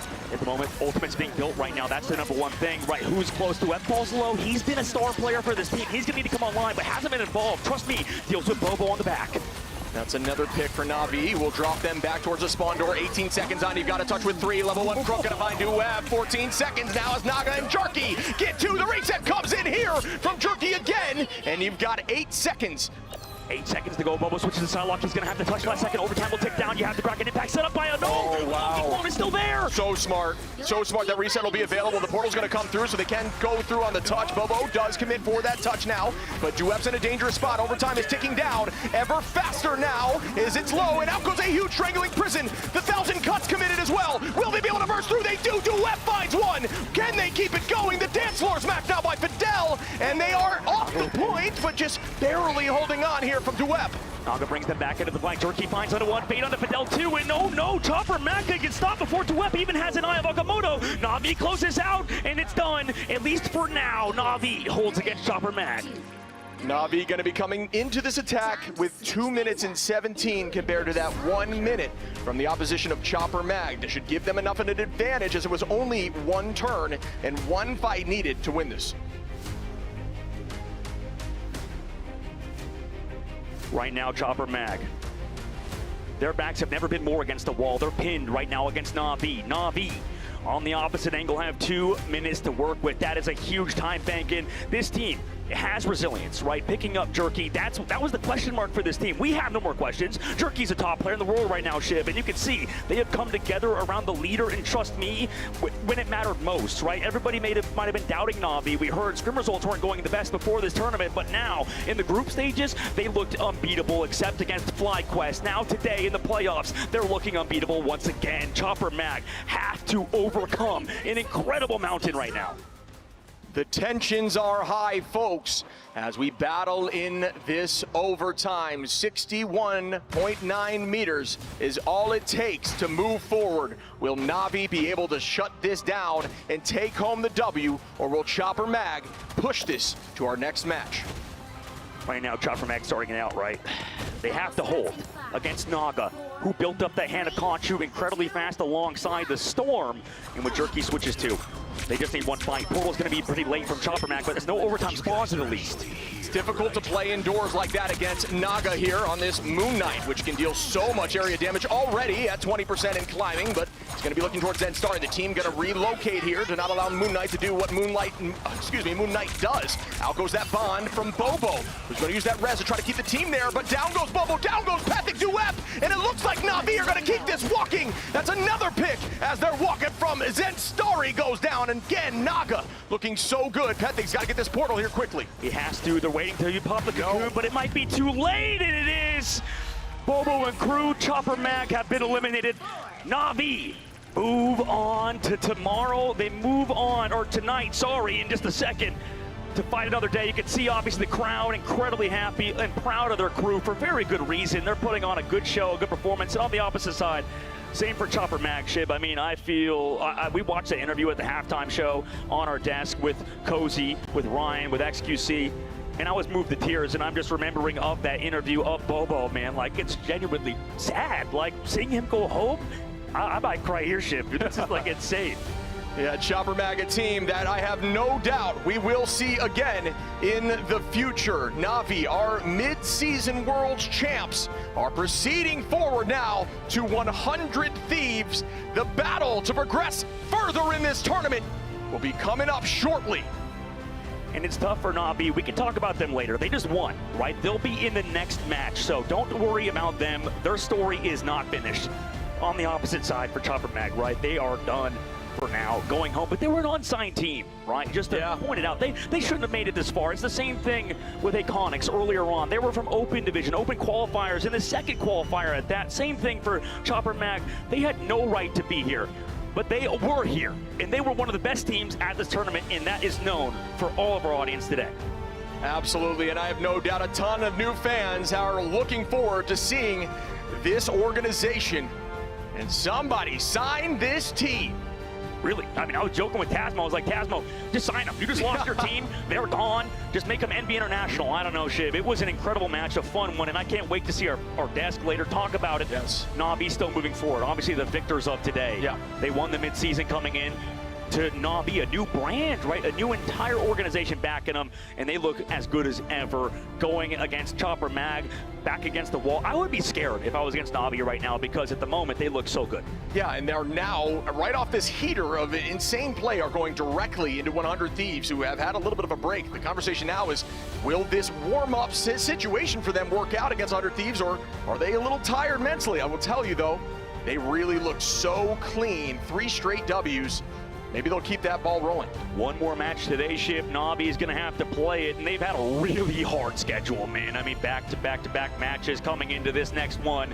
They're going to have to beat an incredibly good team in 100 Thieves, who have the backing of the crowd, I'm assuming. And Na'Vi, unlike Citadel, aren't necessarily villains per se, because they won the midseason. They have a lot of fans, and huge shout out to Citadel for really showing a lot of emotion in that previous series too. They are an incredibly good team as well, as great players too. It's just a lot of players are talking provocative and on social media, that definitely can bite you in the butt. But regardless, Na'Vi moving forward, showing that EU is still in it alongside some of these other top teams. These teams are both clutch too, right? We are going to be tossing it over to an interview though before we dive into this next match. Let's see what they've got to say. What a series. I am here with Jerky from Na'Vi. I want to start off with lower bracket run. Not unfamiliar for Na'Vi, but you're newer on this roster. You've not been through this before. You've not been through this incredibly taxing event. How are you holding up? I mean, obviously it's not what we wanted, but it's what we've experienced before, what they've experienced before, so it's not out of our comfort zone whatsoever, and we'll make it work. We'll be there in the finals for sure. So you were actually full held in game 2 and also got triple pushed in game 3 by a Blade. Let's start with game 2. What went wrong where you were full held, but you actually were able to full held it, but slightly more? I think we kind of tunnel visioned onto one comp because that comp is really strong. We have the Loki, we have the Mantis, and we have the Adam. It's a really, really strong comp, so we kind of tunnel vision, didn't want to swap one of the strongest heroes around. So that was kind of our issue, but we were still very optimistic. We said like, guys, I mean, we have the best comp in the game. We can full hold them just the way they full held us, so yeah. Talking about the Blade, yeah, crazy. I mean, I've never seen it in pro play. Shout out to Pething for pulling it out. I mean, they're a really, really strong team coming on from Oceania, and I mean, all props to them, man, all props to them. So your next opponent, 100 Thieves. 100 Thieves out there, they have been here before as well. They have also been running through a lower bracket run in the past. You've faced them in the groups already. Is it going to go the same way? I think it will. I mean, I don't want to sound too egotistical, I guess, but I think we are fighting for a top 2, top 1 spot here, and I don't think anyone else is going to stop us here. And some final words out there to the audience. Na'Vi, once again, continue to make a lower bracket run. What do you have to say to everyone watching at home? I mean, I hope you guys are enjoying the show, because it just started, and it's about to get even better. More to come from Na'Vi. They play again in just a few minutes. Just need time to go get yourself some rest, go join your team, and we're going to head over to the analysis desk to continue the breakdown of this game.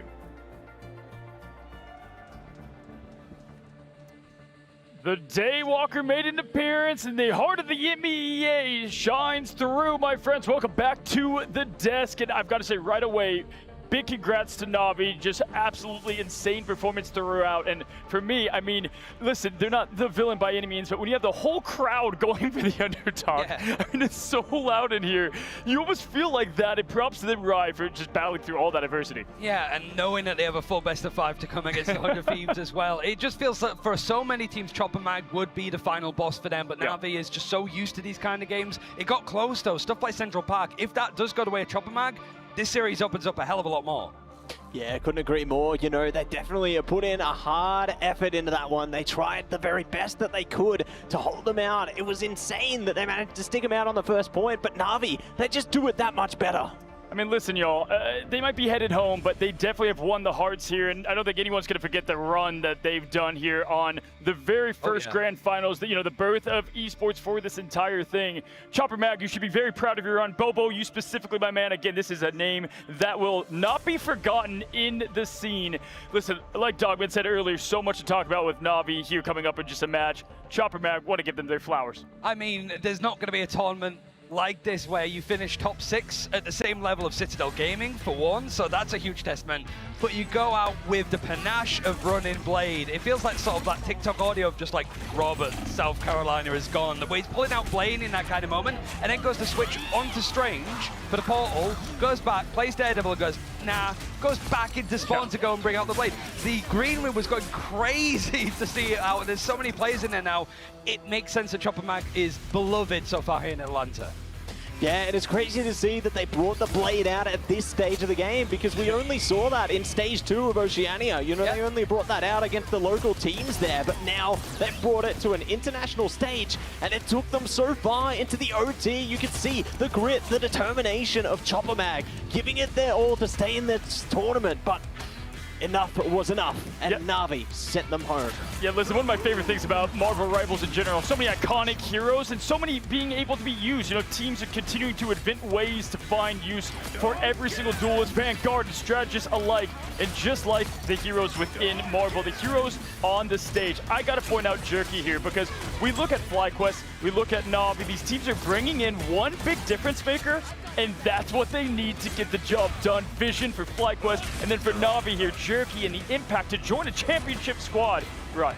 And it was such a short notice change as well, because obviously that was because Melio wanted to go to Citadel Gaming. So it's the fact that it showed so much promise. There's so many good like duelist players in EMEA that have really impressed me so far this year. But to quickly acclimatize to a new team with a lot of expectations like Na'Vi, go to an international event like this, and make your stamp on impactful games like this, it really is a sign that Jerky is not just a substitute stand-in player for Na'Vi, he's the real deal.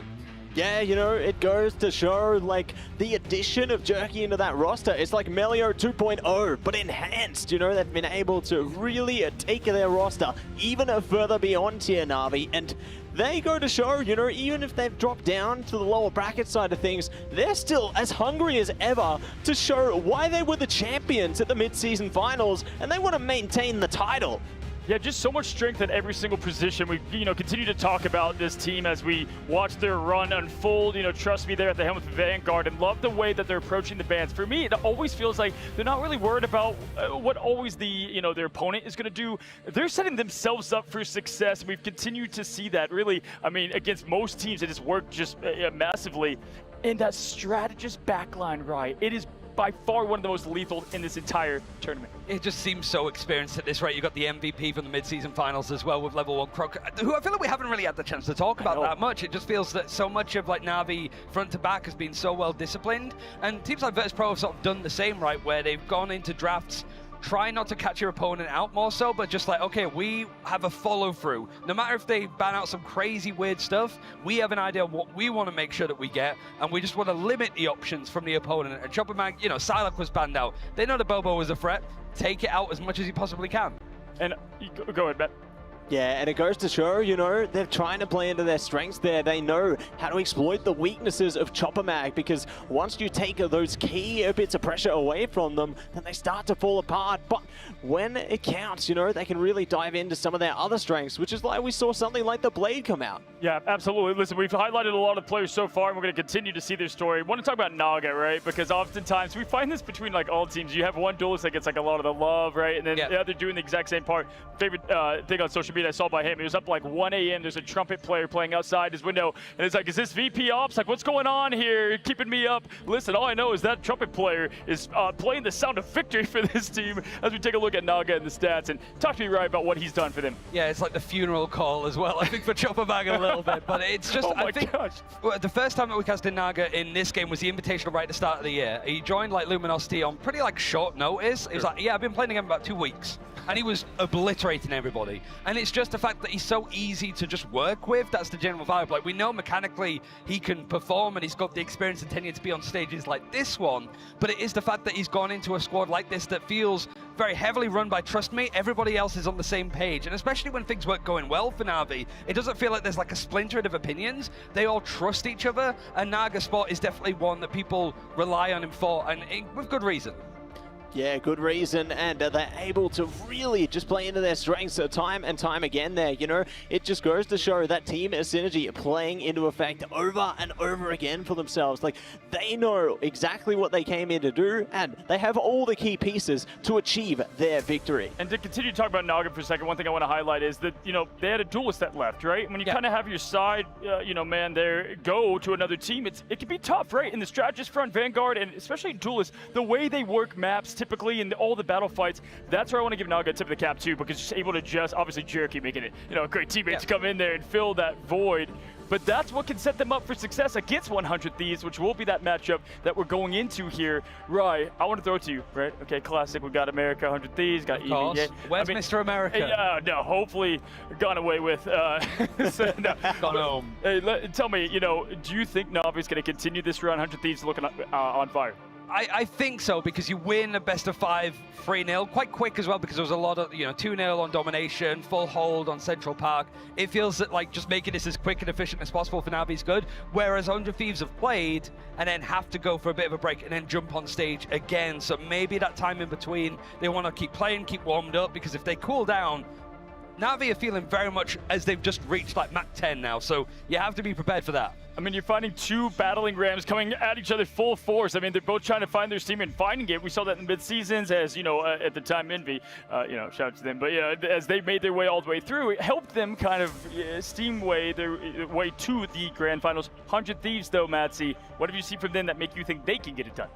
Well, I feel like they're on their full redemption arc right now. They've got a spark, and they are just terrifying every step of the way there. They have just been looking unstoppable. I mean, you look at their series when they sent Citadel home. They were just terrifying, so scary to see what they could achieve there, and now having to take a break between series and coming into it, like I said, this really could come back to bite them.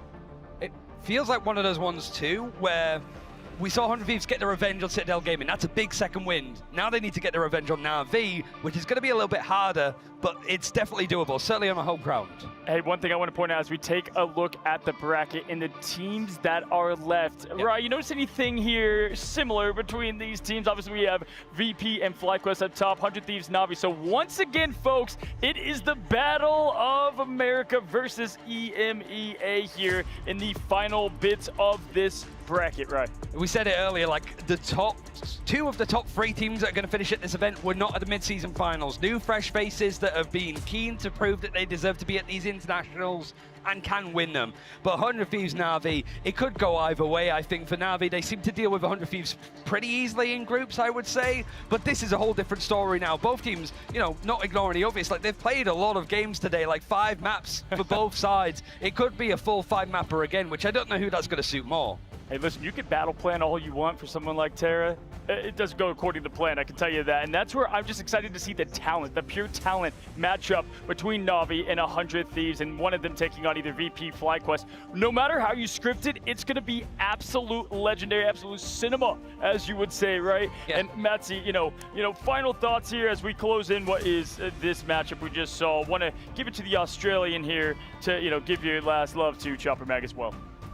Chopper Mag, you've done everybody proud here in the stadium, here at home as well. You have done the very best you can, proven yourselves. Sign them up. Organizations out there, they are more than deserving of having your support there. They have given it the best run they can, and it's only onwards and upwards from here. Absolutely, folks. I mean, listen, we've had a lot of great heroes between Blade showing up out of nowhere, and one thing I love about this, I love seeing the costumes at the highest level of play. Like, that's just, to me, it's something that just kind of, you enjoy the fun of the game as well. Even with the sweat, there's still room to see all the incredible costumes that we have in this game. Yeah, I mean, I can imagine, like, equipping the Blade skin would be pretty funny because it shows that he had the intention to bring it out in the first place, so going for the default one obviously means that it would have been a throwaway, but this time, yeah, it was planned all along, it seems. Clearly, it was in the stars for Chopper Mag. Yeah, and when we look at the last bit of setting up this elite matchup to come here, when you look at all the pieces combined, right? I want to put you on the spot, both of you right now. I'd love to do this to my fellow desk. Pick a winner right now. Who's making it? Ooh, I'm going to go 100 Thieves. I'm going to go 100 Thieves this time. I feel like they got the momentum behind them. I feel like they're empowered right now. I want to see 100 Thieves take it away. Me, it's easy. It's Na'Vi. Like, Fate, it's one of those ones where Fate said it himself. They do things the hard way, and I can't think of anything harder than playing a best of 3 and 2 best of 5s in one day, which seems to be the case for Na'Vi. They did so well at the mid-season finals to do something similar going for the losers bracket. You can never write them off. Yeah, this is my surprise face right now on what I thought I was going to hear over there from Rai. Okay, fair enough, though. I'd love to see it. Listen, we've been talking about the costumes. So many great ones out there. We've got the Queen of the Dead right now available in the game. And oh my, speaking of scary of what we've seen, it was spooky season of Halloween. I mean, this is an absolute sick Scarlet Witch skin, right? Yeah, I mean, I'm wondering if we're going to be seeing any Scarlet Witch at this rate. Will we see the Blade come into play instead? But yeah, it's pretty much, you know, alongside the spooky season as we get more into the holiday season now on November the 1st. There's still a chance for a couple of scares and prayers in the right places, but obviously there's a lot of different stuff in. Again, the most terrifying skin is the big shot Iron Man at one that we saw briefly there. I mean, the old scary enough with Scarlet Witch with that voiceover as well, even more terrifying here. And speaking of terrifying, we've got Terror coming up in just a moment. The DreamHack bundle, though, is available. You can go grab it right now. Big % off it. So if you want to rock Iron Man, Scarlet Witch, feel free to jump in there, grab it your own. And hey, listen, may not be in the meta at the moment, but you never know with all the changes the team's cooking up there. One of my favorite things, right, in general, and Matt, about Marvel Rivals is how constantly fresh this game is. I couldn't agree more. You know, they're always refreshing the costumes there. Just when you think there's something new around the corner, you know, it's been a day or two, a week or two, there's something else right around the edge of the corner there. There is always so much great new content, so many great things coming to Marvel Rivals all the time. Alrighty, folks, well, we gave Na'Vi time to reset, reload for yet another matchup. 100 Thieves versus Na'Vi coming your way right after this quick break.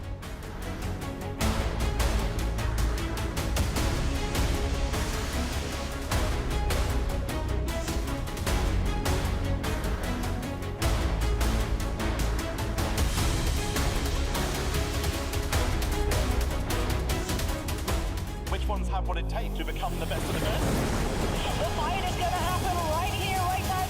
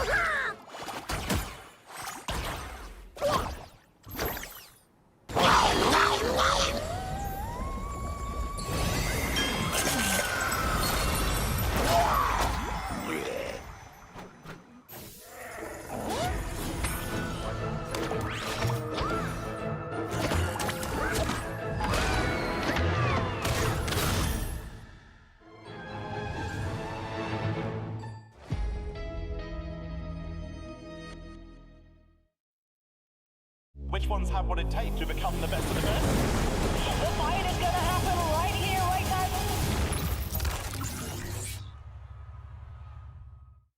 Hey, we're Na'Vi. And we're here in Atlanta to win the grand finals in Marvel Rivals. It's time to go 2 for 2. 2 for 2. That was the prophecy by Na'Vi, and they continued their run through the lower bracket. I am back as Tetra, and it's a rematch in terms of the desk of the very first series here. I'm back with, of course, the spectacular God Moxie. Hello. And of course, the magnificent That One Dan. And I'm the only one. The only Dan! He is indeed. But once again, Na'Vi, they started us off saying that they are going 2 for 2, and Moxie, they are not unfamiliar to a lower bracket run. Start us off there. They're also not unfamiliar with matching up against 100 Thieves, because this is a rematch that we're getting to see, not just from today, but also from those group stages where it was a 2-0 victory on the side of Na'Vi against 100 Thieves. And Dan, looking over 200 Thieves, which is what we'll be starting with here, they've also gone through lower brackets before, but they're much more familiar to the upper bracket. Yeah, we've had some upper bracket runs from them before, but now as they move on in the lower bracket, I had the honors of being able to cast that banger of a match. But you gotta question how 100 Thieves are feeling coming into this entire series, because they had a whole best of 5 to cool down. Now their hands are starting to get cold, but Na'Vi, with that 3-0 win over Chopper Mag, the momentum is heavily in their favor right now. And let's break that down. Like you mentioned, the momentum is in favor of Na'Vi, but 100 Thieves coming in cold. Moxie, is it worth just potentially being exhausted, or is it worth just making sure that you are warmed up? I mean, some teams, when they do go for these longer days of play, having that momentum directly behind them actually means that they're coming into those domination rounds incredibly warmed up, as we've talked about, right? And for domination, first fight matters an awful lot. We don't have an exact percentage, but I'm sure it would be over 75, it's safe to estimate, the amount of times that we've seen teams win the first fight, then snowball through the entire rest of the round. And Dan, we just saw the roster of 100 Thieves. You just got to cast them a little bit earlier. Who stood out to you? Who are Na'Vi going to be looking at here and be scared of? As much as I want to say Terra, it is really just the entire team. TTK, Melania, Harvey, you name it. All of those players have been doing their job to make Terra look good. And so I want to say Terra, but you also have to give credit to all of 100 Thieves who have been really, really good at enabling Terra to his full potential. I think Terror as well, because we got to see the Winter Soldier, like Thieves shifted the strategy, which swept the sort of rug out beneath the feet of Citadel, where instead of going for the second save on the Winter Soldier, they went for it first. And I would not be surprised if we see that continue into this matchup. Or if perhaps Na'Vi are able to potentially get that ban in as we move over to look at the current world champions again in the lower bracket. They are so used to this, but they do have someone who is a little newer on the team. They have, of course, Jerky, and they have Crisis waiting in the wings. Yeah, Jerky, the star player, coming in as the newest member of Na'Vi, and so far he's been able to slot in very, very well. Most notably on that Psylocke, able to get perfect butterfly timings down, and he's just able to cut up any opponent that they face. And Dan, just keep it running for me here. We're going to be heading over to the stage right away. What is your prediction? Who are you looking at here? I feel like it might go all the way. I feel like 100 Thieves might have solved their issues, solved the problem that Citadel gave to them, where Citadel were able to crack the draft that 100 Thieves were able to provide, but 100 Thieves now making their own adjustment, they could really come out on top if they're able to execute perfectly. What does he know, Moxie? He's not from the MEA. What have you got for me? Wait. Okay, I'm consulting the script. Okay, so I think Na'Vi, off of the momentum that they have, win domination. I think Thieves then likely take us over to a map like Convergence and win that, and we get the seesaw effect backwards and forwards. But I think the Thieves only take one map. I think it's a Na'Vi 3-1 victory, as they had the lead against this team in the lower bracket stages. And to quote our colleague, and time, damn you crazy. Let's head over to the stage to introduce these teams. They have crawled their way through Heartbreak. They've also made their way through Bracket Hell. Atlanta, Georgia, you've been great all day, viewers at home, but now I want to give it all you got for the matchup that ends tonight. One side Navi, the other side 100 Thieves. Let's meet these teams. First up, welcome 100 Thieves.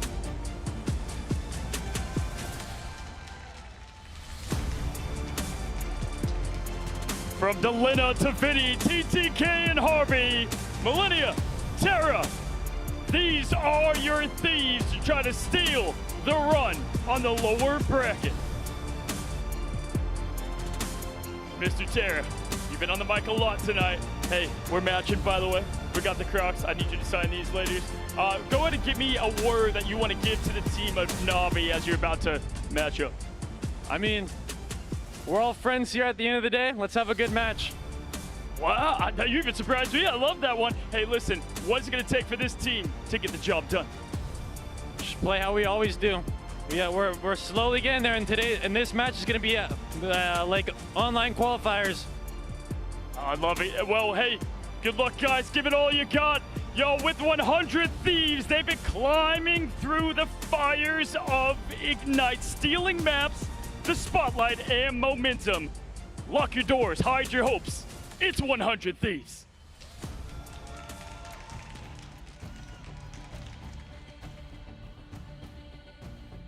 From mid-season dominance to where they find themselves now, breaking through the gauntlet and Cinderella stories, my friends. Please welcome to the stage, Navi.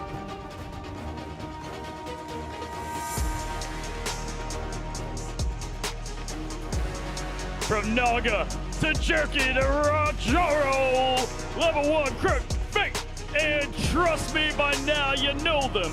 Whether joining in the mid-season or right now, I'm joined by, trust me again, looking all the bit confident. How you feeling going into this matchup? I think we feel confident, I think we feel ready, and I'm here to win it all. Listen, you know, they had good words to say about you guys, good sportsmanship. You want to throw it back out there? You have some words to 100 Thieves? I think it's not only 100 Thieves. Every team is working hard behind the scenes. No one sees the effort. Even Chopper Mag, right? Every team good. 100 Thieves, a lot of respect. Listen, that's what you want to see here on the biggest stage of Rivals, my friends. Well, good luck out there in this epic matchup. That was Trust Me. This is Navi. Also, got to come over here and give a nice fist bump to Sky. The amazing coach for this team deserves all the love as well. Give it up, Atlanta, for Navi. They are once the hunted. Now they are the hunters once again on the biggest stage we built up to this moment. This is the end of day 2 and the end of the road for one of these two teams. America versus EMEA. We've got a matchup best of 5 coming live right now. And with that, let's take it to the casters to break it down. Welcome back, everyone. 100 Thieves versus Navi. The loser is going home after this best of 5. How are you feeling, buddy? Feeling great. I mean, that was a fun series. Now we're on to yet another one, right? Most importantly, it's going to be Navi versus 100 Thieves. And as Cozy's headed up, America versus EMEA. And this is going to be an incredible one, man, because Navi looks good. And that was a heck of a warm-up against Chopper Mag against 100 Thieves. Yeah, and they just looked so dominant. I mean, again, now we're going to see who can hold on. The backline here on the side of Navi has been lights out. They just do not get KO'd, and we got to see if they can get taken down by 100 Thieves to slow up that momentum. Yeah, they're going to have to figure things out, and 100 Thieves, right? Same thing with their warm-up earlier, sort of it worked against or in their favor because it was a long one, right? But you sort of have that leeway between, you know, that matchup earlier where they had to wait and see what happened between Chopper Mag on the opposite side with Navi, because that can kind of mess with you, right? Having downtime, it's not just about like the energy levels expended, right? It's more about downtime, and I think Texture had talked to us about the behind the scenes, talking about how, you know, casting is great, but a lot of times you can, you know, go up and down level-wise. It's like that as a player, right? If you have a great match and you have a fun one, right, like Navi did, at least it just happened, so they can ride that high. For 100 Thieves, opposite side, right? They've been sitting for a little bit. They could be cooling down. Yeah, we're going to be heading into Burnin' T'Challa for our first matchup here. Both of these teams known for being incredibly clutch in these moments. But now we find out who is maybe just a little bit more clutch. Yeah, right now 100 Thieves pretty much are the only team in the entire tournament that has that experience and also that sort of fortitude that we've seen, right? They always kind of come back, they look better when people sort of underestimate them. They're that sort of team that can really surprise people, right? For Na'Vi, we know what's expected of them, so we can kind of also see that sort of same trajectory. So this is going to be a lot of fun. I think earlier we've had Unstoppable Force versus Immovable Object. Right now this feels like two immovable objects. This is going to be tough. We're diving into the draft right now, a team that develops the meta and a team that adapts to it. Yeah, Na'Vi right now, we'll see what they do in the draft phase, right? Taking a look at behind each of these players, you can see our draft phase for you. It's obviously, it's an asymmetrical system where we have, you know, heroes banned at the same time at the very beginning, but it gets changed up later on. And you know, at the moment, we see it's targeted bans, right? You can specifically target specific hero pools, and as this tournament gets along, or gets further along, Shib, these teams are figuring out the specific target bans too. We're going to give it a second here before we dive into Burn and T'Challa, and I'm just, you know, throwing you a question, buddy. What do you think we need to see from the bans? I mean, we've seen how strong Mantis could be, we see how strong Jeff could be, right? And when we see those two heroes, you also have to sort of not focus on them necessarily, you just have to focus on what's strong, because at the moment, I don't know about you, Shiv, I'll get your thoughts on it too, because I'm really curious. Like, at the current moment, it does feel like you can't just ban on a roll. We just saw that when we saw Chopper Mag. It was a close match for sure. The ban phase isn't everything, though. Oh, yeah. It's about how you play, too. Yeah, I think banning out a roll right now has been not working for teams that are trying to go that route. I think you can definitely target ban a little bit, especially if you know that the hero pool is a little bit more, you know, reduced on a specific target that you're going for.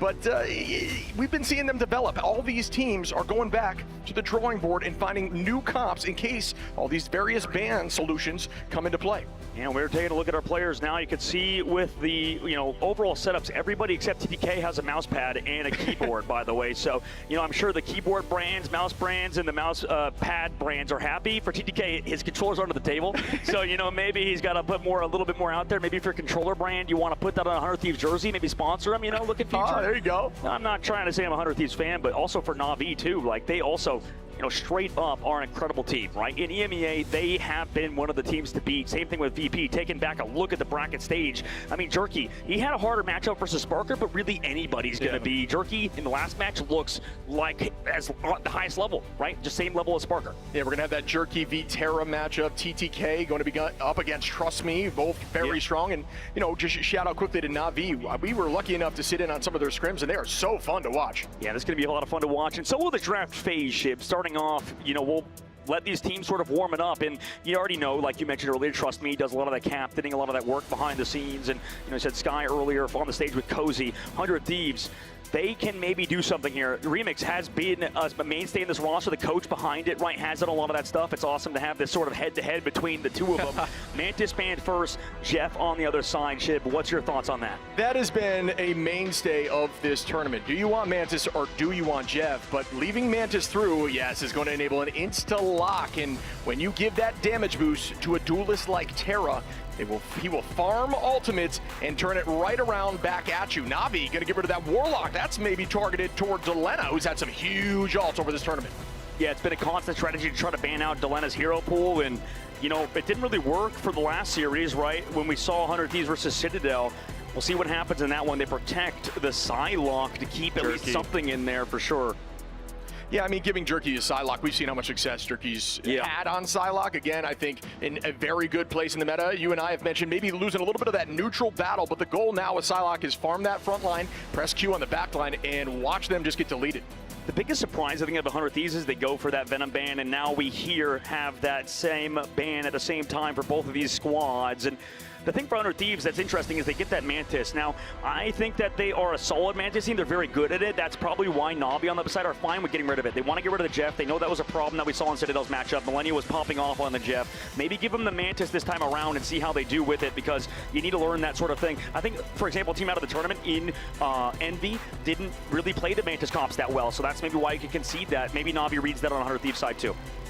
Yeah, Mantis is so strong at this level of play with team coordination because when you have that damage boost, again, like I was mentioning, you get ults quicker, but it also enables one-shot compositions. And although Mantis may struggle a little bit in terms of burst healing, that's not needed at this level. Teams are not looking to just stand there and farm the front lines. Instead, they're coordinated jumping in, especially in these dive comps where they'll call 3, 2, 1 and commit on a single target. And when you do it quick enough, you're not going to be taking the sustained long-term damage, so you don't need that level of healing. You know what? This is a very interesting comp out of 100 Thieves too. Yeah. I mean, the fact that they just let the Jeff get protected in the second protect is insane. Like, they go for the Venom ban, they go for the Cap ban, that makes sense, but maybe this early is crazy, right? Maybe they're responding to how Na'Vi goes in the protect phase, understanding that, well, Emma Frost is still getting through. They're fine with that team up alongside Jerky. That might throw Na'Vi through a loop, but man, we know Fate is really good at Jeff. You could have taken that ban out earlier. Instead, they prioritized the Vanguards. Yeah, they're going to be looking for some answers here, including using that Kraken impact, likely from Bucky, to try to shut down Jeff in some of those moments, and maybe we'll see what else they want to run. And not sure if they're going to run something like Ultron they have in the past, but that is definitely on the table. Na'Vi likely having Trust Me there with those bans back on Angela. We'll see shortly. And I like this too because it also makes, Na'Vi think, right? Both teams sort of utilizing the maximum potential of their coaches' brains and their captain's brains with Terra and Trust Me on the opposite side. We're heading into first map, like you mentioned, Jib, Burn of the Chala. This is going to be a banger if you are walking around in Atlanta this late at night. Thank you for coming by our booth. If you're watching online, thank you for tuning in. Make sure to get your friends because it's America versus EMEA. In the losers semifinal, best of 5. Loser goes home. Everything on the line here as we start up in our first fight. You can see the team comps on the top. Trust Me is going to be on that Angela. Naga, very strong Star-Lord, does get through here. We'll see how that looks as we start up our first fight with Trust Me. Owning that height, waiting for an angle towards the backline. Bang, in a dangerous spot. Great jump there by Harvey to escape. Yeah, smart move to get back to the team. They're going to kind of go under the ground where this health pack is. Also, they're pressuring out the Vanguards. Vinny forced away using cooldowns early. Also, you have the Emma Frost and Jarl pushing in. Jerky already finds one. Traded out. Terra finds Naga, and that is an even trade as you just discussed. Elena getting deleted there by Jerky as we just saw. TTK owning the space there on that Emma. In the conversation for the best Emma on the game and is playing on the sticks. Rajaro finds Terra now and up a number. Na'Vi likely taking pressure on point. Jerky just farming that front line and getting that ultimate as we discussed. Yeah, I'm going to need to see a little bit more out of 100 of these Vanguards right now. I mean, they're playing the Mantis comp. They want to go aggressive with a damage boost, but TTK gets caught out. Invisible Boundary doesn't save him. Jerky gets the elimination.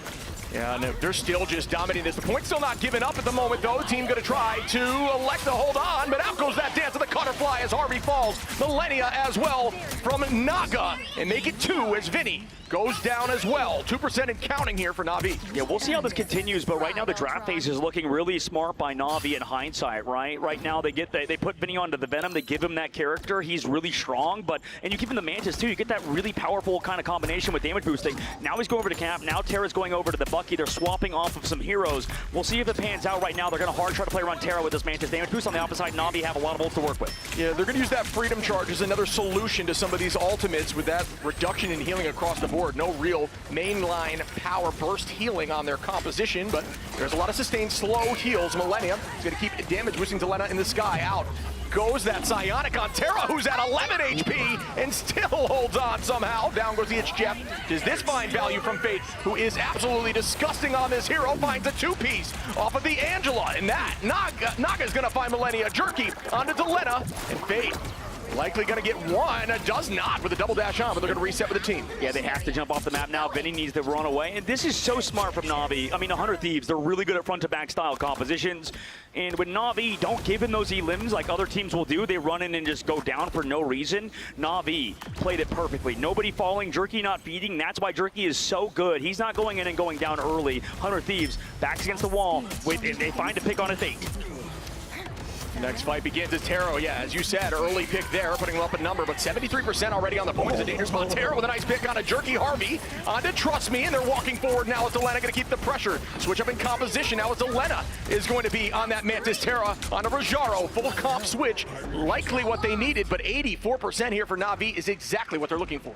And that's the worry right now. You don't want to get picked off. Delena on the Mantis, Terra on the Bucky. Vinny's going to be constantly pressuring you. If you get shoved into an angle where Terra can see you, you're going to be a little bit terrified. terrified, right? Na'Vi need to keep Jerky alive. They need to also play on off angles. But with this map, as soon as these walls are broken here, there's going to be a lot more space for Terra to work with. That Kraken impact is available as it starts now. Looking at the front line of Rajaro, who's still holding on into the back line. Trust me, finds Terra after that ultimate, and that's a tough look at a huge trade as Millennia now taking out Jerky after all, back and forth, but the res comes through here for Jerky. Yeah, that was a smart job to really, I mean, it's not a smart job. He just throws out his BRB, brings back Jerky into the fight, gives them the advantage. Harvey holding as long as possible. Is he going to have to use the Eternal Bond yet? Not necessarily. He's waiting for cooldowns, but loses Millennia. Is going to just use this to stall point for as long as possible. Looking directly at the front line here of Vinny, who's just going to be playing on point. The whole team and the side of Na'Vi is looking to pick off anyone coming in from spawn, but Terra is back now, but on the Star-Lord. Cannot off-map a Star-Lord, who does have some of that movement. Jerky going to find Elena. Harvey goes down, and Terra and TTK. That's a full wipe right there. Portal play is going to have to come out now. Swamp comes through from Na'Vi. Actually, maybe they don't have to use it just yet. We're going to wait till last second, but I mean, it's tough. 15% left to go when they just respawn. We'll see. Harvey switches to it. No, they know the sun's going to have to come through from Noggin towards the spawn. Can Harvey get the portal off without getting stunned? Looks like it will come through just barely. 4% on, and there is that touch. Full team commitment. Trust me, dancing on the portal. Just waiting for a play on the back line. Terra in danger there. Naga on the high side, keeping the pressure onto the front line as Trust Me gets a pick onto Terra, and that is a huge pick followed up here. But Evan's Retribution, and Delena is going to be able to find one, but wow, Fate with a two-piece heading off map here is going to find these picks. Yeah, I mean, it secures the end by going off the map. Vinny could jump back, and smart. Jerky closes out. Na'Vi with overtime ticking down have closed down 100 Thieves on round number 1. That was perfection, Shib. Na'Vi just really looked good. They looked smart. The fights they lost, really no team could win. And at the current moment, that was a big map on Stellar Spaceport. Now we're going to Warrior Falls. This is a map where we know Terra's popped off before. You've seen him. You've casted him for 20 years, just getting Kraken Impact resets. Punisher last stands. Na'Vi on the opposite side. Jerky is looking crazy, dude. He's so good. Yeah, Jerky's looking really good on that Psylocke, which is definitely a little bit of a weak point here for 100 Thieves. And we will see Fate likely a big threat on that Jeff, because this map has a huge off-map potential. Absolutely. Fate, you mentioned it. Everybody's supporting him, too. When Fate goes for those off-maps, he saw the invisible boundary keep him alive while he did that. Like, he was so close to the edge. In this map, too, we'll see what happens as, Trust Me, on the last angle, too, looked so clean on the Angela. He's looking as good as he did in mid-season. So right now, or sorry, in mid-finals, in the grand finals on Angela, he's looking to cement himself as the best Angela in the game. Run the tactics again. Teams begin now. You can see the alts on the top here. Rajaro and TTK available with that Psionic Seduction. Jerky does have that Dance of the Butterfly, and we've seen so much success from Jerky this entire series and honestly, this entire tournament. The dance goes out now. The scariest dance in Rivals is followed up there as Millennia gets picked off early on. Jerky is going to drop back towards the team as Rajaro gets a two-piece Jerky now onto Vinny, and they will get point early. Yeah, right now they're trying to give the Rocket Pack 2 to Jerky to make sure he can survive, right? Just setting up Jerky, it's always hard. It's 100 Thieves' entire game plan, right, Chip? To find Jerky, to find this BRB, they can't because they're playing front-to-back style. So with that, they can't even set up to deal with Jerky because Jerky has been able to do whatever he wants with all the support from his team every single time, not going down. That's the most important thing for Na'Vi. Though they don't have any ults, they could definitely make this work in the neutral, scare off 100 Thieves. They've been late with support ults or strategist ults, and they don't have any right now. 100 Thieves needs to find some wins here in these neutrals as TTK is going to commit, but Delena now is going to be on that Psylocke, taking out Crook. Rajaro goes down from Terra. Make it 2, why don't you, on the reset. Bang! Looking for another on the side. Good movement right there, but still Jerky falls as Terra does not miss with a 3-piece right there. Clean moves by 100 Thieves to swap Delena over to the Psylocke. It makes a lot of sense. They want to help Vinny on these dives. They also need to make Na'Vi's backline more uncomfortable. Crook, Fate, they are some of the best in the game in the strategist role. They're really good and really evasive. Vinny hasn't been able to do it himself. Delena swapping over to the Psylocke with a little bit of support from Millennia and those Invisible Woman shields should be able to stay alive and deal with Na'Vi. Yeah, taking that point back at the early 20% is a huge early win, as last time got to 85, and that should give them enough to at least have a few fights. Ooh, they got a touch point, and they do from TTK there. Out goes that Sia. TTK's in a dangerous spot. Really smart play here from Na'Vi, putting the pressure on, but Harvey matches it right back, and goodbye to the Sia, which is then focused. And the End Song Inferno comes through. Nobody goes down, but a pick comes through here from Delena. Up to level 1. Crook, and a huge hit again by Fate, who is just insane on the baby land shark. Takes them all off the map. Na'Vi, what a fight. Wipe and Fate with 3 off of the Angela, connecting that combination. is beautiful to see, Shib. I mean, just trust me, setting up Fate, then the rest of the team playing around him. That was beautiful. I mean, there's the combination we've seen earlier with those Blade ults alongside Groot training Prison, kind of like that. Na'Vi sets up the team. And that's a little bit slept on, as you can't use movement cooldowns when you are held there by Heaven's Retribution from Angela. So that is a crazy combo that we have seen success with twice in a row now here from Na'Vi. Map change, now you can float in the middle of the point, and they started off with a freedom charge. As they begin now, Terra gonna find Jerky early on, and we know how valuable that is, with the res likely coming through. No, as Trust Me goes down, switching over to the group now. Rajaro in a dangerous spot from Delena, who's looking so good on this Psylocke, and that is the change that has been really working out for him, applying more pressure to that back line. Yeah, they're going front to back to try to deal with Delena. Delena has ult ready to go. They also have the support for him. We talked earlier, this is a great map for Terra. Na'Vi don't have Shrouded Assaults right now, but they can slow down this push with Rajaro's Psionic Seduction. And we will begin here, likely with that dance of the Cutterfly. Millennia holding on to that invisible boundary, and there is that dance now. The Paddock Kick goes out from the entire team. Naga goes down from Delena with that early pick, exactly what he's looking for. Terra just trying to build and hold on. That ult's ready here with the Kraken Impact. 83% on the board now, 100 Thieves trying to close it out. Can they do it? Na'Vi do have those Shrouded Assaults they were waiting for, and they also got rid of the Dance of the Butterflies. Delena is going to be target. Nice hook from Terra!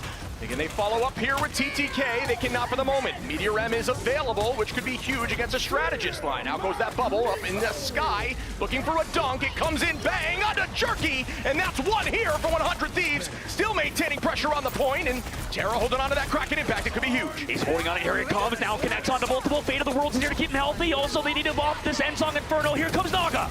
The damage boost coming in from Naga takes out Terra, but Terra does not go without a fight and takes out Trust Me, Rajaro now. And here comes that Eternal Bond. Naga onto Millennia, and they're still stalling this point at 99. But can they pressure through as another dance comes out from Delena? One goes down, two goes down. Do I see three as TTK cleans up Rajaro? And we are heading, potentially, no, the portal comes in. Here, no point flip, though. It's still in 100 Thieves' favor. So with this overtime so close, if Na'Vi loses anybody in the objective, they lose, but they find Delena. Huge pick by level 1 Crook. Jerky now, and a very dangerous ultimate is gonna find one. Do I see two and three as Fate takes out Terra? Coming in there.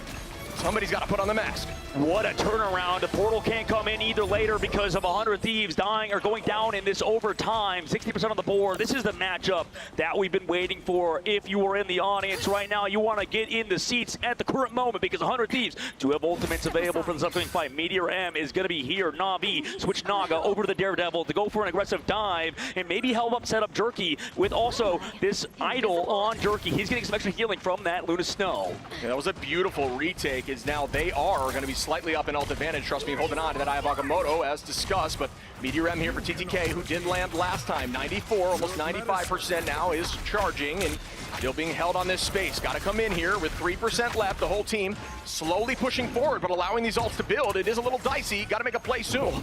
Naga going low, has to fall back to the team right now. Ultimate built up. This is going to be last fight territory for both squads. We'll see who can come out on top, and trust me, has that eye ready to go. Oh, looking for a jump here to hit that ceiling, so that ult will find success. Out goes that invisible boundary. Can TTK land on one? No, not able to do so. Trust me, not getting much success. As Delena gets a pick. Rajaro go on to Delena as it's traded out. A Vanguard and a Duelist down over time. Is now picking up, and Jerky takes out TTK. Terra finds one. Fate onto Harvey, and again, Na'Vi come back and take map 1. What a map from Na'Vi. The portal play was huge. They come back in overtime, somehow find a pick on Delena, and that's kind of the way forward. That's the tough part for 100 Thieves.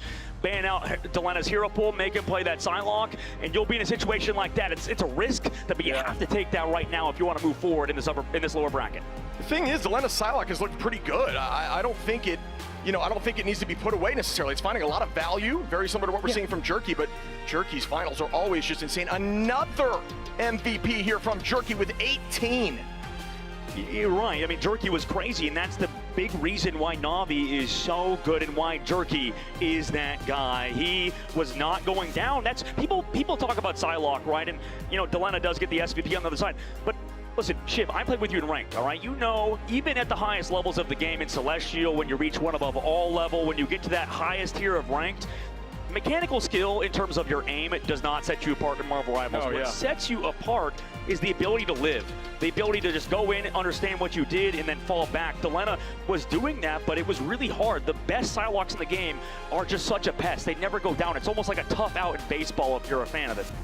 Yeah, it's all about those little trades, pulling out cooldowns and then dropping back to start another fight. And Jerky has just been doing so much of that, but gotta show some love here to Fate. That Jeff was insane. And then making the switch to Luna and still ending with 10 finals, 1 final behind Terra as a strategist. Yeah, right now, I mean, this whole team is looking like a well-oiled machine. Taking a look back at round 1, Jerky was the star of the show, but it's, as you mentioned, Fate in the middle of these upcoming fights would always find picks. In the neutral, if Jerky's popping off like that, I'm scared of Na'Vi, right? But that's just a one sort of part of the situation. The second part is what you said with Fate on these jet bolts connecting, and if those two things are a problem against Na'Vi, I'm scared because they are finding basically a fight win every single combination and in the neutrals.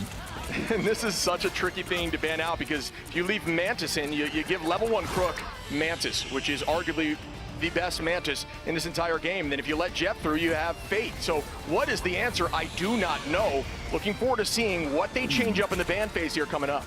Yeah, I mean, you want to get rid of the Jeff, probably. I imagine they protected the Psylocke early, so they're showing that. As we move on to Convoy or Convergence, that changes things up too, though. So they're not banning for Domination now, the map we just finished up upon, unless we see it later on as the maps reset, because Convoy or Convergence changes the meta entirely, Shib, right? Like, I feel like the Emma Frost we see a lot banned on these upcoming Convoy and Convergence map types, and that might change in terms of focusing on the Vanguards like 100 Thieves did on that map. Yeah, and TTK was allowed to play Emma there, but just not finding a ton of value just due to the movement across their team and positioning. That's kind of the thing we're seeing today, Shib. It feels like the Emma Frost players are always stunted, right? Doesn't it seem like that? It feels like Emma Frost is almost a character that relies on a lot of support. Yeah, Emma does a great job, as we said, in the neutral, but when these comps are so self-survivable and they're all over the place, you really are just finding yourself trying to use that diamond to find one pick, and that is a huge cooldown to burn. If you miss it, you're not getting a ton of value. So you're using that laser to burn frontline, but when the frontline's consistently moving all over the place, and it's just not that worth it, it's a little bit tricky. Now, we do move on to a Convoy or Convergence, right? 100 Thieves are really good at front-to-back style composition. Yeah. Na'Vi are starting to look like the old form of Na'Vi where they're really good on domination. I would be a little scared if you're Team Na'Vi going to Convoy or Convergence because of that fact, because 100 Thieves can put Vinny back onto Groot. They can put, you know, Vinny back onto heroes that I would say he excels at, right? It's tough for Vinny, I think, to pick up Captain America and Venom because of how hard those characters are to play. And maybe for Na'Vi's side, the opposition, they're not going to be able to play the Cap or the Venom as too high of a level on Convoy or Convergence. Sure, and I have no doubt it's going to be Convoy Yggdrasil because they've held point 1 there twice in front of the big stage, which has been incredibly intense against some amazing teams. Looking at these stats too, Na'Vi obviously doing better in the damage department, but it comes back down to that damage taken stat too, right, Chip? We see, I mean, nearly 20k extra damage taken by 100 Thieves, and I think a lot of that did go into Vinny. It was a really tough map for him on Venom, on Cap, and onto pretty much every other hero. And those finals, 48, that is just that Psylocke story, right?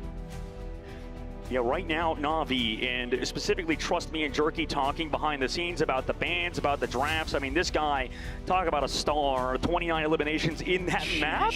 Are you kidding me? 18,000 damage on 18 final hits, and on top of that, only 5 casualties, right? That's the number one thing, is that Jerky is putting all that damage and not going down. He's such a good player. It's exactly what you had highlighted, a player that can go in, burn cooldowns, get out, and then come back in with an ultimate later and find those finals. And just a shout out again to that back line from the side of Na'Vi, only going down the least in the entire map, which is a testament to their positioning and skill on those heroes. Absolutely. You know what I'm sad about, Shape, just to make it a little bit lighthearted? I'm sad that he's not mewing right now, Jerky. You know? Shout out Leg Day, trying to copycat one of the best mewers out there. Miss you, Leg Day. But I'm a better caster, obviously. Just kidding. Love you, Leg Day. Back at home watching on the coach stream. You're awesome. We're heading over to Yggdrasil's Path, the second map of the day, into the draft phase. 100 Thieves versus Na'Vi. Map number 2. We're just getting started in this first of 3 Shib, and the ban phase is where it all kicks off. And this is where they have excelled. 100 Thieves love this map, and we will see Na'Vi say goodbye to that Emma Frost off the rip, and 100 Thieves do not want to see level 1 Crook on that Mantis, which I think is a smart play. Yeah, thinking about it, I mean, that makes sense for Na'Vi. We move over to this map. It's like you said, the Emma Frost pops off harder on these maps, but we saw Emma Frost get through on Convoy and Convergence against Chopper Mag, and it worked just fine.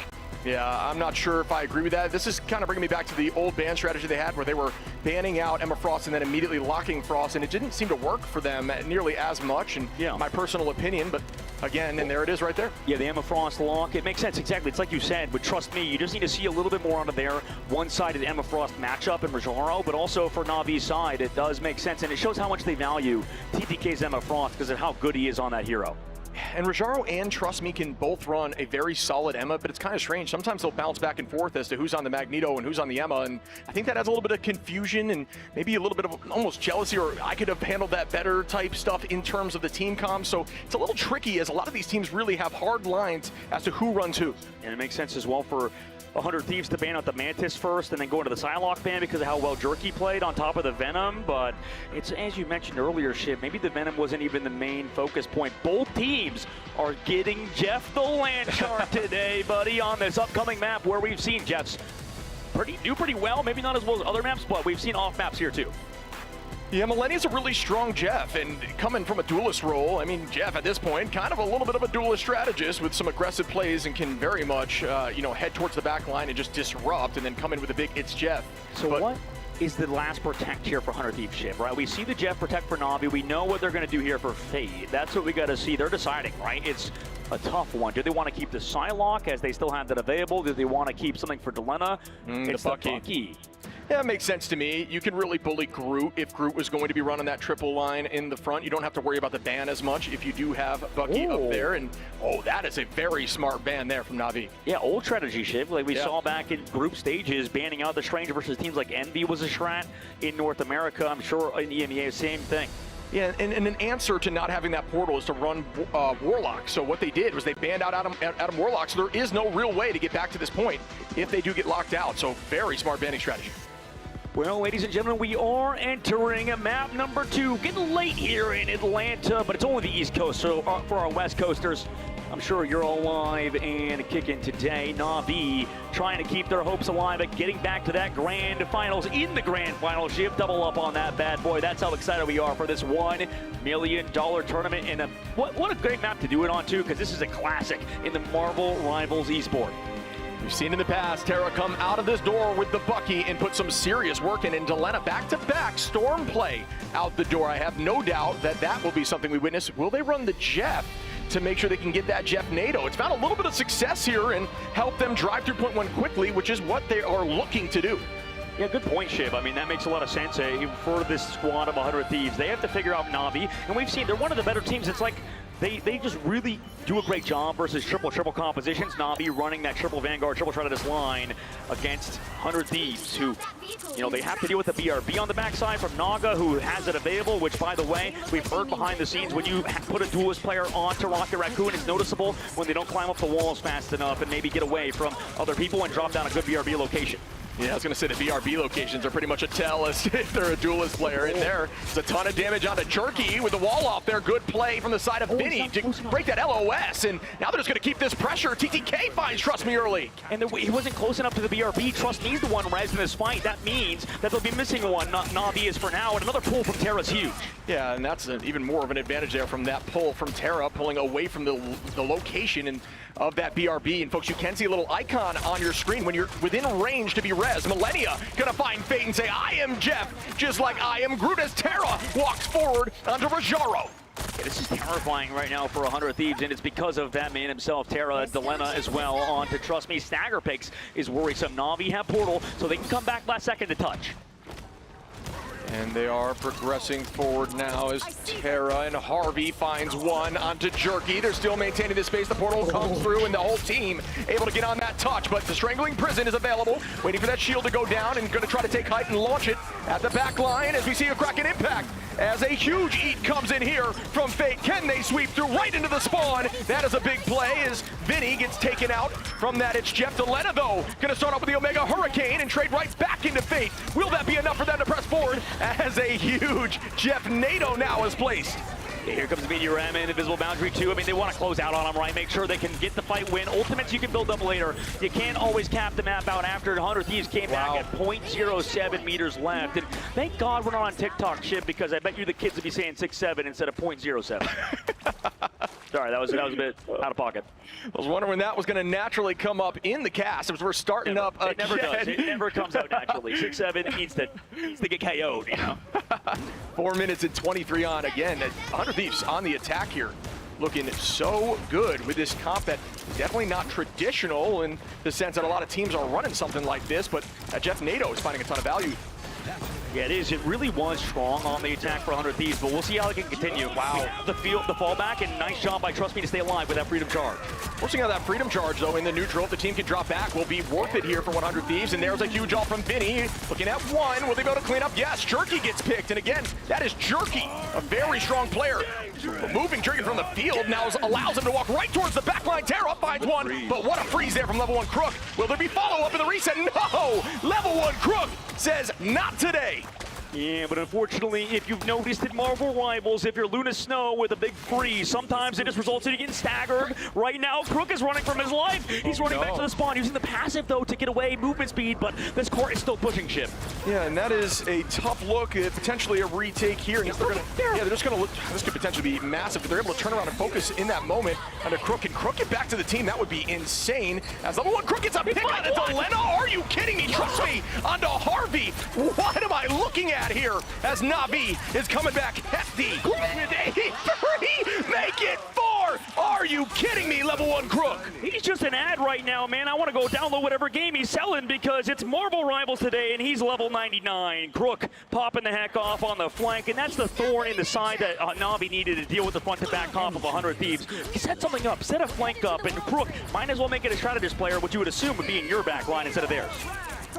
Rajaro going to start off now, and trust me, going to clean up Millennia early on, and that's not a lot of commitment here for a win, but Delena is going to find level 1 Crook Terra now on a Trust Me. Jerky takes out Delena, the numbers roughly even in this moment. Spawn in the favor of 100 Thieves as Naga now commits. Out goes that invisible boundary. Team is going to elect to dance around as a huge eat comes in here. Oh my goodness, Fate with 3, trying to get off map with 2 seconds. Will it work out? Yes, it does. What a throw from Fate. He gets 2, there's 2, like you mentioned. Harvey as well gets help from the back line, stays alive, but it's the man advantage for Navi. Like you said, Shiv, they're pushing in. Harvey goes low. He's going to get staggered, crack an impact from Terra. Oh no, he doesn't have a team for it. He got stunned. That could be a waste. That is a unlucky situation, as Trust Me looking to find another pick there on a Millennia in a dangerous spot. Is able to escape now, but Navi coming back with a vengeance after those first few fights and looking so good. Yeah, right now Navi starting to string a few fights together, like you said. Shiv, 100 Thieves now walking with Delena back on Psylocke. This is the default they're switching to. Now they want to set up TPK. Maybe that Freedom Charge or early force, like you called that earlier, could help. But right now Navi just set up the angles with that charge. Still holding on to a strangling prison. Trust Me, going to start up here with the Freedom Charge. The team is now going to drop back. They do have a dance floor available. Terra onto Jerky in the neutral is a big win. Do they need to commit a ton more? Is up in the sky. TTK, bang, is going to find a pick on a Rajaro. What a throw there after Rajaro gets a pick onto Harvey. Down goes the Itch Jeff. Does not find too much value from the side of Millennia, but does force out a couple cooldowns as level 1 Crook starts dancing. Fate to be huge. He's building up the Itch Jeff. It's available, ready to go. Do they want to take another fight? The card's only halfway through. You have all the time in the world. Navi need to slow it down, maybe not get picked up, going up to the high ground. Crook gets the heals from Fate, and they're still surrounding. Nobody falling. Vinny, he could maybe toss out a strangling prison trying to catch somebody, but he hasn't found Not. You got to get up to that point up there just to at least have a chance on second point, because this is a very tough hold spot. Out goes the end song, and another eat here from Fade, who is able to find one at the moment, but does have dash available there. If you can see Delena pop out, does fall. Good focus from the side of Navi once again. Trust Me with a pick. Ultimate advantage here for 100 Thieves. It's time with Terra and Harvey. Navi's playing so clean, they're so smart, and on the opposite side, 100 Thieves, not so much, right? The Strangling Prison could have been used earlier trying to find a pick off the Snagger. They're not really, they're playing passive. Navi, huge work from them to set up plays, play proactively, put 100 Thieves on the back foot with 20 seconds left to go. And the fight begins again. Delena is going to launch out with the dance of the Cutterfly. Find one as Trust Me takes out Harvey. Again, that early pick onto Harvey from Trust Me has been hugely important as Rajaro drops Vinny. Not able to use any cooldowns with a bunch of CC. Terra finds Jerky though. The reset comes through. Down goes the Itch Jet from Millennia with one in mouth. Off map likely here. Bang. Goodbye to Rajaro. Can they keep this pressure as the rest go down? They can. That was a huge eat from Millennia, but guess who's coming popping up on their own. Na'Vi will be able to stagger. They have Stranded Assaults and Crook. They have Trust Me with that Freedom Charge. Fate as well could buy time for himself to set up this itch jab. 100 Thieves in overtime are going to rely on a pickoff maybe, and also Harvey in the invisible boundary, but this is going to be close. TTK is going to have to be huge and shut down Fate. And the fight begins again. This would be a huge point take in a situation where they were held for a very long time. Out goes the... Ooh, Psionic is launched. The invisible boundary is launched. Trust Me here with the Freedom Charge as the damage boost comes in from Jerky. Using that end song in a ceiling so it cannot be bursted with damage boost is so smart. And they find a two-piece, but TTK is going to find Jerky still heavily down in numbers. Can they clutch up right now? Got to stay on in OT. The Itch Jeff goes under here from Fate. Fate looking for anyone, does find one and two teammates back towards the point they go as the pick comes through, and that should do it here. Yeah. As Na'Vi are clutching up here on point 2. What a map. Na'Vi, they look like the incredibly well-oiled machine we talked about earlier. They are firing on all cylinders, and 100 Thieves on the opposite side are not, but I can't see how they can, right? This is we talked about earlier, front-to-back style team. They always kind of stick as a cohesive unit. That means on the opposite side, Na'Vi can just think about it, right, Shib? They can, on their side, set up their own angles, know what 100 Thieves win condition is, and that's just to walk forward, rely on pickoffs. And when Na'Vi understand that, they set up not only their duelist and setting up the side of Jerky, but also we saw Rajaro. He was going off on the Emma Frost. He basically had his way with TTK. TTK, we talked about him being one of the best Emmas in the world. It seemed today that Rajaro is looking to claim that throne. Smart play here from Na'Vi is removing that Strange. 100 Thieves have stopped point 1 multiple times, but removing that Strange completely changes what they're looking to do. Is now likely going to run a different composition, yes, because there is no way to stay in the fight, as we see Vinny and TTK running a more traditional front to back, as you talked about. And it's very interesting, too, for 100 Thieves. Looking at their comp, you said it's different. It's because Delena's on Hela, his pretty much best hero, right? We saw previous maps, Delena popping off on the Hela. Terra not going for that Namor team up, instead opting for the Bucky because of the recent patches, right, Shib? He's so strong now. Yeah, Bucky's in a great place, and we've really only seen a few teams run that team up successfully, with the Namor and Fly being one of them, looking insane on that team up. Sorry, Jib, but Na'Vi's read it. I mean, they're off of the counter 3-3 composition that most teams run. Yeah, they looked upwards. You can actually get a LOS on the enemy team if you take the height and look out the window. So some of the heroes that can fly up there can get a little peek and tell you what's going on. As TTK, they are going to be playing around that natural first corner. As Rajaro looks for a grab, not able to make that happen. Out goes that invisible shield to keep Rajaro healthy. He's now playing on the right side of point. Jerky just dealing as much damage as possible. Level 1 Crook already at 50% alt charge. Right now, Trust Me is just going to drop on Delena. Delena gets the invisible shield forced away, but he's going to get back on the high. Meanwhile, TTK on the main ground, kind of just taking a little bit of space towards that payload, towards that convoy shield to bring Terra back in. The charges from this Bucky have been insane with the pulls, but nobody grabbed just yet. And that is exactly what Rajaro's looking for. Force that bubble out on a teammate and then walk in and get the free tackle as a ton of damage comes out there from Rajaro, looking upwards towards Vinny. As Trust Me is being a huge problem to the back line, finding Millennia again early on. This cap from Trust Me has been wild, and they are still going to sweep the rest of 100 Thieves. You know what? If Na'Vi looks this good, I'm a little worried for any team that's going to play against them. Right now, Na'Vi haven't lost a step. Second phase of the map, close out on 100 Thieves. They find Vinny, they play slow enough. Nobody gets picked off by Delena. Such a smart team right now, Na'Vi is. Vinny just waiting for the last possible moment to touch, and maybe they're not going to touch there. They are going to give it up as there is no commitment with Portal, not able to make that work, and this is a huge ban. I don't know how on the second phase of the map you let Delena pop off. It's going to be so hard for him. Trust Me, he's going to be able to shut him down easily. Yeah, and that's what he's looking for here, and there's the play right now as we're getting eyes on. Out goes the bird, and bang, coming in, Trust Me, is going to be able to work towards finding one as Jerky now with the damage boost from the Sia is going to drop Delena. Naga onto Millennia, and wow, here comes the answer here. Both Buckies with the Kraken impact hovering over each other. Naga closes out on the Harvey, gets the reset back towards that cart. Naga also cementing himself in the legacy of Marvel Rivals Esports as he closes it out on Vinny. Back to the spawn, 100 Thieves go. Delena switches to Psylocke. I mean, I don't think this is the solution. I think 100 Thieves are scrambling right now. They can't find a play on the Na'Vi, who are just making 100 Thieves run around in circles. I really think the banning phase here is insane from Na'Vi, and it's just coming into fruition. You can really see the impact of not having that Strange in this moment. moment, as now Trust Me is likely going to portal block out here just to try to ensure they could bide more time, and so looking to deal a little bit of damage. He's going to use that to wall off that zone, potentially catching a strategist, but either way, you can go through that portal, come through the other side, and be right where we saw Trust Me. This is a defensible position here for 100 Thieves, as that will likely be gone in a moment. 20 seconds later, Rajaro going to start off here with a Sonic Seduction. Look upwards toward TTK, who cannot be CC'd, looking for a downtown throw. Does clip the edge of that shield, unfortunately, is going to be low, but just play on that natural cover of the card. Yeah, Rajaro, unsung hero for this team, saving them for the media ram. Right now, 100 Thieves, it looks like they're playing reactionary Na'Vi. It seems like everything they do is with a purpose. 100 Thieves now need to set up the Dance of the Butterflies. Terra is going to find Naga, though, and that's one as Fate brings Naga right back. Psyche live numbers are even. Delena forces nothing out in that moment as TTK is going to take out level 1 Crook Jerky onto TTK as the trades are once again even. Rajaro, so much pressure here. That laser at 70 charge is going to potentially find another as Trust Me takes out Terra. They can close it out here, Shiv. Terra gone, no BRB to bring it back. Jerky finds Harvey. Jerky, is he the star player that we've been building up to be? Because he's finding pick after pick after pick, and here comes Millennia on the backside. He gets the Emma Frost at the very least. Delena finds Jerky, shutting down the star player of Na'Vi. Just gonna displace as far as possible. Naga finds Vinny. Fate onto Delena. The numbers are dwindling here for 100 Thieves. Another from Naga as Millennia goes down. Out goes that invisible boundary, and they are just playing right on the edge of the card here. Rajaro is behind. TTK gets tackled. Naga again onto Terra is playing obscene. Make it a quadra here from Naga. Naga's been insane, like you said. The payload, the stalls coming out of it. He, with the fate of the, or sorry, with the piece of the base, torches the payload. Same thing with Delena, but nobody else is here. Jerky finds him again on Spider-Man of all things, looking like Necros out here. Crook takes down Vinny, Millennia falls, and Na'Vi, just like we saw in the last series versus Chopper Mag, go up 2-0 and put themselves on map point. And whew, this team is looking good, Ship.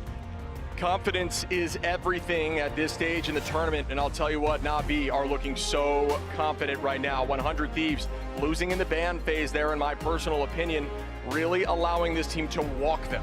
I don't know how 100 Thieves win right now. This is the tough part. When we go over to Convoy, you know, that's where you would assume the front-to-back comps would be good, but when Na'Vi's playing that strong, when Na'Vi is as a unit cohesively, we'll look at the stats later, Shib, when they come up on our graphic, because this team is just on another level, and I don't know if anybody can beat them because they are looking smooth. Now, the problem is we can see how they play tomorrow, right? It's today's its own day.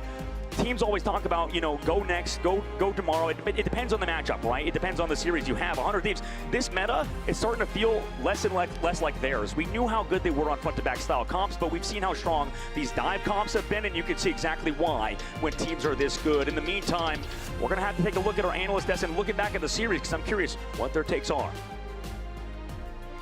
Well, our takes are going to be interesting because so far Na'Vi continuing their run, but Thieves are still making the work for it, and we have had a lot to talk about in the draft in particular, and I want to throw that over to you, Moxie.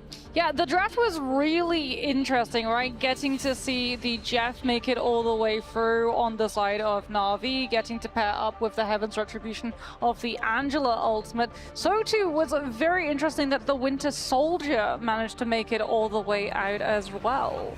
Yeah, Na'Vi made their adjustment. They were willing to let that Bucky slide farther and farther down.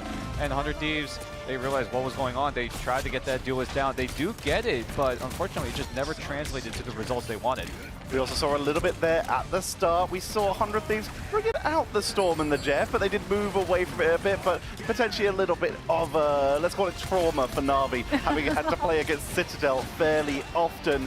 Looking at the rest of this game, though, we saw so many rotations. These teams barely stayed on final picks for the whole time. Dan, what was the wildest pickup for you? I mean, the wildest thing is Na'Vi being able to make it happen here in this entire map. Millennia and Fate going at it on the Jeff picks, but Fate obviously does come out in the end. The Na'Vi and 100 Thieves just scrapped back and forth, but Na'Vi just had so much more value when it came to these ultimate usages. These ultimate timings have been perfect for them. And 100 Thieves, again, looking out of sync. They need to find a way to get back into the swing of things. Yeah, they were also able to shut down the Kraken impacts, which is absolutely massive. I believe one of them as well was like 95% certain. I tried to go back through the VOD and work it out, playing a little bit of detective.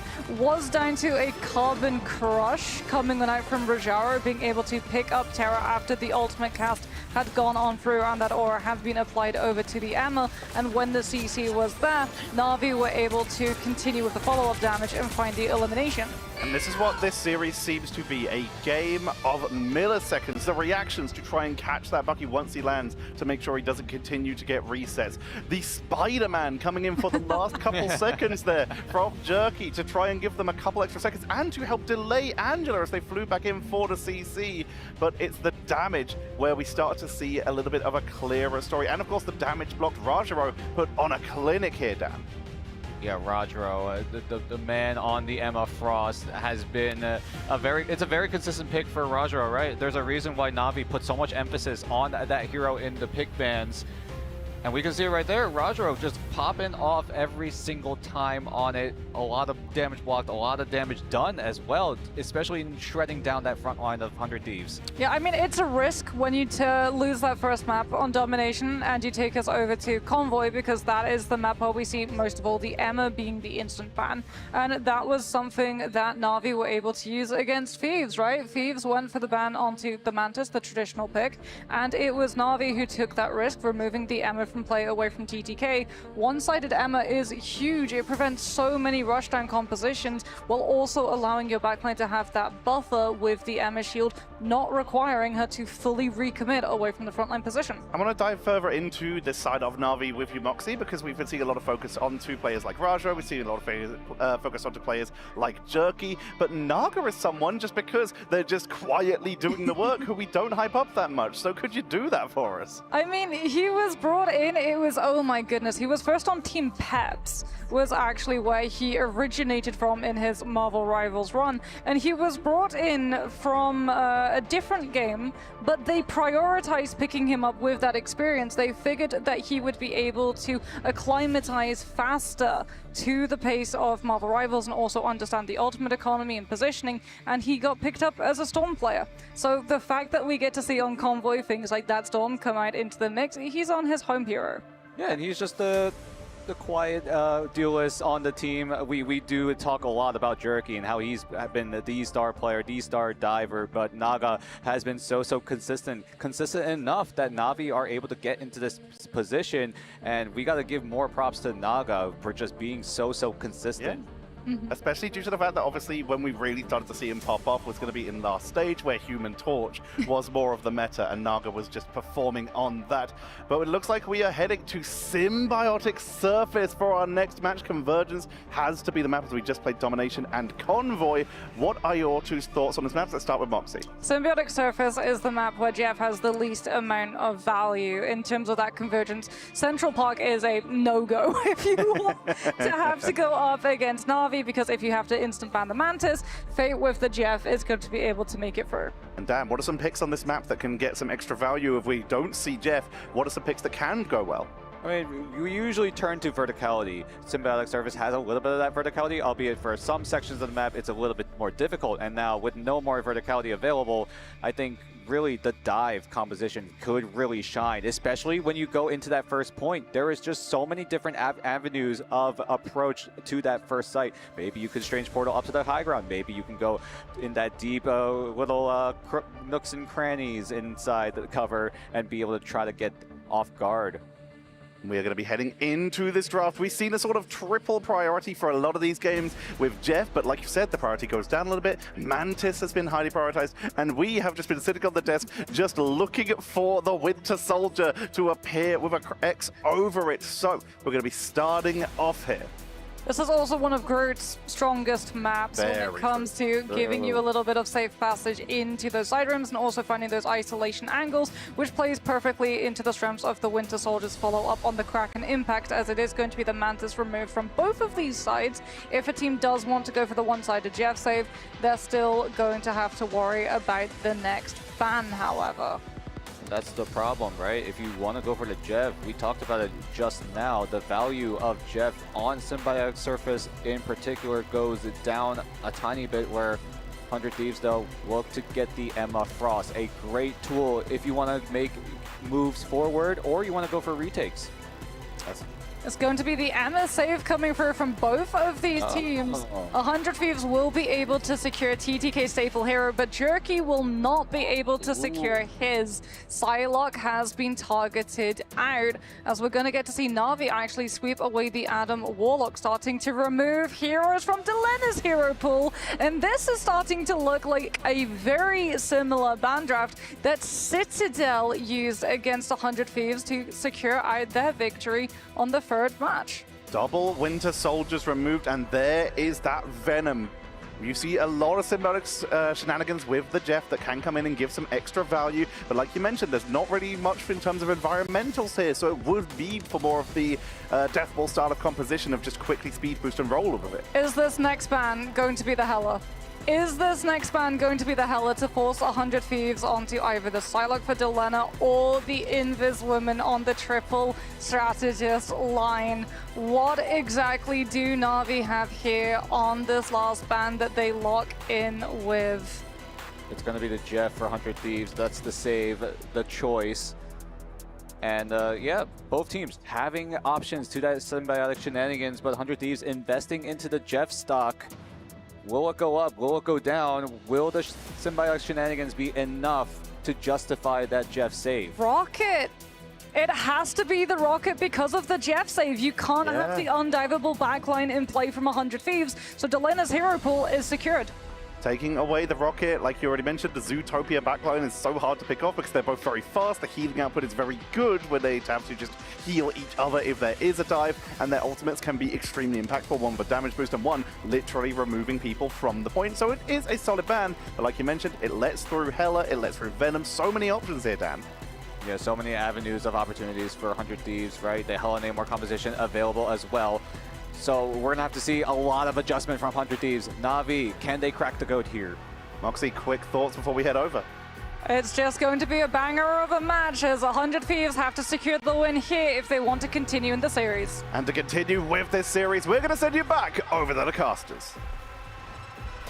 Na'Vi up 2-0 to 100 Thieves. One more win will send the Thieves home and steal their dreams, progressing farther in this tournament.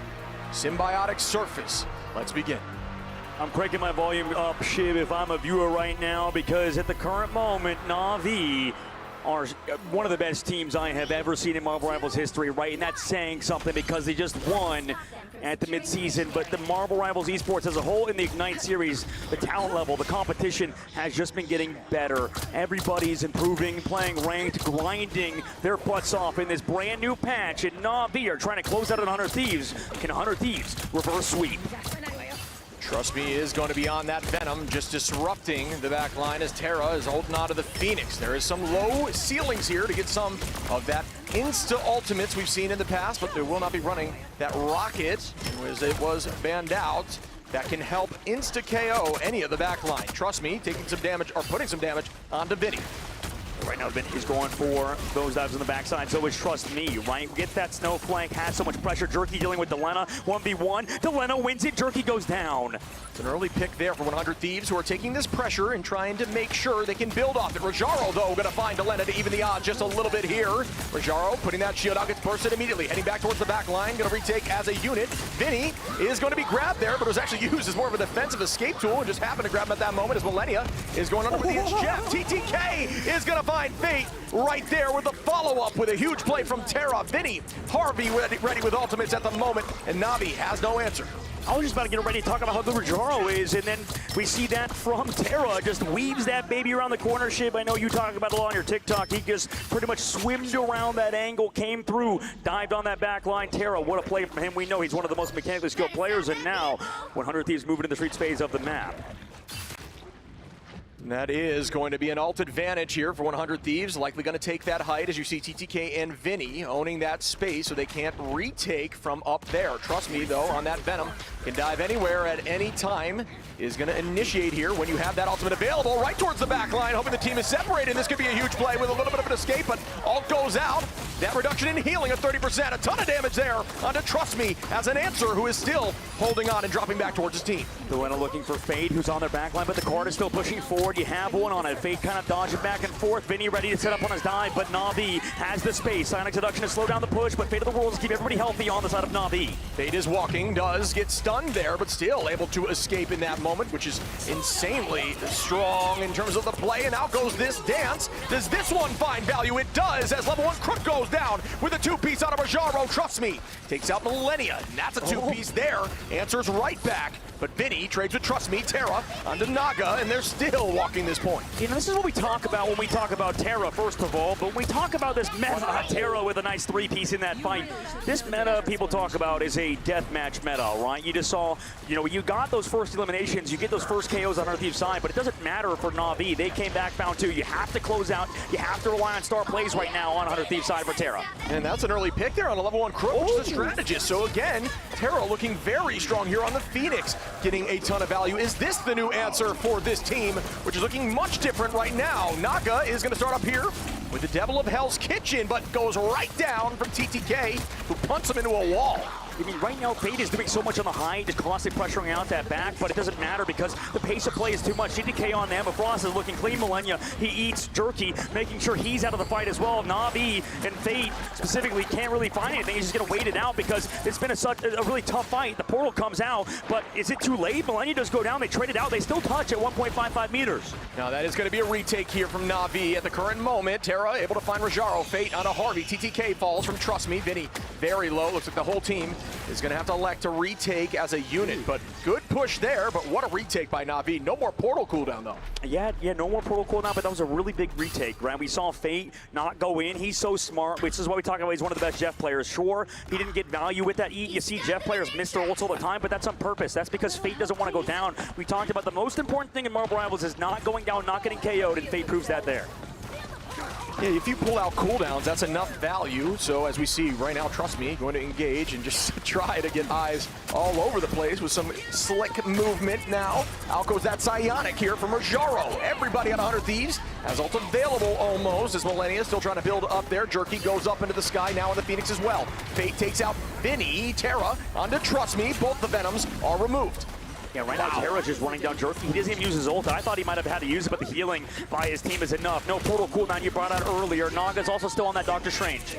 Remember, folks, when you do use that Psionic Seduction on Phoenix, you do get a second HP, or full HP bar, so essentially a second life here. TTK walking in now towards Trust Me, pulls Crystal. 25% of the HP will be popped when that breaks. And up goes Terra, but it potentially blocked here. No, it's not Bang. Coming in hot is going to deal some damage, but the answer is up here with the Invisible Boundary. Rajaro blocking that with his Carbon Crush now coming in. Invisible Boundary at least used. Here comes an instant butterflies on the high ground. Jerky goes down to Terra. Meanwhile, the damage is there from Delena. Rajaro also falls, and Naga just here to delay for a little bit longer. Can Trust Me find anything? Dodges the Jeff as well, or that was Fate in that fight. Nice shot by Delena to get out of the way, out of the mouth of Jeff, the Land Shark. Algomoto's here. Can he dash away in time? He looks like he does. Naga has nothing else here. No team to back him up, and just Trust Me on the card. Though to stall it out. Jeff in the back line. Can they find anything? It's Millennia to connect onto one. Delena falls, but it may not matter because Terra finds Jerky. He does get him. Naga as well to stall it out, but the damage is here from the squad, and we move to the third phase of the map.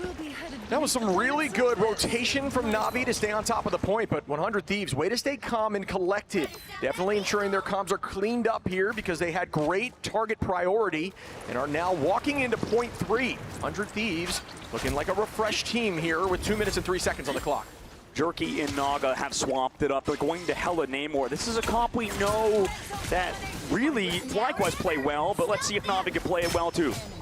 Sometimes when we see compositional switches like this on the fly on the final point, it can mean the team is starting to feel a little iffy, but again, this team is so talented. We'll see what they're able to do. Trust Me coming in here with the Feast of the Abyss, looking towards Millennia, not able to find too much, looking just at Harvey. Naga follows up, and so does Rajaro, as that is 2, and they will have to retake as a unit, but do have a ton of ults available. I will say, now that we're on this phase of the map, it's long range, so there's a lot of area for Jerky to work with. Same thing with Naga. Also, we know Namor is a natural counter to Psylocke with those squids, you know, especially with the undead squids you get with the Hella team up. Right now, this is a perfect switch up for them. Out goes that Psionic here from Rajaro. Can they get some follow-up? And Delena looking for one in the back line. Terra is going to follow up onto Jerky, and that's 3 as TTK finds Fate. Make it 4, 5 as Terra and Harvey get 2 more, and that's all 6. 4 ults used for 100 Thieves, 2 ults for Na'Vi. That is the tell of that story. And 100 Thieves, Vinny has to pop off right now. I need to see something out of him if I'm a 100 Thieves fan. For Na'Vi, everything is kind of free for you right now. If you see it later early, save everybody in the spawn door. That'd be huge.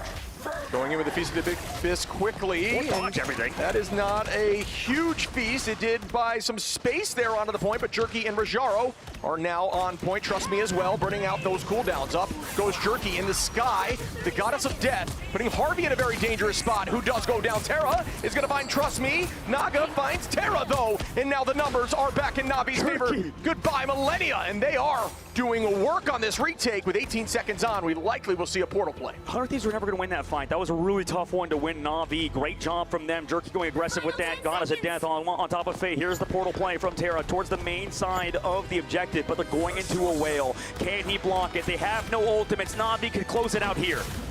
Likely we'll see the Strange Shield to try to block off some of that whale. Terra is on the high side. Delena, though, with a pick on a Jerky, saying, I am the goddess of death.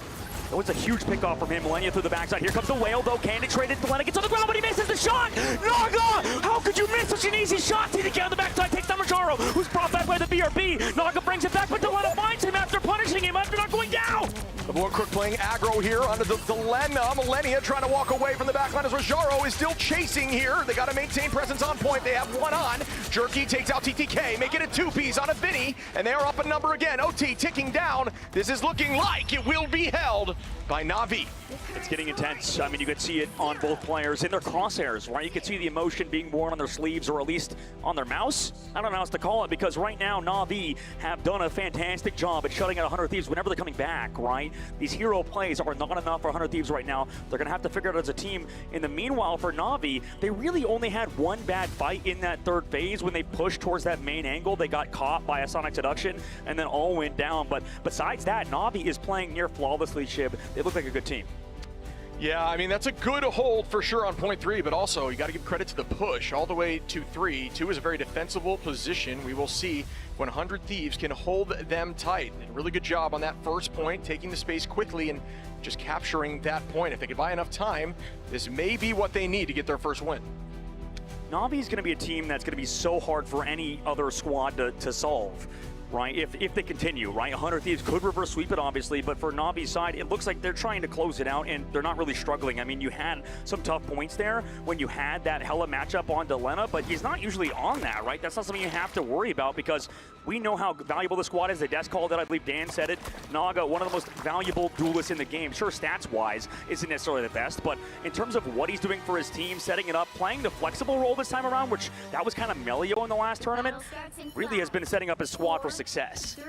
But you can see there by those stats, Terra has been unlocked. 18 finals on that attack. Will that momentum keep going? As Trust Me here is setting up a portal play right on the high side, backside, just enough to give them height in this first fight.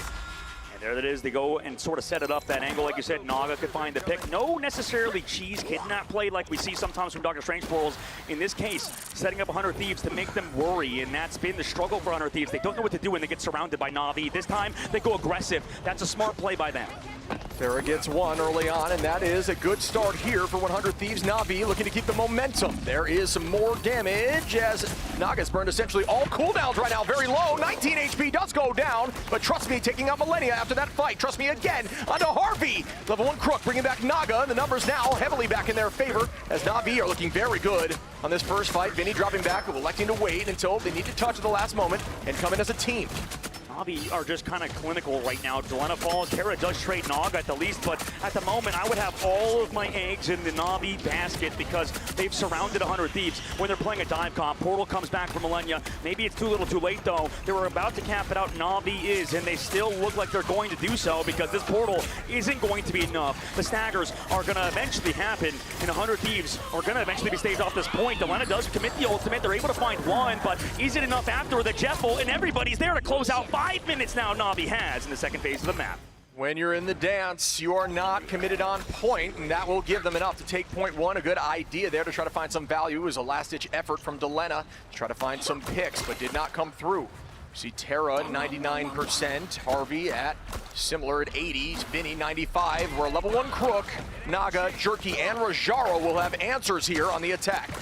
This dive is setting up right now in terms of Na'Vi. You can see both Naga and FaZe sort of playing that too to follow in when Trust Me goes in. Fight begins now.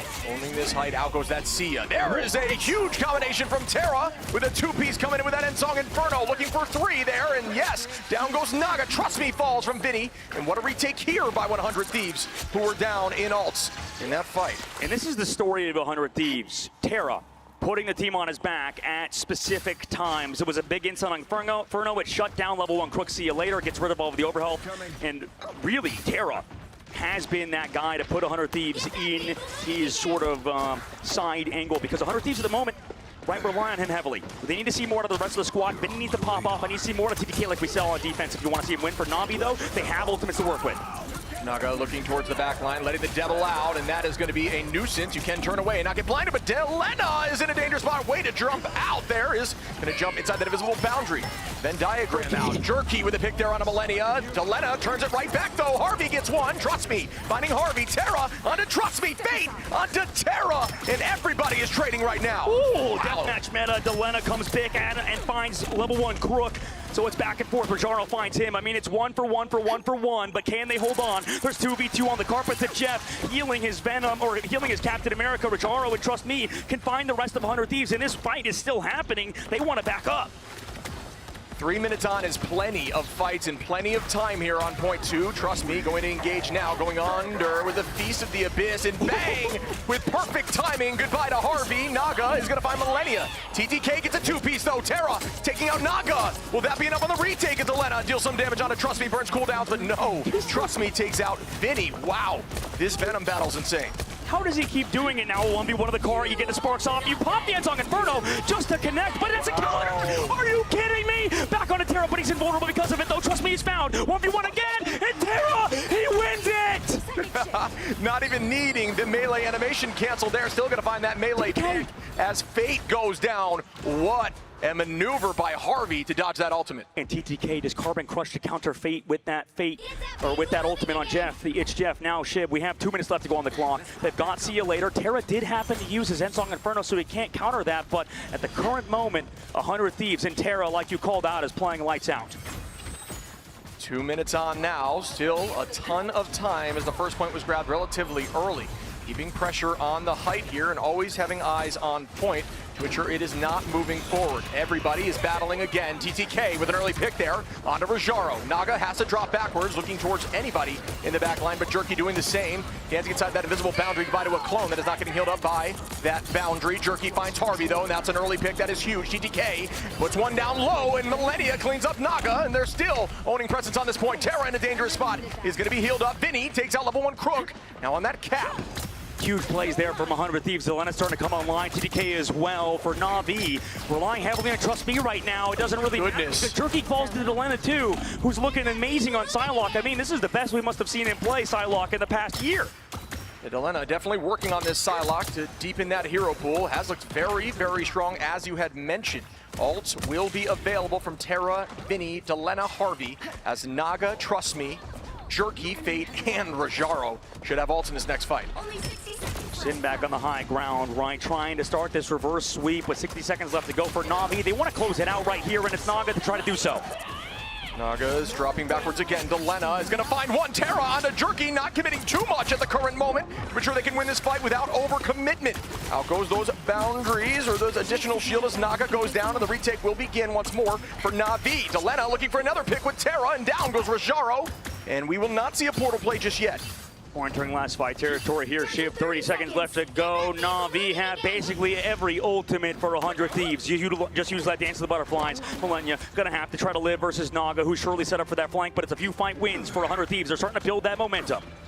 this Phoenix is such a strong answer into Venom here and Rajaro on that cap. That additional overhealth will be immediately deleted when that Endsong Inferno lands. Question is, will it land or will it be bursted? Fade in a very dangerous spot with some insane movement. Trust me, coming in hot here is going to do some 30% damage reduction. Terra goes up to dodge, and there's a 2 double lead here. Land down, and Fate gets picked up by Harvey as they're still walking. 100 Thieves are owning space. Vinny, though, does have ultimate available, finds one of the level 1 Crook. Jerky onto Harvey, as that all will now be deleted. Naga pops, let the devil out, but the Lena drops Naga as everyone is ready, making a 2-piece to Lena. We are in overtime now. Are you kidding me, Vinny? Trust me, trying to stall. I mean, the portal play can come in a moment. Fate's going to be there, but it's one of your strategist players. You're going to have to figure something out. Valena, or trust me, going to be there with the rest of the team. I mean, you have some extra stall shit, but overtime's halfway through. That is a huge ultimate to burn, but level 1 Crook going to take out Millennia. We might see a portal play back, and this could be a huge ultimate here. Will this one come through? Everybody stacking on and off point at the current moment. Overtime now, it flips over to 100 Thieves. It will tick down if no one touches. Now right back in the favor of Na'Vi. Still touching on. I mean, they're trying to make things work right now. Shift Terra going aggressive into the ground, but he's got Endsong Inferno. Comes down into Fate, who blocks it with the shield. In the backside angle, I mean, they have to keep touching. Crook goes down. Overtime back, nothing at the moment. Shib as Vinny chases down this Jeff. Forces him on the off angle. Jerky, who is on it now, close to that ult, being chased down by Vinny. TGK on the main side takes down him. Trust me, Rajaro on Freight trade, though. Oh my goodness, this retake is insane. The portal play needs to come through here for 100 Thieves. Na'Vi have been insane on these retakes. Every portal play has gotten value, but we will see it right back here. All it has to be in the last possible moment. This portal cannot be stuffed by the point, as they will try to look right towards the backline. Portal comes through. Team is together. Ult advantage here for Na'Vi as Jerky now is on that Jeff with a huge Jeff potential. Trust me, goes under. It's huge. Terra, though, finds one early as they are up numbers once more. 5-6. Make it 4-6 as Terra takes out Fate. There's that itch Jeff, though, from Jerky. Is it huge? Terra on a level 1 Crook does not find anything there from Jerky, who is low and down. Terra is insane right now, and they will stop Na'Vi. 100 Thieves starting to build that momentum. This huge sigh of relief from Terra there. The crowd starting to come alive in the last game of the day. As you can see, this is the last team you want to piss off. This is the last team you want to make angry, because when we've seen 100 Thieves succeed before, it's when everybody doubts them. Nobody believes in them. 100 Thieves do. They believe in themselves. They take a quick 2-0 loss. They come back in that last map, but oh my. Are you kidding me? I mean, look at those stats later on as Na'Vi. I mean, these guys have to kind of come back now, right? That was an incredibly tough map, and it was off the back of Terra popping off. Yeah, I mean, this whole team, 100 Thieves, looked like a brand new team after those first 2 matchups. Backs against the wall. Their hopes of staying alive in this tournament still begin. They need to clutch up another 2 in a row to come back, but Na'Vi, a team that is not going to take this lightly, have been playing absolutely insane, and now will have map choice. We'll see what they would decide to choose, Shib, because they can choose whatever they want. Convoy, Convergence, Domination, everything is there. By the way, huge shout out to our fans in attendance here in DreamHack Atlanta. Thank you all for coming by. The Marvel Rivals Ignite Grand Finals, and this is not the Grand Final, Shib. We're still 4 matches away from that, but this is $1 million tournament, right? If you have friends hanging around this venue, make sure to tell them to stop by. Same thing for Twitch, right? If you're on Twitch or YouTube or anywhere else watching on the stream, come on by, because you want to see this man. Terra is a star. Wow, are you kidding me? 60 KOs there, 35 finals. Are you joking me? I mean, listen, I'm trying not to be biased. We don't have American Man here, all right? But of course. Right now, this is genuinely, when we watched our games in North America, this is the last team that you can never count out, because they always sort of, they get better when they're angry, right? Yeah. This is a team that whenever they're down, they sort of trigger that competitive spirit, and that maybe comes back from the background that Terra has in hockey and so some of these other guys in sports generally. I mean, I know that they can sort of come back from these mental situations when you're more angry, you're more in the mode, I guess, for competition, because in esports, right, it's a mental game. You're utilizing your arm, in this case, your thumbs if you're TTK, but, you know, you have to utilize that brain. You have to sort of trigger that sort of fight or flight game mode, and it's hard to do that when you're playing a game, right? You have to sort of involve yourself physically, and what better way to do that than going down 0-2 and getting pissed off at each other? Yeah, Bruce Banner to Hulk, we like to say, buddy, and they surely showed up like the Hulk right there. Na'Vi, that insane retake was a ton of fun to watch, but 100 Thieves did it right back at them and came in hot with that Phoenix. I want to see what they could do in this upcoming map, right? I talked to you, Shib, in the past, right, with a couple, hours playing professional hero shooter genres. There's times when you have to yell. There's times when you have to get pissed off. You know, as a competitor, right? Yeah. When you play a ton of soccer, a ton of these sports, Shib.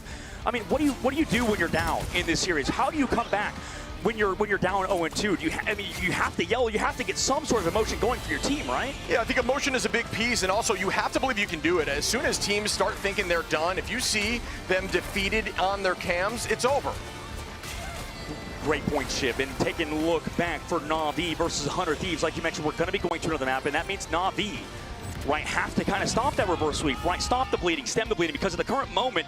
I mean, Na'Vi have done that before versus Chopper Mag. They almost choked a series away one time, but Chopper Mag did the same there. And Shib, taking a look back at that map 3 results, you called them out. Terra was phenomenal. Yeah, I mean, 35 finals is wild to say out loud with an 8.6 KD. Again, some good finals across the board. Na'Vi maxing out at 10, though. Having virtually their entire team's finals on one line is wild to say out loud. I like the change from Harvey there, switching over to Cloak to be able to dodge that Jeff whenever it was coming in.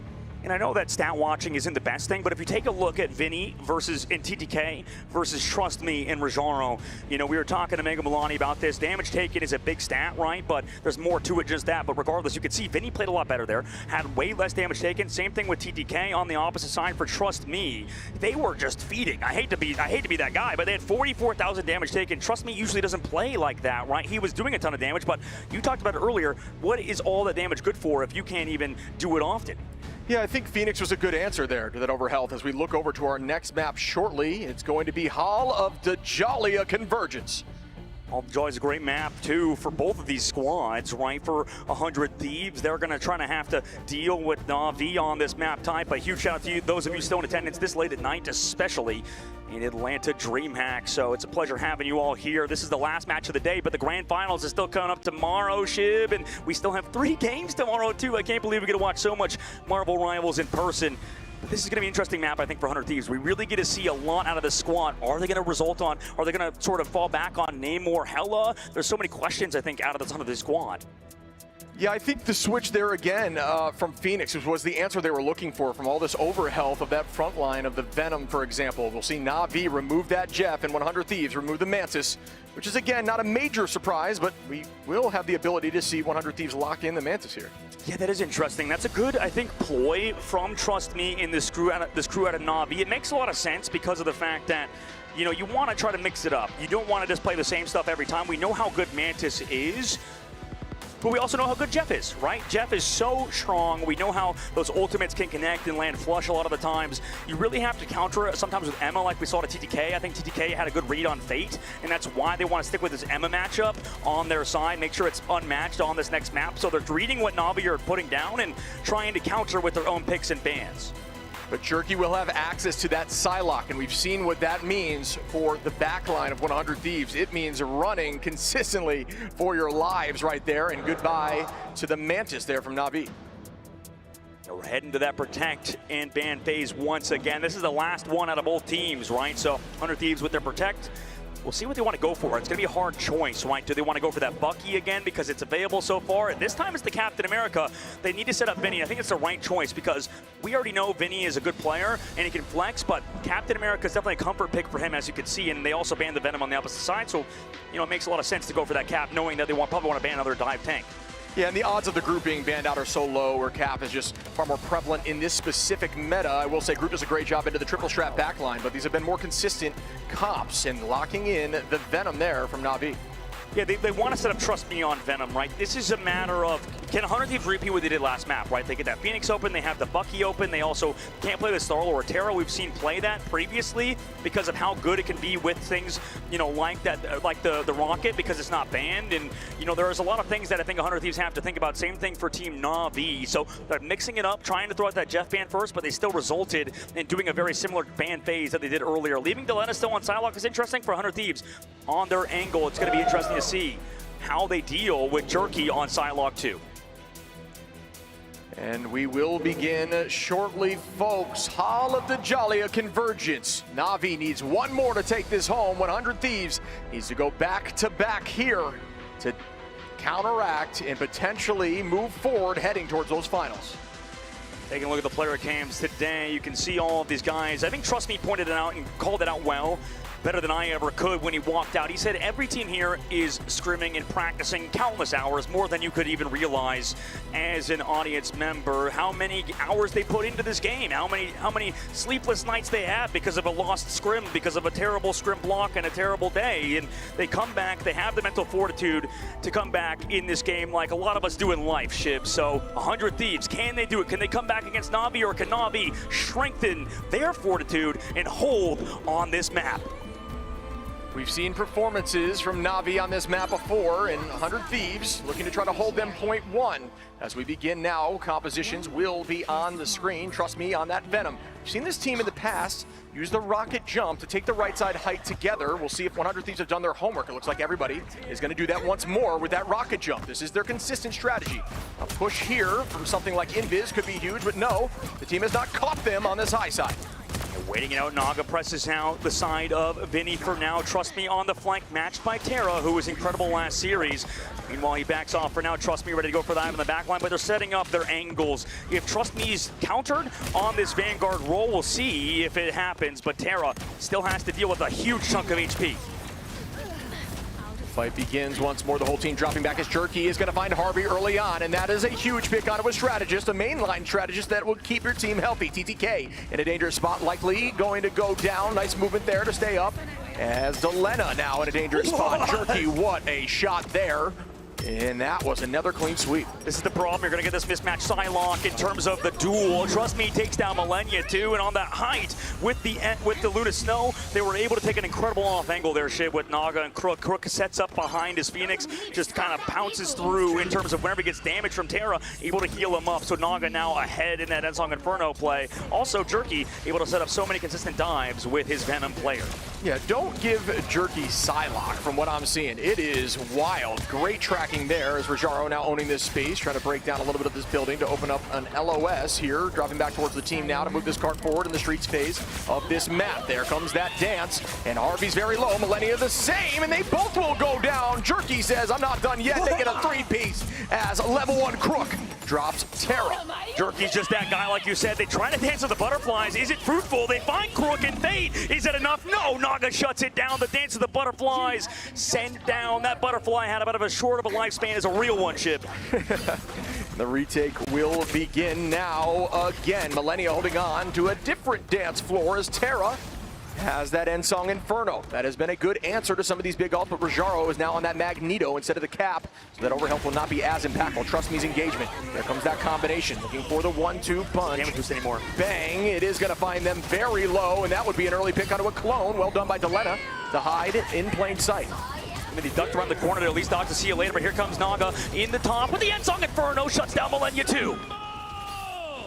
Numbers now up for Na'Vi, already heading into .2, and this looks like the team we've seen from map 1 and 2 as 100 Thieves are playing on their heels, dropping backwards now. Out goes that invisible boundary from Harvey. The walk down here from Vinny now is going to deal some damage, but not be enough to counteract some of these strat-line ultimates.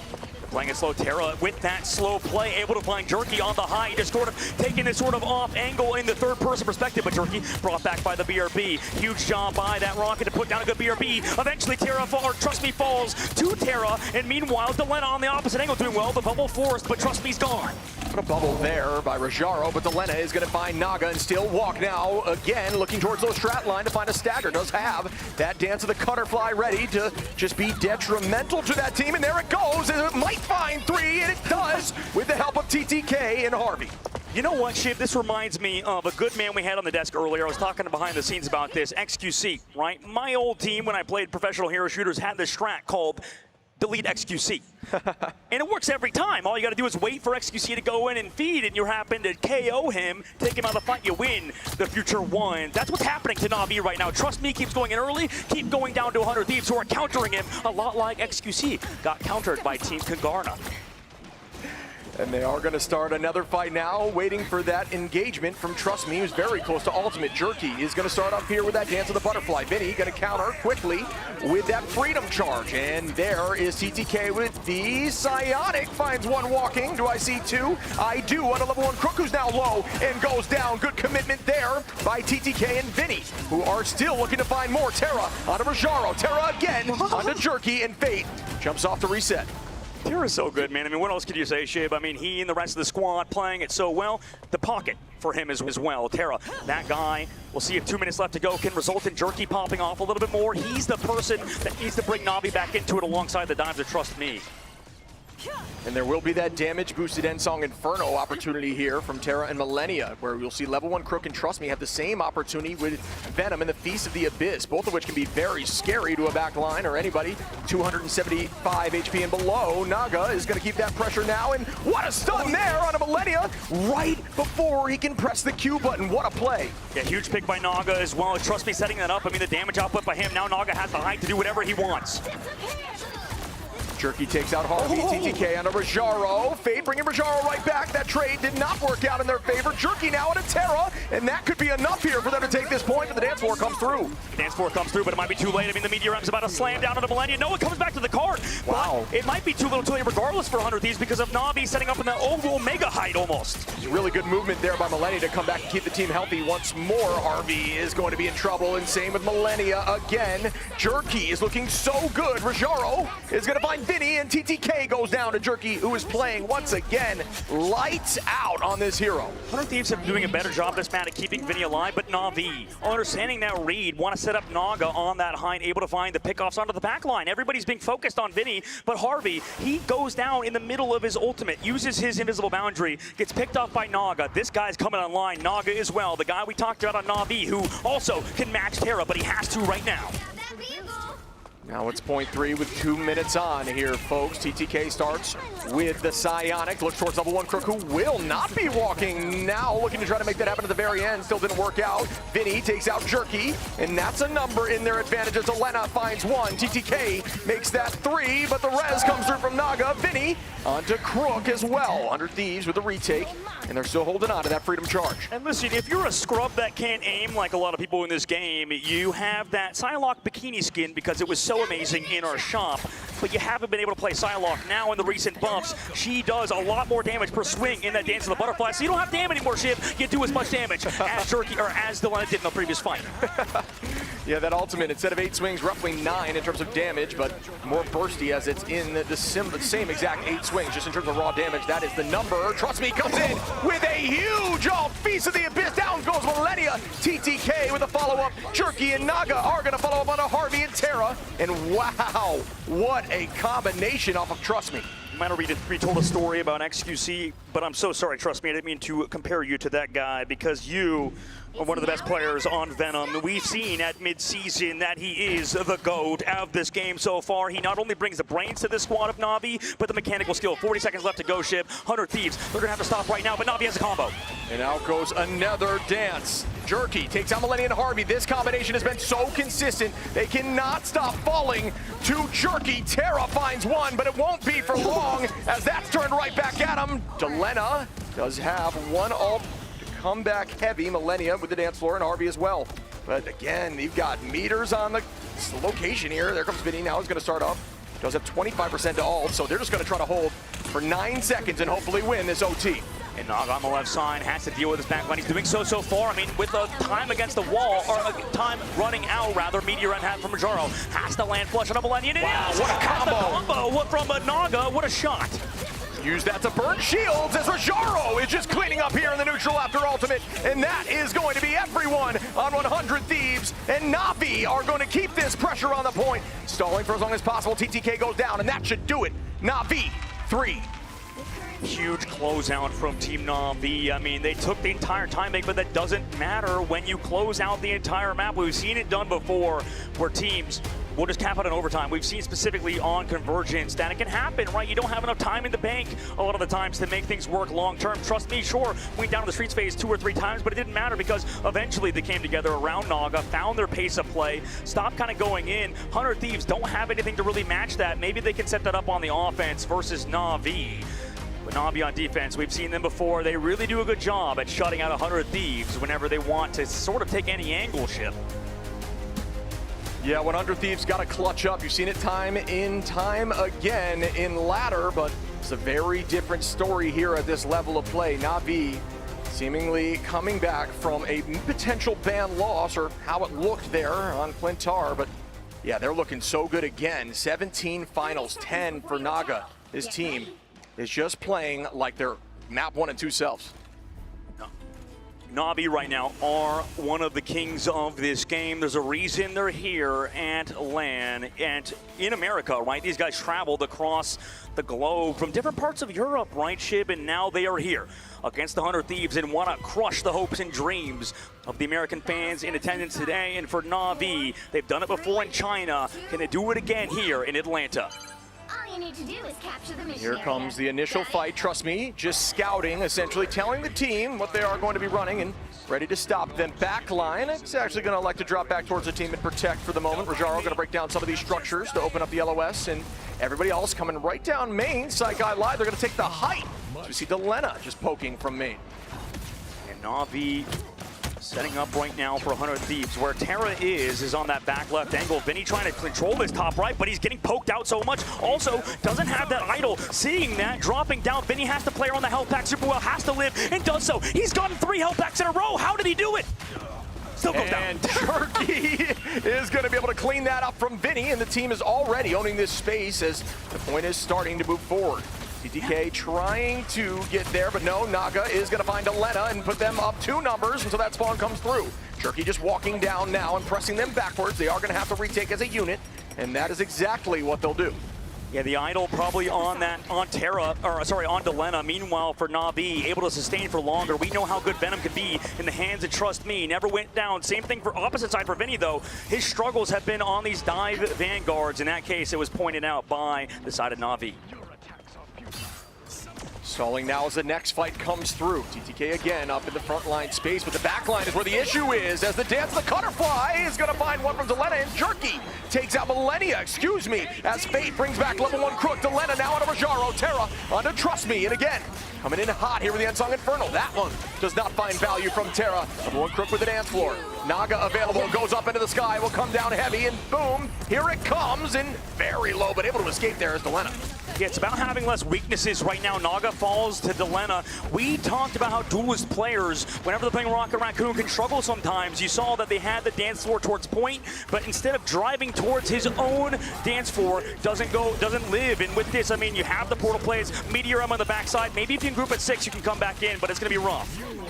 Delena now onto Naga. Rajaro goes down. Delena with a 2-piece here in this neutral. Terra onto Jerky from the portal play, and it looks like they will get point 1 now with 4 minutes and 15 on. Swapping Fate over to the Rocket Raccoon and also Naga back over to the Phoenix. It's hard because, like we were mentioning in the previous fight, how they lost that ship is they could have just dove back into the dance floor, stay alive, but instead he dashes up towards the air. Now he's going back over to Phoenix, a little bit more comfortable of a role. 100 Thieves still playing that 2-2-2 style. In the meanwhile, we have Invisible Bounce ready to go, feed him charge for the side of 100 Thieves, but Navi, they've got nothing but an incredible strong neutral. Jerky building towards that dance of the butterfly to be the first ultimate, but likely will be countered by that invisible boundary. Delena holding on to that ult as well as engaging directly onto the back line, able to find 1 and 2, looking a lot like what we saw here from Jerky, but 1 res comes through. Rajaro goes down. Delena looking very strong now on this side lock as another falls. Do I see one more? Delena with a penta! What a monster! What a monster indeed, Chip. Delena is just turning into Timothy Johnson before our very eyes. And we saw Delena pop off on Sidelock before, but not to this level, like you mentioned, Chip. Beautiful plays out of him. 3 minutes and 13 now. All still barely there for Navi. We will see the Sia soon as Jerky is holding on to that dance of the butterfly. Terra has the Unsung Inferno. Answer still available for Vinny, Millennia, and Harvey. We have this compositional switch, and Rajaro almost with a nice pick there in the neutral. Naga finds one onto the Lena, and that's a huge pick there as Terra commits the Unsung with no avail. And now another dance floor comes through. Excuse me, the dance of the butterfly. That one not able to get much. What good movement from Harvey there to avoid the Meteor M. But they're still living right at the current moment. Jerky does go down to TDK, who has been sort of quiet this map. Now they come back in. You do have the Eternal Bond to sustain. Meteor M comes in from the height of TGK. Wow, what a throw there on a Naga. Still owning this space with a few meters left to get point 2. Fate gonna bring back Naga, and that's had so much value here, that BRB. Terra, though, is able to find Trust Me. Vinny just pressuring this backline, not allowing them to look forward. One goes down. Level 1 Crook as Naga gets one. TTK onto Rajaro, to Lena, onto Naga. And they are trading for days, but this will go 100 Thieves' way. What a touch there by Trust Me. This is such a fun series. I mean, we see Vinny getting better as the series goes on, and then Naga sort of stepping it up too. This is them, 100 Thieves, that is, sort of figuring out the squad of Na'Vi, downloading them, but it took a long time. We're at 3 minutes and 22 seconds left in this third phase. In order for them to have a chance, Shib, they need a full cap, because if they do, we will be entering yet another attacking phase for both squads. As casters, you and I would love to see an OT as we start up here with 3 minutes and 4 seconds available. Similar timeline to what we saw from Na'Vi. We're almost at 4, if I remember correctly. Jerky is very low, but able to escape there as Delena tries to chase down, and here comes that dance on the back line again, but is not going to find much as the stacking comes through. Terra is able to find Jerky, though, as I guess I lied to you. Up in the sky goes Terra, looking to come down onto Fade, who does try to avoid it, and the whole team is able to stay inside this invisible boundary. Yeah, right now, they have to keep Naga alive. They do toss the Strangling Prison out, but it was blocked by the invisible boundary. Terra finds Naga, too, with this Eternal Bond. They live, though, Naga or Na'Vi on the opposite side, but they're still missing one. Freedom Charge keeps 100 Thieves safe. They'll have the shred disadvantage with their own Eternal Bond in the sky. Rajaro goes to the Meteor M, Dance the Butterflies, comes out. Can they find anybody? It's Vinny and Terra on the opposite side. Rajaro's missing his back line, and with that, Jerky takes down Harvey, but I don't know if it's going to be enough for Na'Vi. Wow, what a pick there again. TTK on to Trust Me. Vinny now on to Rajaro. This will be a point. 4.3, a battle for point 3, excuse me, and alts are not here, as Naga is the closest on the side of Na'Vi. As you see, Harvey and Terra are available with Delena. This is a fight very much in their favor. Naga setting up, does have his ult ready to go. Ansong Inferno against the 100 Thieves with basically everything shit. We've seen TTK be a hero with that Meteor M, and Delena too with the Dance of the Butterflies, knowing once week goes in with it. Can they find one? They find Fate, the dive is there, and can they find any more? Fate with you while he's gone was missing an Eternal Bond anyway. Terra though finds Rajaro. Trust Me! Can they find any more? They do so. 3 are gone. Wow. Thieves cap out with 1:30 on the clock. More time for 100 Thieves here, as we'll see Na'Vi only with a minute in overtime compared to that 2:28 from 100 Thieves. This is exactly what you see sometimes in ladder, folks, where you say, hey, we push right through, and then it happens right back at you. 100 Thieves back against the wall, but they never give up. And we will see if Na'Vi can clutch up right now, or if 100 Thieves can keep this series rolling. Yeah, this crowd knows, anybody watching this game knows that you are in for an incredible series when you see 100 Thieves versus Na'Vi, because both of these teams put up absolute stellar matchup, Shiv. Some of the best matchups in history that we've seen in Marvel Rivals Esports, in this young esports history. It's usually these two teams, right? Like, every time. Yeah, some of these matches have felt like a grand final in and of themselves. I mean, I'm getting so hyped just watching this. Teams are just trying to download each other and find solutions. And I will say, if you look at the scoreboard here, Delena and Jerky both with 20. Delena with a little more damage showing up here, saying, I can definitely play Psylocke. I don't know what y'all are talking about. Now, we'll say this is boding well, I think, for Team 100 Thieves, and I know that they really prioritized keeping Vinny alive in that previous game. Delena also was able to pop off, and that's what you want to see if you're a 100 Thieves fan. For Na'Vi, I feel like still a lot went their way. The only negative is that Jerky was still going down, and we talked about how good he was at not going down, not being a casualty earlier. This time, he's being hard focused by 100 Thieves. I just think the solution we've seen from 100 Thieves here is that Phoenix, having that stun available and the Ansong Inferno to burn some of that over health you might see from something like Venom, especially after Feast of the Abyss, or even using that E cooldown. So seemingly really working for them, although they struggled on defense. We'll see if they can pop off here. Again, this awesome attack style here from Na'Vi on the top right side. It's been a little bit tricky for the side of 100 Thieves to handle.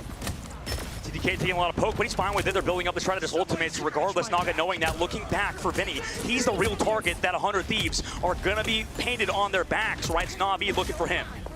Jerky just looking to farm ultimate off the front line. Terra very low with a nice shot there from Jerky, but not able to make that work. Still owning this height and just waiting for these strategists to be vulnerable. And these comps are sort of hit squads. Jerky is one of them. Finds Harvey. Terra does trade back Rajaro. Is it enough, though? It might be. Rajaro, but they bought 2 lives. Delena and TTK take them down Jerky falls, but Crook trades it back onto Delena. Touch comes through, and that's another pick by level 1 Crook, and they are up again in numbers as Vinny drops backward towards the team. The portal play coming in here from Millennia, and that's going to put them down a strategist until a switch comes through. But it takes been given. Na'Vi are building the point up. They're able to take down Terra too. What a pick off from Naga. Can they find any more? They're going to be missing one of their star players on 100 Thieves side. Na'Vi have set themselves up for success, as they have done in the past. Ensong Inferno is being built up. Millennia, the strategist you talked about earlier, is dove upon and sent back to his spawn. Meteor M has been done in panic. I don't think it's going to find anything because the bubble was there from Majaro, and the team is playing around this point, have built up 2 ticks. They find the portal cooldown has run out, and Na'Vi are about to cap this first point. About as clutch as you can be, Na'Vi are going to be able to take point 1 and start the cart moving. There's going to be some answers here from Na'Vi 2, who did not overcommit in that fight, and that is exactly what they needed to do. But again, 100 Thieves will have a similar amount of ultimates in this next fight. You're right, those ultimates are going to be massively impactful as Na'Vi. They have that BRB advantage over 100 Thieves because of that ban phase, or because they have the rocket uncontested, rather. The dive comes in, Trust Me sets up on the high ground as he's pushed away. Cooldown's out. They want to dive on him again, but this time he knows that he's the target focus and turns him back onto the Delena. Jerky's here also to help peel. Can they find anything else in this overtime? They can full cap. The Storm's also been used. Rojaro has Meteor M.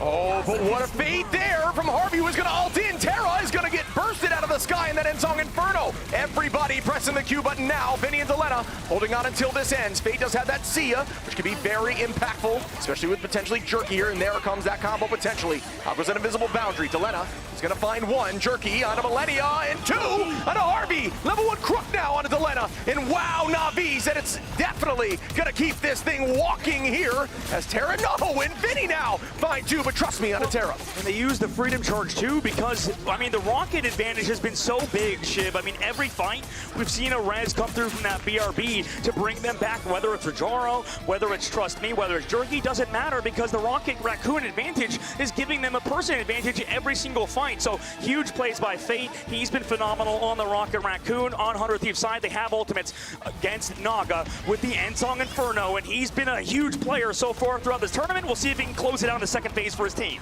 This is an absolutely massive overtime push here from Na'Vi, where again, just such a strong story team here.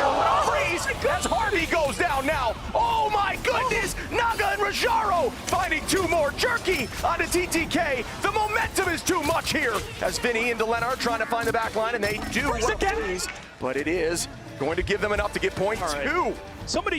Crook's got it. Whatever Crook is getting paid is not enough. This backline, Shiv, is amazing. Na'Vi's backline, some of the best in the game. Sure, they went down, but regardless, the hero plays, the freezes, the backline peel from Fate and Crook. This backline is contested, or probably uncontested, as the backline in the entire world, best backline in the entire world, Shiv.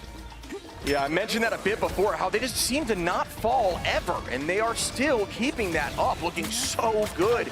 No matter what, whenever they go down, they are forced to commit, and there's that pick of that BRB that is necessary. Naga, though, with an early pick on a Terra, is always seeming to do that. Jerky 2, and oh my goodness, 3 go down once more. Are they going to push this the whole way? They might, Jim.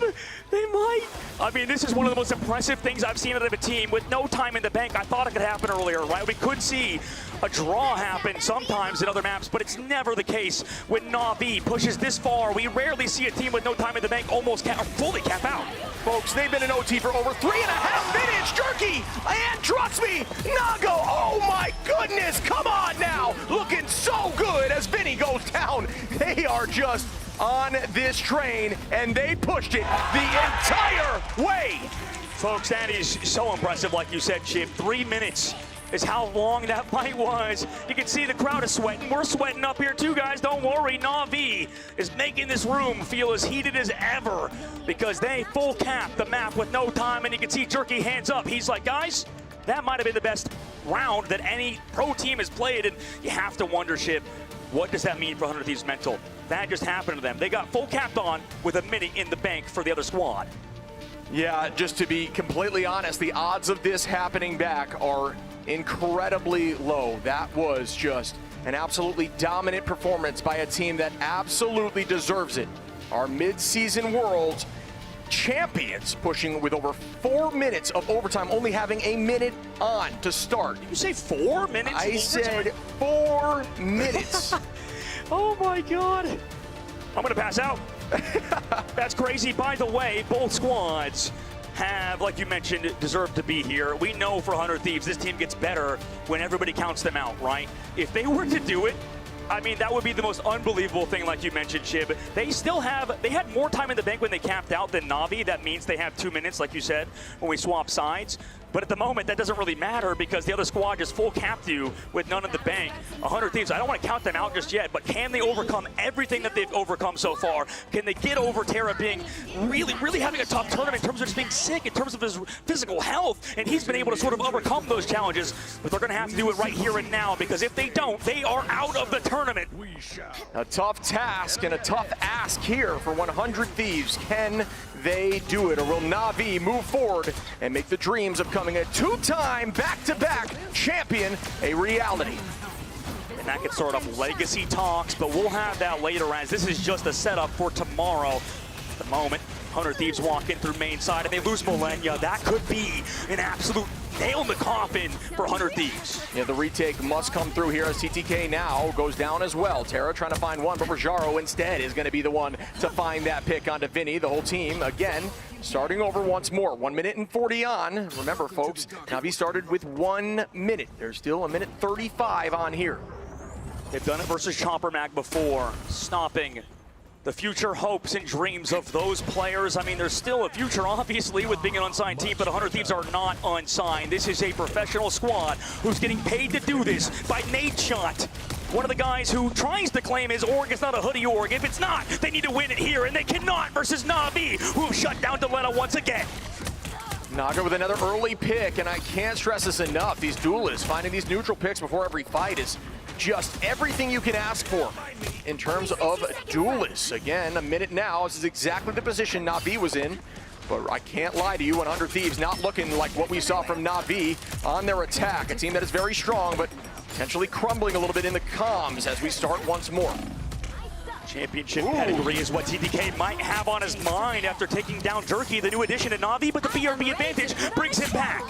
Yeah, there has been so much value in these BRBs. I cannot stress it enough. Here comes the combo wombo here by TTK and Terra. Can they find anything? No, they do not. And there is a triple combo here from Fate, Naga, and level 1 Crook, who committed as well. And the Meteor M goes down, but it is blocked there by TTK. 23 seconds and counting. But you do see Jerky here. He's ready to ult up on the backline. And here it goes. Invisible boundary out. The team dropping in there together. Still able to find one on the side of Harvey. And they are down a number. Vinny does have ult available, and that's the only ult that will be able to be used until Delena gets his, and Delena and Terra find two as they are on point now. TTK able to get that touch into OT, but you got to stay on the point, and they will as OT starts ticking down. The portal blade coming in here shortly from Trust Me. Yeah, I mean, overtime spawns, you may not even want to go for it because Crook has that spawn. As long as you group as a six stack, you can go for really fine. You can scare them at the best. You touch on Jerky's side, but you lose him. Portal comes out through regardless. They have to touch that card towards back side. Jerky gets brought back by the BRB on the opposite side of the portal. They want to group back up and go for another fight. Delena still holding on here to the Goddess of Death. No ults quite available for Na'Vi again. Their team is going to elect to try to get a group ultimate, a 6-piece if need be, and just commit together for the win. 100 Thieves got to clutch up more than ever. The cart, Shib. The cart is going to be the number one thing. Can they stay on it? Can Na'Vi get the flip on the opposite side and backcap them? Because overtime ticks down slowly, even though 100 Thieves is on it. They've swapped to a composition that plays to their strengths, but it might be too little too late as Na'Vi, the former champs, like you mentioned, the reigning champs, are trying to close them out. And the fight begins, folks. Naga is owning the height. Terra in a dangerous spot, but some good damage there and almost some good focus. This BRB has been invaluable up in the sky now with the Goddess of Death. Looking backwards, does find one. Vinny on a level 1 Crook. Will this proceed forward? Another pick there as the res come through onto level 1 Crook in Terra. Dealing some damage, holding that Ensong Inferno. Delena in a dangerous spot, but they're somehow able to get the pick on it. Trust me. Oh my goodness, folks. So far, heading towards point 2, these teams are so evenly matched. No, wait, Jerky gets stunned out. He does have the support, but can he stay alive? No, gets pulled in, but he's still alive. The healing is there. Still eventually falls, but what a pull from Millennia. And point 2 has been capped, folks. This is a match for the history books now, as it is 5-6 this deep in our grand finals tournament. And every ult is available, guys. If you want to see ults just galore, you're going to have to watch the upcoming fight. Usually it's towards the last few, but the combos have been big in this series. There's the dive already from Trust Me. Falls back, overtime takes down, they have to stay on it. Jerky comes with an instant butterflies. Invisible boundaries there, but Harvey's dead. He had ult too. Yeah, 98% from there from Harvey. Has to get back to this point quickly. Ansong Inferno now coming through with the damage boost from TTK. Tries to find one, not able to do so. Terra is able to take out Fate though, and that BRB will now be gone. Trust me, on a Millennia, Vinny is going to be looking for level 1 Crook. Does have that all out. It is gone now with a 2-piece out of Majaro and keeping the dream alive. Terra on a Jerky. Delena goes down to Trust Me. Naga on to TTK though, and again, they are now looking good, but still on the point. Chip. That was a sort of dry fight from Na'Vi, but not really. In this upcoming fight, they will have the advantage. Na'Vi side, Media Ram, and the see you later. Harvey has to live. They don't have bubbles for him, shit, but they're going to have TDK shield. The portal coming through from TDK this time. He has to be the hero. He has to block Rajaro with that Media Ram. Here comes the portal in now from TTK to break LOS. They're trying to find an early pick here onto the Sia. The combination comes through as Harvey now is trying to escape, but does get picked. That is massive. Jerky onto Millennia. The numbers are falling. Na'Vi clutching up with that Sia will end this and win. Final score,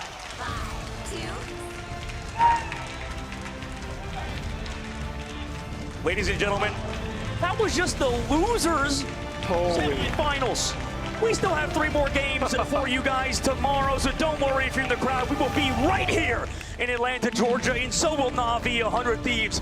It's a shame they're going home, but Na'Vi are them. I mean, they won the midseason, now here at the grand finals, and look unbeatable. Yeah, they just did exactly what they needed to. I will say, though, that was a closer match than it should have been. Jerky with 32, looking very good. But yeah, I mean, everybody just committing ultimates a little bit too early in some of those fights. 100 Thieves struggling on the defense. Gotta love to see the sportsmanship here, though. Absolutely. Everybody coming through, shaking hands, a little bit of respect behind the scenes. We know how hard these teams fight. You heard Trust Me say it earlier. I'm sure we'll hear him again in the interview, or Jerky, or whoever it is. It doesn't matter because these guys deserve it. Give them a round of applause. That was only one of the first matches that we're going to see in the future, and it's also a team as storied as Na'Vi is now. I mean, they won the entire thing under Rad, but Jerky coming in this roster, showing up as a star player has been massive. But everybody coming together, playing around their vanguards. We saw how good their strategists are. This team is going to be scary, and I know that we saw Flying Quest play well. We know we saw BP play incredibly strongly versus Na'Vi. I think these top 3 teams we have left are the top 3 teams. 100 Thieves in there for sure, but right now these top 3 teams are looking as good as they ever have in the history of Marvel Rivals. I can't believe that was a 5-6. An absolute movie right there. These teams playing their hearts out, getting ever closer to that 320K prize. And I know it's looking at level 1 Crook, obviously one of the best backlines. He might be, at least on camera, some of the best strategist plays we've seen. There's a lot of strat plays that are unnoticed. Invisible shields blocking ults, you know, strat players getting freezes in terms of on Luna Snow. You see huge fades, like you called out earlier, out of these Cloak and Dagger players on Harvey, but I mean, this backline is so good in Fate level 1 Crook. I mean, there's a reason why he was the finals MVP at the midseason, and he had an incredible performance today. Nothing but flowers for level 1 Crook. We've joked about him being the level 99 Crook, but there's nowhere else for him to go. He's level infinity Crook at this point. Yeah, and then you got to look over at Trust Me, who's just consistently diving onto that backline and disrupting them. We keep seeing them getting bursted with that combination of Jerky, and they could not escape consistently. They started figuring it out towards the end, but by that point, it was just too late. I want to see what the desk has to say later on in our interview as well, coming up as Na'Vi close out 100 Thieves. And for 100 Thieves, you know, it's unfortunately lost here, but they have to hold their heads high because that was a good series for sure. And you know, they came in with a bunch of issues just physically, right? Some people going to the hospital even. Like, that's crazy. But for 100 Thieves to make it this far in the tournament is big, so you have to give them their flowers there too. Yeah, shout out to 100 Thieves putting on an absolute show for us in that final match, but Na'Vi, a team that I really don't know what the solution is for banning them out. They always have a way around it. They struggled a little bit on Symbiotic, but outside of that, just dominating. I love how they swapped off those group comps too, back to what they're good at. Let's go to the stage though for an interview with Na'Vi. Ladies and gentlemen, for what was the best overtime I've ever seen on the biggest stage, I'm joined by both Trust Me and Level 1 Crook here for the winners interview. And just right away, what are the emotions, fellas? I mean, it's incredible to stand here and win, right? Yeah, I mean, we came back again. It was really, really close, and it just shows that we want to keep fighting all the way, and we want to win this whole tournament again, if it's possible. I mean, not only did you guys go through the craziest overtime that I've seen and witnessed, you've been going all day. It's been a marathon today. It quite literally stretched out to the limit, 3 matches. Walk me through how you make it not a sprint, but a marathon and last through the whole thing. I mean, it's just like we play every day, right? It's not something unusual that we play like more than 12 hours a day. You know, we are hard grinders, 100 Thieves is the same, right? Everyone here on the stage plays more than 8 hours a day, trying to do the absolute best to push themselves to the limit, right? Our team, an example, we worked the hardest, we played the most, and my team deserves a world championship. If I play better than today, then we will get that. Crook, you were an absolute demon there in the strategist line. We saw what you did at Yggdrasil and the plays that you had, the freeze on Deliner and more. I mean, how do you continue to get so much value at the strategist position there? And just walk me through your thoughts going through all of it. Well, I mean, you always pick the best hero you can choose against the enemy comp. If they have like Storm, Groot, Luna is really nice because they can't really reach me. And then I just have to know when I can do damage and when I can't. I need to find the sweet balance in between it, and then it ends up paying off with kills as well, right? Because I'm basically more for damage in that comp, because we are diving anyway, so I can't really heal anyone, so might as well do damage. Hey, listen, walk me through, because we're almost there at the Grand Finals. You all have to win one more to get back there, y'all. This is the mid-season champs we're looking at. Walk me through what this team and what you guys mean to each other, kind of the family behind the team that we're seeing on the field. I mean, y'all all stay together outside of one position there. It's been amazing to see. What is this team like behind the scenes? I mean, we're all hard workers, right? We come to the scrim, everyone is there. Also our substitute Crisis, shout outs to him, he's always there hard working, right? Even though he doesn't get the playtime that he wants, right? We really appreciate everyone in the team, everyone puts in so much work, and even offside of just practice, right? They go into ranked, right? They play every day. That's not something unusual, usually. I forgot the question, kind of, so. No problem, my man. Listen, lastly, I want to say you guys look at either FlyQuest or VP, right? You can get them at the rematch with VP. You go with FlyQuest. Who do you want? Who do you want to see there? Any words for them? I'll give it to Crook. I think VP deserve the grand final spot. I also think they're gonna win tomorrow against FlyQuest, and I want my match against FlyQuest again, because last time I think we messed up the draft quite badly, and I want to show them that we can beat them. I don't think we messed up the draft. No, we definitely fell short to them. It was quite unlucky. It was 99-99 last fight. All of the teams remaining, they're all amazing, right? Even every team here competing, they're all great, right? Shoutouts to Shopper Mac again, right? Even though they're like an Australian team, no one scrimmed them, and they show up to the stage and put on this performance, right? Against people that play all day, right? It's not easy to do that. Listen, Atlanta viewers at home, give it up for Na'Vi. I'm going to give you all the one last word. Anything you want to say to everybody, Crook, then trust me. Thank you for all the fans. Appreciate the support, and I hope you guys enjoy the tournament. Hashtag Na'Vi Nation. Let's go. That is your winners interview as Na'Vi find themselves one win away from returning back to the Grand Finals. Now for the Dets to break down all the craziness, all the insanity, and the best overtime we've watched yet, y'all. Let's break it down, Tess. What you got? Not enough time for all of that, Cozy. Break down everything? That was so much. What an insane series, guys. Let's just start off. Just take me wherever you want to go. There's just so much to cover. Okay, I think we have to talk it, right? We've crowned Terra as the best Bucky. Yes. But now a challenger has entered the ring for the discussion and debate over who the best Psylocke is, because, oh my goodness, the jerky pop off. He was going into that overtime with 20 final hits, and then he walks away with 28 final hits, dealing almost 7,000 damage within 4 minutes, which when you calculate it all out, comes to a total of 29 points of damage per second. But it wasn't just jerky while they were able to come out in the end. Dan, Delena put up a heck of a fight. We talked about how weak Delena's Psylocke was when we came into the group stage. But in this map in particular, he has stepped up. Not only in here, actually, also in that Symbiotic Surface map.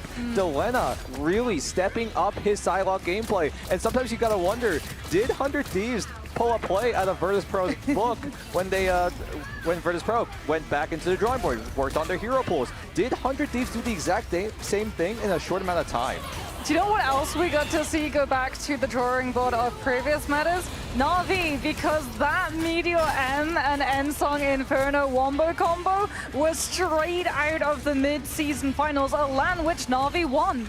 And Na'Vi now putting the dagger into 100 Thieves, not with the Phoenix Magneto combo that we saw a lot in the mid-season finals, but now with the Rocket and Magneto. The Rocket, the 40% damage boost, and somehow, some way, Na'Vi were able to thread the needle, get the Meteor to the correct target, and that sealed the deal for 100 Thieves' run. How do they just keep doing this, Dan? They just keep getting the timing right. Is it just that they're that in sync? I don't know, because Na'Vi obviously had a little bit of an alteration in their composition on their roster. 100 Thieves stayed together for the most part, but Na'Vi really looked to be more together, more concise. And you could see that whenever they popped their ultimates, whenever they pressed their Qs, it was either at the same time and it was at the same target. Well, I mean, the changes that they made to the roster were on the duelist lineup solely, so we still have that previous synergy from both the Vanguards and the Strategists, something that was reflected when we saw the ultimate combinations, not just of the Vanguards with the Strategists,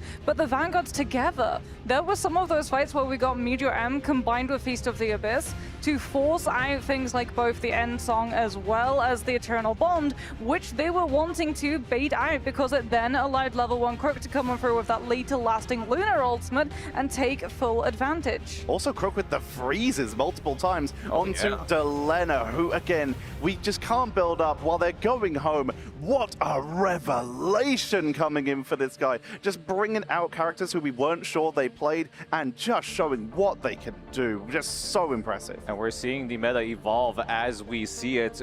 Both teams putting a lot more emphasis on that Phoenix pick, a pick that we don't really see very often in this current meta, but the reason why they've been picking it was to shut down the Loki, and they didn't have to invest a ban in that ban draft. Not just that, but also when you're trying to play against the Psylocke ultimate, well, the classic thing to do is for everybody to stack up inside that space, which then plays perfectly for the Phoenix, because all of those players stacked on up mean that they're getting so many stuns and so many spot casts. 60 final hits for Delena, and we were talking about how Jerky was actually ahead of them at the end there. Just how close these two teams are, but it is Na'Vi who come out ahead. But it wasn't easy. I just had a quick peek at our production chat earlier, and it turns out that every time these teams have gone to overtime has just been these teams. Every game. We had 100 Thieves versus Reject, 4-3 on Convergence. 100 Thieves versus Citadel, 4-5 on Convergence. Na'Vi versus OUG, 3-4 on Convoy. And then Na'Vi versus Chopper Mag, 4-3 on Convoy, and an extra one. They don't make it easy for themselves. No, and you have to remember too that 100 Thieves in their attacking overtime round, they rolled out on Hela. Hela is a hero that we talk about is incredibly strong on the defensive Hall of Djalia, not so much on the attack because you have so little space, but the team was able to create so much space for Delena, and the threat of the Hela being on those angles that Na'Vi weren't able to control, therefore weakened other aspects of numbers in either the objective fight or looking for those backline picks with the dive follow through. And Dan, we are literally going to have to move on. We just do not have enough time to break it down. So I want to hear your final thoughts on this series. I mean, props to Na'Vi with their synergy. It was just absolutely perfect. They outclassed 100 Thieves in every shape and form, and Na'Vi rightfully move on forward. But props to 100 Thieves. They have put on one hell of a run. We're going to be heading to the bracket to look at what the results for today mean. We have said goodbye to 3 more teams. We have said goodbye to Citadel Gaming. Moxie and I are devastated as we are EMEA and not biased, but we of course support our home region, and I'm sure one that is going to hurt for a lot of fans at home. Chopper Mag going down earlier as well as 100 Thieves just now. But in the upper bracket, Virtus Pro and FlyQuest sit waiting. Loser goes down to play against Na'Vi. Winner goes to the grand final. So no matter what, we're going to have a new team in the grand finals. This could well be a rematch, though, for those grand finals. If Na'Vi have their way, however, we're going to get a rematch of EMEA going head to Hey, I head. don't like that. They want their revenge. It's a matter of whether or not Virtus Pro or FlyQuest walk away with this win. So many times when we've talked to teams, they've said two names, either Virtus Pro or FlyQuest are the current kings of this meta. And a quick reminder, everybody, for this schedule, that daylight savings time is coming into effect in the Americas. So make sure that you're adjusting those times. Look at your clocks, set them in advance, because these alarms need to be going off for these games, because we cannot have you missing them. No, definitely not. Virtus Pro and FlyQuest, an absolute banger. These, now we cross into the best of 5 territory. No longer are we experiencing best of 3s, so we're getting a lot more action, a lot more endurance from these teams, and we need them to step it up and show that they are capable of taking that crown. Looking ahead at those games, Dan, final thoughts, which ones are you looking at? And honestly, we're about to potentially crown our first grand finalist here. Who are you looking at? I gotta look at FlyQuest. They've been looking absolutely dialed in. Also, I'm also part of the American crowd, right? I'm from America. I'll admit it right now.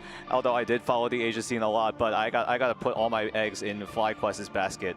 And Moxie, your final thoughts as well.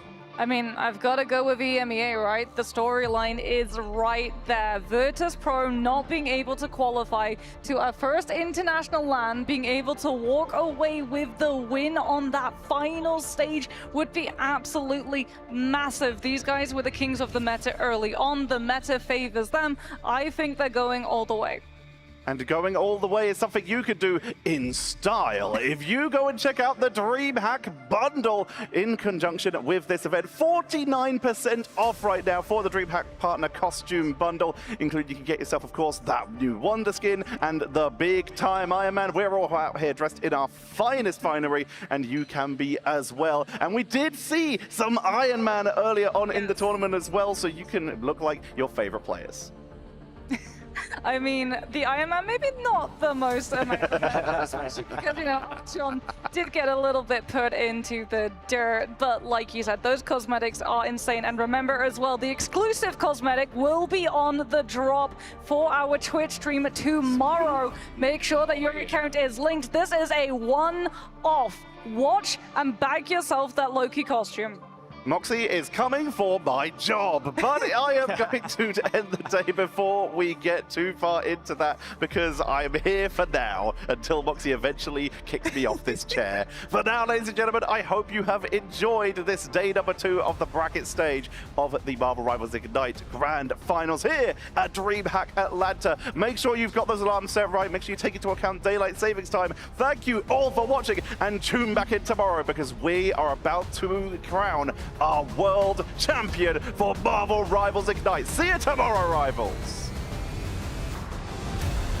And let's Georgia viewers around the world, this EMEA collision has been nearly a year in the making, folks. And we got a banger ahead of us to kick it off in our best of 3. It's a grudge match time. It is a grudge match time.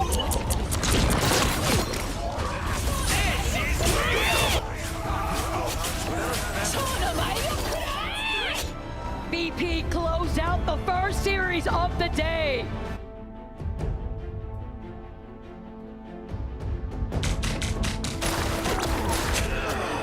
Only 17 years old to go and clean up the rest of Citadel, a one-man army.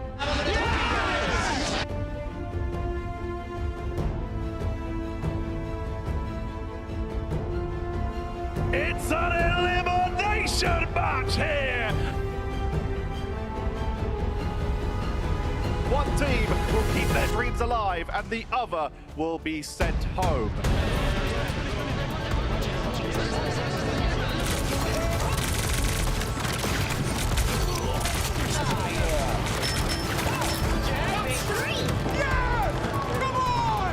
Also uses the mid jab for himself, but Millennia! Oh no! What a misplay! Zanuki bringing out one of the... Oh my god! KOs! Terra FG